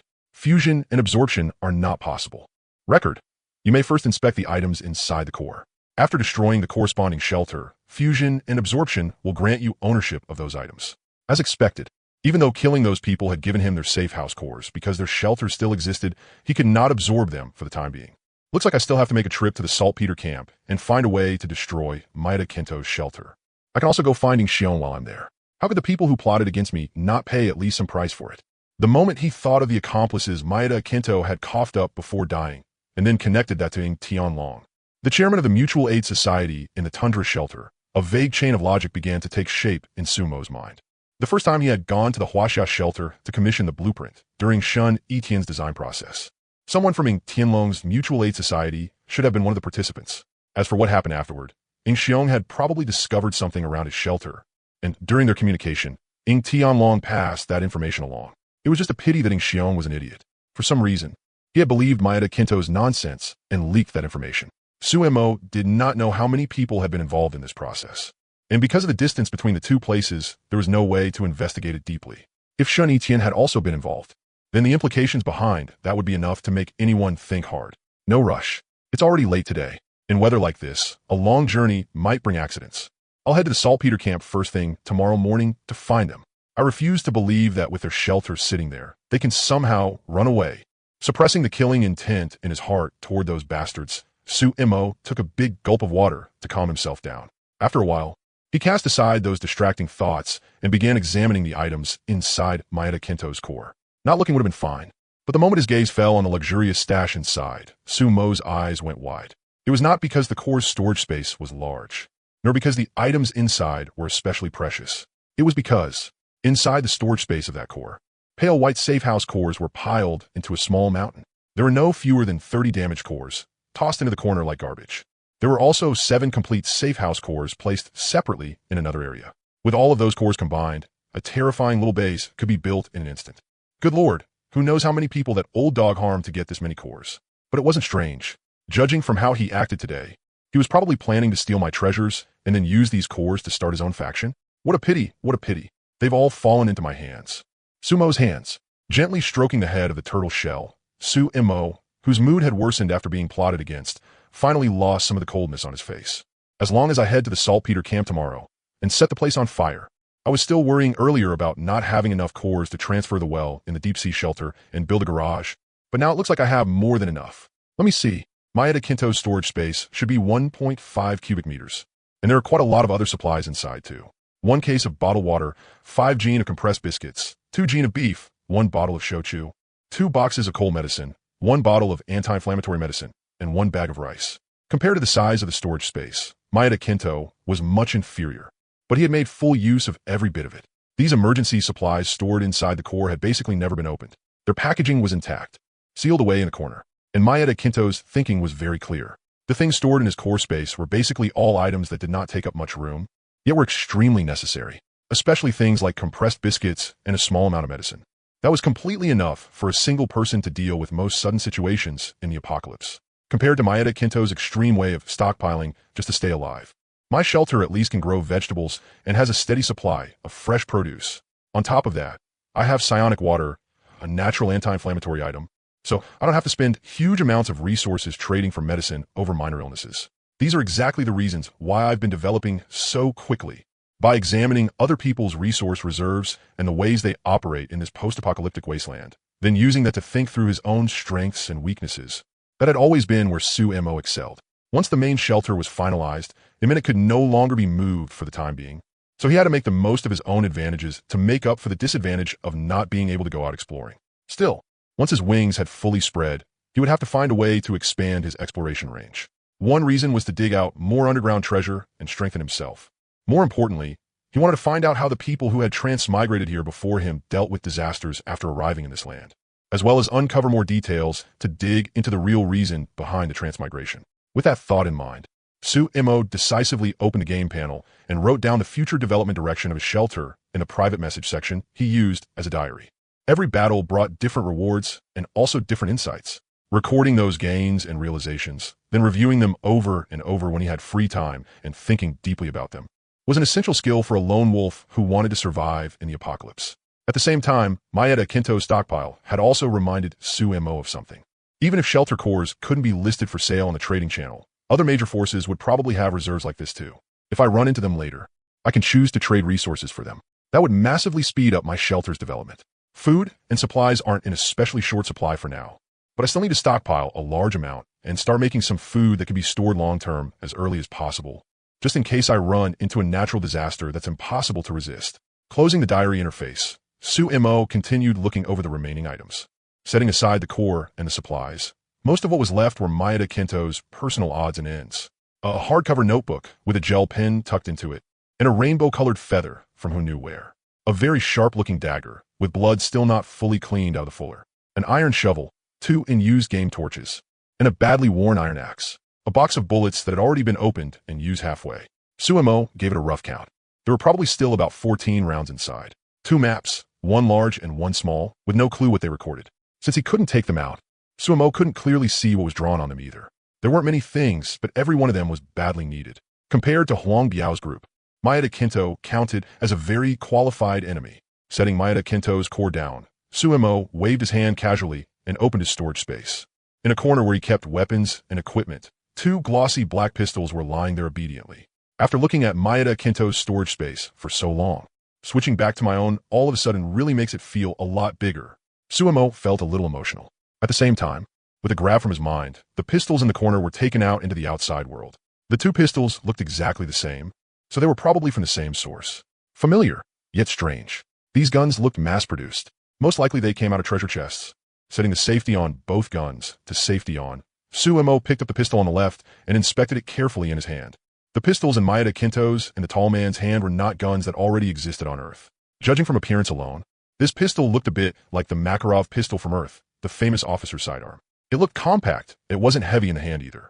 But the strange thing was, the Makarov was known for being a compact self-defense handgun that used 9mm rounds and had a magazine capacity of 8 rounds. This pistol had a slightly longer and slimmer barrel, and from the side, its lines looked more natural and better suited to Chinese aesthetics with a more aggressive feel. Pressing the magazine release and giving it a slight tug downward, he removed the magazine. This gun was Maeda Kinto's. Its magazine capacity was 12 rounds total. One had already been fired, so there were still 11 rounds left. The other gun, the tall man's, had an empty magazine. Not a single bullet remained. He ejected 1 round. The 9mm brass bullet gave off a captivating sheen under the treasure chest's glow. He ejected another one. Sumo held one in each hand and felt the machining marks on both rounds. A long while later, Sumo finally relaxed. The primers at the bottom of both bullets had exactly the same curves and orientation. The flawless patterns polished into the casings were also astonishingly identical under the light. Looks like these really are pistols and bullets that came out of treasure chests. Even assembly lines and machine tools couldn't produce craftsmanship this perfect. This should be the game's handiwork. A pistol wasn't all that scary. In this kind of post-apocalyptic wasteland, to some extent, it wasn't even as useful as an electric crossbow. And for a compact pistol like this, in a sense, it should be used more as a short-range intimidation weapon. It wasn't a truly lethal weapon for engaging enemies at medium or long range. This whole firearms tech tree only showed its most terrifying fangs once it progressed to later weapons like automatic rifles, machine guns, or even sniper rifles. Focusing his attention, Sumo examined the pistol in his hand, and a translucent status panel popped up. Cone, automatic pistol, description, with extremely low recoil and decent stopping power. It is the perfect weapon for close-range self-defense combat within 20 meters. Data, caliber, 9x18mm PMM magazine capacity, 8 rounds/12 rounds muzzle velocity, 315 or 430 meters per second effective range, 75 meters rifling. For grooves, right-hand twist evaluation. It is said that in a battle where this pistol was used to suppress illegal armed forces, the bandits used this pistol in large numbers. Yet they were still completely unable to harm soldiers wearing bulletproof vests. So in the end, it really was just a changed outer shell. And the power is still only at this level. Looking at the automatic pistol named Cone, and then at its lethality data that was still close to the Makarovs. Sumo didn't know whether to laugh or cry. Compared to that legendary pistol, Cone's biggest change was that the longer barrel slightly increased its effective range. But as for power, once this gun was used beyond 50 meters, even if it hit someone, as long as it didn't strike a few vital points, it wouldn't have an immediate lethal effect. After inserting the magazine, he took out 1 unit of wood, switched the safety to safety off, barely aimed at all, and pulled the trigger. Boom. The thunderous blast startled Oreo, who had been lying on the ground, and Big Spark and Little Spark immediately started cooing wildly too. The pistol's report wasn't especially high-pitched, but in an underground space like this, after bouncing back and forth, it was still a little piercing. Opening the treasure chest, Sumo picked up the piece of wood and carefully examined the bullet hole. Not bad, even though I haven't handled guns in a long time. The fundamentals of marksmanship my old man taught me are still there. Compared to a crossbow, Sumo was much more skilled when it came to firearms. Not just because he was a military enthusiast, but also because Father Su had taught him by word and example every single day. nagging in his ear while using model guns to slowly train him up. After he grew up, whenever he had the time, Suemo would also take his monthly allowance of only 10 to 20,000 yuan to the shooting range to practice and relax. Now that he was in the apocalypse, even though this gun wasn't the Beretta M92 FS he was familiar with, Suemo's solid shooting foundation still ensured that at close range, he could hit whatever he aimed at. Handguns are better for intimidation. If we're really comparing them, my crossbow crushes it in every stat. I just hope that when I finally save enough survival points to repair the firearms machine tool, I'll be able to make something practical, not just stuff that looks good, but is useless. Without the proper conditions, Suemo had no way to maintain the two handguns. He could only put them back into the storage space to slow down the natural were caused by long-term storage. He then tried out the remaining shelter cores. The 3 intact cores could be placed down immediately and the supplies inside extracted. As for the damaged cores, aside from Ida Kento's, 7 out of the 12 could be fused right away, while the other 5 still required destroying the corresponding shelters before they could be used. After the first disaster update, the nerf had been way too severe. Out of these 7 fusible ones, only 2 people had unlocked storage space, and it was only 1 cubic meter. It cost 100 disaster points to unlock it the first time. He didn't know about everyone else's situation, but based on the cores in his hands, Suemo could roughly guess how hard it was to get 100 points. As the newbie disaster, acid rain had its damage heavily reduced. As long as people could gather enough suitable supplies early on and keep their shelters intact, they could basically get 100 points to unlock it. Unfortunately, most people either adapted too poorly or had terrible luck. They got stuck before reaching 100 points and couldn't scrape enough together. After surviving the next disaster, anyone still alive should probably have enough points to unlock a 1 cubic meter storage space. Among the only 2 cores that had storage space, he couldn't open them, and Suemo didn't find anything valuable either. Most of it was just broken tools and simple food and water. The only pleasant surprise was that in 1 core, unlike the bloodstained ones he had stripped off earlier, there were 3 brand new cotton-padded jackets and 2 thick cotton-padded pants. On the upper right side of the jackets, he could vaguely see a logo called the South Face. After comparing the style, Suemo was surprised to discover that these clothes seemed to have come from a treasure chest too. The style was exactly the same, adding the 6 pieces he had taken off earlier. If you ignore the colors, they looked as neat and uniform as school uniforms. Now that he had these 3 brand new ones, there was no need to wash the bloodstained ones. He might as well find a chance to trade them away directly. Any supplies he could get were still supplies. Inside the storage space, the blood-soaked cotton-padded jackets had been tied up neatly with rope by Suemo and placed in a corner.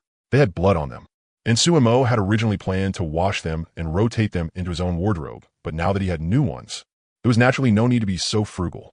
After sorting all the spoils and placing them neatly by category, Suemo stretched lazily and began putting on his combat suit.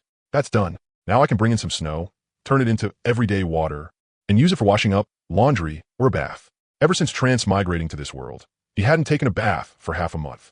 If it weren't for being too busy every day to care, Suemo would have started disliking himself. Oreo, who had been lying on the ground, saw Suemo getting dressed and thought they were going out to play. Excited, she abandoned Big Spark and Little Spark, ran over, and barked happily. It's already the middle of the night. Where are we going to play?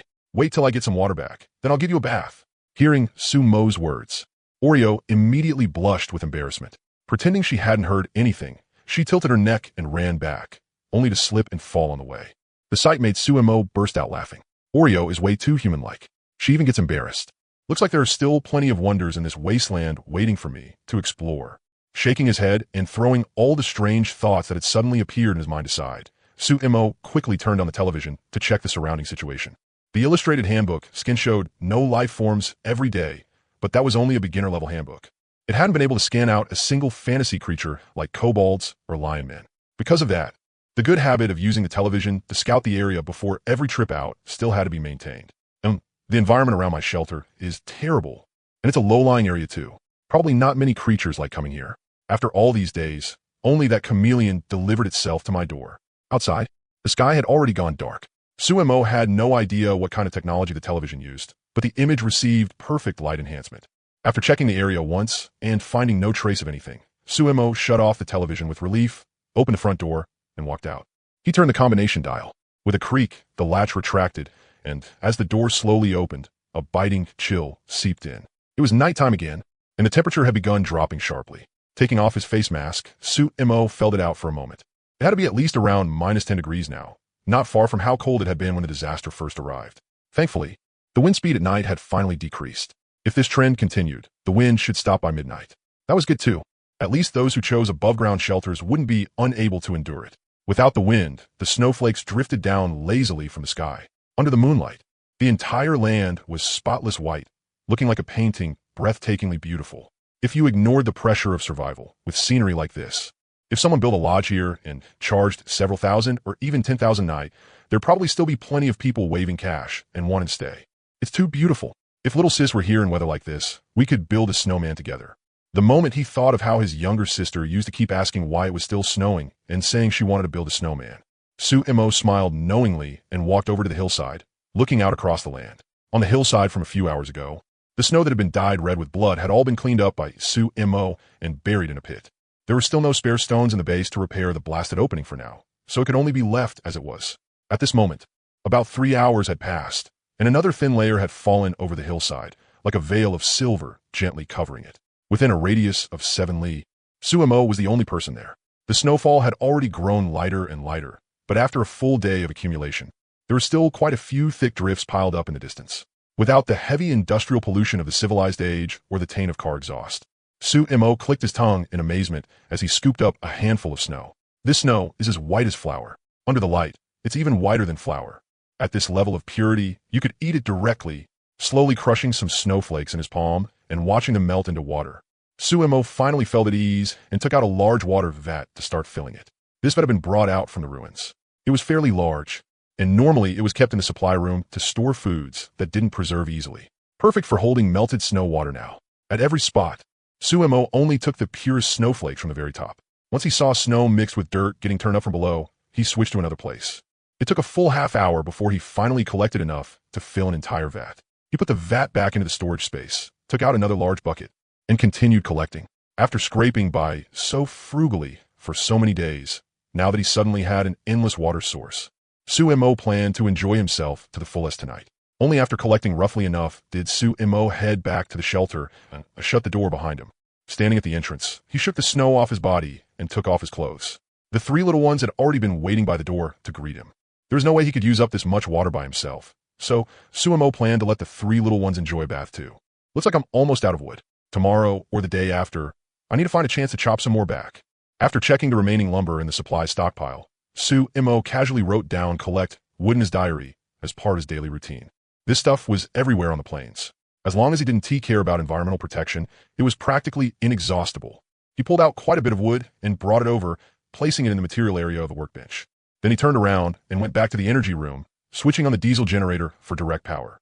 With everything ready, Sumo put on the mechanical arm and started making the simplest yet most practical thing, a bath barrel. There was absolutely no difficulty in making this thing. He just had to shave the planks flat, sand them down once, and nail them together. The only crucial points were that there couldn't be any splinters inside, and the joints had to be smooth enough that there weren't any large gaps for water to leak through. After spending a little over 10 minutes, 1 large, 1 small, and 2 miniature bath barrels were finished. At the same time, an attribute panel that surprised Sumo popped up. Bath barrel, excellent. Description, a bath barrel crafted with the passion of beginner craftsman, Sumo. The little story behind it is heartwarming. Special ability, heat retention. The temperature of the water inside the bath barrel decreases more slowly to a certain extent, giving it a heat-preserving effect. Evaluation, please get rid of your bad habit of peeing while showering.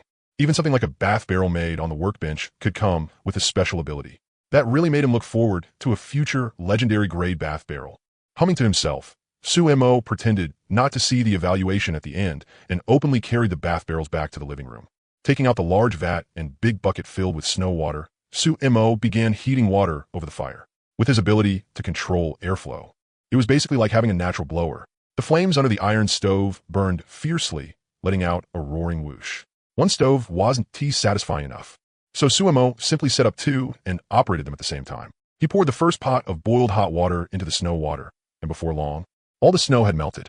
Repeating the process over and over, he spent 1 moment controlling the blower, the next controlling the range hood to suck the smoke out of the shelter, and another pouring water aside to keep it warm.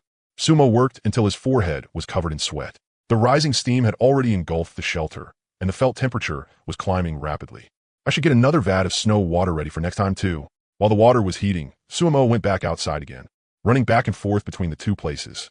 He finally managed to collect another full vat before the boiling was done. Looking at the bath barrels now filled with comfortably hot water, Su-mo stored the bucket of scalding hot water at the side into his storage space, and his eyes instantly started sparkling. At this moment, Su-mo could guarantee that this was the fastest he had ever taken off his clothes in his life. No question about it. It had only been half a month since his last bath, but now, standing in front of the steaming barrel, even getting a handgun wound tea have made him as happy as this. He stripped off his hoodie and jeans in one smooth motion, took off his hiking shoes, tested the water temperature with his hand, and, after confirming there was no problem, stepped straight into the barrel. Hiss! The shock of the hot water made it feel as if the shackles on his body had shattered in an instant. The sheer pleasure reaching into his soul almost made Su-mo pass out. This was a kind of happiness that people who only shower would never understand. Immersed in the water, Su-mo felt like he had turned into a mermaid. Closing his eyes, it was as if he were swimming through the ocean. The clogged pores from these past days also seemed to respond to the call of the hot water, each one opening wide and crying out in delight. In less than a few seconds, Su-mo's fair skin had taken on a slight flush. Oreo, get in already. The water is going to get cold soon. Watching Su-mo enjoy himself so much, Oreo and Big Spark, Little Spark, lying beside the bath barrels, were staring with wide eyes. But looking at the rising steam, all three of them hesitated.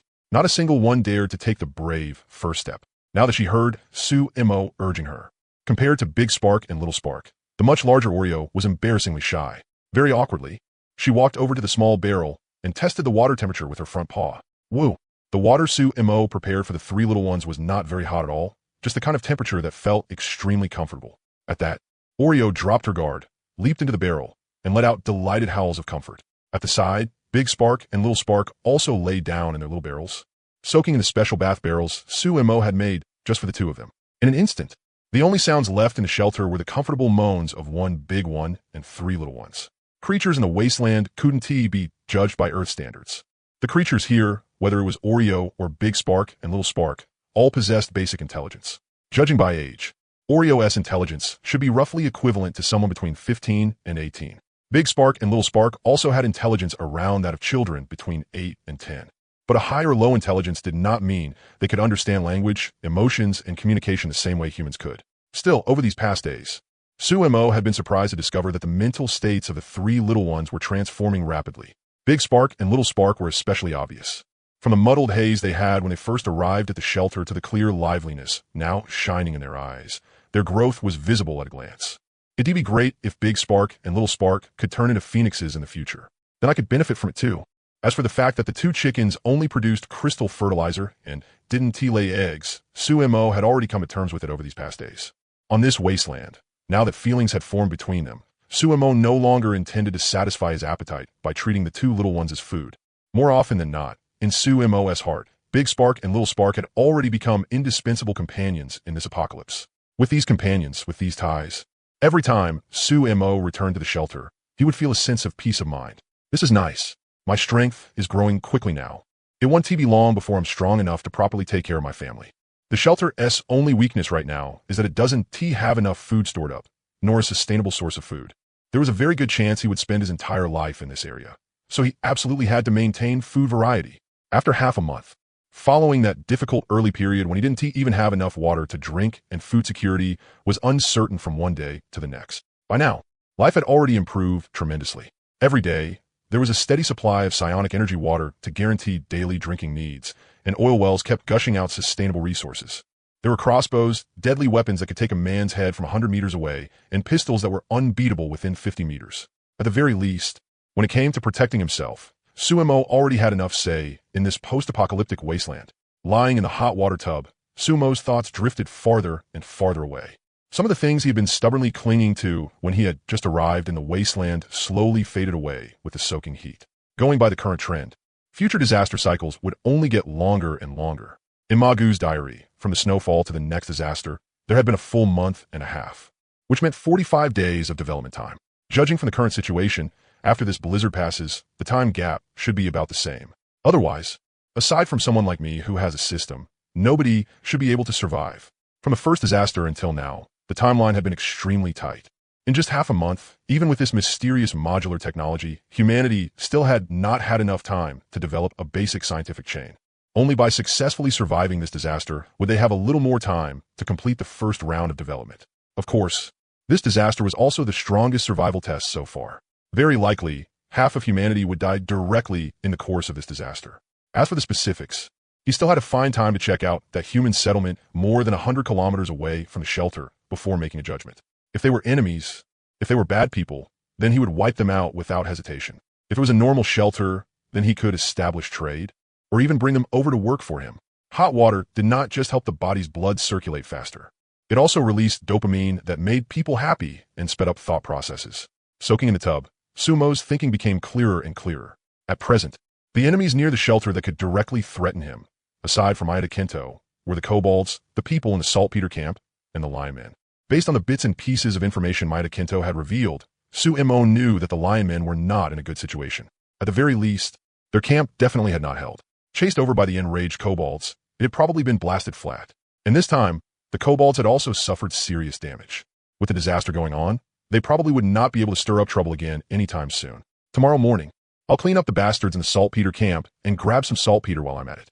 Then I'll make a large amount of picric acid and get rid of the kobolds as soon as possible, this huge problem. With such a major enemy right by his side, Sumo could not possibly let them keep developing. As long as he could prepare enough picric acid, then even if he could not find the load-bearing pillars, as long as the quantity was large enough, he could still level the kobold castle to the ground in just a few breaths. Once the enemies were gone, he could farm in peace and slowly develop in the apocalypse. By taking advantage of psionic energy water and the oil wells, he could trade for large quantities of goods, upgrade the shelter, and stay ahead of the disasters the whole time. This time, after sacrificing the second floor of the deep-sea shelter over, the underground shelter also had a second floor now. When the time came, he definitely had to expand the first floor to 220 square meters to ensure maximum returns. It was just that the internal layout of the shelter would have to be changed again. Looking over the shelter structure he had already grown familiar with, Sumo pondered whether he should change the interior layout. Whether it worked well or not, he would only know after designing it. After living in the bedroom these past few days, Sumo had finally noticed some flaws in the last design blueprint. First, the energy room and the master bedroom were too close. Once the diesel generator was turned on, the noise was too loud, making it impossible to sleep well at night. Second, the back door meant for escape had been placed in the breeding room. Once enemies broke in, the armory was by the entrance, and the distance to escape would be too long. He would end up trapped like dumplings in a pot, without any buffer zone against enemies. If he wanted to upgrade to 220 square meters, then he definitely had to consider building a lot of buffer space to ensure internal safety. As for the smaller details, there was no simple weapon cabinet in the bedroom, no kitchen, and no bathroom. All of these issues had to be considered in this renovation as well. He was not an architecture student, nor did he have any related experience. As for bothering Shani Tian, Sumo was the first to rule out that dangerous idea. I really hope some big shot can slap a perfect design blueprint right in my face and tell me, that's it, heavy hinting, pressing his palms together. Sumo looked devoutly at the treasure chest wall, his mind running wild. Professional matters had to be handled by professionals. With so many cores, I can find a way to build an underground garage for parking and then a cold storage room for food. If I connect them directly through the game panel, I can also save on the materials and survival points I need to spend upgrading from scratch. As for the few modules the shelter was in urgent need of, before opening Maeda Kento's shelter core, Sumo could only put them aside for now. He would have to wait until tomorrow, when he burned down those villain shelter in one go, before making further plans. Half an hour passed, and Oreo was already soaked silly. Its dog head drooped over the edge of the bath barrel, its tongue hung down weakly, and its eyes were dazed, looking like it was floating between bliss and death. Big Spark and Little Spark had also turned into drowned chickens, lying comfortably in the tub. If I'd had this kind of craftsmanship in my previous life, I could have made a fortune selling these all-natural insulated tubs. He barely needed to add any more hot water to keep it at the same temperature. At first, Sumo still had the mind to glance through the world chat panel a few times and gather some information. But later on, he simply fell asleep in the bathtub. This nap was not long, only about half an hour or so, but after waking up, the exhaustion from the daytime immediately eased by quite a bit. If not for the sound of a private message, Sumo might have slept until the water turned cold. Who the hell is sending me a private message this late at night? Still groggy, Sumo opened his eyes and summoned the game panel. When he saw Shunku's message on the private message panel, he added half a tub of hot water and instantly became alert. Shunku, hello Gatsu. Your information came in very promptly today, and through some clues, we also found the cause affecting the disaster. Shunku. First is the issue of population. After a series of urgent and careful tests, we found that it should not have much to do with the number of people. The size of the population cannot affect the scale of the disaster. Of course, at present, only 7 shelters have responded with samples. So this result is based on sample statistics. Shinku. However, during the process, we really did discover one variable that can affect the scale of the disaster. If the variable increases, the disaster expands accordingly. If the variable decreases, the disaster shrinks accordingly. After the 3 messages, Shunku surprisingly did not directly say what this variable actually was, and instead started playing coy. After thinking about it, Su-Mo cautiously asked, Su-Mo, the number of shelter cores? The moment the message was sent, Shunku's reply came over at the exact same time. It was so fast, as if the message had already been typed out in the chat box and was just waiting to be sent. Shunku, as expected of God Su. You guessed right. From a macro perspective, although every area would have countless shelters, there would always be a hierarchy among them. Higher-level shelters would have suppressive power over lower-level shelters, forming a subordinate relationship. Within this system, whenever a lower-level shelter that does not belong to that player is added, or someone carrying a shelter core enters that area, it would trigger corresponding changes in the disaster level. As if afraid her explanation still wasn't direct enough, Shunku simply made a video call based on common sense. Su-Mo didn't think much of it and, out of habit, answered right away. After a burst of harsh signal connection buzzing, the image gradually came through clearly. But the moment Shunku looked up at the screen, a blush immediately spread across her face. In the video, Su-Mo was lounging lazily against the edge of the bathtub. Rising steam gathered above the rim as if some strange force was restraining it, keeping it all contained within the tub. His body, repaired and strengthened by the nether energy water, was fair and clean, with sharp, distinct lines. Broad shoulders paired with solid, but not exaggerated chest muscles, faintly visible through the mist. His messy, damp hair hadn't been trimmed in over 10 days, and a circle of youthful stubble had grown over his delicate-looking face, especially with that calm, carefree expression on his face in this apocalypse. He looked exactly like the son of a warlord from the Republican era. Seeing Su-Mo still looking blank after quite a while, Shunku laughed. Her crescent-shaped eyes were extremely charming. Ahem, let's talk business. I understand what you said just now. So how are large shelters dealing with this problem? Su-Mo frowned, brushed back his hair, and gave 2 dry coughs. From what Shunku had just said, Su-Mo immediately thought of even more things. At the same time, based on Maeda Kinto's tortoiseshell and the fact that there were no bullets in the tall man's handgun, all that was left was for Shunku to say that conclusion out loud and confirm his speculation. On the other side of the screen, Shunku hugged her legs, rested her forehead on her knees, looked at the notebook in front of her, and began to speak. Yes, now that we know about this issue, the shelter has indeed run into a lot of trouble. Right now, cores are mainly divided into 2 types. One type hasn't been placed yet, meaning a complete safe house core. Those are easy to handle. Someone holding a higher level core only needs to take it and place it on their behalf. That way, it is automatically treated as the second shelter of the higher level core owner. No matter how many such shelters there are, they won't affect the disaster level. And they also won't affect any of that player's game panel functions. All functions? Su-Mo glanced at the functions on his game panel with a meaningful look. Yes, including chat, storage space, crafting, and the whole series of panel functions. The person placing it on their behalf does not have any permission to view them. And that brings me to the second issue. Of the people who joined our Tundra shelter, 80% had already placed their shelter cores, after leaving or destroying their shelters. What remained inside their bodies were damaged safe house cores. In other words, as long as they are within the range of a higher level core shelter, they will all amplify the disaster level. The more people there are, the higher the amplification. That's the variable you mentioned before, Su-Shun. To make herself clear enough, Shunku said those 3 long paragraphs in one breath. After finishing, she let out a heavy breath. Seeing Su-Mo sink into thought on the screen, Shunku didn't disturb him. She simply watched him quietly through the camera, her big eyes blinking again and again. There has to be a solution, right? I'm guessing you've already found one.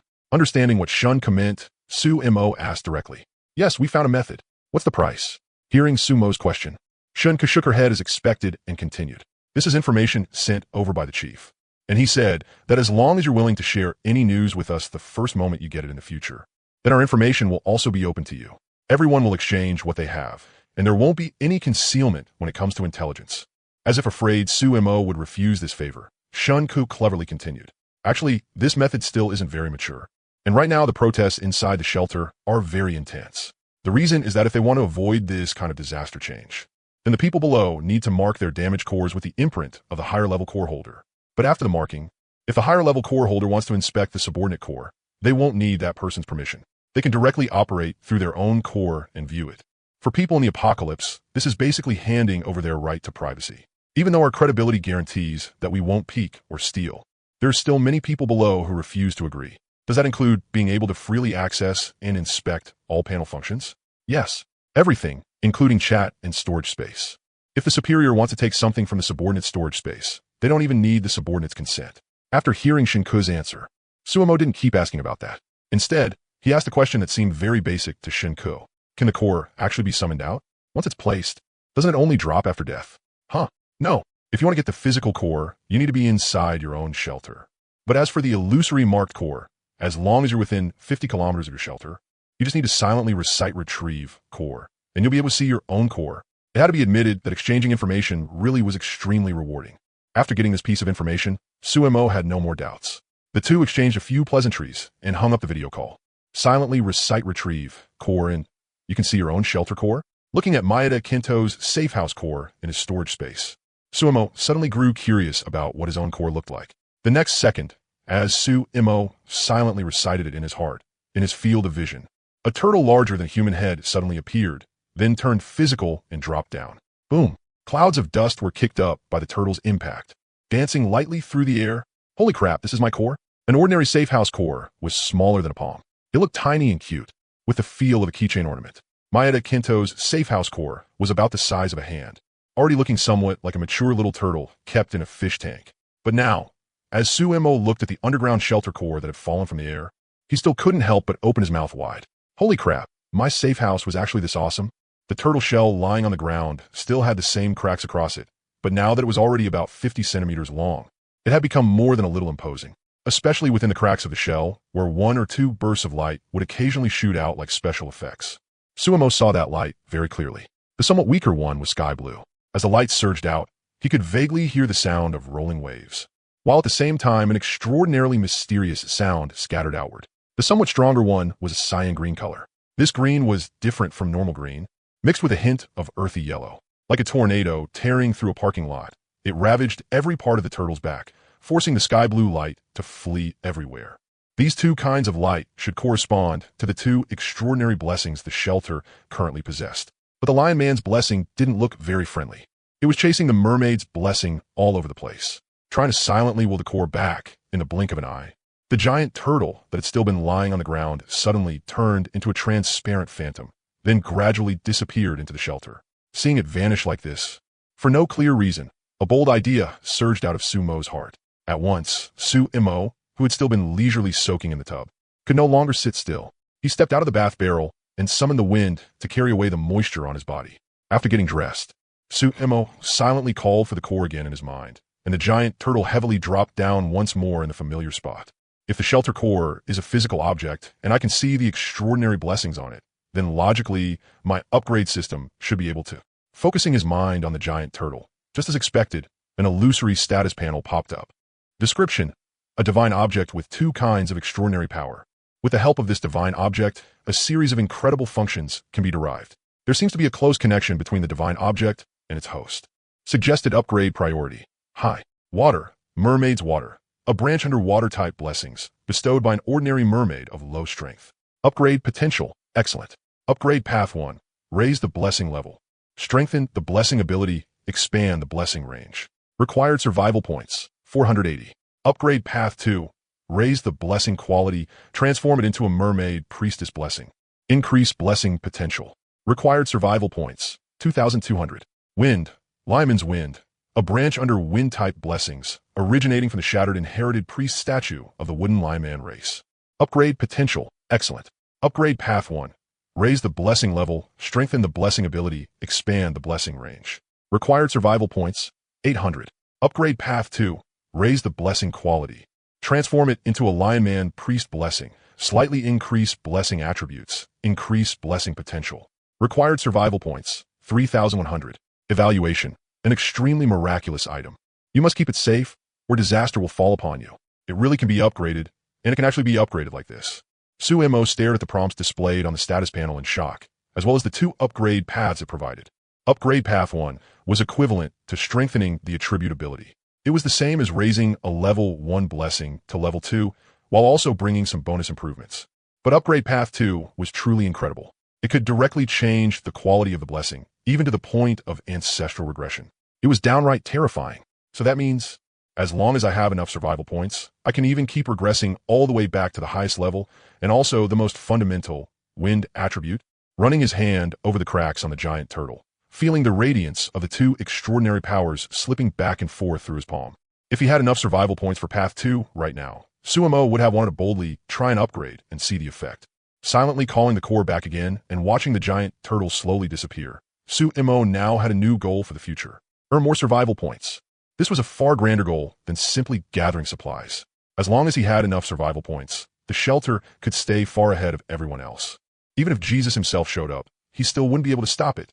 I need to stay highly active every day and can't just lie around in the base doing nothing. That's the only way to speed up collecting survival points. Opening his private messages with record of the Doomsday Rules, Suemo solemnly wrote this down. Turning back, he used the storage space to move the bath barrel into the corner, then scooped up Big Spark, Little Spark, and the sleeping Oreo. The power of wind began to flow. Aside from not having hot air, which was worth criticizing, in less than a minute, there was no trace of moisture left on the three little ones. Clean and fresh, white and plump. Oreo's fur, which had been covered in dust for days, became incomparably pure. Black was black, white was white, without the slightest mixed color. A few streaks of red appeared on Big Spark and Little Spark's wings, and with every shake, they looked extraordinarily gorgeous. After settling the three little ones down to sleep and checking the area around the shelter once more to make sure there was no danger, Suemo also returned to the small bed, looking forward to tomorrow's arrival. Compared to the unease he had felt when he had just arrived in the apocalypse, the development of the shelter had finally gotten on the right track. Every day, countless things were waiting for Suemo to do. Lying on the bed, he plugged in the electric blanket and turned it to a low setting. The resistance wires slowly began to heat up, warming the soft little bed. Emptying his thoughts, the full-body relaxation brought by the bath was comparable to an expensive massage. Before long, Sumo's breathing gradually became steady. The view drifted from the bedroom outward. The world outside the shelter would not stop moving forward just because Suemo had fallen asleep. Time also would not slow down because of sleep. Under the snow, even large shelters with several hundred people had no choice but to face one huge problem: energy. In the world on Earth, very few ordinary people ever thought about the issue of energy. If there was no electricity, you paid the electric bill and it came back. If there was no water, you paid the water bill and the water flowed again. If you were hungry, you ordered takeout. If you were thirsty, you bought a bottle of drink. If your car ran out of fuel, you found a gas station, and in a few minutes, it would be full again. In this rushed society, who would carefully think about where their electricity came from, where their water came from, or where gasoline and diesel came from? But now, after transmigrating to the wasteland, from the leadership all the way down to the common people, the energy problem had been placed in front of everyone. In the -10-degree night wind, every piece of firewood could only bring a pitiful bit of heat, while also taking away part of the already limited reserves. For a large shelter with 200 to 300 people, calculated at 10 people per room, just one night required 10 units of firewood for heating. It looked like each person only needed 1 unit when split evenly, but once all the shelter's consumption was added together, it became extremely alarming. A shelter of 300 people would consume 300 units of wood in a single night. If daytime could not make up for that consumption of 300 units, then the shelter's stockpile would decrease. Once the stockpile could no longer keep up with consumption, it would enter a vicious cycle. Cold at night, no strength during the day. More food consumed, fewer gains, even colder at night, and people freezing to death. The view rose higher, coming to the wasteland itself.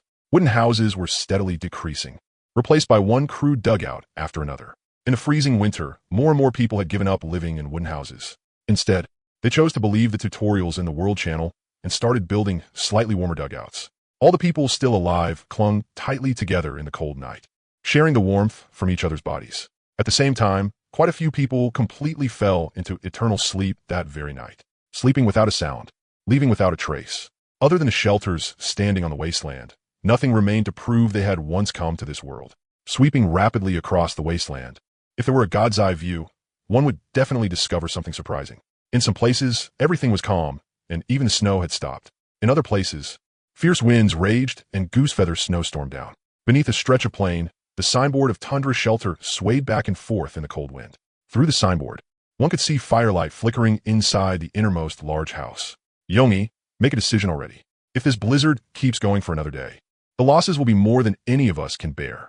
After hearing the person beside him speak, the man called Yongi wore a conflicted expression, as if he were thinking about something. Then he let out a long sigh and said nothing. Seeing him like this, the man grew even more anxious. If you don't make a decision today, we'll have to hold on for another day. In weather like this, do you know how much material we'll lose in a single day? Besides, if one day you can't bear the consequences of the disaster anymore and still end up taking this road, then what's the point of us taking these losses now? Lu Yongyi, hesitation only brings chaos. If you won't decide, then I will. The man slammed the table and spoke out what he believed to be the right reasoning, instantly jolting Lu Yongyi awake. But right after that, Lu Yongyi still let out a long sigh and said, "Qiu Xingho, have you forgotten the slogan we used when we recruited people before? Absolute democracy, absolute freedom. And now you want to do this again? Then our reputation, our credibility, who would ever believe in us again? Reputation needs a long time to build, but destroying it only takes a single moment." It wasn't that Qiu Xingho didn't understand this truth, but seeing his old friend like this, he also became dejected. Putting the shelter core under one person's control sounded simple, but carrying it out was hard. Once branded with someone else's mark, every word and action, even one storage space, would be under another person's surveillance. Under the current circumstances, this was naked exploitation. The civilians below were easier to deal with. As long as they could stay alive, they didn't really care about being monitored. After all, back on Earth, having their privacy stolen by all kinds of apps wasn't anything new. The problem lay with the small group of stronger people. As long as these people were unwilling, then everyone would never be able to stay in step. Ying Tianlong. If it really can't be done, then for everyone's survival, I'm willing to be the sinner. Looking at his old friend, still struggling in indecision, Qiu Xingho's expression hardened, as if he had made some important decision. The moon set and the sun rose. Bits of sunlight shone in from the breeding room, and together with the treasure chest wall, lit up most of the shelter. Sitting at the bedside, Su Imo quietly waited for 8 o'clock to arrive. Apocalypse calendar, January 16th. You lay in front of the treasure chest wall, you harvested yourself, and slept very soundly. You feel your whole body becoming lighter and more relaxed. Survival points, 10. Your shelter received the lineman's fantastical blessing and gained the power of wind. Survival points, 50. You acquired your first fine-grade piece of armor. In the cold winter, your chances of survival have increased. Survival points, 60. Your pet Oreo detected a potential threat, and you avoided a wave of danger. Survival points, 10. You consecutively scouted the traces of 4 waves of enemies and made a thorough defense plan. Survival points, 30. You killed an enemy, fulfilled your declaration on the post-apocalyptic wasteland, and at the same time felt your thoughts become clear and unobstructed. Survival points, 500. You harvested a batch of supplies, but not completely. Survival points, 30. Scanning host survival environment. Evaluating survival points. You gained 232 survival points today. Final settlement. Survival points, 922. Remaining survival points, 1,982. The harvest wasn't bad. Yesterday, I thought I was going to slack off for the whole day, but I didn't expect to get this many survival points after all. Looking at the huge sum of 500 points he got for killing Maeda Kento, along with the daily fixed survival point recovery, returning to 232. Su Imo nodded in satisfaction. There is absolutely no pattern to obtaining survival points. Sometimes they would suddenly jump by several hundred because of one small thing. Sometimes, even for events Su Imo thought would give a few hundred points, the system would only hand out a few dozen instead, leaving people completely unable to figure it out. Judging by the current bonuses, it feels like the more comfortable I am and the more relaxed my mind is, the more it gives. That's really idealistic. After looking over the system panel once more, Su Imo turned off the electric blanket, got dressed, and got out of bed. Compared to yesterday, when the shelter's temperature had plummeted the moment the snowfall began, today it had recovered quite a bit. The perceived temperature had returned to above 5 degrees. Arriving at the command room, Su Imo turned on the television and began his usual inspection of the area around the shelter. Looks like it's not snowing anymore. The image on the television was unusually calm. Pulling the view back, the snow had stopped falling, the breeze had also stopped, and the land lay in complete stillness. After checking the surrounding area and finding no problems, Su Imo simply put on his combat suit, opened the door, and walked outside. Compared to yesterday's fierce wind and snowfall, today's weather was finally much better. At the edge of the sky, the sun had even appeared there, releasing its light. Even though the warmth brought by the sunlight was like the bulb inside a refrigerator, Su Imo still felt a trace of warmth from the bottom of his heart. Now, this is more like it. If it snowed every day for the first 7 days before the disaster, who the hell could hold out? He pulled off his face mask, and the cold wind rushed in. Although it was still somewhat chilling compared to yesterday's bone-piercing cold, it was much better. He walked up the hill, looked around the area near the shelter, stretched his body a bit, then returned to the shelter once more. Weather like this was suitable for traveling and also suitable for revenge. The nitrate camp was the lifeline of the kobolds. If he wanted to expand the power of his fireball spell, this place was an indispensable resource point. A day had passed, no matter how slow they were. By now the kobolds should have retaken the camp according to the timing. It was even possible they had resumed production. The previous bomb had completely blown apart the nitrate camp's defensive setup. In just one day, without the help of lackeys like Maeda Kento, Even if the kobolds had resources stockpiled, there was no way they could restore their defenses that quickly. At this moment, it was exactly when the nitrate camp's defenses were at their weakest. While taking flour to knead dough for breakfast, Su-Mo looked at the description of the camp that he had saved earlier in the private message panel. Although he currently had reserves of sulfur and toluene, the important material for making picric acid bombs, nitrate, had already been completely used up. Relying on bombs to force his way into the camp was the first option Su-Mo ruled out. Set on fire? Dig a tunnel? Create a diversion? After thinking it over and over, without seeing the nitrate camp's current defensive layout, Su-Mo still couldn't come up with anything concrete. So he simply tossed it to the back of his mind. When he came to the breeding room and saw that the Napa cabbage by the culture medium was almost stripped bald, Su-Mo could only suppress his craving and walk back to the stove. After eating noodles for so many days, today I might as well make some unleavened flatbread. This stuff is filling, and I can bring it with me when I head out to work. Unleavened flatbread was also one of the favorite foods of people from Shaanxi. Late at night, when you're hungry but don't feel like eating rice or noodles or anything like that, you can just head out and stroll over to the barbecue stalls by the old city wall. Order a handful of fragrant, crispy outside and tender inside beef and lamb skewers. Then get some tendon skewers and kidney skewers too. Most importantly, the unleavened flatbread absolutely can't be missing. Spread out the flatbread, tuck the skewered meat inside, clamp it down hard, and watch the fat from the grilled meat seep into the unleavened dough. Then breathe in that rich, tongue-tingling, spicy, fresh meat aroma. One bite, and your mouth is full of both bread and meat. The more you chew, the more that fragrance explodes, and then you wash it down with a gulp of beer. The taste is simply amazing. Even though there was no meat by his side today, and no skewers either, just smelling the unleavened flatbread in the iron pot slowly turning golden made Su-Mo swallow hard. The strange new smell also drew over Oreo and Big Spark and Little Spark. Big Spark and Little Spark could at least flap their wings and peek at the good stuff in the pot. Oreo, on the other hand, was so anxious he kept spinning in circles. Without Sumo's permission, he didn't dare climb onto the stove to inspect whatever delicious thing was in the pot. Hold on, I didn't say you could eat yet, so don't get impatient. Watching the flatbread in the pot give off its aroma, Su-Mo paused for a moment, then brushed on another layer of vegetable oil, making the smell even richer. This kind of heavily seasoned flatbread naturally wouldn't meet the healthy low-sugar, low-salt, low-oil standards of civilized times. But in the apocalypse, it was first-rate food. Only after he had baked 2 whole pots of flatbread, enough to last 3 or 4 days in the storage space, did Su-Mo finally put out the fire. By then, the first batch of flatbread had cooled down just in time. After dividing some into the 3 little ones' food bowls, Su-Mo went back to the supplies room and took out that long-hoarded pack of Jugaway peanuts. The peanuts were salty, fragrant, numbing, and spicy, with a soft, glutinous texture, paired with the coarse, soft flatbread that still had a good chew to it. For this meal, Su-Mo ate a full half-gene before finally lulling the craving in his stomach to sleep.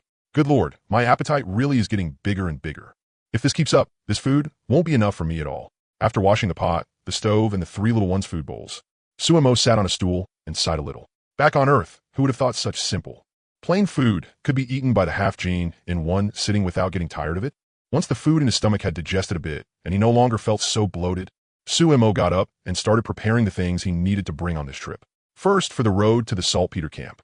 He definitely couldn't do what Manga did and walk there on foot. Should I make snow chains myself? Or just use the system to upgrade some snow-driving attributes? Looking at the not-so-plentiful construction materials left in the base, along with the survival points that had recovered to nearly 2,000 points, Su-Mo ultimately decided to use a system upgrade. As for what to bring on the road, there wasn't much to prepare. 2 pistols, 1 crossbow, 1 spear armor, combat uniform, weapons and equipment done, unleavened flatbread, several large bottles of nether energy water, travel food done, then a few units of ordinary construction materials, just in case.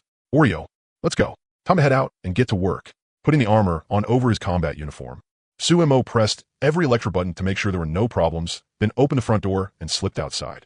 The sense of security brought by his full set of equipment made Su-Mo remain completely confident even as he opened the shelter door and stepped out. On the pure, white snowfield, warm air poured out from the underground shelter's entrance, colliding with the cold air at the doorway and creating thick white mist. While Su-Mo was shutting the door, the energetic Oreo wandered around the area near the underground shelter. After confirming there were no issues, 1 man and 1 dog set off with firm steps toward the deep-sea shelter. Su-Mo had already walked this route back and forth several times. He could find the place with his eyes closed. In less than half an hour, the deep-sea shelter was right in front of him. The footprints those people had left yesterday were still faintly visible. Standing beside them, Su-Mo looked over the top of the deep-sea shelter, then sighed slightly. That old dog Manga may be a beast, but he was right about one thing. In the apocalypse, Information really is the most important thing. Because I struck first, I took full advantage of the information gap between us. If I'd still been cautiously hiding in my base, they really might have pulled it off this time. After returning to the deep-sea shelter, Sumo yanked at the hinges for a while, successfully ignited it, and drove the ground tiger out. After closing the garage door and the second-floor main door, he got into the ground tiger and tried accelerating to 20 mph. Sure enough, the moment he turned the steering wheel even a little, he immediately got the feeling the vehicle was about to flip over. As a standard rear-wheel drive vehicle, the ground tiger was already prone to skidding on snow. If it had an onboard computer with ESP to regulate the engine's output torque and brake the wheels to prevent side-slipping and fishtailing, that would be one thing. But with its current purely mechanical design, everything depended entirely on manual control. The slightest bit of speed, one quick turn to avoid an obstacle, and it would immediately become a full rollover. Without an onboard computer, a lot of intelligent regulation just couldn't be achieved. If he wanted to prevent skidding, it seemed he could only use the dumbest method available. Summoning up the system, Sumo searched through the ground tiger's attribute panel, and sure enough, he found snow chains listed near the back. With this thing, even if it wore down the tires, it wouldn't be a problem with the system's repair function. After spending 45 points to install them, a flash of green light passed over the vehicle, and rubber snow chains appeared around all four of the ground tiger's wheels. This time, when Sumo got back in and tested it again, as long as he kept it under 40 mph, the car was indeed much steadier. Everything is ready. After today, once I burn down that camp, no one will be able to stop my development anymore. Looking toward the direction of the underground shelter from afar, Sumo felt heroic ambition surge in his chest. After correcting the direction toward the saltpeter camp, he slammed on the gas, and the ground tiger shot forward like a beast. Specks of snow were kicked up into the air, as if telling the story of a hero cheater. The distance from the deep-sea shelter to the saltpeter camp was a full 60 kilometers or so. Along the way, as he watched snow splatter onto the windshield and hood, Sumo initially stopped from time to time to wipe it off by hand. In the end, he simply spent 95 points and directly upgraded an automatic windshield wiper. Every time snow splashed onto the windshield, all he had to do was gently move the lever and the wiper would start working. Seeing that, Sumo could only say, "This feels damn good." Sure enough, survival points are the primary productive force. Even if I have fewer of them, as long as I don't have to suffer, it's worth it. At that moment, the system panel floated beside the car window, as if it were trying to tempt him, luring Sumo into spending more of his precious little money. Alloy armor, 4-wheel drive, 12-speed transmission system, basic artificial intelligence driving, weapon ports, super reinforced glass, 1,000 horsepower engine, jet nitrous acceleration device. Looking at all the dazzling functions on the upgrade panel, Sumo, who had long been poisoned by advanced consumerism, felt waves of impulse buying urges surge wildly inside him. With just a single thought, both power and comfort could be improved in a visible way. Not many people could resist that kind of temptation. Go away, go away. Once I'm rich later, I'll definitely deal with every last one of you. None of you better run. Only after forcibly dragging his eyes away and watching the upgrade options given by the system disappear did Sumo finally let out a breath of relief. In the endless snowy wilderness, with no entertainment and no navigation, driving while staring at the system's upgrade options really was a little addictive. Survival points had to be spent in the right places. At present, the base had absolutely no need for long-distance travel. On the contrary, when it came to development, a huge amount of survival points was about to be invested. Under the heavy snow, the drawbacks it brought were not limited to making the road slippery. Hearing another dull thud come from beneath the chassis, Sumo quickly got out to inspect it. Because of a natural disaster, obstacles that had once been clearly visible on the road were now buried underneath the snow. Along the way, the ride had been bumpy and uneven, and he often hit small rocks that were not large but scraped the chassis badly. If it had been the old buggy, Sumo would never have dared drive it out in this kind of weather. After a careful inspection, Sumo was relieved to find that there was only one obvious dent, and the chassis had not been torn open. Even so, after judging that there were only about 4 kilometers left, Sumo looked at the uneven hills and decided to park the Earth Tiger in a depression. Walking the rest of the way would not take long, and it would also be more concealed and safer. On the snow-covered slopes, moving quickly often required using both hands and feet to climb. Fortunately, Sumo was wearing a combat suit, so he did not end up in any embarrassing situations.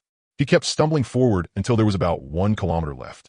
Then he found a higher, gentle slope, took out the refined iron electric spear, and climbed up with some effort. Looking at the camp in the distance covered by heavy snow, Sumo took out his binoculars while patting the lively Oreo beside him.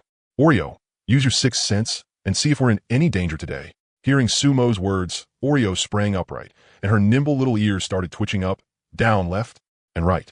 After 3 to 5 seconds, Oreo shook her head, indicating that there was no danger at all. Good dog.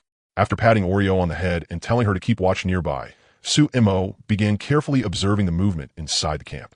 Compared to the super camp he had seen last time, after a day had passed, although the kobolds had rebuilt the camp gate over the huge pit, with just a rough glance, Sumo immediately found flaws in it. I wonder if it's because I won't be in danger unless I court death, or because no one can threaten me at all. The kobolds in the camp were also extremely lax. There was no sign at all that they had just gone through a major encounter and suffered losses. A rough count showed that there were about 80 kobolds in the camp now, far fewer than before. As for the snowy slope by the mine, within the range the binoculars could reach, there were still more than 20 humans being enslaved to mine. This time, there were only 9 kobold shamans. The rest were kobold warriors, who knew what had happened.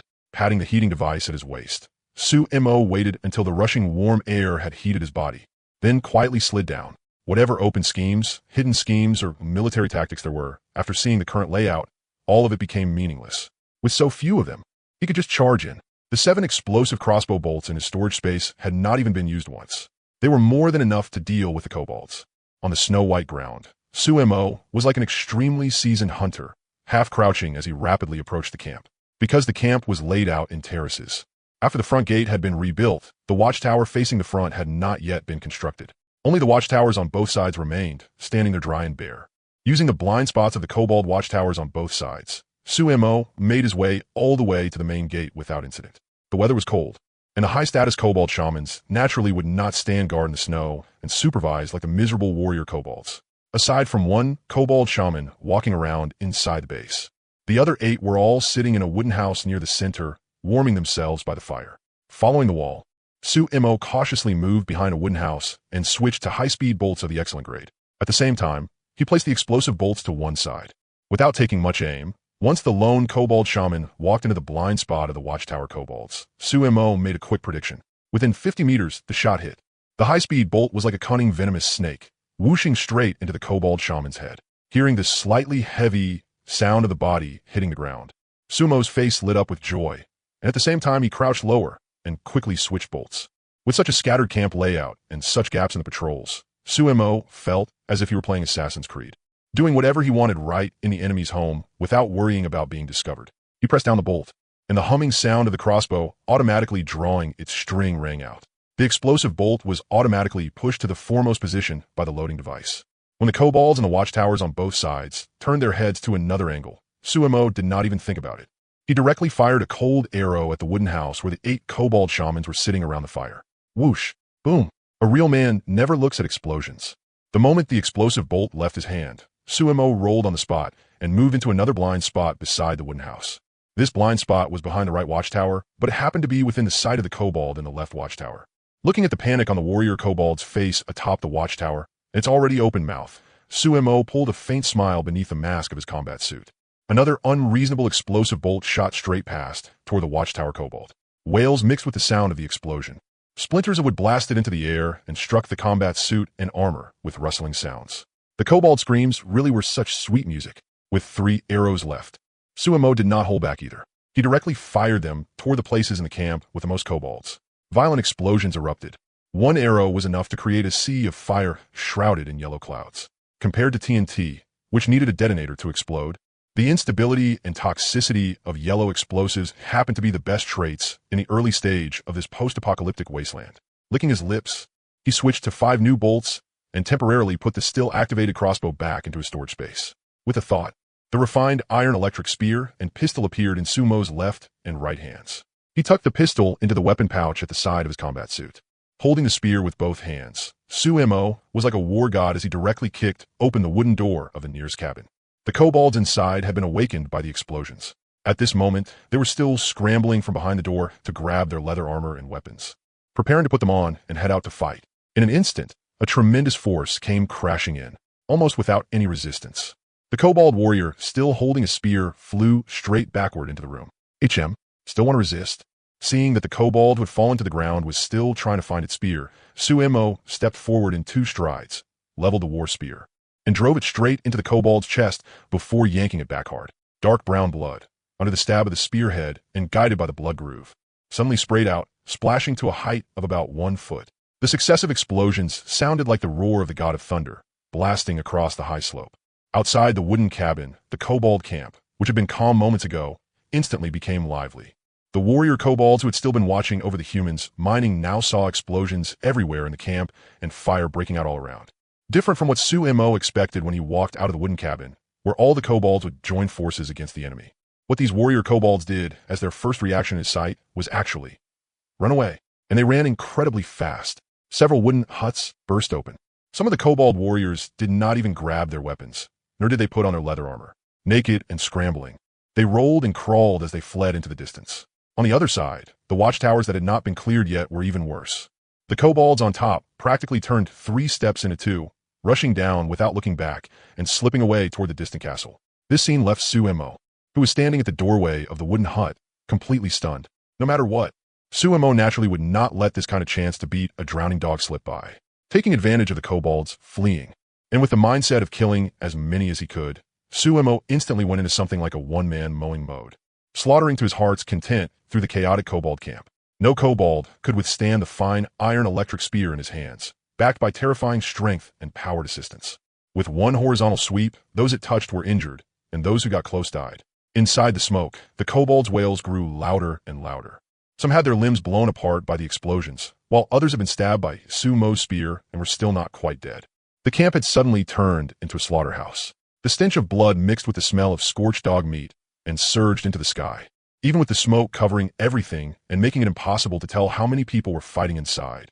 The refugees, standing on the hillside with stone pickaxes in hand, could still tell how brutal it was. All the refugees stared at each other in shock, seemingly unable to decide whether they should run or stay. Had the lion men attacked again? Should they run? With no one directing them and no one taking the lead, all the refugees, who had been living in numbness day after day, froze for a moment. They did not know what they were supposed to do. After decades of peaceful life in the civilized age, no one had ever told them where their home was supposed to be in the face of disasters and calamities like this. After days of fleeing and the snowstorm, the kobolds had somewhere to run back to, but these people did not. This camp, this cluster of shelter buildings that looked fairly sturdy, was their home and also their last retreat. Standing on the hillside, everyone stared at the smoke in the camp and listened to the kobold screams. Gradually, in one person's eyes after another, a trace of emotion called relief began to appear. They had already run once. This time, they had had enough of living. However, as they watched kobold warriors rush out from the smoke, and as the smoke gradually began to disperse with time, a familiar figure that all of them had longed for day and night appeared behind the fleeing kobolds. A human? And only one person? Everyone looked at each other, their eyes filled with shock. Within the smoke, amid the chase and flight, Su-mo's appearance gradually became clear. A suit of bright silver armor and a jet-black gleaming spear. Zhao Zilong? No one knew which Huaxia person shouted it first, but among the group of more than 20 people, half of whom were Huaxia, excitement instantly erupted. Shouts of encouragement rang out across the hillside. For some reason, at the sight of that figure who looked like a general from ancient Huaxia, every Huaxia person present suddenly felt a surge of heroic spirit in their hearts. Back then, at Chongban's slope, Zhao Zilong charged in and out 7 times, striking such fear into the Wei army that they trembled at the news of him. Today, on this wasteland, there was a Zhao Zilong of the apocalypse, using one spear alone to stab the kobolds until they fled, clutching their heads in panic. The excitement of the Huaxia people left those from other countries completely confused. Looking at such an exaggerated scene, even a Javanese man who had already resolved to die could not help trembling as he said, "Are we supposed to run?" The moment the Javanese man finished speaking, the young Huaxia man beside him shouted with blazing heat in his eyes, "Run? Run my ass. This is a powerhouse from Huaxia." The moment those words fell, the people from other countries were stunned. On this wasteland, were Huaxia powerhouses really this strong? Looking at the kobolds still fleeing around them, the Huaxia people suddenly gathered their courage, chased after them, and viciously brought down the stone pickaxes in their hands.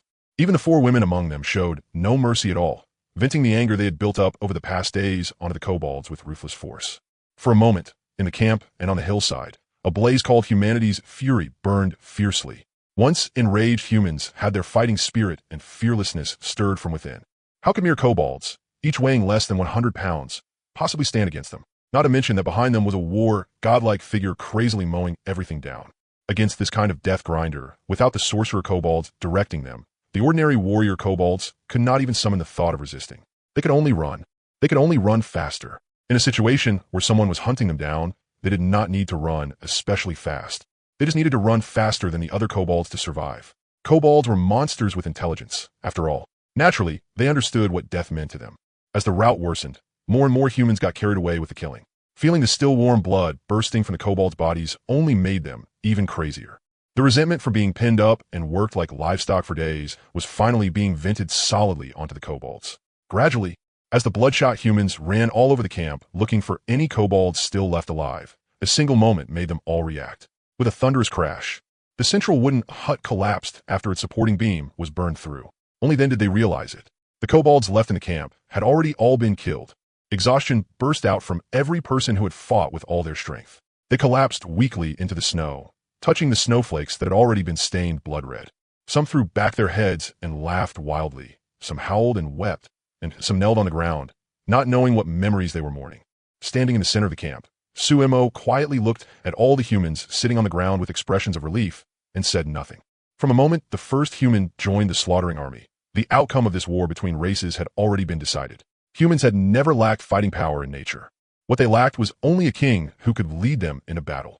A cowardly general makes cowardly troops. Under Maeda Kento's control, everyone had had the ferocity and will to resist in their hearts ground away. But under Sumo's encouragement, everyone had once again awakened the savagery and ferocity that belonged to higher animals. Looking at the young man sitting on the ground less than 5 meters away, Suemo slowly walked over. In the young man's eyes, Suemo first saw a trace of fear, then a trace of panic, and after that, he read another emotion. Fanaticism. The fanaticism of worshipping the strong. You're very good. You did great. What's your name?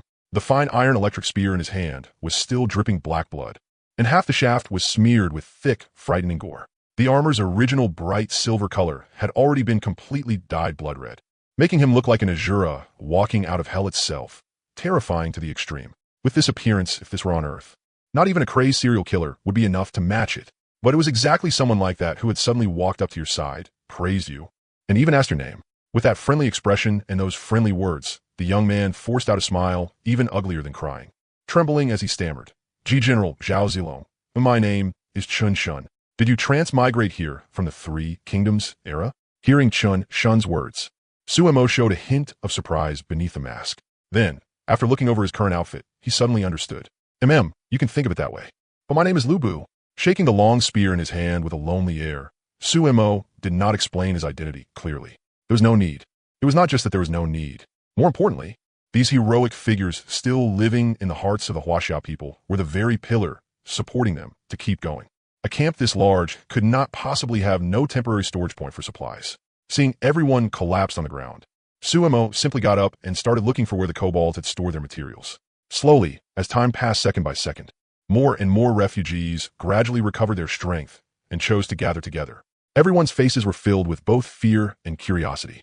Watching Suemo move through the burning cluster of buildings, they wanted to go up and talk to him, but since they did not understand his temperament, they could only stay where they were and watch. The freezing weather did not extinguish the fire burning in their hearts.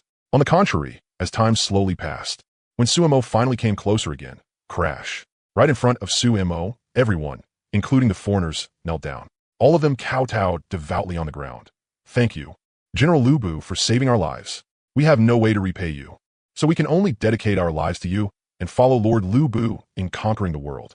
This subordinate will definitely fight without fear of death and serve my lord forever. The words sounded extremely old-fashioned, and they had even deliberately copied the tone of costume dramas. The middle-aged, burly man in front said it very awkwardly, but after he finished saying it once, everyone else spoke in unison. Please take us in, General. Please show mercy. My lord. More than 20 people knelt on the ground, saying words that sounded absurd and yet somehow fitting. They were so loud that it really did carry a bit of that Three Kingdoms flavor. Under the mask, the corners of Sumo's mouth twitched wildly on their own. Looking at the fanatical expressions on the Huaxia people's faces, he nearly burst out laughing. My God, what the hell are these people doing? Do they really think I'm Lu Bu, who transmigrated here from the Three Kingdoms? Cough, cough. I'm not the Lu Bu from the Three Kingdoms you're imagining. I'm also from Huaxia. Get up. Even from short distance away, Sumo's words landed clearly in every person's ears. Yet these people still remained kneeling on the ground, looking like they would not get up today unless he agreed to take them in. Oh, so you won't get up, huh? Putting away the long spear. Suemo did not even look as he directly pulled out the pistol from his waist, flicked the safety off with his finger, and fired a shot into the sky. The violent gunshot roared like a heavy hammer, smashing against every person's chest. In the next moment, everyone scrambled to their feet and huddled together, looking at Suemo timidly. I want to know where a man named Ing Xiong is in this camp. I'm looking for him. With the pistol in his hand, Every single person could feel the killing intent in Sumo's voice. After seeing Sumo fire without a word earlier, everyone wore fearful expressions, and not a single one dared step forward to answer him. After 10 to 20 seconds passed, seeing the atmosphere grow heavy, Sumo could not help raising the gun again. Before he could pull the trigger, the young man who had spoken earlier stepped out. Wang Xiong. He was still in the camp before. Maybe he escaped with the kobolds by now. After looking around and not seeing Ing Xiong's face, he spoke after some thought. Hearing this, Sumo nodded and signaled for him to continue. That immediately seemed to open the floodgates for the others too, and they all started talking over one another. I saw Ing Xiong. He ran in that direction. When he ran, he didn't even have his pants on properly. Yeah. He shouldn't have gotten far. It's too cold in this weather, and he doesn't have food or water, so he definitely couldn't have gone far. Ing Xiong is trash. He killed a lot of people. He's not human. Hearing their words, killing intent flashed through Sumo's eyes. He waved a hand at the air, and the already fully charged elderly phone appeared in his hand. Turning on the elderly phone, he switched it to the human network. Sure enough, right next to the current large green dot, there was a smaller rapidly moving away. After estimating the distance according to the scale, Ing Xiong should have already run about 2 kilometers away by now. Should he chase him or not? After a quick calculation, Sumo looked at the refugees, whose faces were pale and fearful, then looked at the shelter around them that had already turned into a sea of fire. His heart hardened, and he spoke directly. I have a task for all of you. Gather all the supplies and all the saltpeter in the center of the grounds. Wait for me to come back. If anyone dares run off with any supplies, I will kill him without fail. After saying that, he did not care about the refugees' reactions. Watching the phone's battery drain at an alarming speed, Sumo activated the electric power assist boots with 2 bangs and dashed out at high speed. Ing Xiong had to die. There was no other outcome. If he let this man go, Sumo would not even be able to sleep peacefully. If you dare scheme against me, Ing Xiong is just the appetizer. If one day I find tundra shelter in Tianlong, all of you will pay the price. After taking a few steps out of the camp, Oreo also burst out of the snow beside the camp and ran forward with Sumo. With a boost from the electric power assist boots on the phone map, Ing Xiong's red dot and Sumo's own green dot kept drawing closer and closer. Until they were only 500 meters apart, Sumo finally spotted Ing Xiong at a glance, running on the slope in the distance. Damn, he really is running fast enough. Now that he had found him, Sumo no longer hid the killing intent in his heart. He turned off the phone and focused on rushing forward. Meanwhile, Oreo had already chased ahead at an even faster speed. In the snow, she was like a cheetah, frighteningly fast. Bark! Woof! Oreo's barking while running made Ing Xiong ahead suddenly turn his head when he saw Sumo in the distance. Wearing blood-colored armor like some demonic god, Ing Xiong panicked. He directly started crawling up the slope with both hands and feet. This simple pursuit had no suspense at all. The moment Oreo caught up to Ing Xiong, the answer was already decided. Instead of rashly pouncing in and holding Ing Xiong down, Oreo cunningly kept circling around him as she ran. Only after running in front of Ing Xiong did she rapidly kick off the ground with both hind legs. Snow flew everywhere, instantly making the already slippery ground even harder to climb. On top of that, Ing Xiong was already fleeing in panic. With one careless slip, he crashed face first on the ground, making Oreo bark out in laughter. Before Ing Xiong could even get back up, a series of dull footsteps had already appeared behind him. Those footsteps sounded like a giant walking. With every step, he could seemingly feel the ground beneath him trembling. At the same time, he could also feel the fury of the person chasing him. The panicked Ing Xiong wanted to get up and keep running, but the fear in his heart left his body without even a bit of strength. In his desperation, he had just gotten up when he fell flat on his face again into the snow. This time, before he could climb up again, a faint voice accompanied by a sky-rushing stench of blood sounded behind him. Keep running? I'd really like to see how long it takes you to make it to Ing Tianlong. Huff, huff. After that chase, Sumo's breathing beneath the mask had become somewhat heavy. Every breath sounded huge, as if he were gulping air like a whale. Ever since evolving the poison resistance attribute, although the mask on a combat suit could effectively block harmful components in the air, it also had a certain effect on normal oxygen intake. It had been fine before. But now, after Sumo had been climbing up and down and chasing all the way here, a sudden feeling of oxygen deprivation rose up. However, to Ing Xiong, who had fallen to the ground, that breathing sounded like a beast intimidating its prey before feeding. It was terrifying. The heavier Sumo breathed, the more he sounded like an evil ghost from hell coming to claim a life. Ing Xiong. A sudden shout made the limp Ing Xiong jolt so hard he nearly sat upright. Before Ing Xiong could react, a cold lump of metal devoid of even a trace of emotion was pressed against the back of his head, even though this was his first time feeling that shape. After being influenced for so long by TV dramas, by who and clickbait media accounts, Ing Xiong still knew exactly what it was. Sumo, Su Mo, don't kill me. The person you want to kill is Ing Tianlong. It has nothing to do with me. Ing Xiong, with a trace of sobbing in his voice. Ing Xiong raised both hands above his head and slowly stood up. He had fled in too much panic and had not even had time to put on pants. He had only a pair of big shorts on. In weather like this, one gust of cold wind made him shiver all over. I know it has nothing to do with you. Debts have their debtors. I just want to settle the score with Ing Tianlong. Putting the pistol away, Su Mo patted Ing Xiong on the shoulder in a friendly manner. His tone was no longer icy either, as if this really were just a misunderstanding. Only after hearing Su Mo's words did Ing Xiong dare turn around. But the moment he looked, he was so frightened that he collapsed back on the ground, both legs trembling uncontrollably. On the red armor were streaks of thick blood. In weather like this, it had already quickly congealed instead of slowly dripping down. The originally transparent rubber mask had been smeared with so much blood that it was unrecognizable. Only through the exposed parts of the mask could one vaguely make out the pair of icy black eyes inside, the smell of blood, along with the spear in his hand. In an instant, Oreo above let out two woofs and revealed a look of disgust. Ing Xiong, sitting on the ground, was so scared that he wet himself on the spot. A yellow stain spread beneath him. Don't be scared. I'm not here to trouble you. Ing Tianlong was the one who leaked my shelter blueprint to you, right? Leaning on the spear in his hand, Su Mo crouched down until he was level with Ing Xiong on the ground. The scene was extremely strange. Looking into Su Mo's eyes, Ing Xiong stammered as he spoke in a trembling voice. Yes, he told me. That old bastard is the one who harmed me. I never meant to go against you, Su God. It was all Maeda Kenjin. He really had the guts of a bear and a leopard to dare oppose you, sir. From beginning to end, I've always been honest and kept to myself. Even yesterday, when they told me to go to your base, I didn't dare go. As he spoke, Ing Xiong began to cry. Tears poured from his eyes as if they cost nothing, and with snot and tears all over his face. He began accusing Maeda Kenjin of his crimes. Su God, from the moment Ing Tianlong told me, I knew this was a road of no return. Ing Tianlong didn't have the guts to provoke you himself, so he could only pull this kind of trick behind your back. I never would have dared. But Maeda Kenjin forced me to ask, didn't Maeda Kenjin say that if you found the treasure, he'd split with you? That's a false accusation. That was Maeda Kenjin's promise alone. I never had such thoughts. Seeing how flustered Ing Xiong became after taking the bait, Su Mo immediately laughed. That laugh was wildly unrestrained. It shook through the mountain forest so hard that the leaves on the trees rustled loudly. At the same time, without any hesitation, Su Mo directly raised the spear and viciously drove it down into Ing Xiong's left leg. The instant the spear tip stabbed into flesh. Miserable screams burst from Ing Xiong's mouth one after another.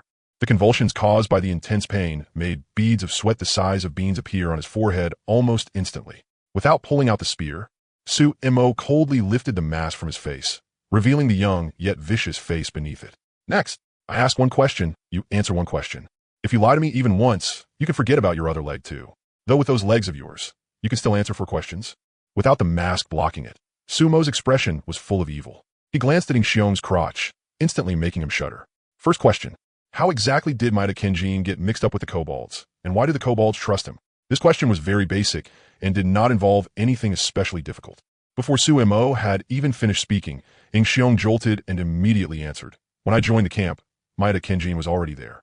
Maeda SSS. Hearing Ing Xiong start rambling, Su Mo lightly twisted the shaft of the spear. A burst of intense pain instantly made Ing Xiong much more clear-headed. Maeda Kenjin originally spawned here at the Saltpeter camp. It was also his experiment that discovered gunpowder could increase spell power, and he was the one who told the kobolds. At that time, after the kobolds obtained gunpowder, they forcefully used a group of 100 to defeat 400 ratmen and obtained a second teleportation opportunity. This time, they directly sent down 2,000 people and brought a huge batch of supplies with them. They instantly built a castle, and Maeda Kenjin became their loyal lackey. Ing Xiong spoke that whole stretch both quickly and clearly. At that speed, even if there were lies mixed in, there could not be many, so it was most likely true. Doing 2 things at once, Su Mo memorized all the information in his mind and continued asking. Second question. How many people are still in the kobold camp now? And why were there only 9 shamans in the camp this time? I know this one. I know. Don't stab me. Su Mo was like a strict teacher, while Ing Xiong was like an obedient student. If not for the spear still stuck in Ing Xiong's leg and the blood seeping out of it. And if this place were not so far from being a harmonious classroom, Su Mo would have thought he had a talent for teaching. There are about 2,400 kobolds in the camp now. Last time, they suffered heavy losses outside the castle, and their numbers dropped to less than 1,500. But after going out with Maeda Kenjin once, they started another summoning. This time, Nearly 1,000 more came down. However, most of the people who came down this time were warriors. There were very few mages who could throw fireballs, which led to a shortage of spellcasters when they came to retake the camp today. As for the rest, they all went off to wipe out the linemen. After timidly finishing his explanation, Ing Xiong was drenched in cold sweat from the pain. But looking at Su Mo's expressionless face, he still did his best to hold his breath, not even daring to let out a loud gasp. I'm very satisfied with these two answers. With a casual gesture into the void, a bottle of psionic energy water appeared in Su Mo's hand. Facing the eager-looking Ing Xiong, Su Mo yanked out the spear, twisted open the bottle cap, and poured it down from above. A miraculous scene appeared. Ing Xiong had almost passed out from the pain when the spear was pulled out. But after drinking roughly 200 milliliters of psionic energy water, it was as if he'd been given an anesthetic. A blissful expression appeared on his face. The bloody hole in his leg was still oozing, but now the blood seemed to have coagulated, flowing extremely slowly. So good, it's so good. Please, give me a little more. I don't want to die. Seeing the desire to live flare up in Ing Xiong's eyes, Su Mo showed a satisfied expression. He shook the bottle of psionic energy water in his hand, which still had about 300 milliliters left, and asked the third question. For the next question, if you answer well, I can let you off. I can also give you the rest of this bottle of water. I can even guarantee that no one will come after you for this ever again. When he heard the first half of Su Mo's words, Ing Xiong was still immersed in the wonderful sensation brought by his first taste of psionic energy water. By the second half, Ing Xiong immediately reacted, nodding so hard it was like a chick pecking at rice. Who exactly leaked my shelter blueprint to you? During the design process, who was involved? What is your relationship with Ing Tianlong, and how did he tell you about it? The three questions came out like a burst of gunfire, leaving Ing Xiong stunned. Su Mo then repeated the questions once more. This time, Ing Xiong nodded again and again, showing that he understood. Ing Tianlong is the son of my grandfather's cousin. He's currently one of the leaders in the Tundra shelter. Since our branch split off, we had a rough time. Their branch had better connections, so they got assigned together with dozens of people. Right away, Ing Tianlong contacted all of us distant relatives who had met before, though we were already barely related, and wanted to pull everyone together to build a shelter and resist the disaster as one. But on this wasteland, nobody knew where anyone was, so the idea had to be shelved for the time being. Then, on the first day of Su Shan's livestream, I was shocked to discover that your shelter's location seemed really familiar. It looked a lot like the terrain where we are now. I told Maida Kinto about it, and I also casually mentioned it in private messages to some people in the family. The carrot and stick approach had always been the best way to control subordinates. If Ing Xiong knew he was definitely going to die, then these things might have been buried forever with his death. But now even Ing Xiong, who still refused to behave after having a spear punch a bloody hole through him, had unexpectedly started spilling the truth non-stop under the effects of the psionic energy water. Su Mo gave it some rough thought, and the details did seem worth examining. He nodded, signaling for Ing Xiong to continue. I don't know how Maida Kinto confirmed that Su Shan's shelter was nearby, but anyway, on the night the Cobalt Squad went out to search for resources, Maida Kinto came to find me all excited. He said he'd found Su Shan's shelter location and wanted to invite us to storm in together and seize the so-called treasure. Of course, after learning where Su Shan's shelter was, the few of us who knew all agreed that going to join you was the proper path. But two people were dragged into the camp by Maida Kinto and Marshall with a few of their subordinates and strangled to death on the spot. From then on, everyone was forced onto the pirate ship. I could only pretend to flatter him on the surface. But then, early the next morning, by pure coincidence, Ing Tianlong found me too and said he knew the weak point in Su Shan's shelter. As long as we had a grenade with enough power, we could flatten the whole shelter to the ground. At this point, a ghost-like expression appeared on Ing Xiong's face, as if every coincidence in the world had piled together at once. After I told Maida Kinto about that, Su Shan should already know what happened next, so I don't need to say more. Looking at Ing Xiong's longing gaze, Su Mo raised the water bottle again and poured down another 100 milliliters. The psionic energy water sparkled with blue points of light, mixed with an inexplicable fragrance that was overwhelmingly intoxicating. Taking advantage of the gap, Su Mo asked, "Then who came up with this blueprint? Was it Shun Etian alone, or did your people participate too?" Half lost in intoxication, Ing Xiong answered unconsciously. It was two people. No, to be exact, three people. Two top students from our two families helped out, and together they completed the shelter design. Shun Etian didn't notice the flaw inside it? He did. A strange expression appeared on Ing Xiong's face as he said awkwardly, "With Shun Etian's skill, how could he not notice such an obvious flaw?" "Of course he noticed it. Where is he?" Su Mo asked coldly. "Dead." "Dead?" Ing Xiong's words were like a bolt from the blue. Su Mo, who had still been full of suspicion toward Shun Etian, froze on the spot. He remembered their first meeting. That Shun Etian who never smiled and carried himself with extreme professionalism. After discussing some details, he hadn't even stayed a moment longer. He He had simply opened his umbrella and left in a hurry to finish the design. Such a serious, rigid senior scholar had died, just like that, dead. He knew too much, and he was also planning to make trouble. Then Tianlong had him directly killed. I don't know exactly how he died, but the people in our family were very secretive about this matter and never really talked about it in depth. Sumo's brows drew tightly together. As he listened to Ing Xiong, thought after thought surged through his mind. Based on his earlier guesses, even if Shun Etian wasn't the main participant, he should at least have been an accomplice. Watching the blueprint leave his own hands while turning a blind eye to the flaws on it was not the kind of professional ethics a senior engineer should have had. But now, Ing Tianlong definitely killed him? He definitely did. Before it happened, he even specifically notified the people below to cooperate. I don't know the exact details, but he was definitely the one behind it. Ing Xiong spoke with absolute certainty. Suemo thought it over and felt that Ing Xiong probably wouldn't lie about something unrelated to his own interests at a time like this. But at the same time, a wave of sorrow rose in Sumo's heart. If Ing Xiong wasn't wrong, then Shun Etian had likely died because of the blueprint Suemo had commissioned. If he hadn't gone to make that commission that night, Shun Etian might still be alive now, still contributing his strength toward revitalizing the tundra shelter. A scholar who would hold fast to his principles even in the face of death, a person worthy of respect like that, had been murdered by his own kind just like this? In the dead of winter, even with the combat uniform keeping him warm, Suemo only felt cold all over. Looking at Ing Xiong collapsed on the ground, Sumo's gaze turned firm, as if he had made some kind of decision, and he put the spear back into his storage space. Want a drink? Shaking the bottle of psionic energy water with about 200 milliliters left in it. Sumo's expression looked exactly like some creepy old man luring a little girl. Ing Xiong, lying on the ground, reacted faster this time than ever before. Sure enough, he nodded again and again, his eyes filled with the craving of someone desperate to be filled up and fed. Want a drink? Then make a video call to Ing Tianlong. I'll say a few words to him. After that, this water is yours. And that bright broad road ahead is yours too. The bottle filled with nether energy water moved to the left, and Ing Xiong's gaze followed it left. The bottle moved to the right, and Ing Xiong's gaze followed it right as well. The blue points of light shifted with the gesture, like deadly poison, radiating a charm all their own. Suemo had thought Ing Xiong would still struggle a little over this matter, but the reality was, Ing Xiong almost didn't even think before summoning his game interface, signaling that there was absolutely no problem. Ing Tianlong is a beast.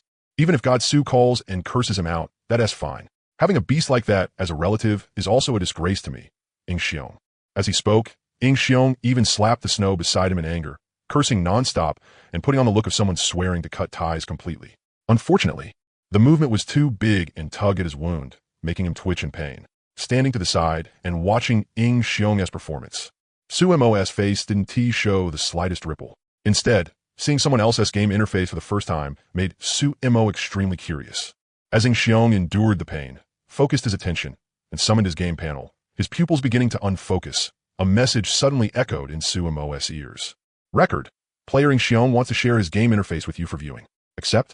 At the same time, even though Suemo wasn't focusing, his own blue panel popped out and displayed the connection prompt. After confirming there was no problem, Suemo silently chose accept in his heart. A ripple of illusion flickered through the air, and a screen belonging to Ing Xiong suddenly appeared in his field of vision. This screen was different from Suemo's own sky blue one. Instead, it flickered with a green color that symbolized complete safety. It was also Ing Xiong's first time discovering that his panel could turn this color, and a trace of shock that Suemo didn't easily notice flashed across his expression. Calling Tianlong. What are you spacing out for? Seeing Ing Xiong staring blankly in thought, Suemo barked sharply. The kind of pressure scared Ing Xiong so much that he quickly shrank his neck and started making the call. Beep, beep, beep. After sharing the interface, even the chat records between Ing Xiong and Ing Tianlong could be seen in sync. While the call still hadn't connected, Suemo directed Ing Xiong to flip through them a few times. The messages were very simple. Overall, they matched what Ing Xiong had said, just with a few minor differences in detail. Nothing important. He didn't pick up? Keep calling. Ing Tianlong seemed to be busy. This time, the phone only rang for 4 or 5 seconds before it was hung up in a hurry. Suemo had Ing Xiong keep dialing and waited patiently while listening to the ringing tone. However, even by the 4th call, that old dog Ing Tianlong was still hanging up, and each time he did it faster than the last. Good. Very good. Tell Ing Tianlong this. Say you got my treasure. Ask him if he wants it. Suemo let out 2 cold laughs. After watching Ing Xiong send the message and seeing Ing Tianlong call back instantly, Suemo immediately copied the trick on the spot and directed Ing Xiong to hang up on him in return. They hung up 5 times in a row. Only on the sixth time did Su Mo having Xiong answer. The screen flickered for a moment, and once the signal stabilized, Ing Tianlong's face appeared on the screen. It was Su Mo's first time seeing this beast, but one glance was enough to remember his appearance. No other reason. Ing Tianlong's face was simply too recognizable. A scar ran from the left side of Ing Tianlong's forehead all the way down to the bottom of his right jaw. And that wasn't all. His whole face looked like it had been scalded by boiling water. It was covered everywhere with twisted scar tissue and deformed skin after healing. Paired with that lewd, grinning expression, it was enough to make anyone feel sick at a glance. Ing Xiong, you got Su Mo's treasure? What is it? Hurry and tell your uncle. What kind of good stuff is it that lets that bastard live so comfortably? The instant the call connected, lust flashed in Ing Tianlong's eyes.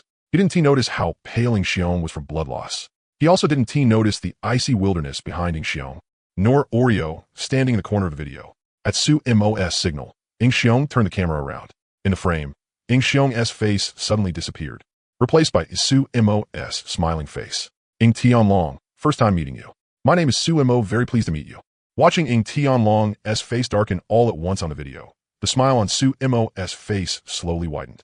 At the same time, because of Shun Etienne's death, the anger buried in Su Mo's heart made it look like flames were about to burst from his eyes. Ha ha ha, tailman. Old dog, how can you be this ugly? No wonder you managed to survive the apocalypse. So you scared the monsters off with that dog face of yours, right? The things I like are vulgar, sure, but they really do make me happy. You're vulgar too, but you're not even a thing. You don't really think these people can help you get my treasure, do you? Huh? Did you burn your own brain bad enough to break it? Taking advantage of Tianlong being stunned, Su Mo fired off a classic trash talk barrage at top speed. At the distance between the two of them, actually dealing with Tianlong right now was unrealistic. But when it came to some things, a man could be powerless, but he could not do nothing. Young man, you don't know. Let me guess, now you're about to threaten me again, saying what you'll do to me later. Come on, Ing Tianlong. You're not a 3-year-old kid, so why are you acting like threats mean anything here? Far as I can tell, whether you even survive this disaster is still up in the air, so shut that dog mouth of yours and stop spewing fart-level nonsense all day long. As a keyboard warrior in the game, if he couldn't even suppress a shameless man like Ing Tianlong, then Su Mo naturally wouldn't have made this call just to get angry for nothing. On the other side of the video, Ing Tianlong's old face didn't show any emotional fluctuation, but from the way the muscles in his neck tightened, Su Mo still noticed the turmoil in his heart. Mad? Go on then. What do you want to say? Spreading his hands, Su Mo took the initiative to hand over the right to speak. Su Mo, Ing Tianlong. Don't worry. It won't be long now. The next time I see you, you will die. I guarantee it. I guarantee it. Just as Ing Tianlong had barely spoken Su Mo's name, Su Mo, whose hand had been hanging at his waist the whole time, cut him off brutally. At the same time, he suddenly drew his pistol and, without even looking, fired one shot straight into Ing Xiong's forehead. The violent gunshot, Ing Xiong's scream, and finally the smile Su Mo lifted onto his face were all imprinted in the frame. Looking at Ing Tianlong, who finally couldn't hold back anymore, with that stunned expression and the curse he hadn't managed to spit out yet. The instant the video ended, Su Mo stopped managing his expression and burst out laughing. Ing Tianlong, sooner or later, I'll make you understand the price of scheming against me. Solemnly adding Ing Tianlong to the must-kill list in the laws of the apocalypse. Su Mo turned his icy gaze toward Ing Xiong, who still wore a face full of disbelief beside him. No matter how beautifully Ing Xiong dressed up his words, no matter how slick his lies were, Shun Etienne had still drawn Ing Tianlong's killing intent, because Ing Xiong leaked the location of the base, harming his own kind, betraying the human race, leaking the design blueprints. Any one of those crimes alone was enough to get this bastard shot dead over and over countless times. Ending his pain this simply, without letting all the humans still in the camp vent their anger on him, was already getting off cheap for him. After rummaging around, beneath Ing Xiong's body, Su Mo found the safe house core.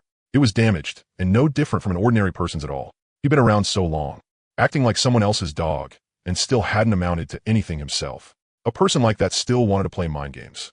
Without me, sooner or later, he had played himself to death anyway. Calling out to Oreo, Su Mo couldn't be bothered to spend time digging a grave for Ing Xiong. He directly summoned a shovel and collapsed the dirt above him, burying his whole body underneath. Be a good person in your next life. He turned and glanced at Ing Xiong, who still had half a foot sticking out of the collapse, then turned and left.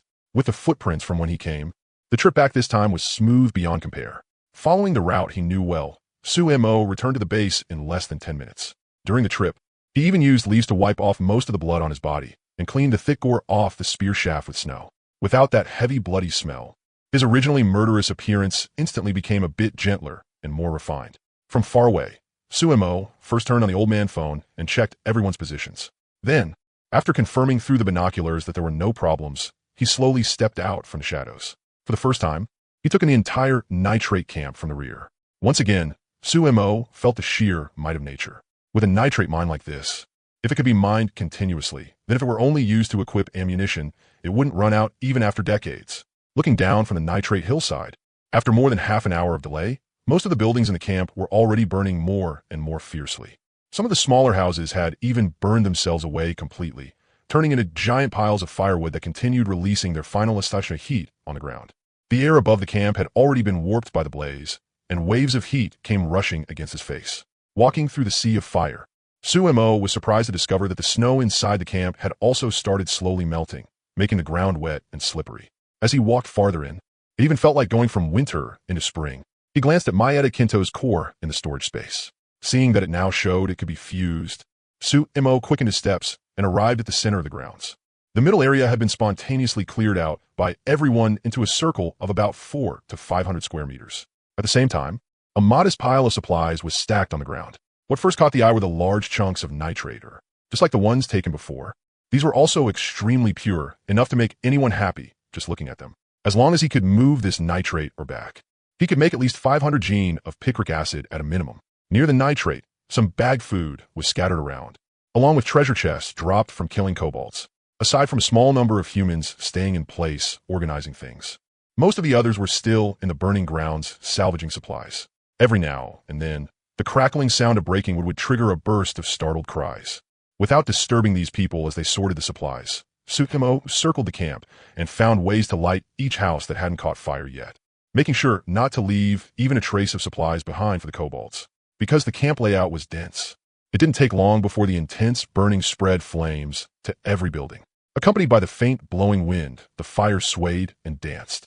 After going around and trying every shelter core one by one until they were all unlocked, Suemo sat down in the shadows in satisfaction and waited for the refugees to finish moving and collecting the supplies. Suemo already had plans for where these people would go, but at the same time, he also needed to judge their character in the process. The kobolds had taken over the place less than a day ago, so even if there were supplies in the camp, it was only enough for 1 or 2 days. They would have to wait for the next wagon of kobolds to arrive with support before more supplies could be stockpiled. That much could already be seen from the small amount of supplies found on the ground. Gradually, everyone returned to the center of the grounds. Looking at the large pile of supplies laid out on the ground, their eyes shone with greed. They hadn't had a full meal in many days. 2 days ago, they had been driven around everywhere by the Lion Men as refugees. After finally making it back to camp, they were then captured and forced to mine. This group had barely rested at all, running around day after day in the snowy wasteland. Their stomachs protested, and sour saliva filled their mouths. The supplies on the ground were irresistibly tempting. Even though they knew these supplies belonged to that mysterious Lu Bu, it didn't stop them from coveting them. Why don't we just split these supplies and leave? Pick a direction and keep going. Eventually we'll find a human gathering point. Yeah, let's divide up this stuff. In a world like this, we probably won't live more than a few more days anyway. Why keep making ourselves suffer and starve? Once the first person took the lead and spoke, the rest also started talking all at once. However, everyone sounded fiercer than the last with their words. But when it came to actually touching the supplies, not a single person dared to make a move. Sitting in the snow and listening to the rumbling of each other's stomachs, everyone looked at one another dejectedly. At the same time, a strange sense of ease, different from hunger and cold, surfaced within them. It wasn't because the impression Suemo had left on them earlier was too deep, making them not dare to take anything. Nor was it because these people still held onto the moral values of the civilized era and refused to take it. It was because even if they took the supplies, where could they go? The camp they relied on to survive had already been burned into ruins, and the kobolds who had protected them had all withdrawn. These supplies were enough for them to eat for 1 day, maybe 2 days. But what about after that? The blizzard was about to arrive, and a new round of disaster was about to descend, without any place to shelter from what came next. Taking the supplies would be no different from walking straight onto a dead end. Shenhua, do you think Lord Lu Bu will let us join his shelter? A middle-aged man pressed a hand on Chun Shen's shoulder, his face full of unease. That question voiced not only his own thoughts, but also the thoughts of every Huaxiao person present. If the one who had come today were a foreigner, then naturally they would not have such a strong desire to join the other party's shelter. But when they heard the name Lu Bu, and heard that he was also from Huaxia, the instinct to band together rooted deep in the hearts of Huaxia people. made them involuntarily feel a sense of closeness toward this fierce man who had barely said a few words, a kind of affinity foreigners could never understand. But at the same time, what those traitors like Ing Xiong had done weighed on their hearts like a massive stone, leaving them unsure whether this man might also be ruthless and vicious. Don't worry, uncle. He's so strong. He definitely won't be like those people before. Besides, compared to a beast like Ing Xiong, no matter how bad it is, how much worse could it really be? As soon as those words came out, everyone fell silent. Yeah, in a world like this, under a disaster like this, how much worse could it really be? If times were ordinary, then with some strength in their arms. People like them could still barely survive by working with their own hands, by farming. But there was a one-time disaster every cycle. To take them in meant bearing an enormous consumption of resources, and, at the same time, because of the disaster, they couldn't even go out to work. The refugees who had been excited over killing a bunch of kobolds suddenly fell silent. Each of them sat quietly on the ground. No one knew what they were thinking. That was until Su Immo stepped out from the shadows. This time, the refugees who had been sitting in the center in a daze also noticed Su Immo. Every one of them froze in place, at a complete loss. Compared to the blood-soaked armor from before, Su Immo finally looked like a normal person now. Other than the blood still stuck in the gaps of his armor that he had not cleaned out completely, and the faint smell on him, at least on the surface, he no longer carried that overwhelming pressure from before. Looking at the supplies on the ground, Su Immo first nodded in satisfaction, then called out loudly to the crowd. "Chen Shun, come out. I have something to ask you." Being called by name, the young man looked delighted. He hurriedly stood up and walked over. "Genera Lubu. What orders do you have? Call me Brother Lu." Cut the pointless formalities, gesturing for Chen Shun to follow. The two of them walked all the way up to the high ground and looked at the sea of fire below. After a long while, Su Immo spoke again. "Where do you people live?" The rooms burning in the fire either belonged to Maeda Kinto and his lackeys, or to the kobolds. As for where these refugees lived, he had not seen it yet. Hearing Sumo's question, a trace of bitterness appeared on young Chen Shun's face. "Brother Lu, come with me." The slopes, uneven in height, were covered everywhere with exposed nitrate ore. Following Chen Shun all the way after turning several bends, a sunken pit shelter covered with plant fiber finally appeared in Sumo's sight. These pit shelters had not been properly tidied up at all. The moment the grass covering on top was lifted, an indescribable stench came surging out. Even with the gas mask blocking most of it, Suimo still found it hard to stand there. There were 3 pit shelters in total. Judging by the number of people from before, that matched up. How many of you were there in total? And what about the others from before? Where did they go? After lifting the first one open, Suimo tried stepping inside to take a look around while asking Chen Shan behind him. "They're all dead. The ones who ran slowly all died. There weren't many left to begin with. We had over 30 Huaxiao people before, and now only 11 are left alive, and they're all from my Qin family." When Shan Shun said this, he sounded very relaxed, as if a chicken had died, and it caused no emotional reaction in him at all. Suimo fell silent for a moment. He knew this was numbness. When you live long enough, naturally some things stop mattering so much. When you see enough death, naturally you grow numb to death itself. After walking out of pit shelter number 1, Suimo opened the second one and ducked inside. But the moment he entered this time, Sumo's expression immediately darkened. The aura around him and even his movements changed slightly, erupting with a pressure even more terrifying than before. In the corner of the pit shelter, a woman was holding a swaddled infant. When she saw Su Immo walk in, she shrank farther inward, as if terrified that Su Immo would take her child away. The instant she sensed his pressure flaring up, she abruptly turned the baby to another angle, exposing her own back to Su Immo. At the same time, she turned her head and revealed a pleading expression. Why? Why was there a baby? Why was there a baby? Su Immo was a little stunned. For a moment, he could not understand how the game's delivery mechanism would allow an infant to enter together with them. Chen Shun behind him hurriedly explained at once, "Brother Su, don't be angry." She was already about to give birth when she had just transmigrated over. With Dr. Song's help, she gave birth to the child here in the camp. The baby wasn't directly teleported over. A pregnant woman? Listening to Chen Shun's explanation, Su Immo fell silent and said nothing more. After a long while, he turned and walked out of the pit shelter, then lifted the covering on pit shelter number 3. Fortunately, in the entire camp, there was only this one woman who had just given birth, along with her child. "What do you usually eat?"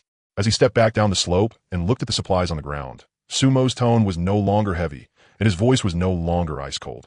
This time, Chinshin did not need to answer. One of the people still slumped on the ground, pointed at the supplies that had been looted, and said softly, "We usually eat tree bark and grass roots. Then they give us some muddy water. After boiling it, everyone can barely get half full. And once every 4 days, we get an extra meal. It's potatoes. Each person gets half of one." "Potatoes?" Suimo crouched down and rummaged through the sacks on the ground. Sure enough, the sacks were filled with potatoes. Mixed among them were a few potatoes that had already sprouted but had not rotted yet. Sumo was very familiar with this stuff. In fact, when he first planted vegetables in the culture medium, he had hesitated over whether to plant potatoes, but in the end he chose to give up on them. Back in the Earth era, that movie The Martian had practically made everyone understand one thing about planting potatoes in large quantities. They fill you up, taste good, can be cooked in many ways, and can keep you alive. So in most transmigration scenarios, once food ran short, the solution almost everyone proposed was plant potatoes. Compared to other crops that needed delicate care, potatoes were cold-resistant and filling. The starch inside them could provide a huge amount of heat and nutrition. So they really were the best crop to grow in an environment like this. And with yields of several thousand gene per mu so easily, it seemed like everyone treated them as some kind of divine crop. But Sumo's reason for giving them up was direct and very real. Energy is conserved. For potatoes to have such outrageous yield and nutrition per mu, they would inevitably need some other form of energy to convert from. That energy was, broadly speaking, soil fertility. In ordinary barren land, the potatoes you grow come out small and low yield. Without suitable fertilizer, the yield drops even further. And history had already given a clear lesson. Once you plant large quantities of potatoes and disease hits, you're finished. Boil them. Boil all the potatoes. Let everyone have a full meal first. There were still about 1.5 sacks of potatoes on the ground. Split among everyone. Each person would basically get around 2. Even though some of the potatoes had sprouted and might contain solanine, in an environment like this, after hearing Sumo's words, not a single person showed the slightest concern. Thunderous cheers rose from the center of the camp. No one moved immediately. Instead, they all bent down together in gratitude and bowed before finally getting up and starting their own tasks. Those looking for pots went to find pots. Those starting fires went to start fires. Another group went off to empty areas and dug back handful after handful of slightly cleaner snow. Every refugee who passed by Sumo had the relief of surviving disaster on their face, along with the joy of an impending feast. 2 potatoes per person. So this was the simple happiness ordinary people had in the apocalypse? Looking at them, Sumo suddenly understood why, throughout all of Earth's history, even after several great disasters, humanity had never gone extinct. Maybe I am someone who kills decisively, but I am definitely not a cold-blooded person. At least not right now. Sumo simply stood there quietly in the middle of the camp, watching the people around him bustle about for a brief moment. Sumo even had the urge to bring all of them back to the base to live there and form a small camp. People were always lonely, even with Oreo and Big Spark and Little Spark keeping him company. After half a month had passed and he returned to group life, that long-lost sense of belonging to a collective came rushing back. It was hard to describe, impossible to put into words. Even just looking at the smiles on the faces of his own kind, Sumo couldn't stop himself from wanting to smile too. But my camp still hasn't solved the food problem, and I don't have anyone I trust enough to manage these people. If they rebel, I have no way to suppress them at all. Silently flipping through his own post-apocalyptic rules, the heat that had just risen in Sumo's heart gradually cooled back down. Anger made people lose their reason. Excitement did too, before figuring out their character and how they handled things aside from family. No stranger could be allowed within 3 kilometers of the shelter. Otherwise, they could only be enemies. Standing in the corner, lost in thought, Sumo looked like a statue, like he only needed the words, "Keep strangers away," carved onto his face. Of course, no one would come disturb him at a time like this. The pregnant woman from the dugout was also helped out by the others at this point. The baby in her arms seemed to feel the cold outside and started crying loudly. All the men spontaneously formed a circle, protecting the pregnant woman in the middle as they escorted her all the way to the center of the camp. The fragrance of the salt dissolving into the water, the round potatoes, and the strong firewood burning underneath all filled the pregnant woman with curiosity. On her soot-blackened face, those eyes that had been filled with dead silence recovered a trace of life. Then she saw Sumo standing in the corner, and a hint of hope appeared on her face. The firewood was still burning, the water had already begun to churn, and the potatoes bobbed up and down in the pot like little boats drifting on the waves. The refugees all looked as if they were possessed, staring fixedly at the white steam rising from the pot and the flames below it. After looking at the baby, then at the refugees whose faces were filled with a desire to survive, Sumo slowly walked over to the pot that had not fully boiled yet. With a gesture into the air, the remaining 200 milliliters of nether energy water appeared in Sumo's hand. He lifted the lid and watched as the nether energy water slowly poured into the earthen pot. A fragrance completely different from the potatoes spread out at once, instantly shocking all the refugees. No one could resist the smell of nether energy water, as long as it was the first time smelling it. Almost everyone could feel a craving for that scent etched deep into their genes. Looking at Sumo standing in the center as he put the lid back on, a complicated emotion appeared on their faces. Having seen the ugliness of human nature so often, as long as one person was even slightly normal in their eyes, that person was no less than an angel. Let's just count it as payment for helping me gather saltpeter, Suemo muttered inwardly. At the same time, he walked toward the outside of the camp and called out in a clear voice, I'm coming back later. The pregnant woman and the child get 4 potatoes. If anyone dares snatch them, bear the consequences yourselves. After getting used to the food he made in the shelter, potatoes like these could no longer stir even the slightest change in Sumo's sense of taste. Everyone watched Suemo with reverence as he followed the path he came from and slipped out through the main gate again.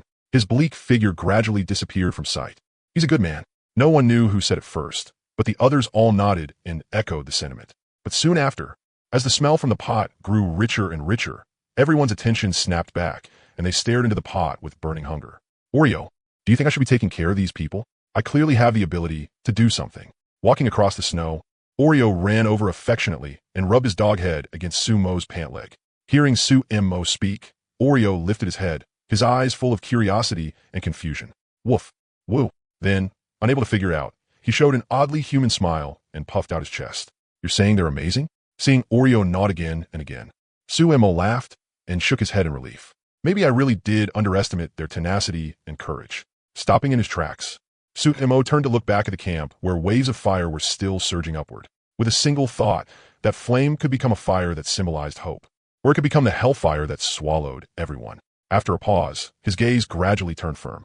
He walked all the way back to the dugout where the ground tiger was parked, started it up, and drove it out, facing the road toward the camp. Suemo estimated the time and drove at an unhurried pace.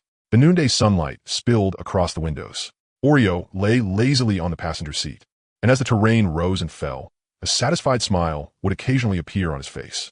By the time Suemo drove all the way to the camp entrance, he pressed the horn, startling all the refugees inside who were still eating potatoes.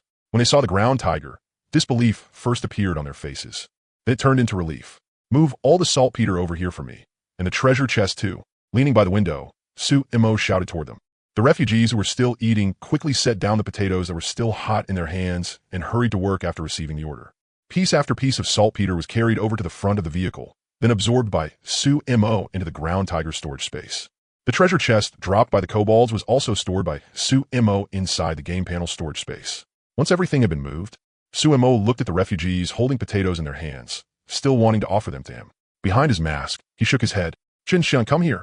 With a couple of gestures, the young man hurried over and leaned in. Before Suemo could speak, Chun-Shun nervously spoke first. Brother Su, are you leaving? After a moment of silence, Suemo did not answer directly.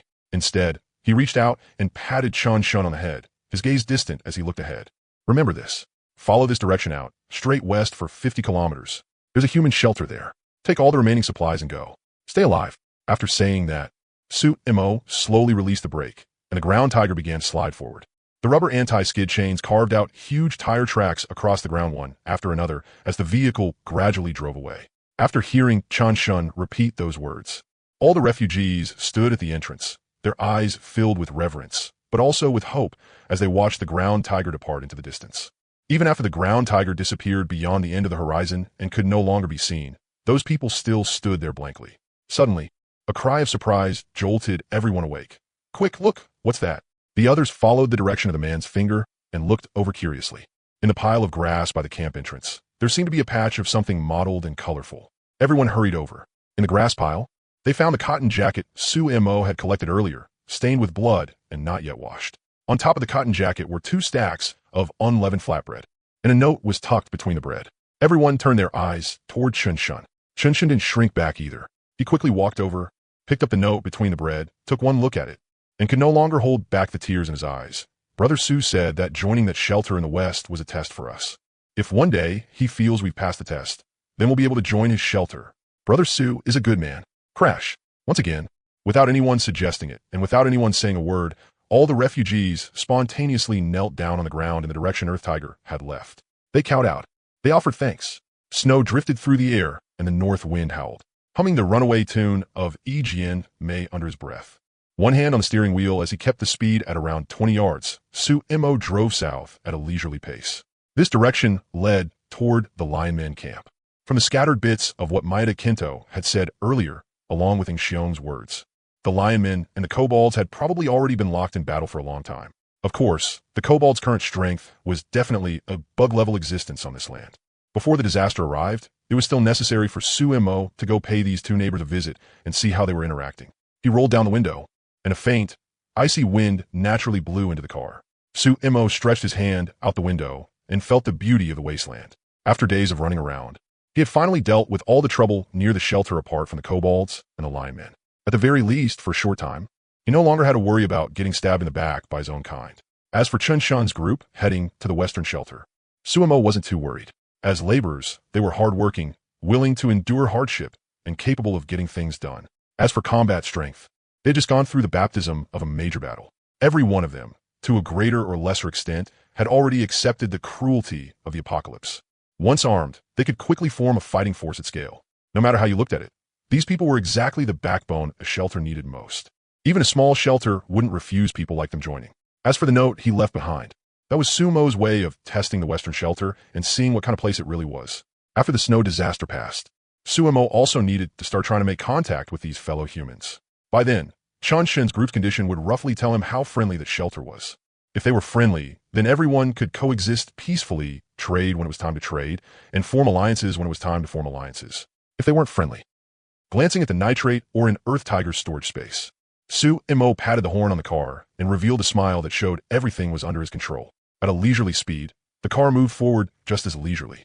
After Earth Tiger passed the camp and crossed the rotten uphill road leading toward the linemen, it finally reached the plains. Compared to the area near the underground shelter, this plain was even whiter and more exquisite. Endless white snow covered everything the eye could see. Undoing his seatbelt, Sumo got out of the car and looked into the distance. An auspicious snowfall promises a good harvest. After this snow, this land probably wouldn't stay so barren anymore. Maybe I can even try planting crops outside. Snow contains 5 times as many nitrogen compounds as rainwater. Nitrogen can provide protein for plants and promote their growth. If snowfall is too light, there's indeed a risk of frost damage. But with a terrifying amount of accumulated snow like this, it instead blocks heat exchange and helps preserve ground temperature. Without modern agriculture using pesticides, soil sterilization, disinfection, natural predators, and similar methods, heavy snow could also control the breeding of pests. Looking at the endless snowfield before him, Oreo also leaped down and happily rolled around in the snow. One moment, she chased after something that didn't even exist ahead of her. The next moment, she spun around and crazily bit her own tail. When Sumo saw that, because she couldn't bite her own tail, Oreo instead vented her frustration by suddenly biting her own hind leg. He instantly felt a wave of ease wash over him, and the road ahead looked bright. Ah, wasteland.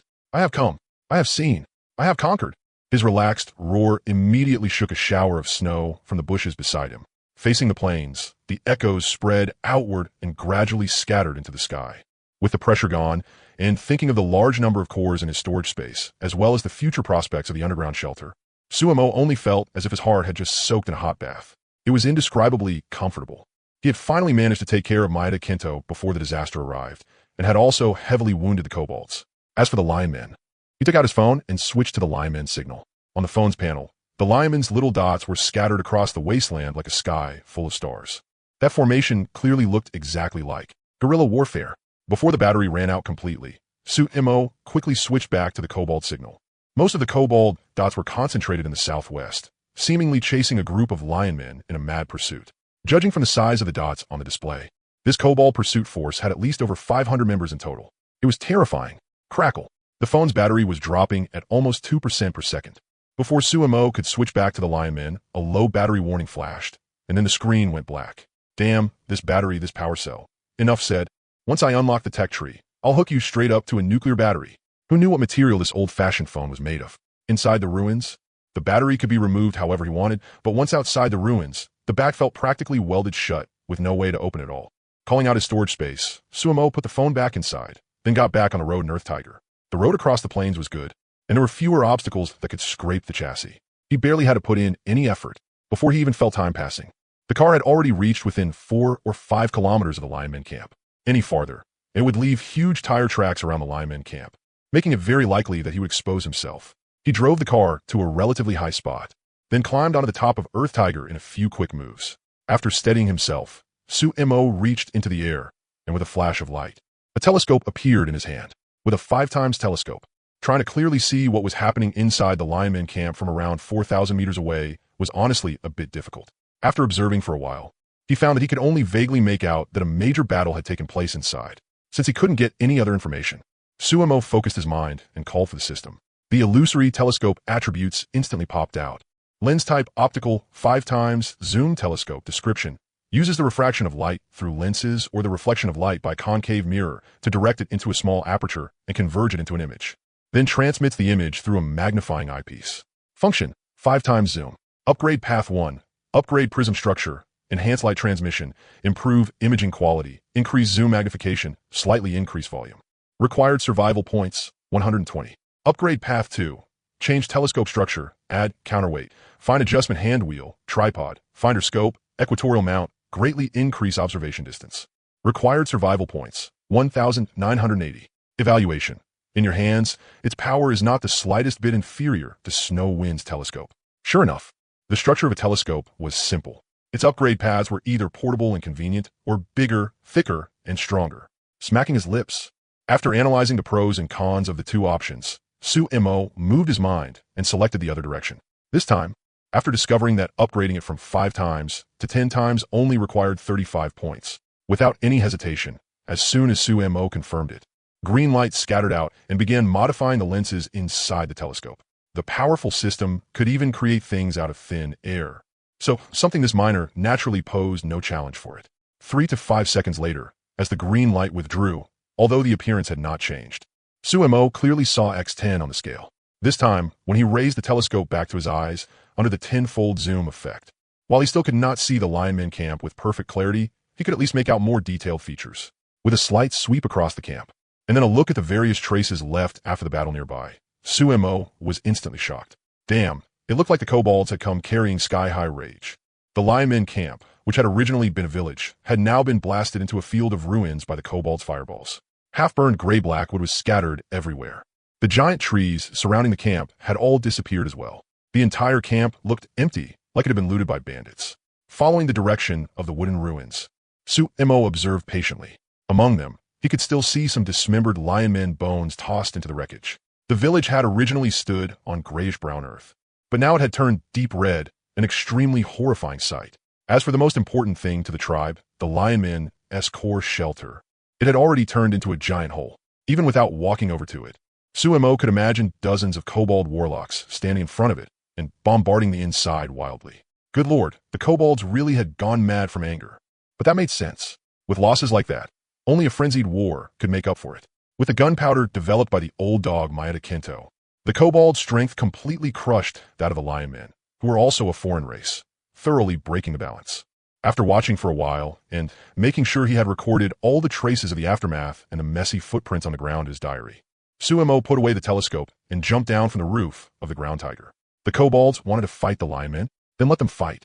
Anyway, based on that brief glance just now, with the lionmen as current formation, there was definitely nothing the kobolds could do. Once separated, the lionmen's individual combat strength completely crushed the kobolds. They were only at a disadvantage when the kobolds stayed tightly grouped. That was destined to make this war between kobolds and lionmen drag on for a long time. Once this disaster passed, he would find a chance to wipe out all these beastly foreign races in one sweep. But for now, Oreo, time to go home and sleep. Patting the car roof, Suemo put on the look of an enthusiastic customer solicitor. Oreo, who had still been wandering around in the snow nearby, trotted over with light steps and sprang into Suemo's arms in one jump. Rubbing the affectionate Oreo, Suemo turned and got into the car. As the ground tiger's engine began to roar, a puff of black smoke rose and the wheels started rolling forward firmly. A moment later, as gust after gust of breeze swept past, the tracks on the ground became impossible to distinguish clearly anymore. Clunk, clunk. On the way home, even when he heard the scraping sounds from the chassis, Suemo was not annoyed in the slightest. Instead, he was enjoying it, especially whenever the ground tiger tilted unevenly from side to side. Hearing Oreo bark happily made Suemo even more delighted. This time, after driving the ground tiger back, he truly had no plans to take it out again anytime soon. With those enemies who had been jumping around behind his back gone, and with no urgent matters left, everything within dozens of kilometers had already been cleared out and was very safe. This hard-won period for development was exactly the best time to build high walls and store up grain. For a very long time, there would be no need to rush out again. And Suemo had also come up with his own modification ideas for the ground tiger beneath him. Comfort definitely needed some improvement. It was too bumpy to sit in right now. The interior was empty, and the passenger seat was still just an iron plate. As for raising the chassis, installing anti-collision bars, putting a flashing spotlight on top, and even adding a few weapon ports, those modifications could all be added to the plan as well. But for now, these upgrades would all have to wait until after everything at the base had been properly planned out, then be slowly carried out afterward. Oreo, I'm in a pretty good mood right now, so I can grant you one small request and help upgrade something you want to. What do you want? While driving, Sumo tried to make the best of things and talk to Oreo, who was sitting quietly beside him. Unfortunately, although Oreo could understand human speech and could even communicate with Bailu, making her a natural translator, helplessly, she still could not speak human language. Woof woo, woof woo, woof woo. Hearing Oreo's excited voice, Sumo helplessly pressed a hand to his forehead. One hand held the steering wheel, while the other rubbed Oreo's dog head. Not understanding beast language, Sumo could only guess. Upgrade your food bowl? Woof. Oreo shook her head. Then how about a big feast? I'll get you something delicious? Woof. Oreo kept shaking her head. All right, I know. When we get back, I'll make you a little bed, and you can sleep in it at night. Woof. This time, Oreo was finally thrilled. Her big dog head nodded like a rattle drum, her face full of excitement. Huh, so you little thing also want a safe little nest of your own. Looks like I neglected that.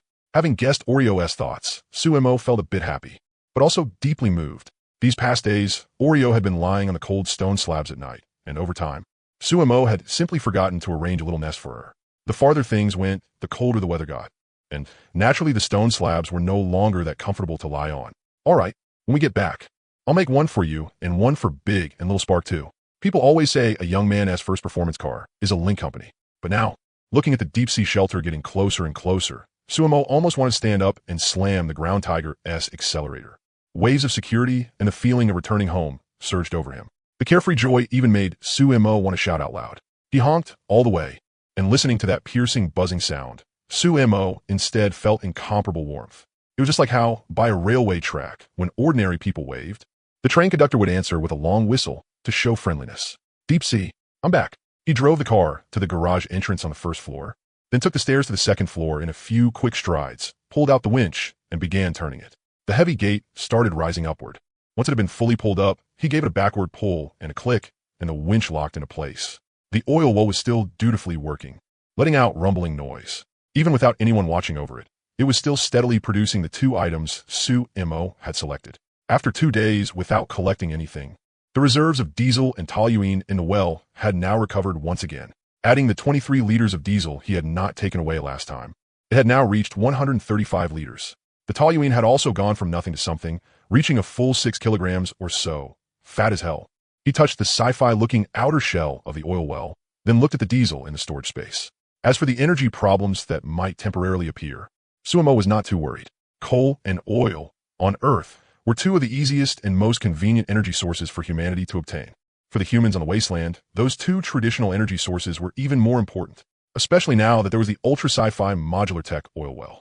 With a few settings, it could continuously produce all kinds of petroleum byproducts without needing any of the corresponding tech chain. A tool like this, if any shelter got its hands on it, would be enough to trigger explosive growth in a short amount of time. But for the underground shelter right now, the things Sumo used the most were still diesel and toluene. The former provided energy and power. The latter was used to make explosives. At the moment, a diesel generator was definitely the best choice. But with his wind control ability, if there really were no restrictions or limits, he could probably put together a simple wind turbine generator.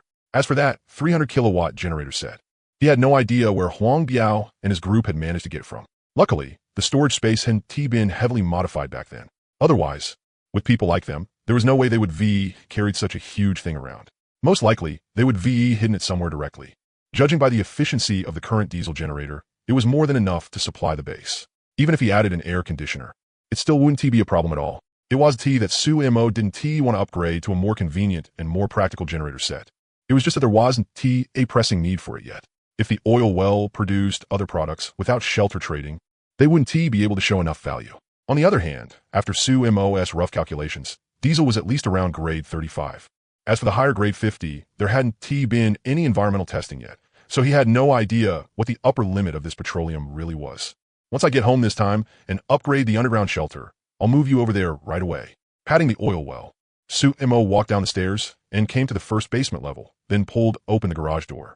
He started the Ground Tiger and smoothly backed it into the garage in one practice motion. After parking it in the center, he lowered the basement gate and returned to the first floor. No matter how good the deep-sea shelter was, it was still Magu's shelter. No matter how shabby the underground shelter was, it was still his own doghouse. After closing the second-floor door and pushing the hinge lock plate back into place, he did a sliding shovel move and went straight down the snowy slope, turning on the electric assist on his boots. Sumo broke into long strides and ran excitedly toward the underground shelter. Behind him, Oreo stood on the hillside. When he saw Sumo sneak off, he barked twice and quickly chased after him. One man and one dog ran wildly across the plain, with his strength steadily growing, and with humanity's extraordinary adaptability to unfamiliar environments. Before any new wasteland disaster arrived, Sumo had already become the apex predator of this little depression. Along the way, Sumo ran until he was panting hard.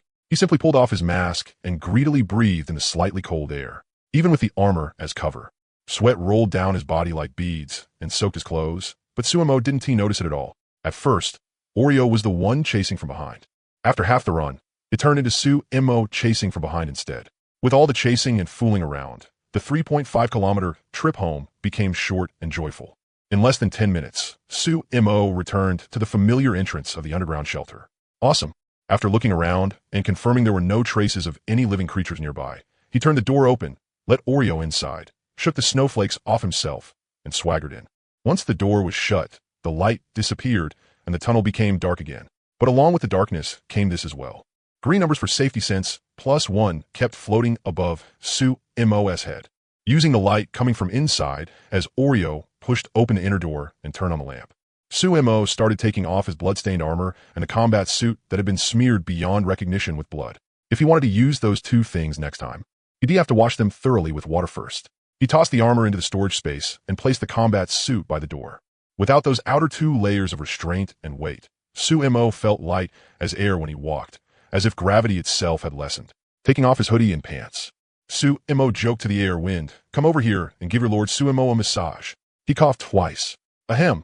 If only the wind here could be a little faster. As soon as the words fell, the wind speed increased and quickly dried the moisture on his clothes. Before long, not a trace of damp sweat remained. After getting dressed, the starving Sumo hurried to the supply room to grab some food and think about dinner. Most of the food in the base was raw ingredients. There were very few semi-finished foods. Pulling out a carton of milk, Sumo gulped it down like a storm while lamenting, "Damn, if I'd known, I would left myself 2 dead dough flatbreads. Who would thought my head would get hot, and I'd leave them all behind." He slapped his forehead, even though he was complaining. The happy smile on his face couldn't be suppressed at all, with the materials in the base. Making a few pots of those flatbreads would only take a bit of time. On the contrary, the saltpeter mine and the treasure chests dropped by those kobolds were the biggest gains of this trip. From the deaths of over 50 kobolds, he got an encouraging haul of around 4 copper treasure chests, 6 iron treasure chests, and 11 wooden treasure chests. As for these treasure chests, now that he already had enough cores to expand the underground shelter-s area, Sumo didn't plan on keeping them any longer. These dead objects wouldn't appreciate in value by staying in his hands. Opening them and quickly turning them into productivity and combat power was their best destination. With a thought, the pitch-black storage space opened on its own. Sumo's consciousness turned into an invisible giant hand and directly grabbed all the treasure chests obtained from the battle just now, beginning the exciting chest-opening session. As the treasure chests were pulled out and dropped onto the ground with crackling sounds, the dim supply room was instantly lit up by the glow emitted by the 20-something chests. A total of 21 treasure chests, each radiating the light of its own rank. He had no idea what material these treasure chests were made of. Whether wooden or copper, they all felt like flawless warm jade to the touch, incomparably smooth. Same as always, he used the wooden chests first to pad his luck, not even counting the 20-something treasure chests on the ground. Just the wall of light in the living room made up of more than 100 treasure chests was enough to make Sumo radiate rich, tycoon energy from head to toe. He had originally been planning to open the chests one by one slowly, but with one wave of his hand, Sumo directly opened all 11 wooden treasure chests at once. Only after all the wooden chests gradually disappeared because they had been opened did Sumo begin checking the harvest from them. A disc engraved with a pirated copy of XC Fortress? Holy crap, even a masterpiece like this got pirated? These people's conscience is seriously rotten. Bad review. 2 packs of 100-gram turnip strips and 1 pack of 100-gram kelp shreds. These are good stuff. Great with rice. PVC water pipes? The ultimate weapon for middle school and high school students in a fight. Perfect. If the base needed to run water lines, these could be used too. Nice. A packet of yeast powder. Holy crap, This is a divine item that directly ushers him into the era of leavened dough. Inside all the wooden treasure chests, it was basically all kinds of scattered little items. After sorting through the 11 treasure chests, Sumo got yeast powder 1, turnips 2, shredded kelp 3, 1 pack of Chin brand shrimp strips, 1 pirated DVD, 1 of wheel, 1 bottle of Mizone, 1 meter of PVC water pipe. Compared to the previous unboxings, none of this counted as anything good. But with wooden treasure chests, the stuff you could get was junk to begin with, all kinds of random scraps. As long as it wasn't children's toys or a hymn, dolls, Sumo could totally understand it and simply say, OJBK? Wooden treasure chests were meant to be used as padding anyway. The worse the loot, the happier Sumo was. After gathering all the items he had opened and setting them aside, Sumo brought over all the iron treasure chests and placed them in front of himself. Compared to wooden treasure chests, based on Sumo's many unboxing experiences, the things inside iron treasure chests were definitely supposed to be better. But looking at the chests in front of him now, he couldn't help muttering, "Don't give me good stuff. Don't. Let me stack them up as padding." He placed his hand on the iron treasure chest and repeated the same process. After opening every single iron treasure chest one by one, Sumo gathered all the items together and started counting. 1 3-meter bull power strip, 1 bag of rice, 3 kilograms, 1 bag of corn seeds, 2 kilograms, 1 bottle of Lao Ganma, 500 grams, 1 dagger that didn't look very sharp, and 1 set of 2 50-centimeter sections of rebar, 12 by 12. Strength 400. Good, good. All 6 iron treasure chests had contained cheap flea market junk. There wasn't a single good item that could directly raise his combat strength. But at this moment, Sumo slowly let out a murky breath, forced down his pounding heart, and brought over the 4 copper treasure chests, placing them before his eyes. From a moment he transmigrated to the wasteland up until now, Sumo had seen a total of 4 kinds of treasure chests. Among them, the most valuable were naturally the silver treasure chest, dropped by the chameleon during his first expedition. And the silver treasure chest he got the first time he encountered kobolds and killed the warlock. The things that came out of those 2 silver treasure chests were both excellent, but that did not mean lower quality treasure chests couldn't produce good stuff as well. For example, the blueprint for the workbench, a productivity divine artifact that could practically be called bug level, had come from an iron treasure chest. Granted, the modules and materials needed to build the workbench were extremely complicated, but that still couldn't erase the possibility that lower-tier treasure chests could also contain excellent items. Heaven and earth are naturally pure, while foul chi disperses. Within the cave lies mystery, bright and vast as the primal origin. Mighty divine spirits of the 8 directions. Let me be natural. By the decree of the numinous treasure talisman, I proclaim it to the 9 heavens. Copper treasure chest, open for me. After chanting the purification spell of heaven and earth, Sumo suddenly opened his eyes and began lifting the lid of the copper treasure chest before him. The game panel's notification arrived a little late, but it still came. As the copper treasure chest opened, that wondrous sound rang once again by Sumo's ears. Record, you opened 4 copper treasure chests. Record, you obtained 1 furnace blueprint. Record, you obtained 1 crucible, excellent quality. Record, you obtained 1 bag of medium gluten flour, 25 kilograms. Record, you obtained 1 random resource generation card, level 1. Record, you obtained 1 bag of white rabbit milk candy, 588 grams. With a rumbling rush, the game panel's notifications came in like tide. Hearing that sound, Sumo froze for a moment. His pupils widened involuntarily as he stared at the panel notifications in shock. A furnace, a crucible, a resource card. No way. Did I, Sumo, finally manage to sneak my way into becoming a lucky emperor? Is my luck actually turning around? Looking at the blueprint that had suddenly dropped out before him, the crucible larger than an iron wok, and the resource card still floating in the air and giving off a magical glow, Sumo was stunned. Compared to those 3 things, what was flour? What was milk candy? Those could all move aside. What was a furnace? Back on Earth, this was a good thing that existed in many sandbox building games. Without a single moment of hesitation, nearly the very first thing the wildly excited Sumo did was grab that plain-looking blueprint and inspect it closely. Furnace blueprint. Description: a modular technological product with a series of marvelous uses. When paired with other modules, it can produce incredible effects. Required modules: crucible module, iron anvil module, toolbox module, strong reduction module, strong reaction module, storage module. Functions: processing, reduction. The introduction was simple. The required modules were numerous. The listed functions were only 4 words in total. The furnace did not look impressive at all, if he did not know about modular technology. And if he had never seen how bug-like the workbench and oil well machine were, Sumo might still have viewed this blueprint with an ordinary mindset. But now, with a forceful rub, the furnace blueprint vanished into the air. In its place, One more option appeared on the game's crafting panel. The moment he clicked on the furnace icon, a stream of information flooded over. Compared to the previous memory transmissions, this one was much gentler. The game panel only explained the materials needed for manual construction. The workbench had already been hard enough, but at least it did not need too many things.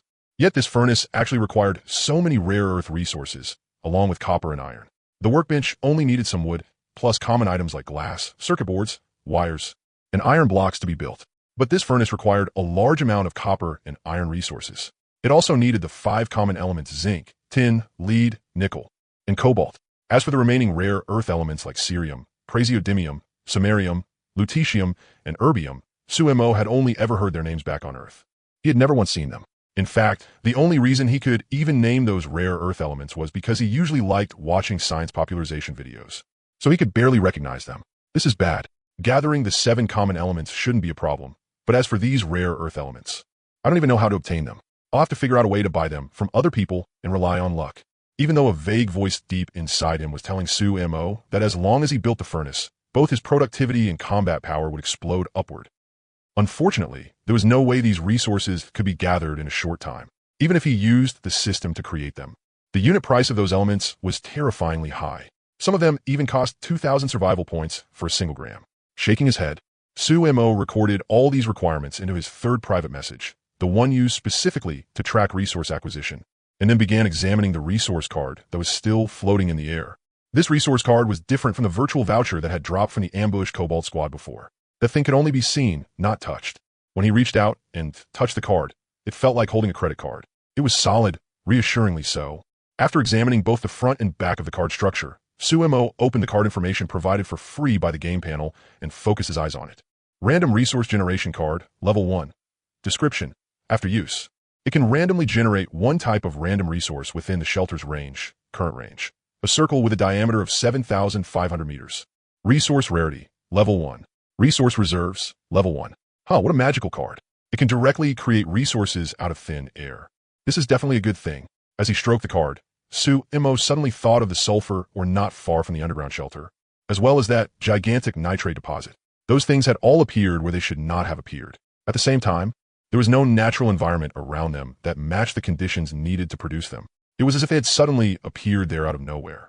Now, looking at the card's attribute description in front of him, Suemo suddenly understood how those resources had appeared. Could it be that those resources had all been created because Magu used a resource card? Or had someone else use a resource card? The resource card did not specify what first-level resources included, nor did it describe exactly how much output a first-level resource would produce. At the moment, the only thing he could do was try using it and see what kind of effect it had. After putting the card into the storage space, just as Suemo was about to use it, his eyes suddenly caught sight of 3 virtual vouchers floating in the corner, sparkling brightly. Aren't these the resource duplication vouchers I got last time? With a thought, the 3 vouchers flew to the center of the storage space. Looking over their attributes, Suemo tried throwing one at the resource card. Sure enough, a translucent prompt popped up. Record. Do you want to use a resource duplication voucher to duplicate a first-level random resource generation card? The 3 resource duplication vouchers he had obtained earlier could not be used on voucher-type items without physical form, like the storage space expansion voucher. But now, they could directly duplicate the resource card. Clicking one of them, Suemo chose to duplicate it. Beside the resource card that had been giving off a faint glow, after the duplication voucher disappeared, another card slowly condensed into existence. The 2 cards had exactly the same attributes. Now that he had a spare, Suemo stopped hesitating and directly selected one of them to use. A flash of light, and the card disappeared. Standing on the ground, Suemo quietly leaned against the wall, one hand resting on the sack of flour beside him. 1 second, 2 seconds, 3 seconds. After the card was used, time seemed to stretch out endlessly. After 10 seconds had passed, just as Suemo was starting to feel disappointed and think that this first-level resource card was practically useless at best, boom. A sound like the creation of heaven and earth passed through the soil, and then through the stone wall, crashing into Suemo's ears. It was as if a massive earthquake were happening outside. Even though he was 5 meters underground and protected by stone walls 5 to 6 meters thick, Suemo still felt it clearly. The entire shelter was shaking. Countless bits of dust were shaken loose from the ceiling of the base, drifting all around in the air. Terrified, Oreo was barking madly in the living room, and Big Spark and Little Spark were also making frantic cooing noises. At the same time, a long-awaited game notification sound finally rang out. Opening the game panel, Suemo froze the moment he looked at it. his face filled with utter disbelief.